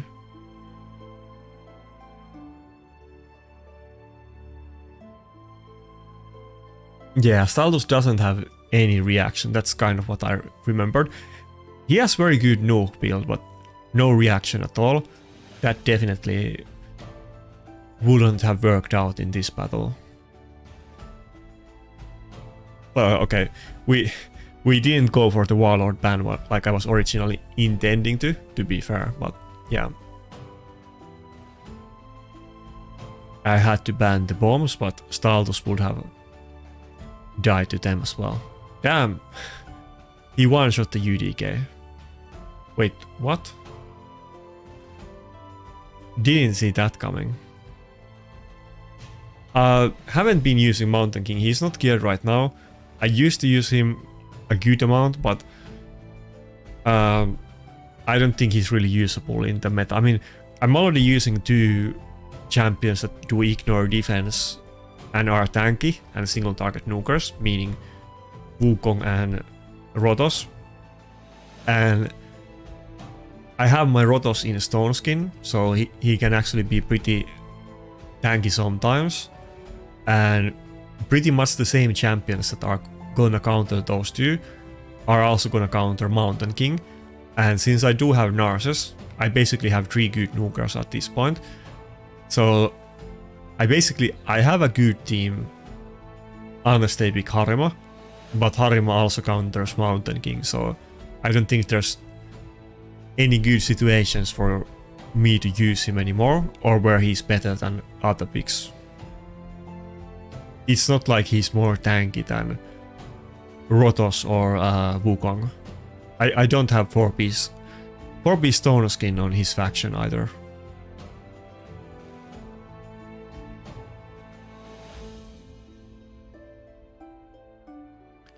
I mean, I guess you could, but I rather have her tanky in 6-piece Stone Skin.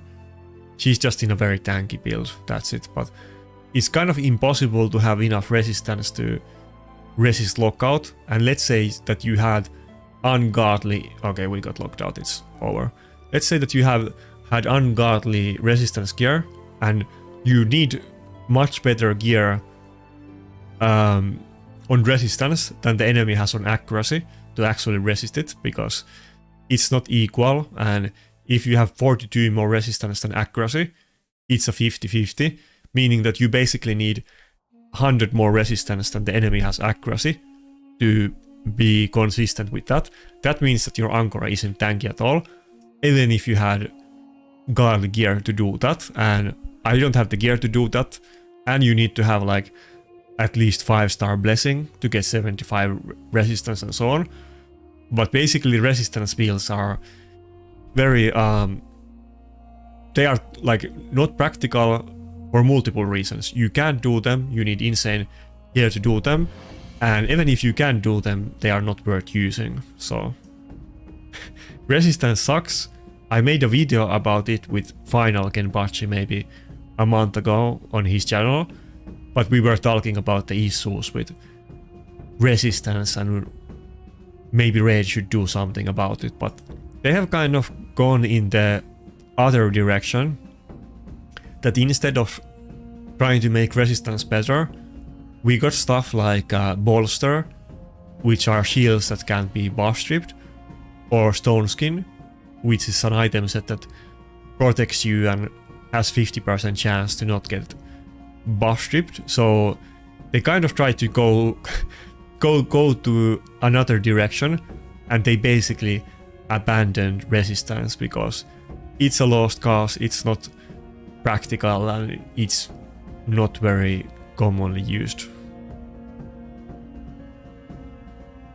I would say that the best champion to build on resistance, and pretty much the only champion where it's practical or like actually popular good build, is on UDK, because you don't need any kind of speed on him, so you can kind of do it, but you still need 5-star blessing and really good gear to pull it off.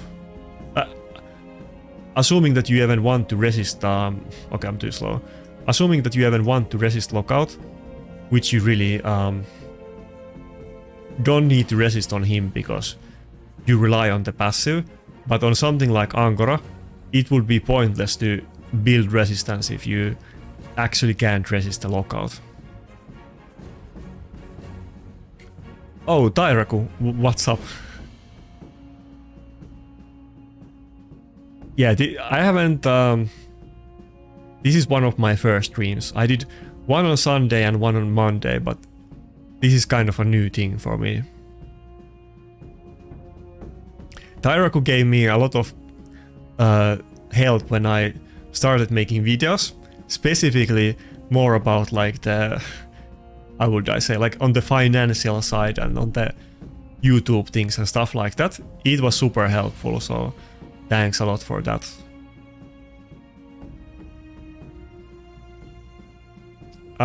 This is not gonna be good battle. He got both Harima and Armans, and maybe even Lockout as the last pick. I'm gonna go for the Harima ban, but that means that he has the Armans. I don't think that's gonna go well.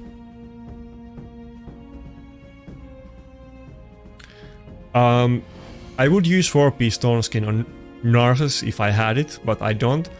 Though I would say that you don't really want to have every single champion in 4-piece Stone Skin, even though it's generally better than Reaction. But if everybody's in Stone Skin, you're super easily countered by bombs or Gizmok, and I do have most of my champions in Stone Skin.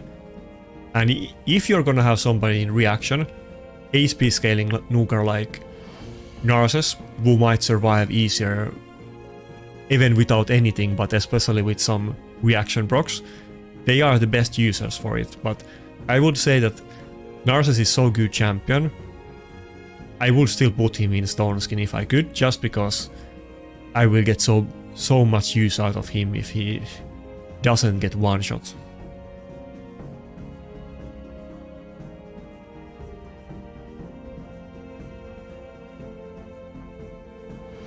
I don't like, people don't really use like speed tunes in like PvP unless we're talking about like classic arena offense with like bomb team or something like that. So no, I'm just building champions with like nuker like Armans. I'm just gonna nuker like Narses. I'm just gonna build him with the best damage and speed I can, or with some specific sets. Like neither one of these is in Stone Skin, but my Rotos is in 4-piece Stone Skin and so on. Yeah, this wasn't gonna go well. We only have one champion in Polymorph, Mikage, and he has Armand, so the way that I could have won this battle is if I procced the Polymorph on Armands, but since that didn't happen, we were gonna lose it. I need to get more Polymorph, but so far only Duchess and Armands have 6-star. I mean, not Armands, Duchess and Rotos.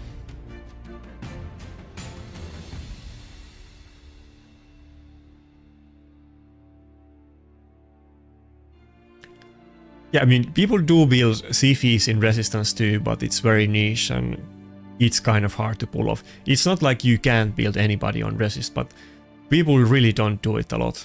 It's so hard to pull off. And obviously, Grixia is like a special case. Galatir too, but especially Grixia.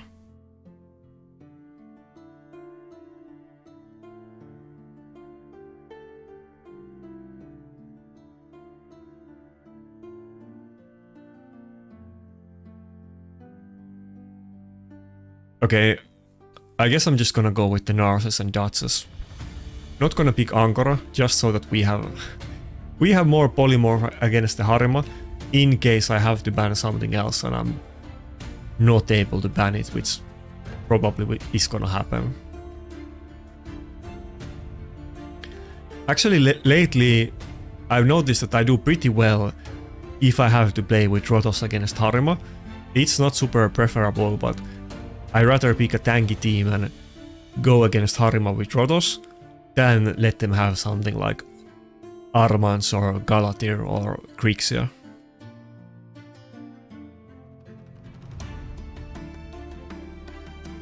And he has one support left, so I'm still gonna take the UDK.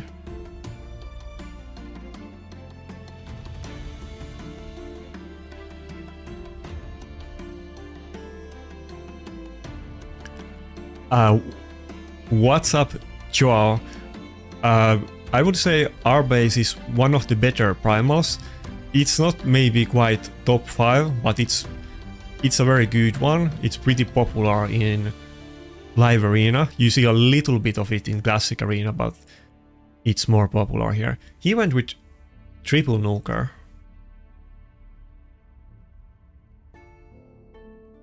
I guess we're just gonna go with the Harima band then. But I mean, Arbais is a good champion. It's one of the best ones, but there's a couple like Galatir, Grixia, Lazarius, so on. There's a couple ones that are so good that they're even a lot better than her.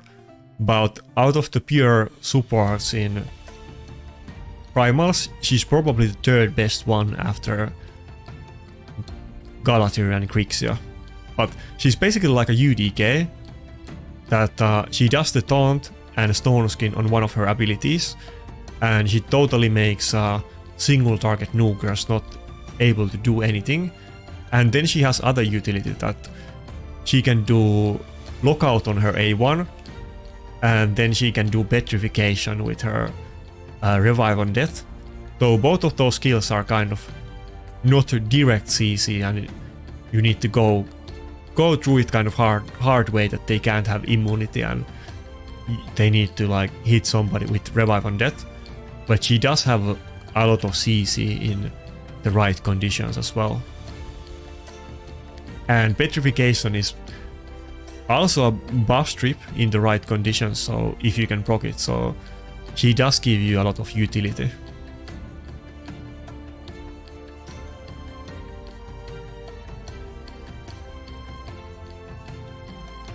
This team doesn't look that scary, to be honest. Not enough damage. We had attack buff, so that must have been without Helm Smasher proc, but we have a reviver, and he's not even one-shotting the Rotos, so I don't see how we couldn't win this battle.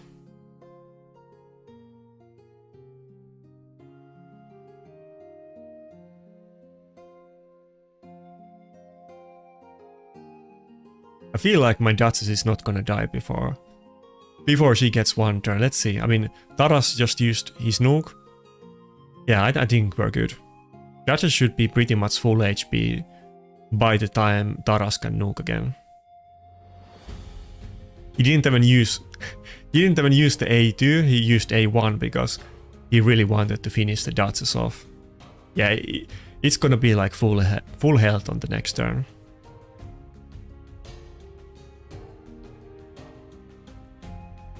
Okay, nice.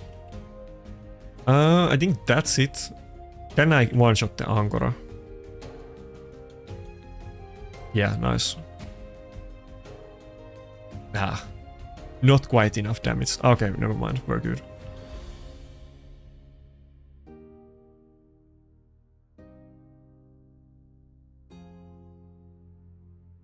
Yeah, but you use speed teams, it's like the same as using using bomb team in classic arena offense. I mean, I don't really think a lot of people do that. Even the people that run fast teams, stuff like Shu Chen and like Lockout and so on are popular. They don't really need to be speed tuned. That's not what usually people do.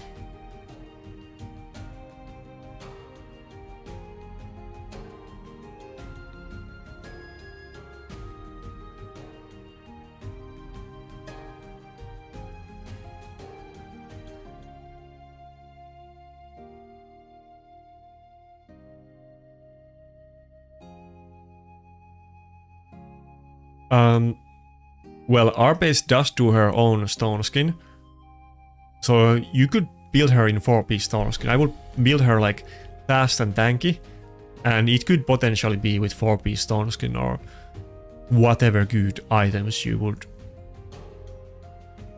have for her. You could build her in like you could build her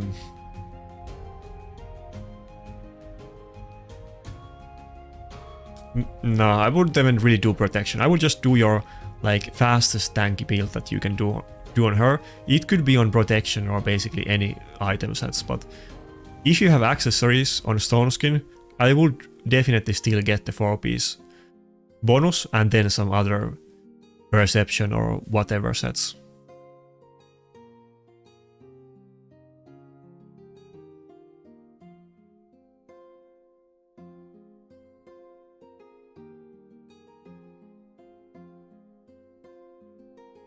I think we're just gonna go with the same deal as in the last battle.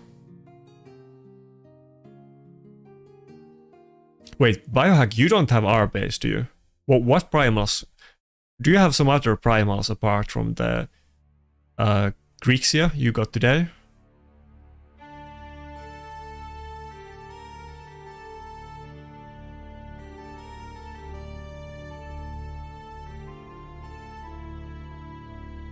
Was Grixia the first primal that you got?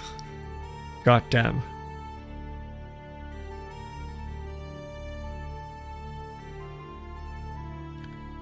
I kind of want to go with the Wukong here, but I don't think it's gonna be good. George, it can kill it through Stone Skin, and I would have to ban the Ronda. In both of those, like, even if I ban the Ronda, it might still not be that good to go with UDK and Wukong. Should I go with Tormin? I feel like every time I pick Tormin, I get disappointed.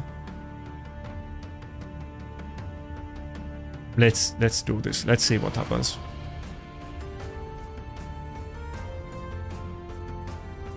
I do have, I think Tormin is in double reaction, so if I get lucky it could survive a nuke from George if he opens with the AoE. If I didn't, he would have just opened with the A3 on UDK. I do have reaction on UDK as well, but it's a coin toss. I don't think I need to ban Gaius here, do I?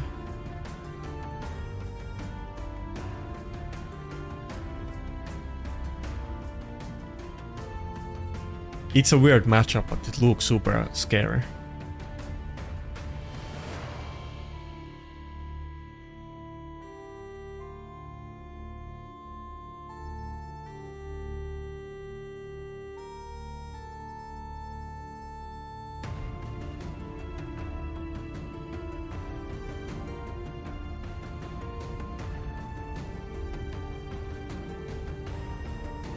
Yeah, I have one polymorph.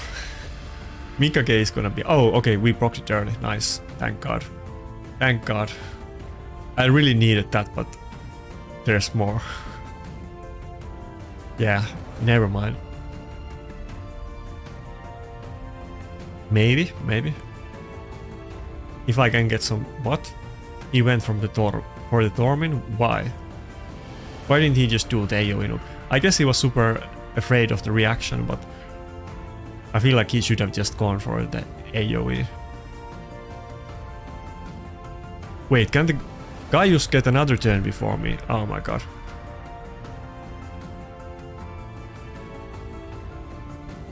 Okay, yeah.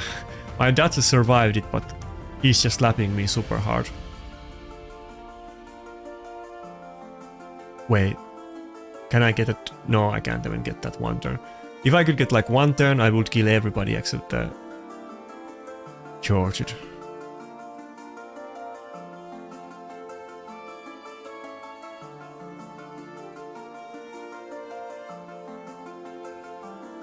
Yeah, I can't get any turns on anybody.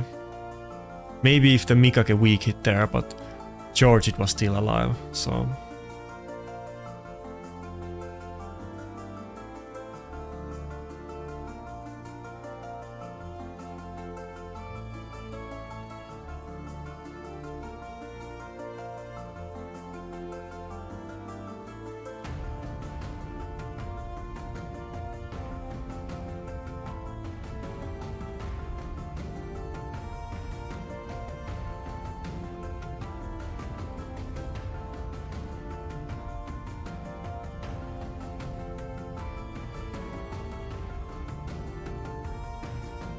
What? Wukong and UDK as the first two picks. Okay, we're definitely gonna go with UDK, but that's kind of weird.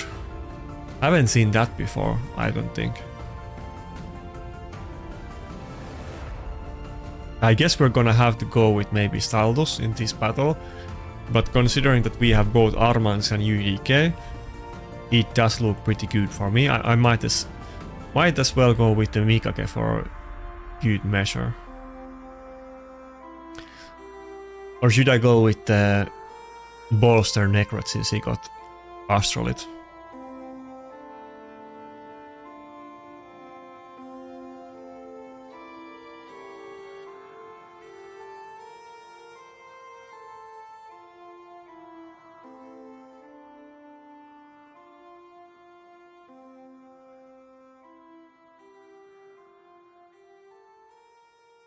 He's probably gonna be faster than my Mikage, so I don't think I should go for it.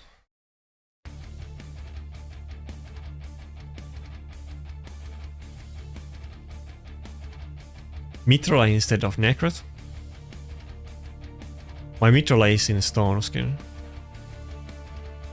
Necrot is in Bolster, but we'll see. I think the issue is the second nuker, but I don't have a good choice here. But I still have the Armand, so how bad can it be? He has to ban Armands. Or maybe he bans UDK, but one of them. But if he bans UDK, I don't think he's gonna be happy about it. I'll just go for the Astralit ban. Would be... okay, yeah, he banned UDK, okay. Would have been kind of funny if he banned the Armands, but... even if the... I'm sure the Arbiter is faster than me, but I don't know if the Arbiter and Kaimar are speed tuned. Usually people have Kaimar in resistance build in Stone Skin. If he does, then surely my Armands is gonna cut in.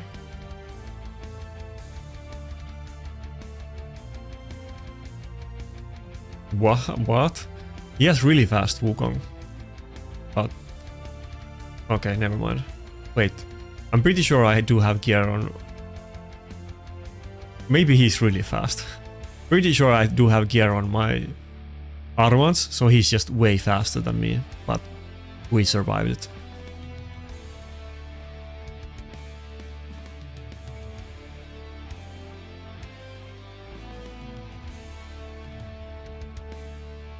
I think my Armands is like 361 if he has gear on. I don't think I used it on the Cur City.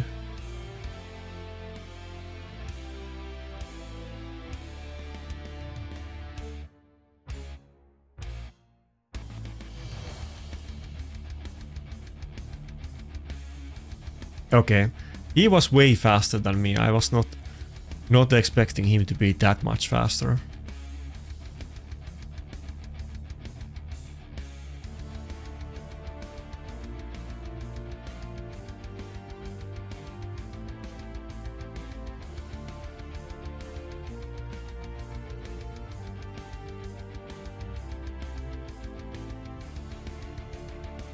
But yeah, this session didn't start out that well, and that one battle I should have picked Armands first, and I was just talking, and I think I opened with the Narcissus pick.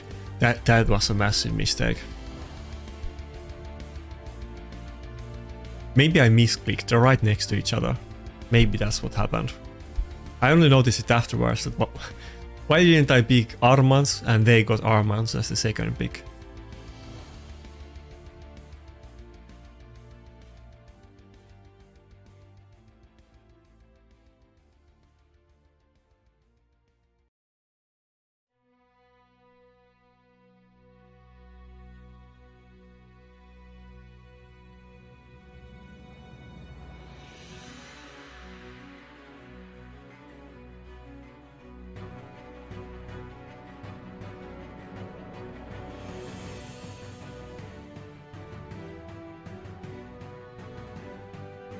Damn.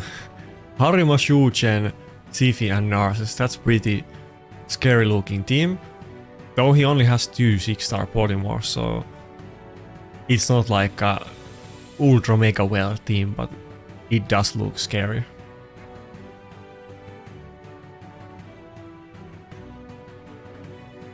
But yeah, I'm still gonna go with Wukong. I can't pick Duchess, my Duchess is in Bolster. Maybe I could go with Mikage, but I think I'm gonna go with Ankora since he's in Stone Skin and he's probably gonna pick a lockout and I'll ban the Harima. I mean, my reviver options are Arbiter, Duchess and Ankora. And to be honest, I kind of prefer Ankora out of them. But especially here we can't use the Duchess. Okay, Yumeko isn't bad, it's only 2-turn lockout. Granted, he has Chu Chen and a Sifi, so it's gonna be harder than that, but I should be able to get my cooldowns back if I can survive.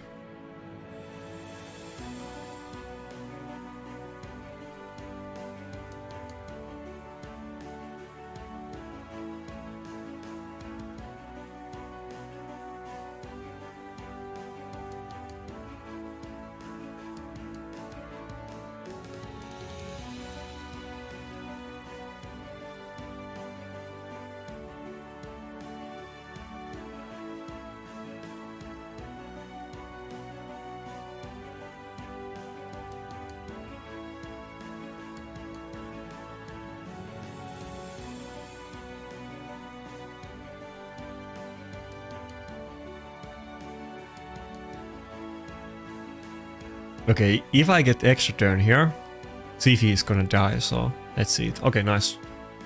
I think that should be enough. Right? Ah, so close.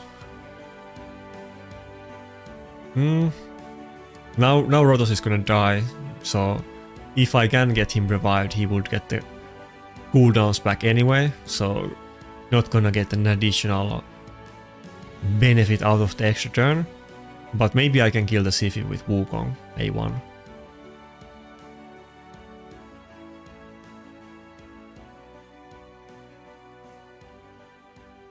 Sifi is in polymorph. I don't know if I want to try to taunt her, but let's see. Damn, 11k damage from the UDK. UDKs always do shockingly high damage for support.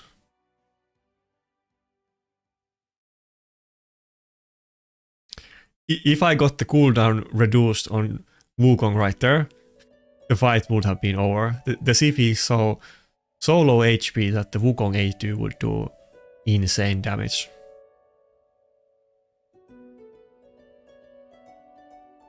But I think we're gonna get a revive off now on Rotos. And if we can do that, I think we're good.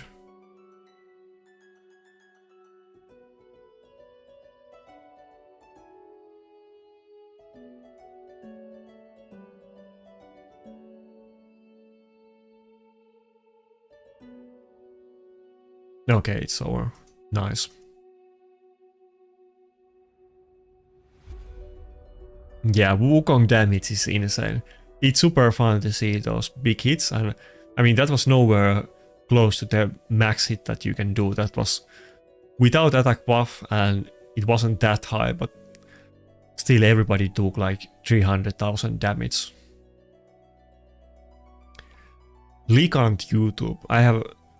I don't think I'm subscribed to this channel, and I am to pretty much every single raid channel. Let's see. Oh, it's a Russian channel. That explains it. Shout out to Likant YouTube. I like his banner. He has pretty good banner, and I like the expression, but yeah.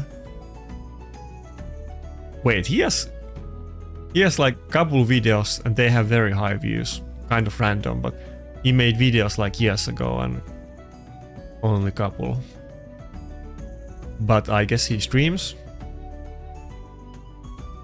Wait, he streams on Twitch and I haven't seen him there either. Maybe he just started streaming again or something like that. I was thinking that he streams on some kind of Russian website, but I would think I would have seen him if he streams on Twitch. Not that I'm the biggest Twitch viewer, but let's see.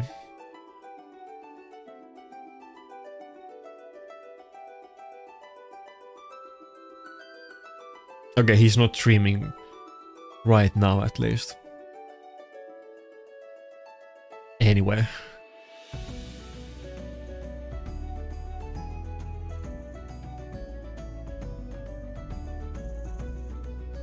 I'm probably gonna go for the Ronda ban, no matter what he last picks. Nah, I can't pick the Duchess. Who do I want to pick? Helicat? He does have the Mikage, but maybe I should still pick it.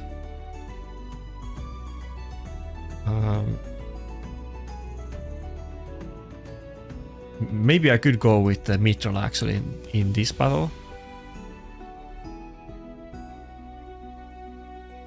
I don't have anything like good option as the last pick. Could go with Cardiel. He's not in very insane gear, but maybe Cardiel is okay here. Haven't used Cardiel in a while, but I think he does have gear on, so not my best gear, but he does have cleanse and I don't want to get the shield buff, so might be okay.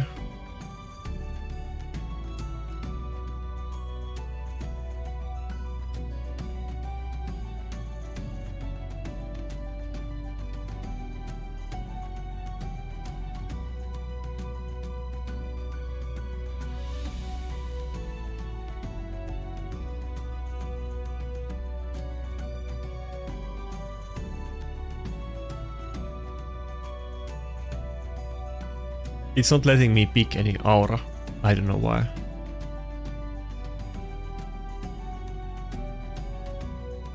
I guess it's gonna force UDK aura on me since I can't pick anything.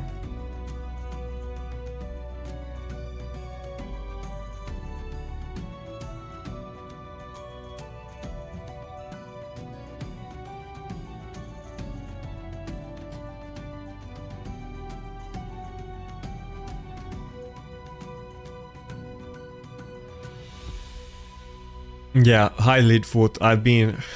It's been a long stream, but yeah, I have been doing it. And like I said before, I'm planning to do it on every Friday, and the next stream is gonna be the Blood Push, so there will be like 2 streams. I think we got the UDK as lead in this battle because the game was just bugging out and not letting me pick, and being a lot slower might be bad thing. Okay, we proc Polymorph, but we don't have 6-star Blessing and not enough accuracy, so Mikage didn't actually get Polymorphed.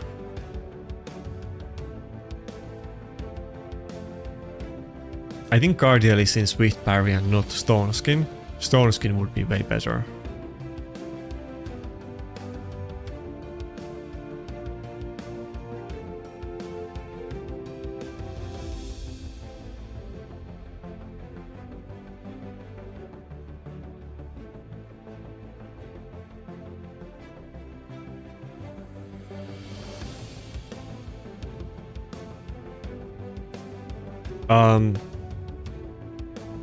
UDK or Ankora 6-star Blessing first. I think they're both good options, to be honest. Kind of depends.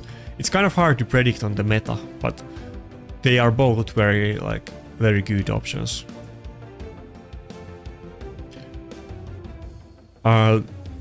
Maybe I would go with Ankora if you're more into live arena, and UDK if you're more into classic arena. But if something changes, it might be the wrong choice, so it kind of depends. Okay, come on. Let my Wukong just have 1 turn and we're good. 1 turn is all I need. Now that the Duchess Stone Skin is over, okay.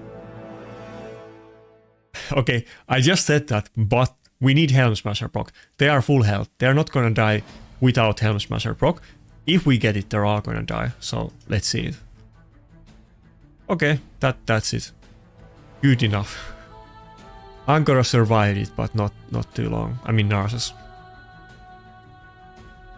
I'm pretty sure that was with Helm Smasher, but it was kind of a little bit low.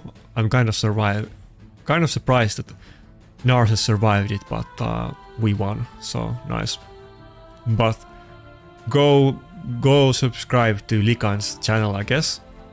Russian content creator that I just googled or searched in YouTube. He's not streaming right now, either in Twitch or YouTube though.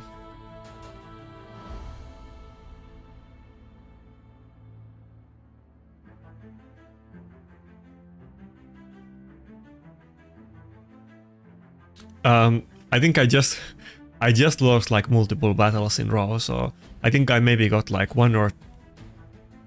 Maybe I actually got to 50-50 now. I got couple losses in row, but then I got couple wins.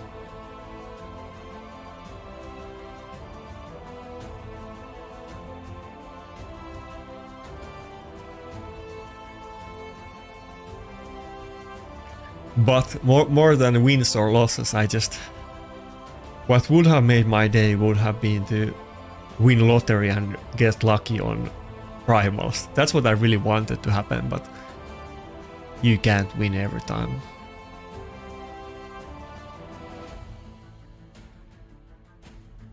Okay, he picked both of the Noogars now, making it hard for us. Should I go for Rotos or Mikage? Maybe I'll go for Rotos. If he doesn't pick Mikage right now, which he did in last battle, if he doesn't though, I'll pick it. Okay, Mikage and Angkor. I would have picked both of those two.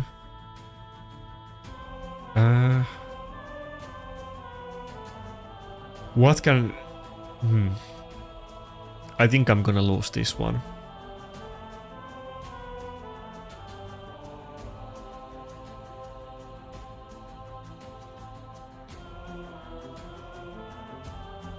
The issue, I usually crouch on my Necret, or I used to, but it's gonna be liability against the Narses, and I don't really have options left, so...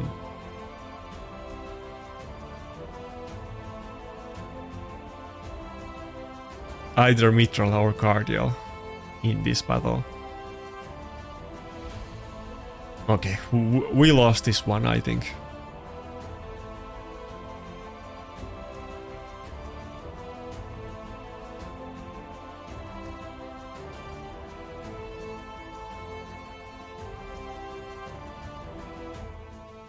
Okay, I'm kind of afraid to not ban the Mikage, but maybe I should go for Narses ban. Maybe I can do it that way. Maybe he bans Arm. Yeah, he banned Armans and not UDK. That will buy me some time, even without a reviver, maybe.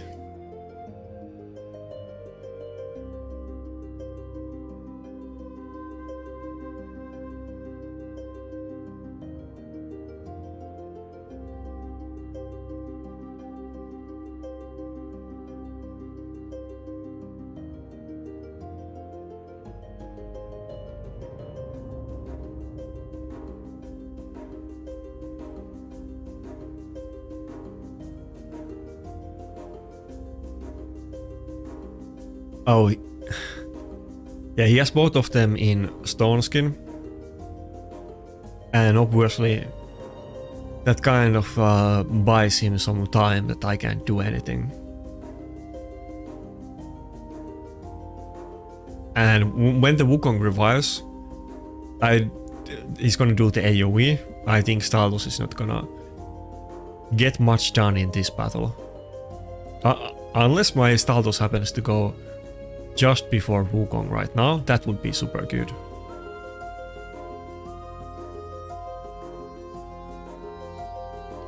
Maybe he doesn't have enough accuracy and I keep the strengthen. Probably I don't have enough resistance though.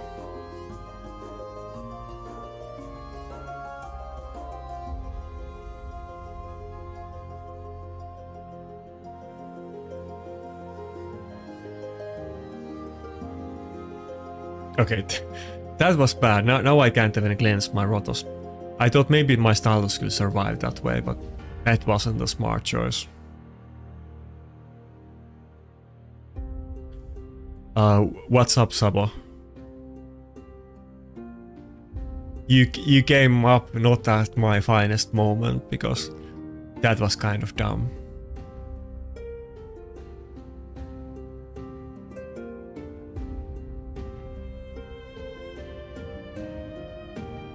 Yeah. Rotos is getting trashed by that Mikage.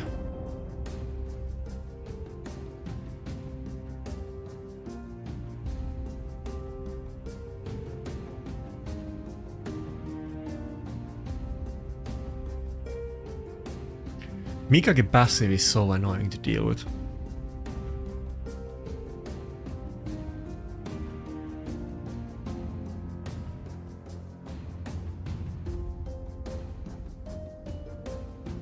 I do have polymorph on Rotos, but not proccing it. Okay, we lost it.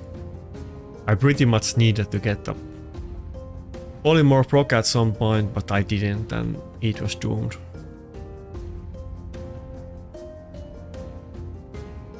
Wait, we won one against him. Let me double check. It was the same guy, yeah.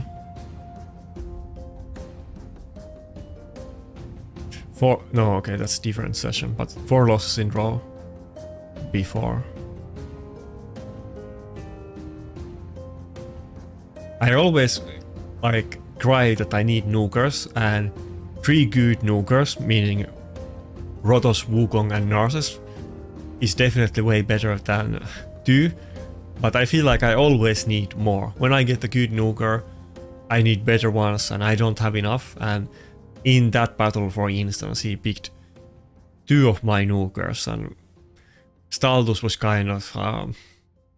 well, Staldus didn't do anything, but Rotos was getting CC'd. If I had another nuker that could have survived, then it would have been okay.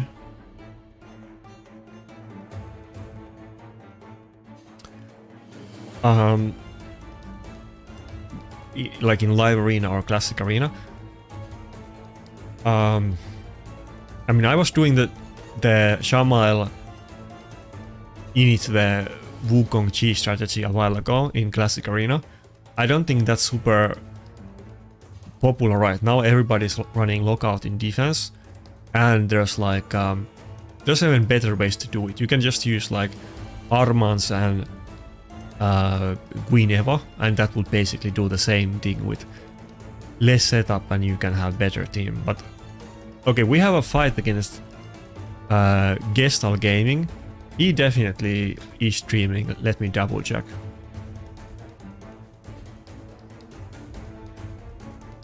He's not streaming.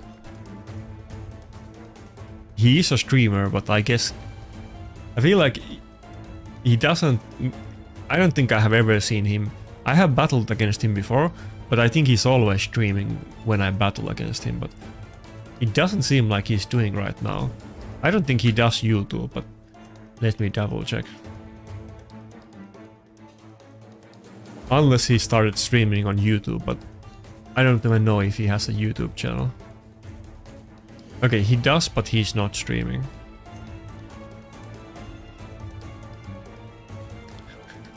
Anyway, there is his YouTube, but I think, let me find the Twitch. He's mostly a Twitch streamer.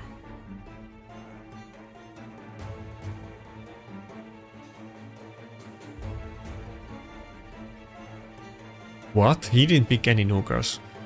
He has Taras and Harima. I mean, I know his nukers. I have fought against him before. I think he always picks Taras and Harima against me. And it's been... Wait, he's streaming on Twitch. I just looked and he wasn't. Oh, no, he just started streaming. Okay. That makes sense. Yeah, he's gonna pick those 2. I know it. He does it every time. Rotos is gonna have a good matchup against Taras, and we can just brute force through the Harima, hopefully. So I'm still gonna go with Rotos. Anyway, go check out Gestal on Twitch. That's his channel. So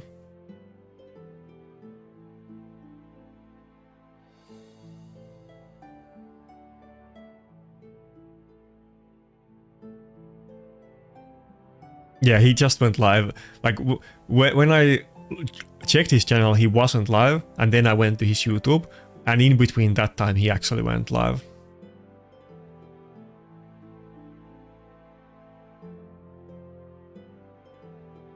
Really? He beats Biohack? You really? not to like, I guess it's some kind of like rock, paper, scissors, but I feel like I usually lose to Biohack, and I usually beat Gestal. But he does have a good, okay, he went with Gizmark instead of Taraste. Haven't seen that before from him, but we will see, maybe I will lose this time. He did get the Armans and Harima, which means basically that I have to face the Harima with Rotos, which I don't really want to do, but we have to do it. Okay, let's see.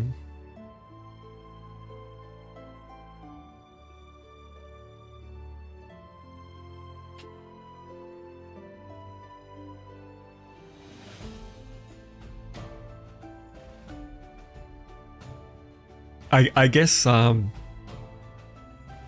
feel like we fought some streamers before, but I don't think any of them were streaming when I battled them, but now we have like stream versus stream matchup.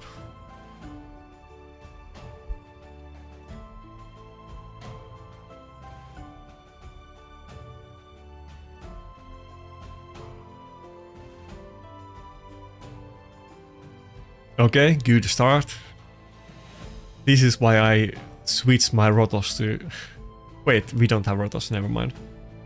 Well, that's why I switched my Rotos to Polymorph, but we actually had only one Polymorph and Duchess got lucky, so that's good. I'm kind of surprised he banned Rotos, to be honest. I feel like... not to be like a douche, but I feel like he has PTSD from my Rotos, because he knows my Rotos has good gear and my Rotos has destroyed him many times.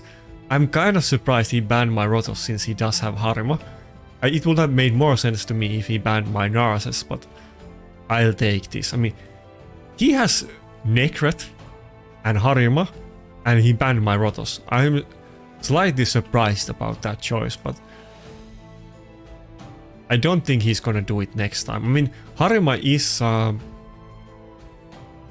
he does well against Narses, but Nekret is like a liability for Narses, and Harima completely like cucks Rotos, so Narses might not have great time against her, but Rotos has way worse. But I feel like it's kind of mitigated by the fact that he gets those shields from Nekret.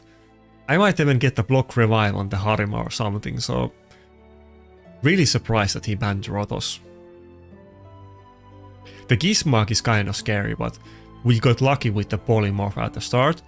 I think the way that he could have won this battle is if Gizmark destroyed us. I don't think I have enough damage to kill the Harima right now with the ally protection, so let's just go for the kill on Gizmark instead. I would have done it if I thought it could have happened, but you don't want to underestimate the Harima passive. Other champions with that HP definitely would have died through the Nekret protection, but not with the Harima passive.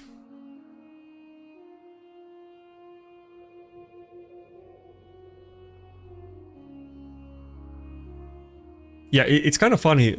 When I was speaking with Doc like a week or two ago, I was we were talking about lots of stuff, but I think he maybe asked what are my like new favorite champions or something like that, and I was saying that Gizmark is super strong, and he was kind of surprised, and but like the thing was that like what he was saying, that everybody he battles has everybody in 6-star Polymorph, and nobody uses Gizmark, and I was very surprised because I had really big trouble against Gizmark, and often I have to ban him. But we had basically like totally different experiences with him. Okay, now we can block revive the Harima. Bye bye. And actually, Biohack was on the stream earlier. I don't know if he's here still, but he was also saying that he thinks like he's having trouble with Gizmark, but he's kind of a weird champion that he's super strong, but then he can get totally destroyed by Polymorph. So very inconsistent and unreliable, let's say. I wouldn't, if I were to get Kismark, I definitely wouldn't be sad about that. I would use him a lot for sure.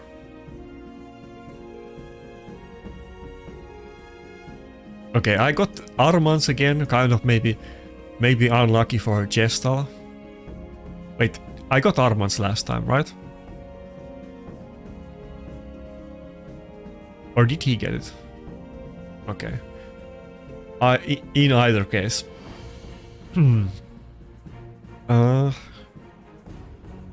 He got the Narcissus. We'll go with the Rotos again, for sure.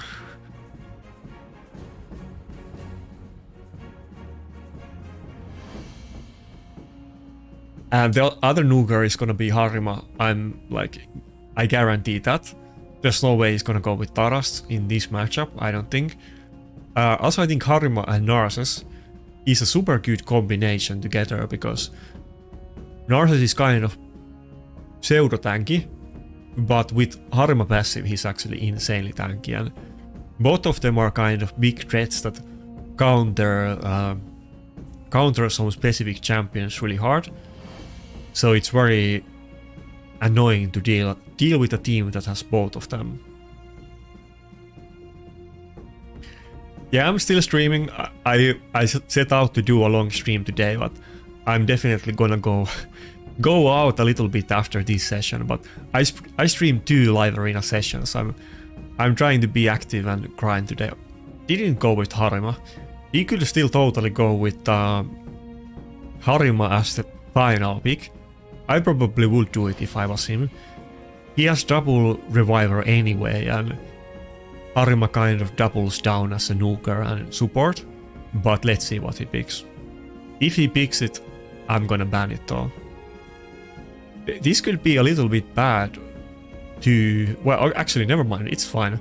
Wukong is gonna have horrible matchup against Taras. But I think we can squeeze in the Helicat here, because he doesn't have any buff trippers, so at least we're gonna have triple nuker in case he bans Rotos. But I don't think he can ban Rotos. I think he still has to ban the Armans, so we should be good. If I didn't get Armans in this battle though, I think it would go really bad. I would probably lose it.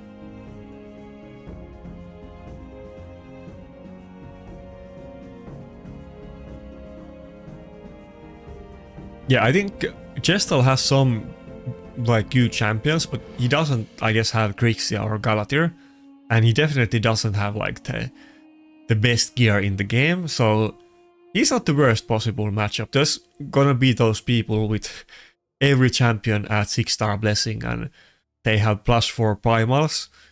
He's definitely more reasonable matchup than some other ones. I'm not gonna get like depressed if I get him as enemy. I have to go for the R-base ban. It basically acts as a UDK, since it does the taunt and stone skin. It will delay my team too much and I would lose.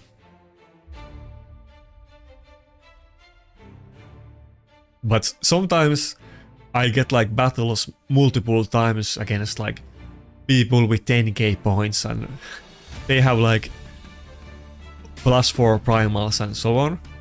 There's a big difference between those accounts and Gestal's account, even though he has very strong one, but there's way worse ones out there.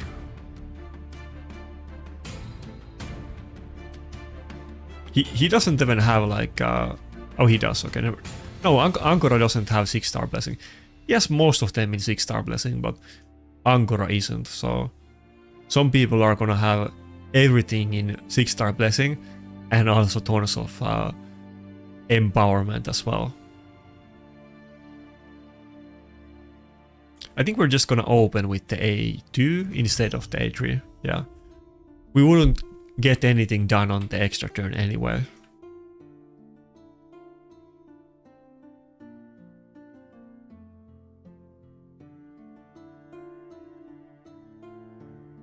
Yeah, Lazarus is of course, It's definitely the best nuker from primals. I would say probably the third best primal champion, maybe second best or third best, but it's gonna be like Galatir, Grixia, Lazarus. Those are for sure the uncontested top 3 primals, and he might not be as meta in Classic Arena as somebody like Narses, but in Live Arena I would say that generally Lazarus is better than Narses, but it kind of depends on the matchup on your teams. Lazarus is better in speed teams. He destroys teams that use something like Rotos or Wukong, since he does do like multi-hits and lockout and so on. But it kind of depends what you battle. Also, I think Lazarus has like the highest win rate of any champion in Live Arena.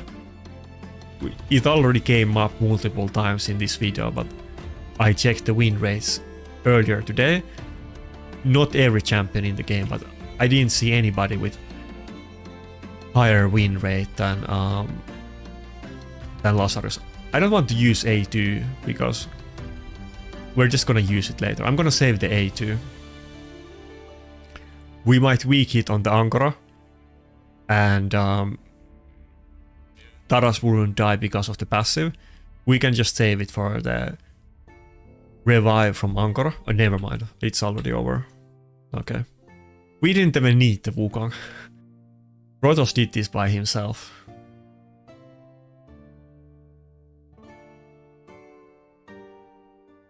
Okay. Can we get Chestal for the third time?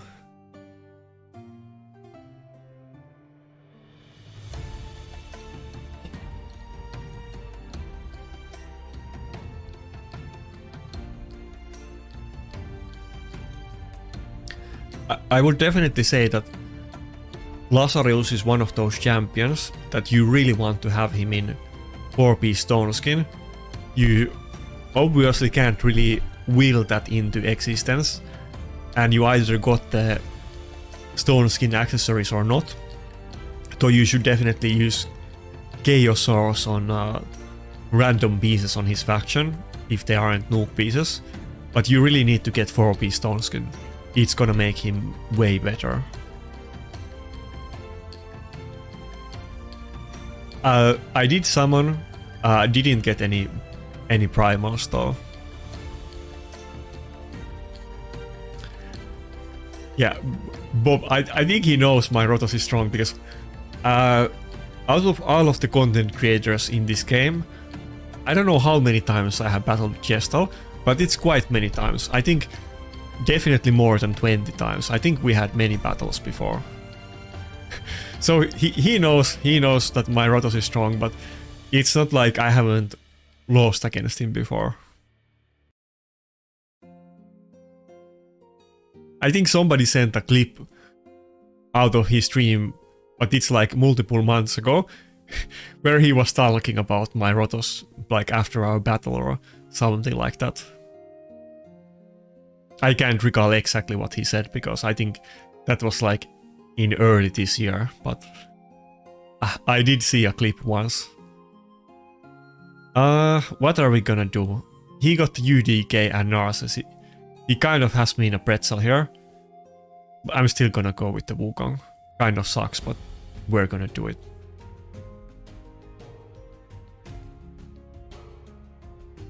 Oh, thanks a lot for the donation, Jose.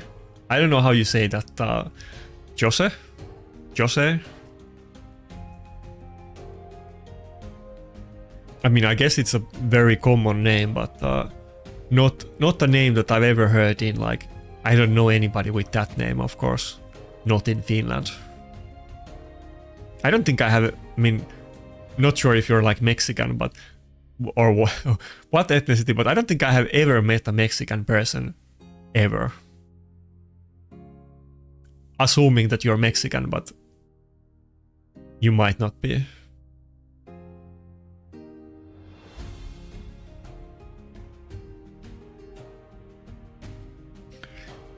Okay, Grixia, that's a very scary team. he still has to pick one nuker. If he doesn't have Lazarus, maybe I'll just gamble on that, but I guess I'm gonna go with Helicat and... yeah, Helicat and Rotos.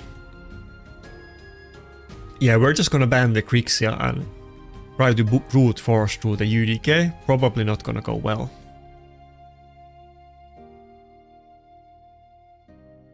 Jose? Is that right?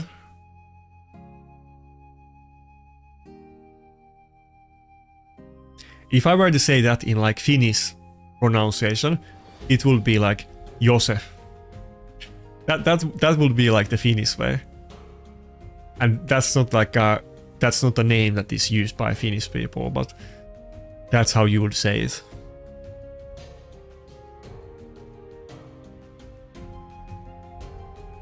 I mean, like a Finnish name that would be maybe similar would be something like Joona, but not Jose.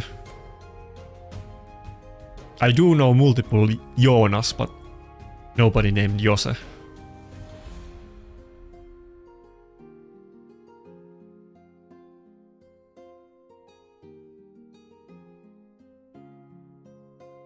Okay, Cuban. Cuban, really? Interesting. I saw this video once. I don't know if you know, I'm sure somebody in chat knows, but there's this YouTube channel that does like traveling. Actually, I've seen multiple interesting videos about Cuba. One was a Vice documentary, but I saw this one video where this YouTube travel guy called Bald and Bankrupt, he went to Cuba and then he like smuggled a stray kitten to like where like to Europe. I don't remember which country. And then I saw another very interesting documentary. It was like a fishing documentary about Cuba, and basically, I mean, I guess you guys have your big like United States is not being super nice to you guys, I guess. And people were like fish. I like fishing a lot, by the way. And people were like going with like a tractor. What's the word in English with? What are the things that you have in cars? Wheels. They were like going to fishing with tractor wheels that they like put nets inside the wheels, and then they go to the ocean just with those wheels because they don't like have access to a lot of materials and boats are expensive and so on. And then they like just have the line on their hand, and then they fish for like very big fish like in those tractor wheels with their hand lines. That seemed very like very risky, but also kind of cool at the same time. But it was like a Vice documentary, and if that sounds interesting, you can easily find it on YouTube.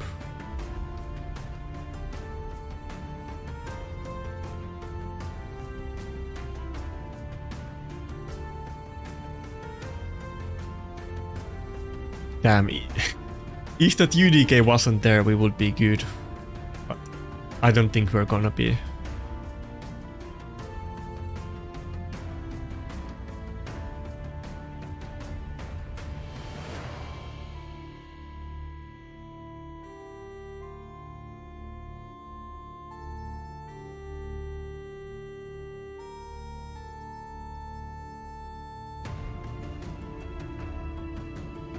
I mean, Drock didn't say that he's like terrible, but he just said that he has never like he never sees anybody picking it. I get it. I don't think it's like underestimating if everybody has a lot of polymorph, but even at like this level that I'm right now, not like, let's see how many. He has one champion in 6-star polymorph, and nobody else has 6-star blessing, so it will be way worse if he does have everything on it. And like I said before, I have 2 champions with 6-star blessing. That's what you're gonna have if you didn't happen to get lucky and pull any from like souls or soulstones, or if you didn't buy them. But outside of that, getting a team of 4 champions with 6-star blessing, it's gonna be like a 3-year grind. I feel like it's too much. But maybe over time they're gonna make it easier somewhere. Some kind of power creep that we might maybe be able to farm them from other sources. Okay, Stone Skin is over, UDK is high health but we don't have attack buff. If we get Helm Smasher proc, we might actually already kill his team. If not, then the UDK might not even die. Let's see what we get. I think that was probably with the proc. UDK did die, but we didn't have enough damage to kill the team. But that's okay. That's it. Protoss was able to move before dodges, and we're good. Or we'll see. Does the Narcissus have the A2? Okay, we're good. Thank God. That would have been funny if the Narcissus just sweep the team on the right after I said that I won. That has happened to me way too many times, by the way. So many times. It normally always happens when I say that I won. I'm almost surprised that he didn't have the A2. But okay, we did win. Kind of barely, but we did win.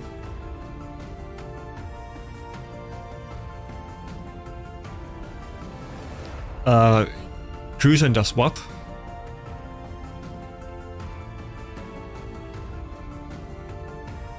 He uses Siegfried or he uses Gismark, or what are you talking about?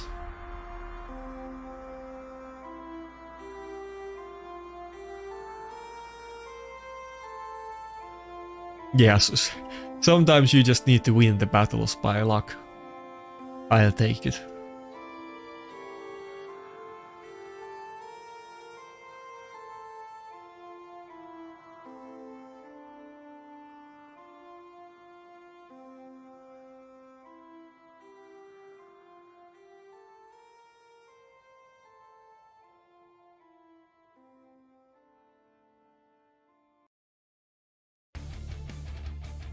First pick R base. I don't think I have ever seen that before. Almost feel like, I don't know, R base, Armands. Can you have them like in the letter order? I almost feel like he misclicked Armands, because I would be shocked if he actually went for R base first pick.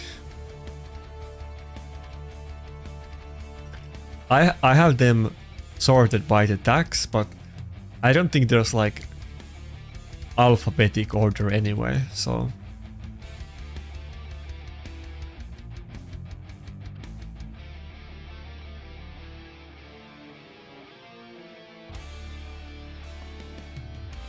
okay, I said it before, but our base is kind of like a super UDK, so he basically went with double UDK team against me. That's a weird one, and he can only pick nukers at this point. I hope he doesn't have Harima, but if he doesn't, maybe I can... How does it even work if he has both UDK and... I guess UDK is still gonna take the hit, yeah. I can only hit the R base, but UDK is still gonna take the hit.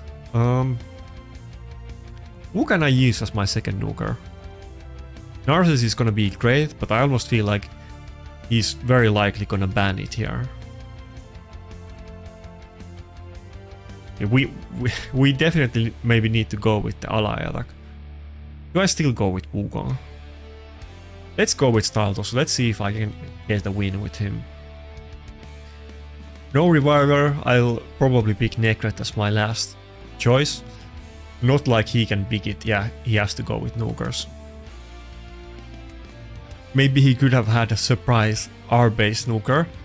She does have AoE A1. Haven't seen anybody trying to pull that off, but it could have been kind of funny. I almost feel like this guy might be familiar with my account, and he knew that I was gonna pick single target nukers, and that's why he picked both of them, that I can't ban them.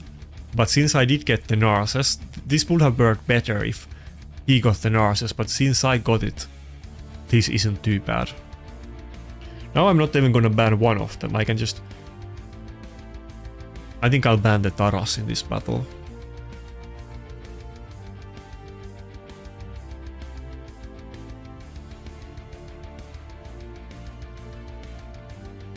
Oh, thanks for the subscription, Leadfoot.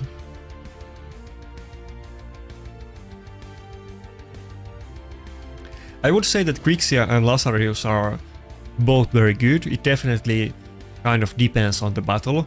Both of them get destroyed by polymorphs sometimes, but both of them can be insanely strong and definitely like in the top, I don't know, top 5 of all champions, even if we count like voids and everything else too. Maybe like Siphi is gonna be in top 5, but definitely not above either one of those. Somebody was saying in the chat earlier today that he feels like primals are not that good and other champions are better, but I kind of... Okay, that was a mistake. I kind of feel like it's the other way. Okay, nice. Wait, are we gonna die to the R-base one? I kind of feel like it's the other way around, that primals are making the old champions very obsolete. Okay, maybe I should have just done the stun, even though it wouldn't have done anything, or just switch the form and do buff strip, but losing the Narcissus before he got a turn was a dumb idea. I shouldn't have done the ally attack. I guess if he had the shield, so I couldn't have killed the Rotos anyway. Maybe if there was no reaction proc, Narcissus ignores it and Staldus does double A1, but I should have known that there was a high chance that the Rotos was not gonna die.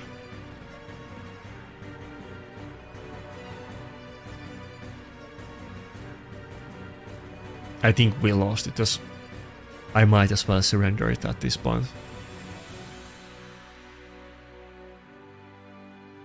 Okay, let's try, but no way I can win it.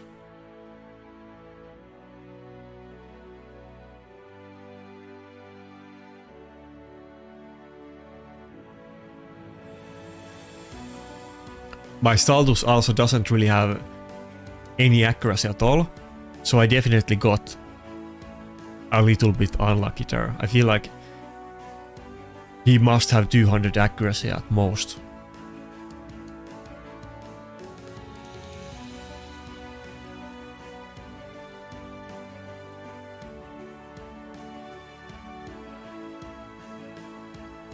Wait, what? Oh my god. Does Staldus not have any gear on? Was he the one champion that I forgot to build? Oh, he does have, okay. Never mind, I looked from the optimizer and it didn't show any gear on, but it just hadn't updated. So, as you can see, he has like 190 accuracy. Definitely we got 3% there and we shouldn't have had enough accuracy to debuff his team, I think. Maybe not 3%, but it definitely wasn't likely that we got the debuff up.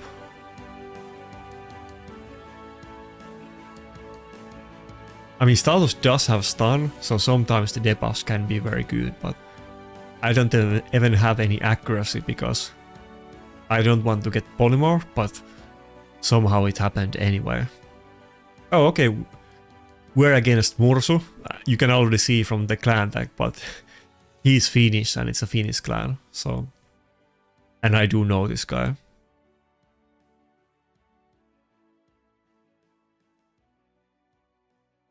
Wait, Ukkometso. Is that Mursu? Are you like sniping me? There's like a Finnish name in the chat and I see Nursu. I almost think that it's the same guy. Is it?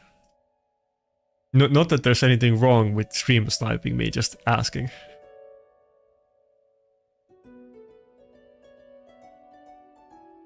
There was a couple other Finnish guys earlier today on the stream.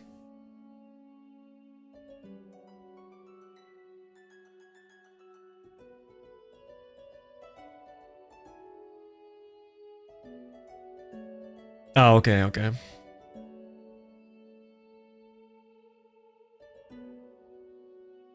But I do know this guy. I know him. I have talked with him many times, but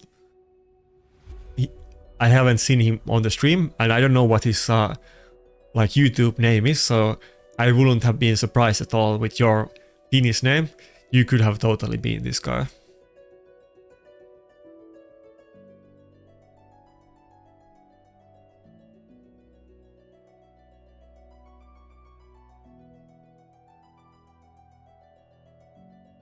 Oh, Ville, are you Mursu?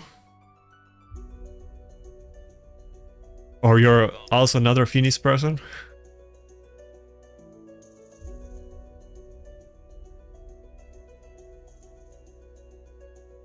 Yeah, we're definitely gonna go with Trotos instead of Wukong in this battle.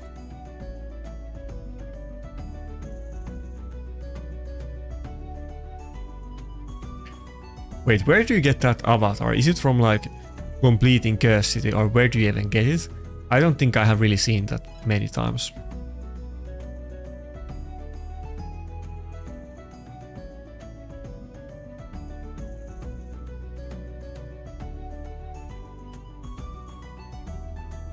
Oh, okay.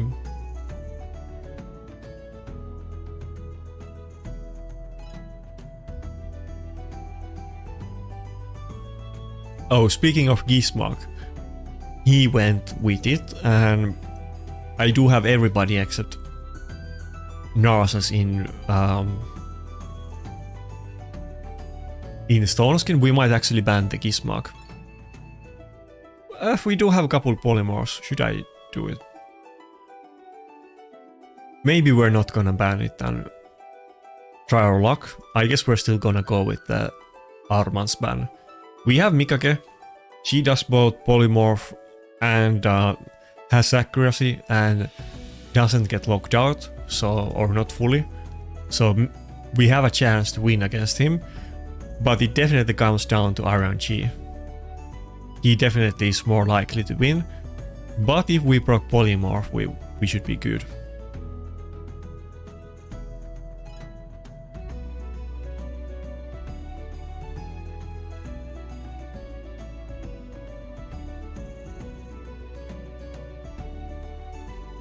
Okay, we didn't get polymorphed. Does he have... Oh, he does have the blessing. The burn blessing is really strong on Gizmark. It increases the burn damage, and we also lose turn meter. Actually, I think that only happens if you have it at 6 star. I have to double check it, but if you have it at 6 star, it's incredibly powerful blessing. Just super niche, and basically Gizmark is the only champion that really uses it, but it is strong.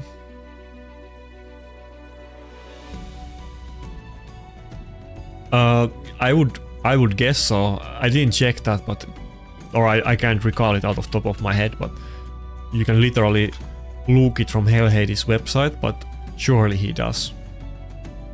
I mean, I can almost say that without even like checking it, but I'm checking it.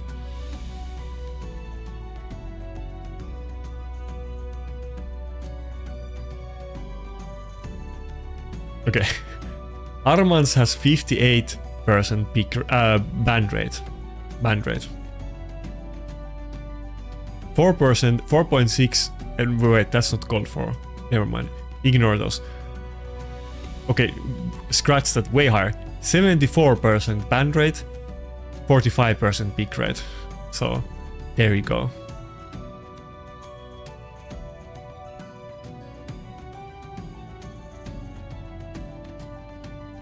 It's pretty much a must ban on almost every matchup.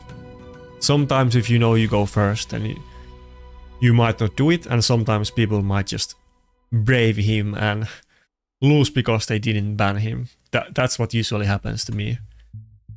I always regret not banning Armands. I'm trying to do something smart, and it's never smart to not ban him. I think we lost. We're fully locked out, and even if we didn't die fast, there's no way I would have gotten a turn. Yeah, Protoss would have been better in this battle than Narsis, to be honest, since we had to deal with the lockout. But oh damn, it cost so much gems. I'm still gonna do it, but Armands would have still been worse than the Warlord lockout, so happens. if Gizmark got polymorphed, then maybe it would have been a lot better.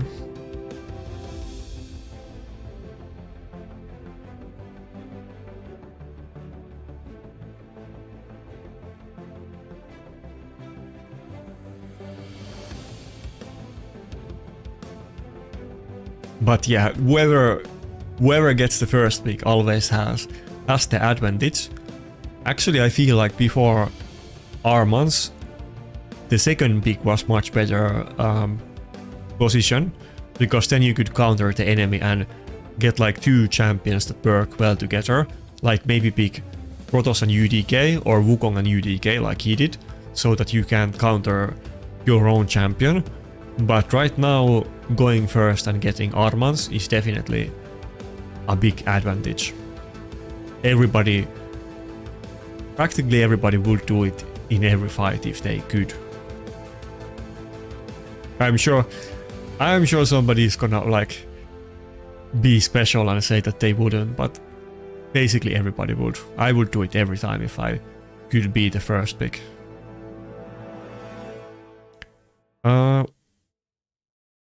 Should I go with Duchess here? Yeah, let's go with Duchess. Maybe we can polymorph the Wukong.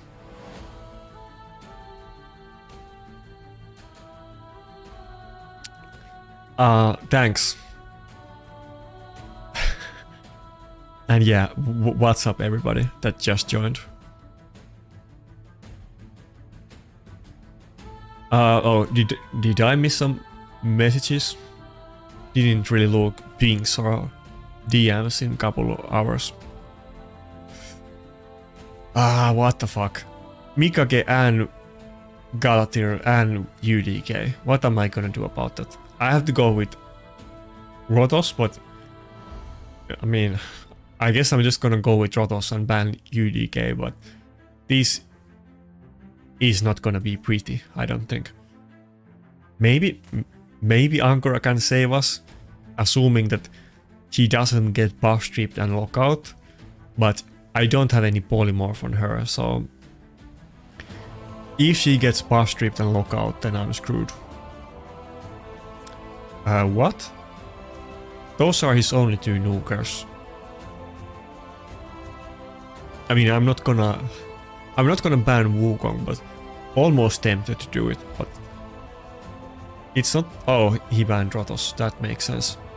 Well, not really, since he didn't ban Armans, but probably he has a very fast Galatir.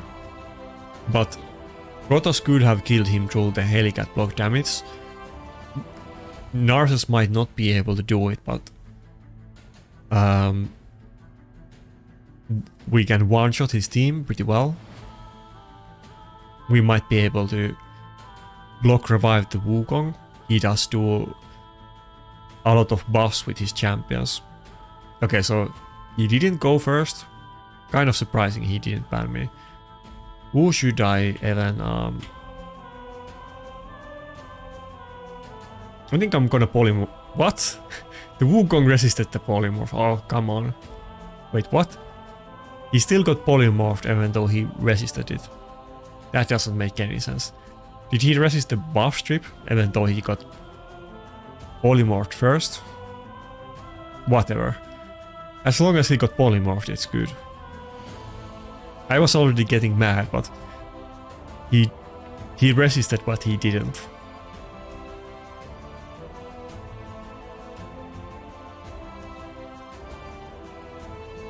Yeah, he got the immunity up, but that's fine. I rather open with the polymorph.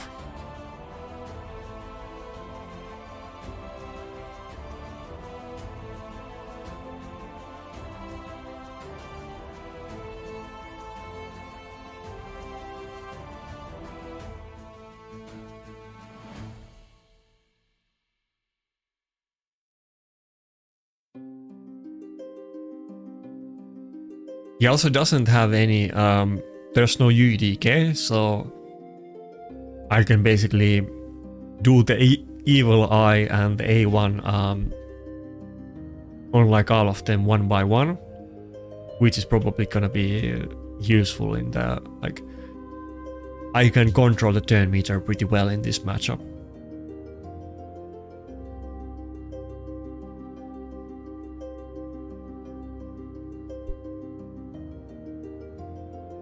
Like, if I need like somebody to go before or after somebody, since he's not really killing Armans fast, I can kind of it gives me a lot of options.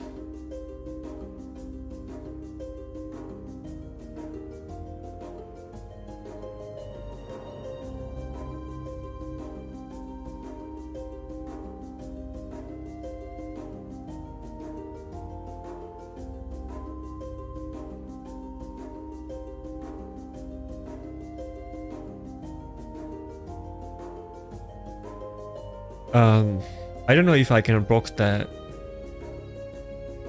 I should just do A1. Even if I could proc the passive of Galadriel, I should just do the A1. In case I can do block revive on the Wukong. Don't want to waste the A3.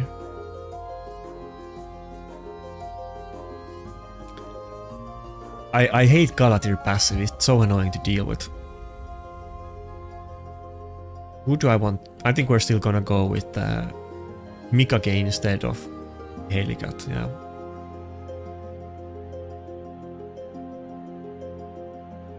I mean, Wukong is gonna hit me hard when he gets a turn. Pretty sure he should have the A2 cooldown back. Because, or is it after one turn? He did sit the one stun. I don't think you get your cooldowns back when you're stunned. Unless I'm wrong. What? Why did he give up so easily? I feel like the fight wasn't over at all. Okay. Win is a win, I guess. I think he totally could have won the battle. Like, why? I wouldn't have surrendered at least.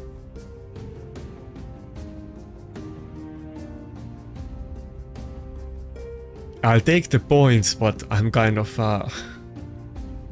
I feel kind of conflicted about what happened. Was he just giving me some free PT points?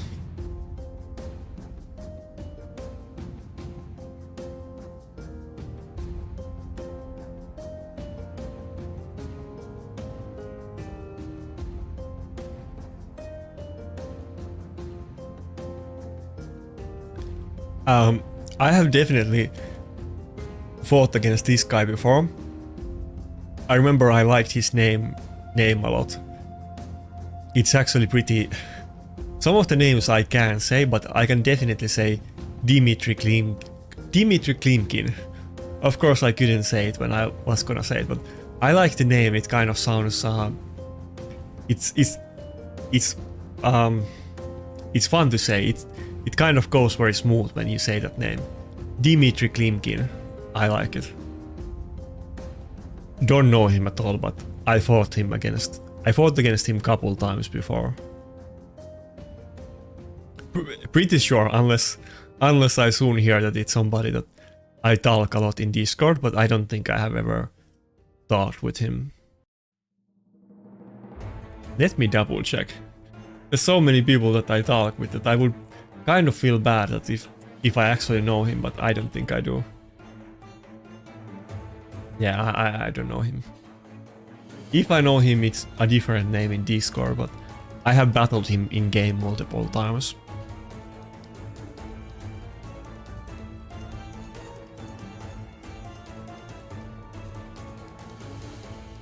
Okay, Armans and Lockout, not gonna be fun, but we're used to this at this point. Maybe I'll go with Mikage.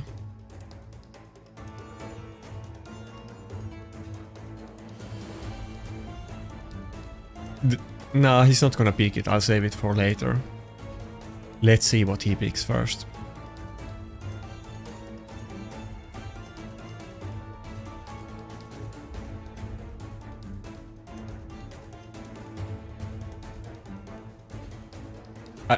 I kind of wanted to go with Wukong, but if he goes with Ronda and he has both Lockout and Armans, it's not gonna go well. He will just ban my other nuker and Wukong wouldn't deal with it. Okay, and Harima is gonna be...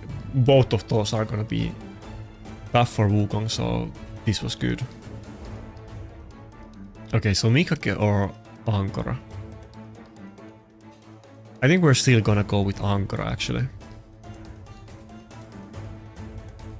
Yeah.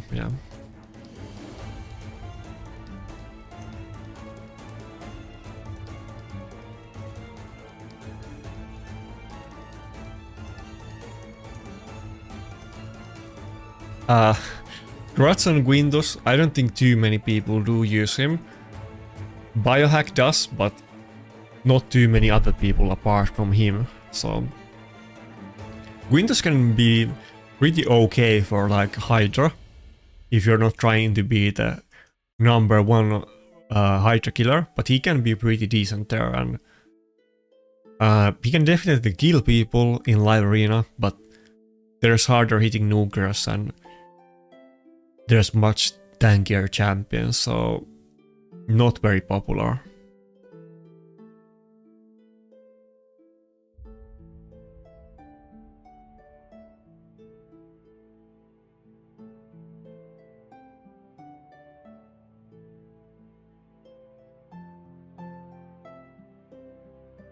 I should have hit the Taras with the A1 and not the Harima. That was my bad.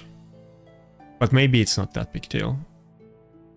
I have the UDK anyway, I'll just do it next time.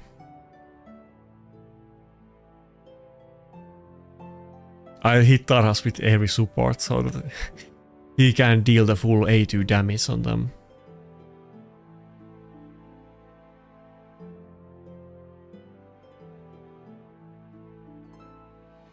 Damn, that hit very hard.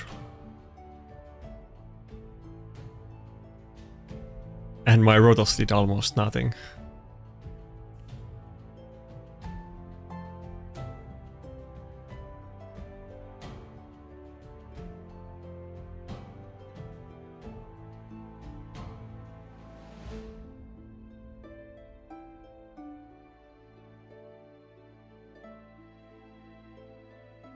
Yeah, I think this is gonna be a slow battle, but I feel like with our double polymorph and Ankara having a good chance to reset cooldowns, I feel like we should be able to probably win it eventually, maybe.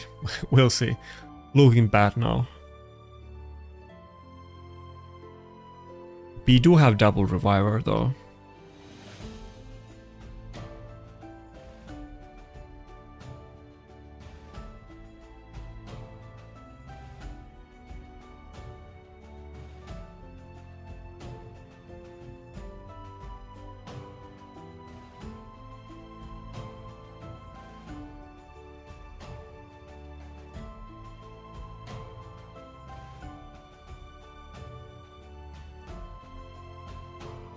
Okay, I pretty much do need a polymorph on the Harima as soon as possible though, because yeah, actually it's over. I just got locked out and no way I can pull off another revive, I don't think. I thought I could do it, but then Protoss died and it was over. Yeah, the Warlord lockout is a bit more painful than Yumeko, since it is like full lockout. And then he does have the 10-meter boost from Sifi and the speed buffs and so on. Okay, we actually resisted something there, but I don't think it was the lockout. Maybe it was, but yeah. And even if we did resist it, which we didn't, but I think she still had like 2-turn cooldown, so we still wouldn't have gotten it instantly. Okay, time for one more battle. I'm gaining points, not a lot. I feel like I maybe won like one more battle than I lost. It's not that great, even though we were getting some free wins from, like, we were getting some win streaks, but there was also some loss streaks.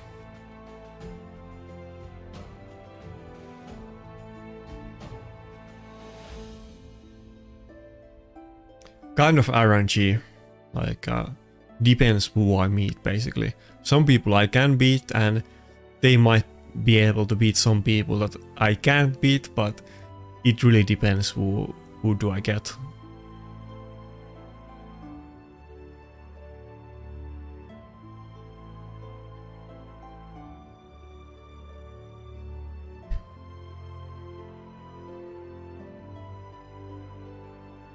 By the way, did anyone get anything interesting from the primals apart from Galatir? Because I feel like there has been so many people today that got Galatir.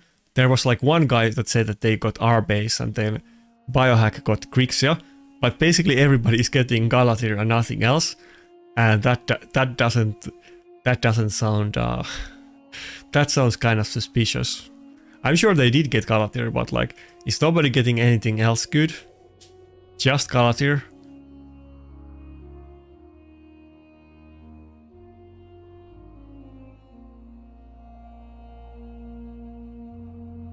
What is this team? That's a weird one. Okay, so you were talking about Quintus.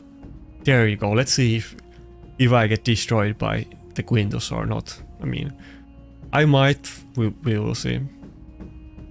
Hopefully not though. I think we're gonna go with Wukong this time instead of UDK. Who do I want to go with the last? Maybe Datsus? Yeah. Oh yeah, somebody did get Frolny now that I think about it. Somebody said Frolny. Yeah. But like, I don't know, 80% of people that said they got some champion, they said it was Galatir. Somebody said also that they got Mesomel. Somebody was asking about Mesomel. Actually, I think it was not in this stream, but in comments of my other video today. On the shard pool video. Maybe it was both. Maybe it was two guys.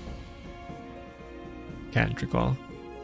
Anyway, we have to ban the Mesomel, of course, since we're going with the Wukong.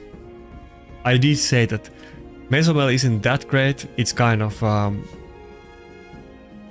not the primal that you would want to get, but if he picks it against my Wukong, I still have to ban it.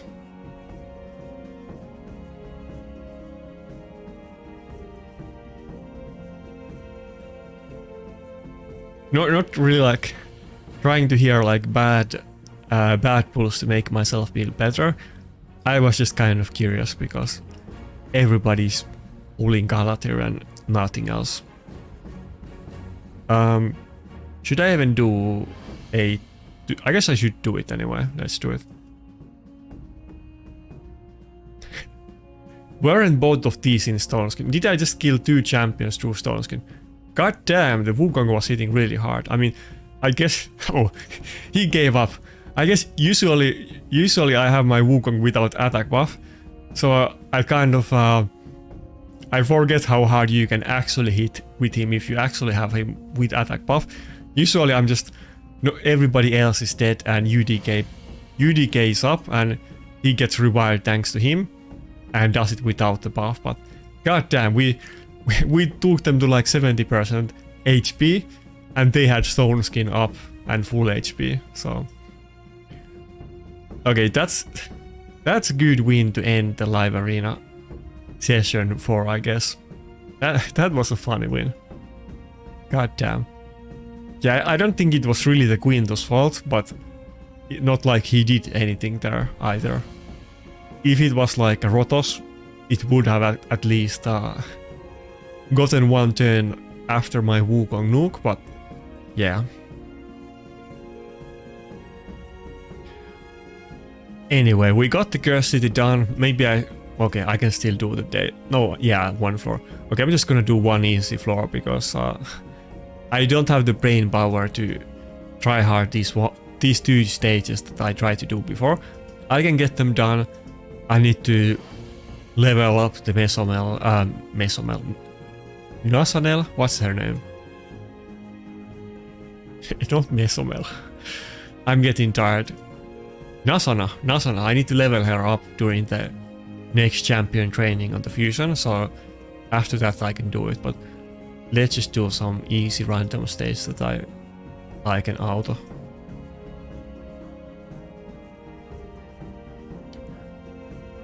Yeah, could use some silver. But yeah, Cur City, not my favorite content. I don't know if it's anybody's favorite content. Is there anybody in the chat who Cur City is your favorite part of the game, I would be super curious. So Skreliot, basically this is my third stream. I did a test stream on Sunday, and then I did like an actual stream on Monday. Both of them had a lot of technical issues, so I would really say this is my first stream that actually worked properly. But I'm gonna stream the like Fridays right now, and then Platinum Push on Monday, so that's the plan, like 2 days a week. Maybe I'll do some random streams if there's some interesting update or something like that. But for now I'm gonna stream on those 2 days at least. And I'm still gonna do other videos as well. Tomorrow I'm gonna do a Dark Fae video. But yeah, pretty much done for the day. I'm super tired. I did a long stream.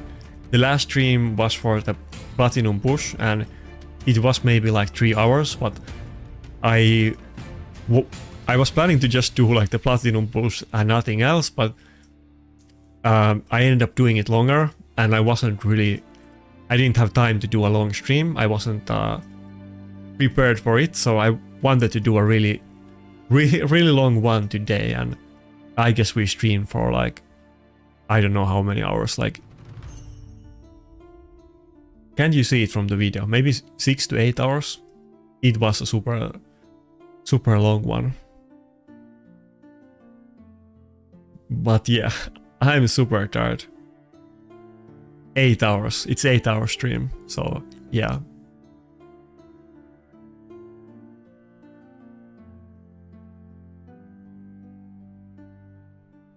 Any questions? Now is a great time to ask, because I'm about to go off soon.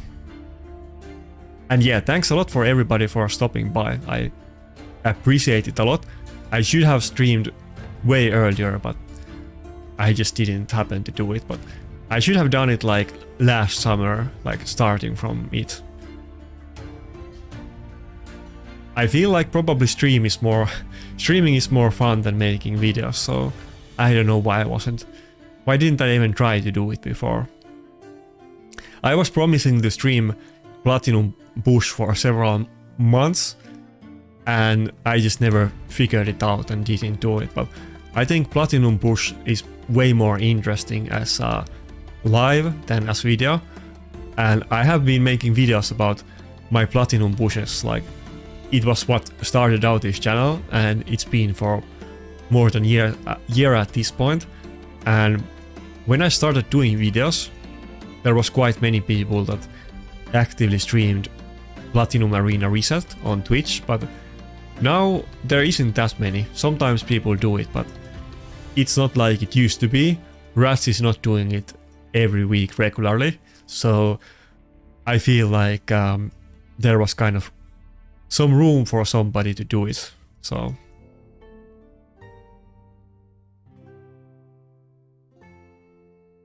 yeah, I agree. Maybe that's kind of a weird thing to say, but I like the concept of Cur City, but in like practice, I hate the fact that I already said it on this video multiple times, but you like grind the game a lot. I've been grinding this game for many years, and instead of using the good gear and champions that I have collected, I have to use like, I don't know, Ogryn only rares, and I have to use like my 700 best champion with my 700 best item set. That is dumb. I hate it. That doesn't make any sense. Thank God that we had the free gear removal today and that they have been doing it recently. But the concept that you have to use like your 700 best champion and gear is dumb. Like, it shouldn't have been a thing from the start. I don't think they realize how like big deal it is that you can't use gear or champions. But surprise, surprise, if you can't use your gear and champions, even doing like Spider 10, which can be super easy with the right setup, is actually pretty hard. So, and it's super annoying if you have to like, first of all, you don't have enough silver to do it, but if you have to like swap gear for every floor, and manual, do I not have gear on? I guess I don't, that's why it's failing. Yeah, I don't have gear on my on somebody because I did the Cur City, I guess. But yeah, when you don't have gear on and you have to use bad champions and manual it and it takes forever, it is super grindy and people hate it. But why is my spider team not working? It definitely works. Somebody just doesn't have gear on. Oh, Ghostborn doesn't have gear on. I think I stole his gear when I was well, multiple people don't have gear on because of the Cur City. Who knew? Wait, okay, I guess I put it back up. Royal Guard doesn't have gear on. I think both my Phantom Shogun and my Spider teams don't work right now because I stole their gear. Okay, I'll do that in a second while I'm looking at the comments. What can I do? Tag Team Arena. I literally just out of these and I don't even generally look at them. Sometimes I forget to put my defense up and it's like Sunday and I'm like 0 points and then I just give up, and I recently went down to silver because that happened multiple weeks in a row. I can easily climb to gold 4 if I just auto the battles, but I wasn't even able to do that. Anyway, let's see what's up.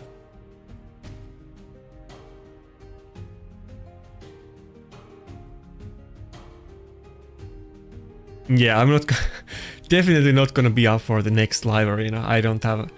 I mean, first of all, it's gonna cost way too much gems. I'm not gonna do it for that reason, but I'm gonna go to sleep. What do you mean, Pauli? I mean, it does with Armands, or what are you talking about?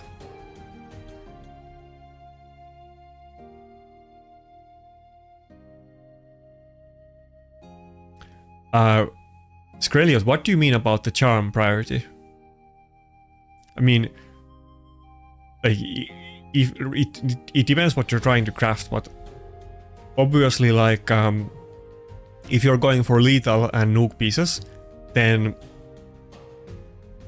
every single item can have a crit rate and crit damage, so those are the most optimal things to charm if you're just trying to get anything useful. But at some point you're gonna, like, it is gonna be that, I don't know, you have many shields and you need a helmet, or you need the boots, so, or you might have a lot of items with crit rate and you need crit damage, so at that point you kind of need to look at the situational aspect and not just like what's optimal, like in like vacuum. But if you just want to do what's optimal, then it's crit rate or crit damage. Personally, I'm crafting boots with speed because for my top pieces, I want to have everything with speed substat. I don't really, if I were to get good boots without speed, they wouldn't make into my main builds. And I really want to get good boots for attack scaling nuker with crit rate, crit damage and speed. I don't have any of those on lethal, so, but I pretty much have everything else on lethal, so. And also, if you use a lot of like 4-piece stone skin or 2-piece scroll with your lethal, you kind of want to pull those in together and kind of calculate what are the missing pieces to make your best item sets, assuming that you have a decent amount of lethal, and I would kind of craft around those parameters.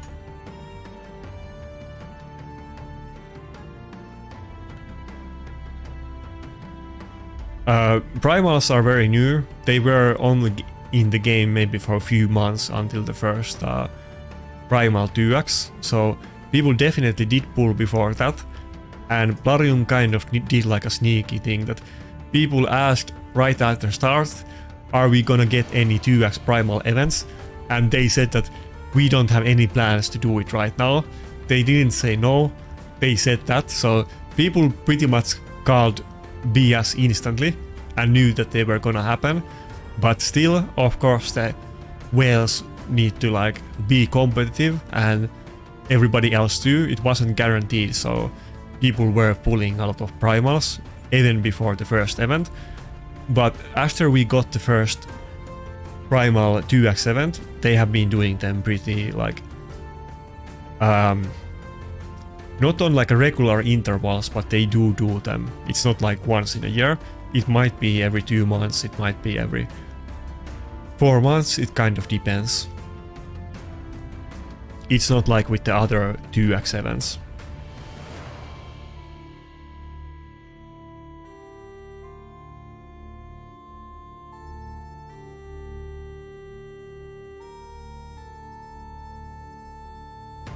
Yeah, I know, I agree with that.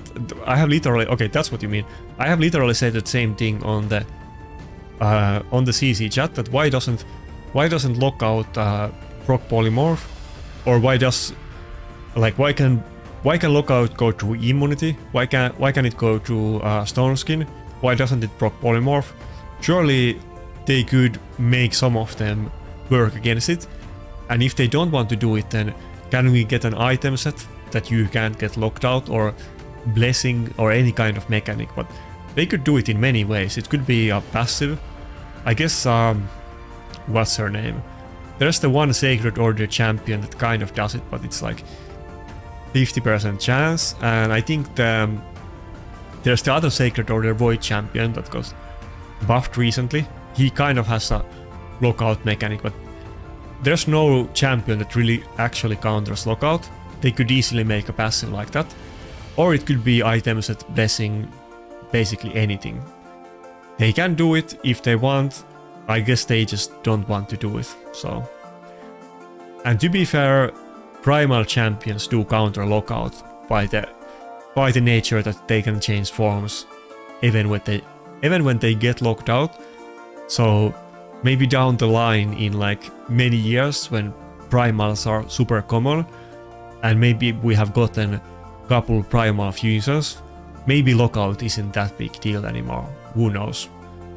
I think some of those stronger accounts, they keep telling me that lockout isn't that good at all, and it's just because I don't have any primals, and when I get them I'm not gonna be bothered them. And they are probably right, but if you don't have those, or Crixia, I guess Crixia is both of them, but she can also reset the cooldowns without needing resistance.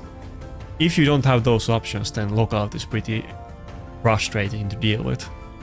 Especially when in the current meta, it is very common that they pick 2 or even 3 or 4 lockout champions in one team. There only used to be Warlord, but now we got so many.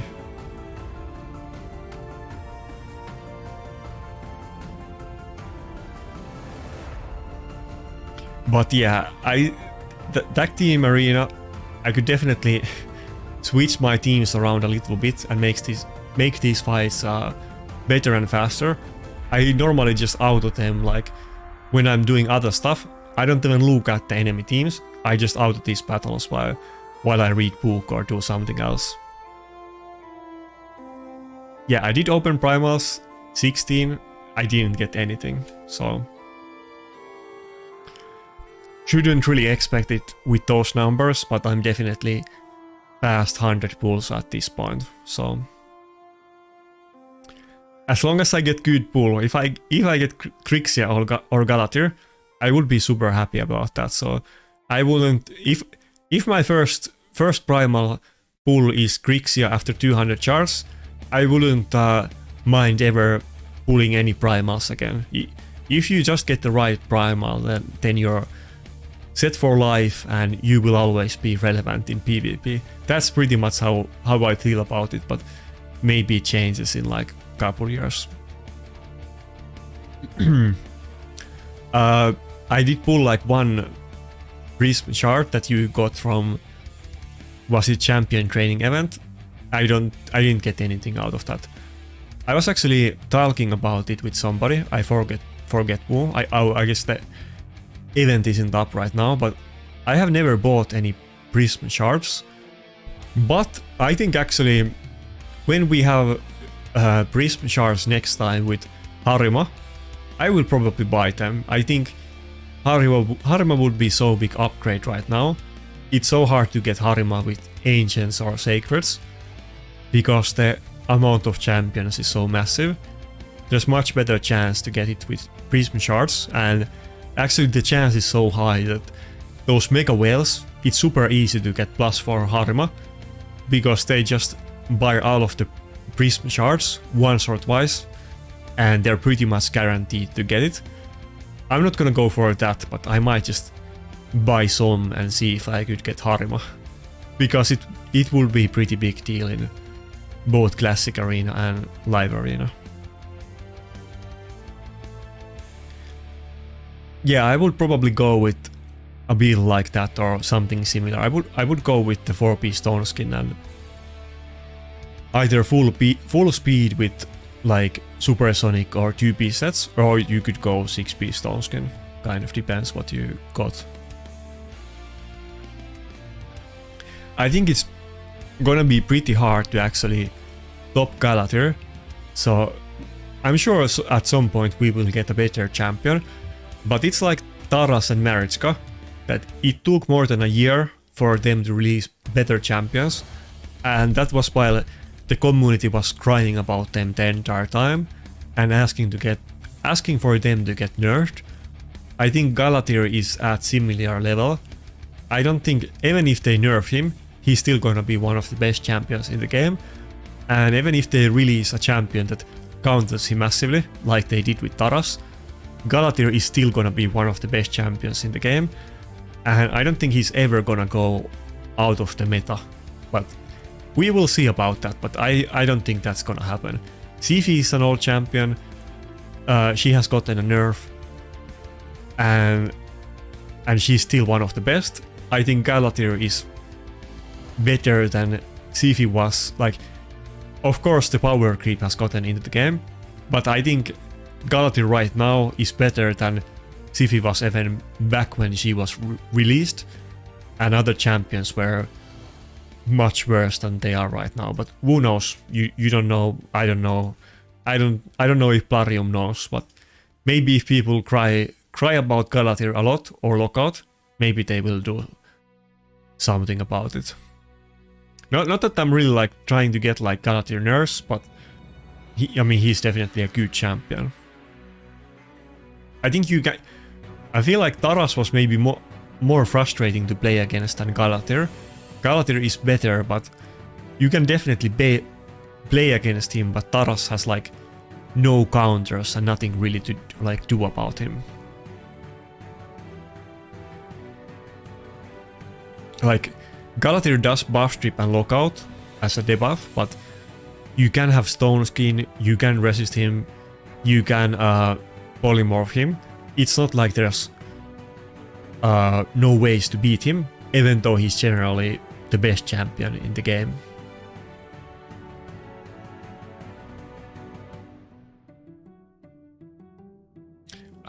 What dungeon can I even do when everybody's naked and not geared? Is my dragon team fine? I feel like actually it might not be fine. Yeah, Staltus is in the nuke set. It's not gonna work. He isn't in Regen build that I normally have. I can't do any dungeons. Everybody's naked because of the goddamn Cur City. Behold my insanely good Iron Twins team. I don't have like unkillable or anything like that. It does work pretty well though, but it's kind of weird team. Probably not something that you usually see.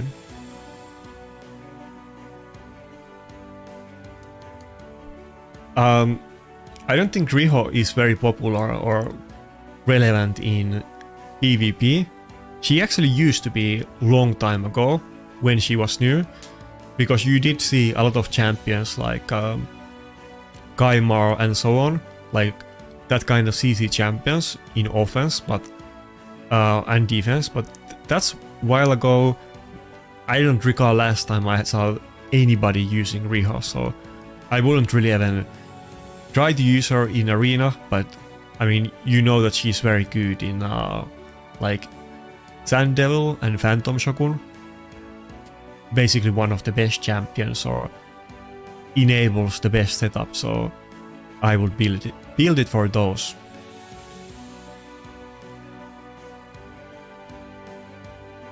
Oh, you use similar team, okay. Yeah, Acresia is kind of like a whaley thing to do, but since I do have Acresia, might as well use it. I think Iron Twins is too hard, and I like the fact that they're doing the nerf to him. I don't know what you guys think about that. I think it's a good thing that Iron Twins, Shogun and Sand Devil get nerfed. But out of them, probably Iron Twins is the easiest one for me. But if you don't have a very good team or unkillable, I think he's way too hard to beat. I think new players that played the game for several months, they should be able to beat it. But Iron Twins is so hard that some people that played the game for like year or 2 years are not able to kill it, and that feels kind of bad because you want to grind the materials as soon as you can so that you can actually progress in the game.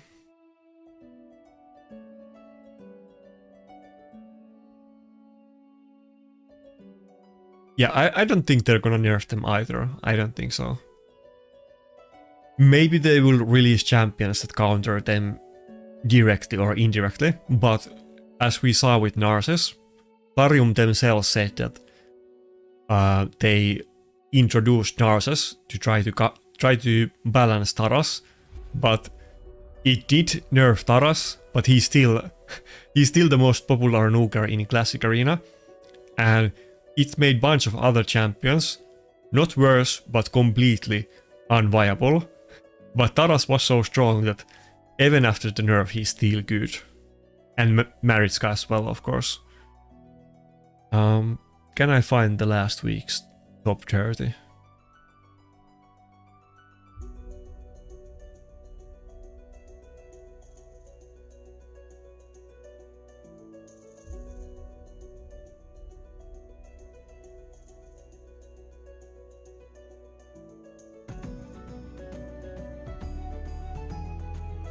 Okay, here we have it. So, can you see it on the video?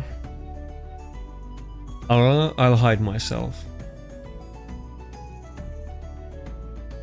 So, pretty much, as you can see from this list, it's the top 30 from last week.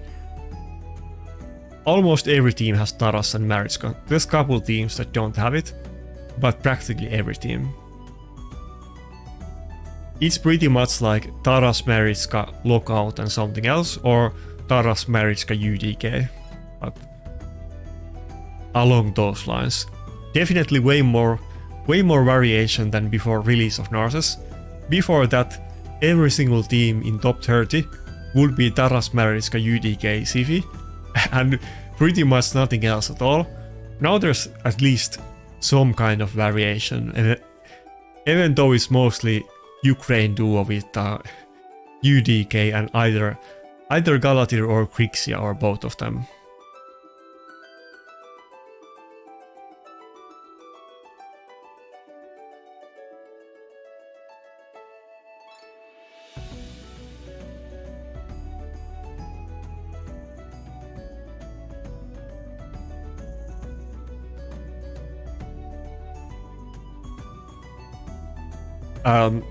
I don't think you can compare them that well.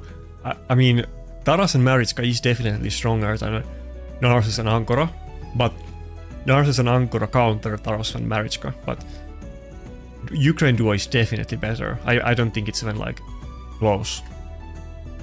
If Ukraine duo didn't exist, the meta would be very different, and if people would use different types of defense teams, and it might, not even might, I'm almost certain that it would actually indirectly make Narses much worse, because the reason, not the only reason, but the main reason why Narses is so good is because he counters Taras and Maritzka.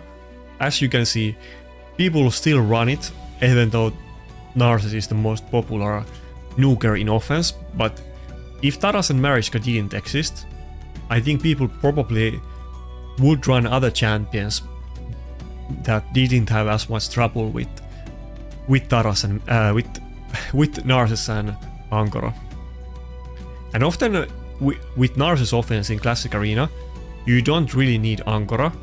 People often just run Narcissus with other supports. Like you could even have like Lydia double Narcissus lockout, or you could have basically the last champion can be anything, any kind of utility champion, but like Lydia, lockout and Narcissus, and you really don't even need Angora in that.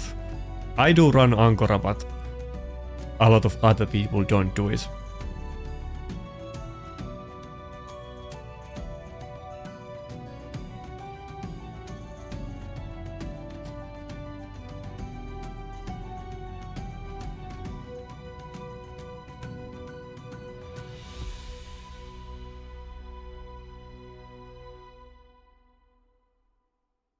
I mean, it's not bad. I think pretty much everybody was doing it. And like I said, Varium kind of baited people that they said that they have no current plans to do primals. So they wanted people to pull them. And after people pulled them for a few times for like 15x events or whatever, then they did them. So it's not that big deal. I'm pretty sure I did pull some of them. I think I pulled maybe like 10 primals before the first event, though I think I did that for some kind of fusion event or something like that, but I definitely pulled a couple before the 2x.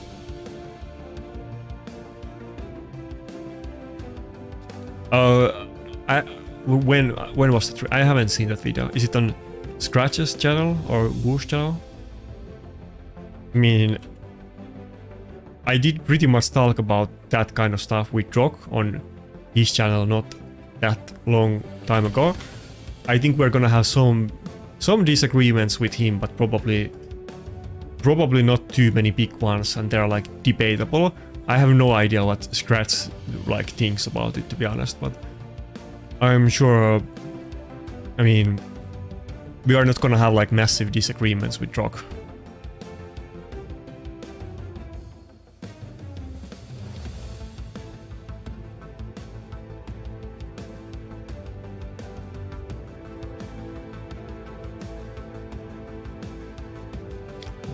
But why do you ask? Was there something, some weird ranks that they did? Was there something like that stood out about the video? Like when I did video with Rock, what was like on his channel? What was the title of the video? But I think it was something similar to that it was like top 20 best primals, or not primals, champions. No, it was how to counter the top 20 best champions, something like that. And we were pretty much like, you know, it shouldn't really be that surprising, but we both play Arena a lot, so it's not like our opinions are gonna be very different. And we were just like finishing each other's sentences a lot, because we were saying the exact same things, and when somebody was saying something, then the other one was like finishing the sentence like old married couple. That's like not even that's like literally how it went. So yeah, that sucks. I mean, better luck next time, Ali, but like I said, even if you get to like the pity pool, if you get a good champion, then it's all worth it. But if you get like Aphidius or whatever, you're definitely gonna feel sad about that.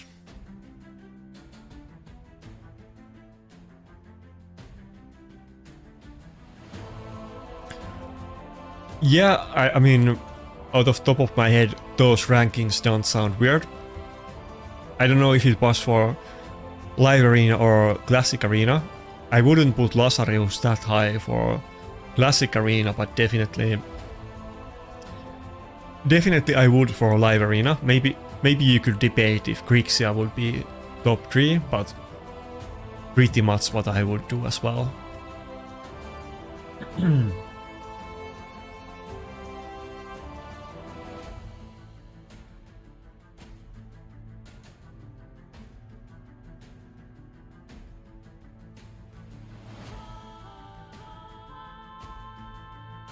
Yeah, okay, that makes sense.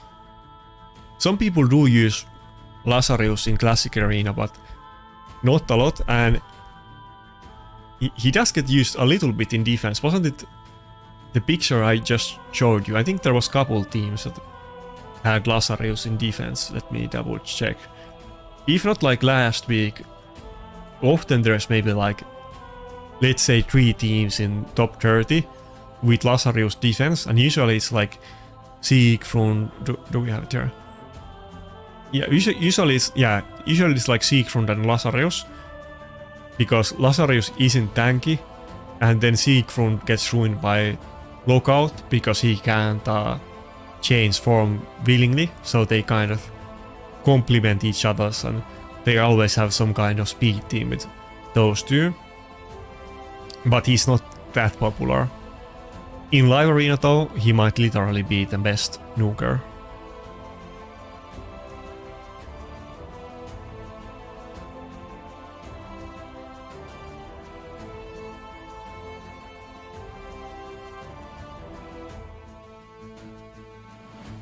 Mariska on rank 12. Well, it depends what the other ranks are, but for live arena, I think that could be right. I'd have to think about it more. I would definitely say that Mariska is much better in Classic Arena than it is in live arena, because it's not like anybody's using Mariska in offense, it's only Classic Arena defense.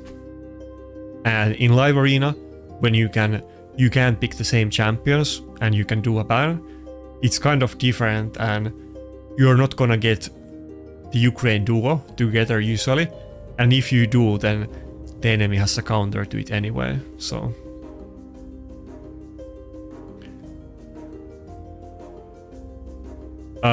How do I deal with bombs or bommal? You mean bommal?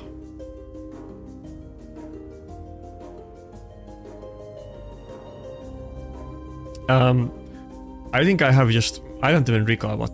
Okay, I'll wait for this battle. I don't even recall what I have just some random team on Bommal that I haven't changed forever. It's just like Duchess and some random champions. I think I have like Duchess, Wogot, Wukong,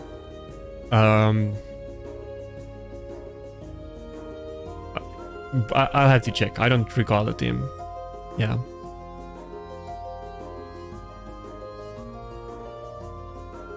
But yeah, Bommal is kind of hard, but if you have really good gear, you can kind of just ignore the mechanics and just brute force it. That's basically what I'm doing. I don't have any kind of actual team built for Bommal. I used to have like a team with like Doom Priest, Vogot, Master Butcher, and I don't do Guard Seeker, and then like Mother Cybele. And I had Mother Cybele in deflection set that it deflects the bombs, and that team totally works. It's a bit slow, but it's very safe team, and you don't need like insane gear for it. But I think ever since we got Wukong, I've just been autoing it with Wukong, and that's good enough. Yeah, okay, yeah. Here's my team. Might look kind of like Whaley team, but we're just like brute forcing it. It's not really. My gear is above the level of Bommal. Nobody is in resistance or anything like that.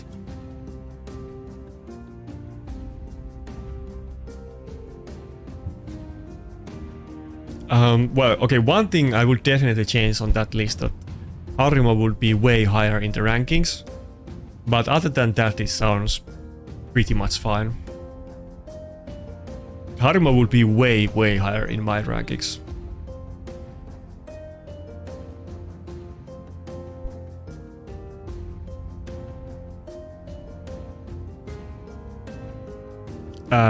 My favorite non-void legendary, probably it has to be Rotos. I mean, Rotos was I think was introduced maybe like a year in the game or a little bit. I think it was like, yeah, I think it was maybe like 10 months in the game, I want to say. I think it was on the second year of the game, but the game launched on March, I think. I think Rotos Fusion was maybe like January or February. It's still super early on, and I pretty much always had Rotos, and I have used him in Clan Boss on most of the dungeons. In like, he helped me cheese Tag Team Arena, and of course PvP. So I have definitely gotten a lot of like mileage and use out of Rotos. So I maybe have like a sentimental like value for him. So I would say he's my favorite. Though I would say somebody asked that earlier, but I could also say epics, and I said that Rotos, Gala and Vogot are my 3 favorite champions.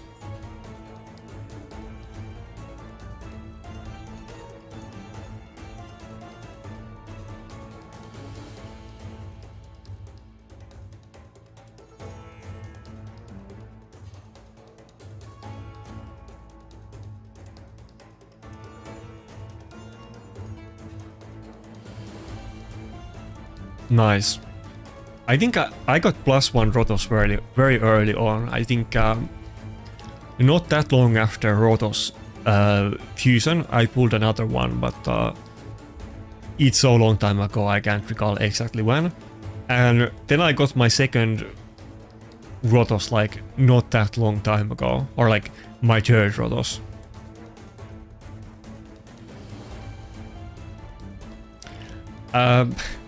Well, it's kind of coincidence, and that's why I got the avatar recently, because like I said, Rotos is my favorite champion, so, and we kind of look similar, so might as well.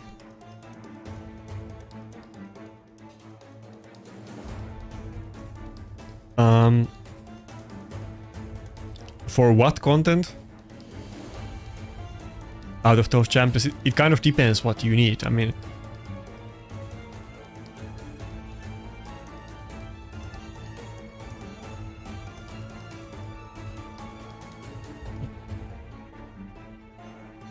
dude, I had to Google when Valentine is. Okay, so February, so I was pretty much right. I said January or February, right? And Raid launched on like March 2019, so like 11 months after the release, almost 1 year. Raid did kind of this funny thing that the game was public, you could play it, and they didn't reset the progress, maybe for like 6 to 8 months before the actual release, but it wasn't like released, and then they decided on March that now we're actually releasing the game, but they were advertising before that, and you could play it before that, and it wasn't, they didn't reset anything. It was kind of a weird thing.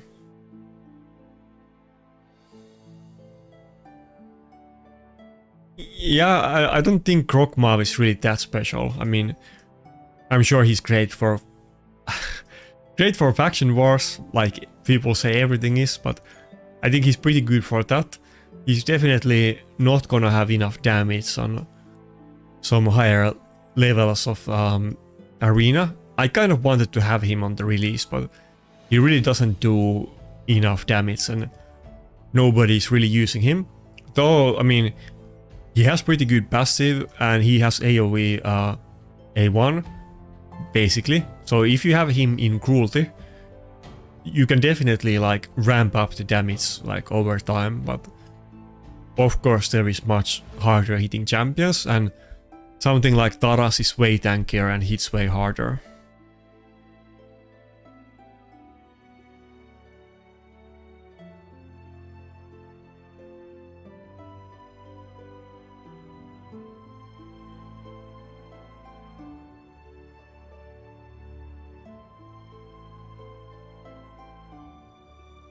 Anyway, I think we're gonna call the stream for it today. I'm way too tired to like think rationally, so thanks everybody for joining, and I'll do another stream on Monday when we have the Platinum Arena reset, and I'll also stream for several hours after that. Not as long stream as today, but I'll definitely do more than just 20 minutes that we push for Plat.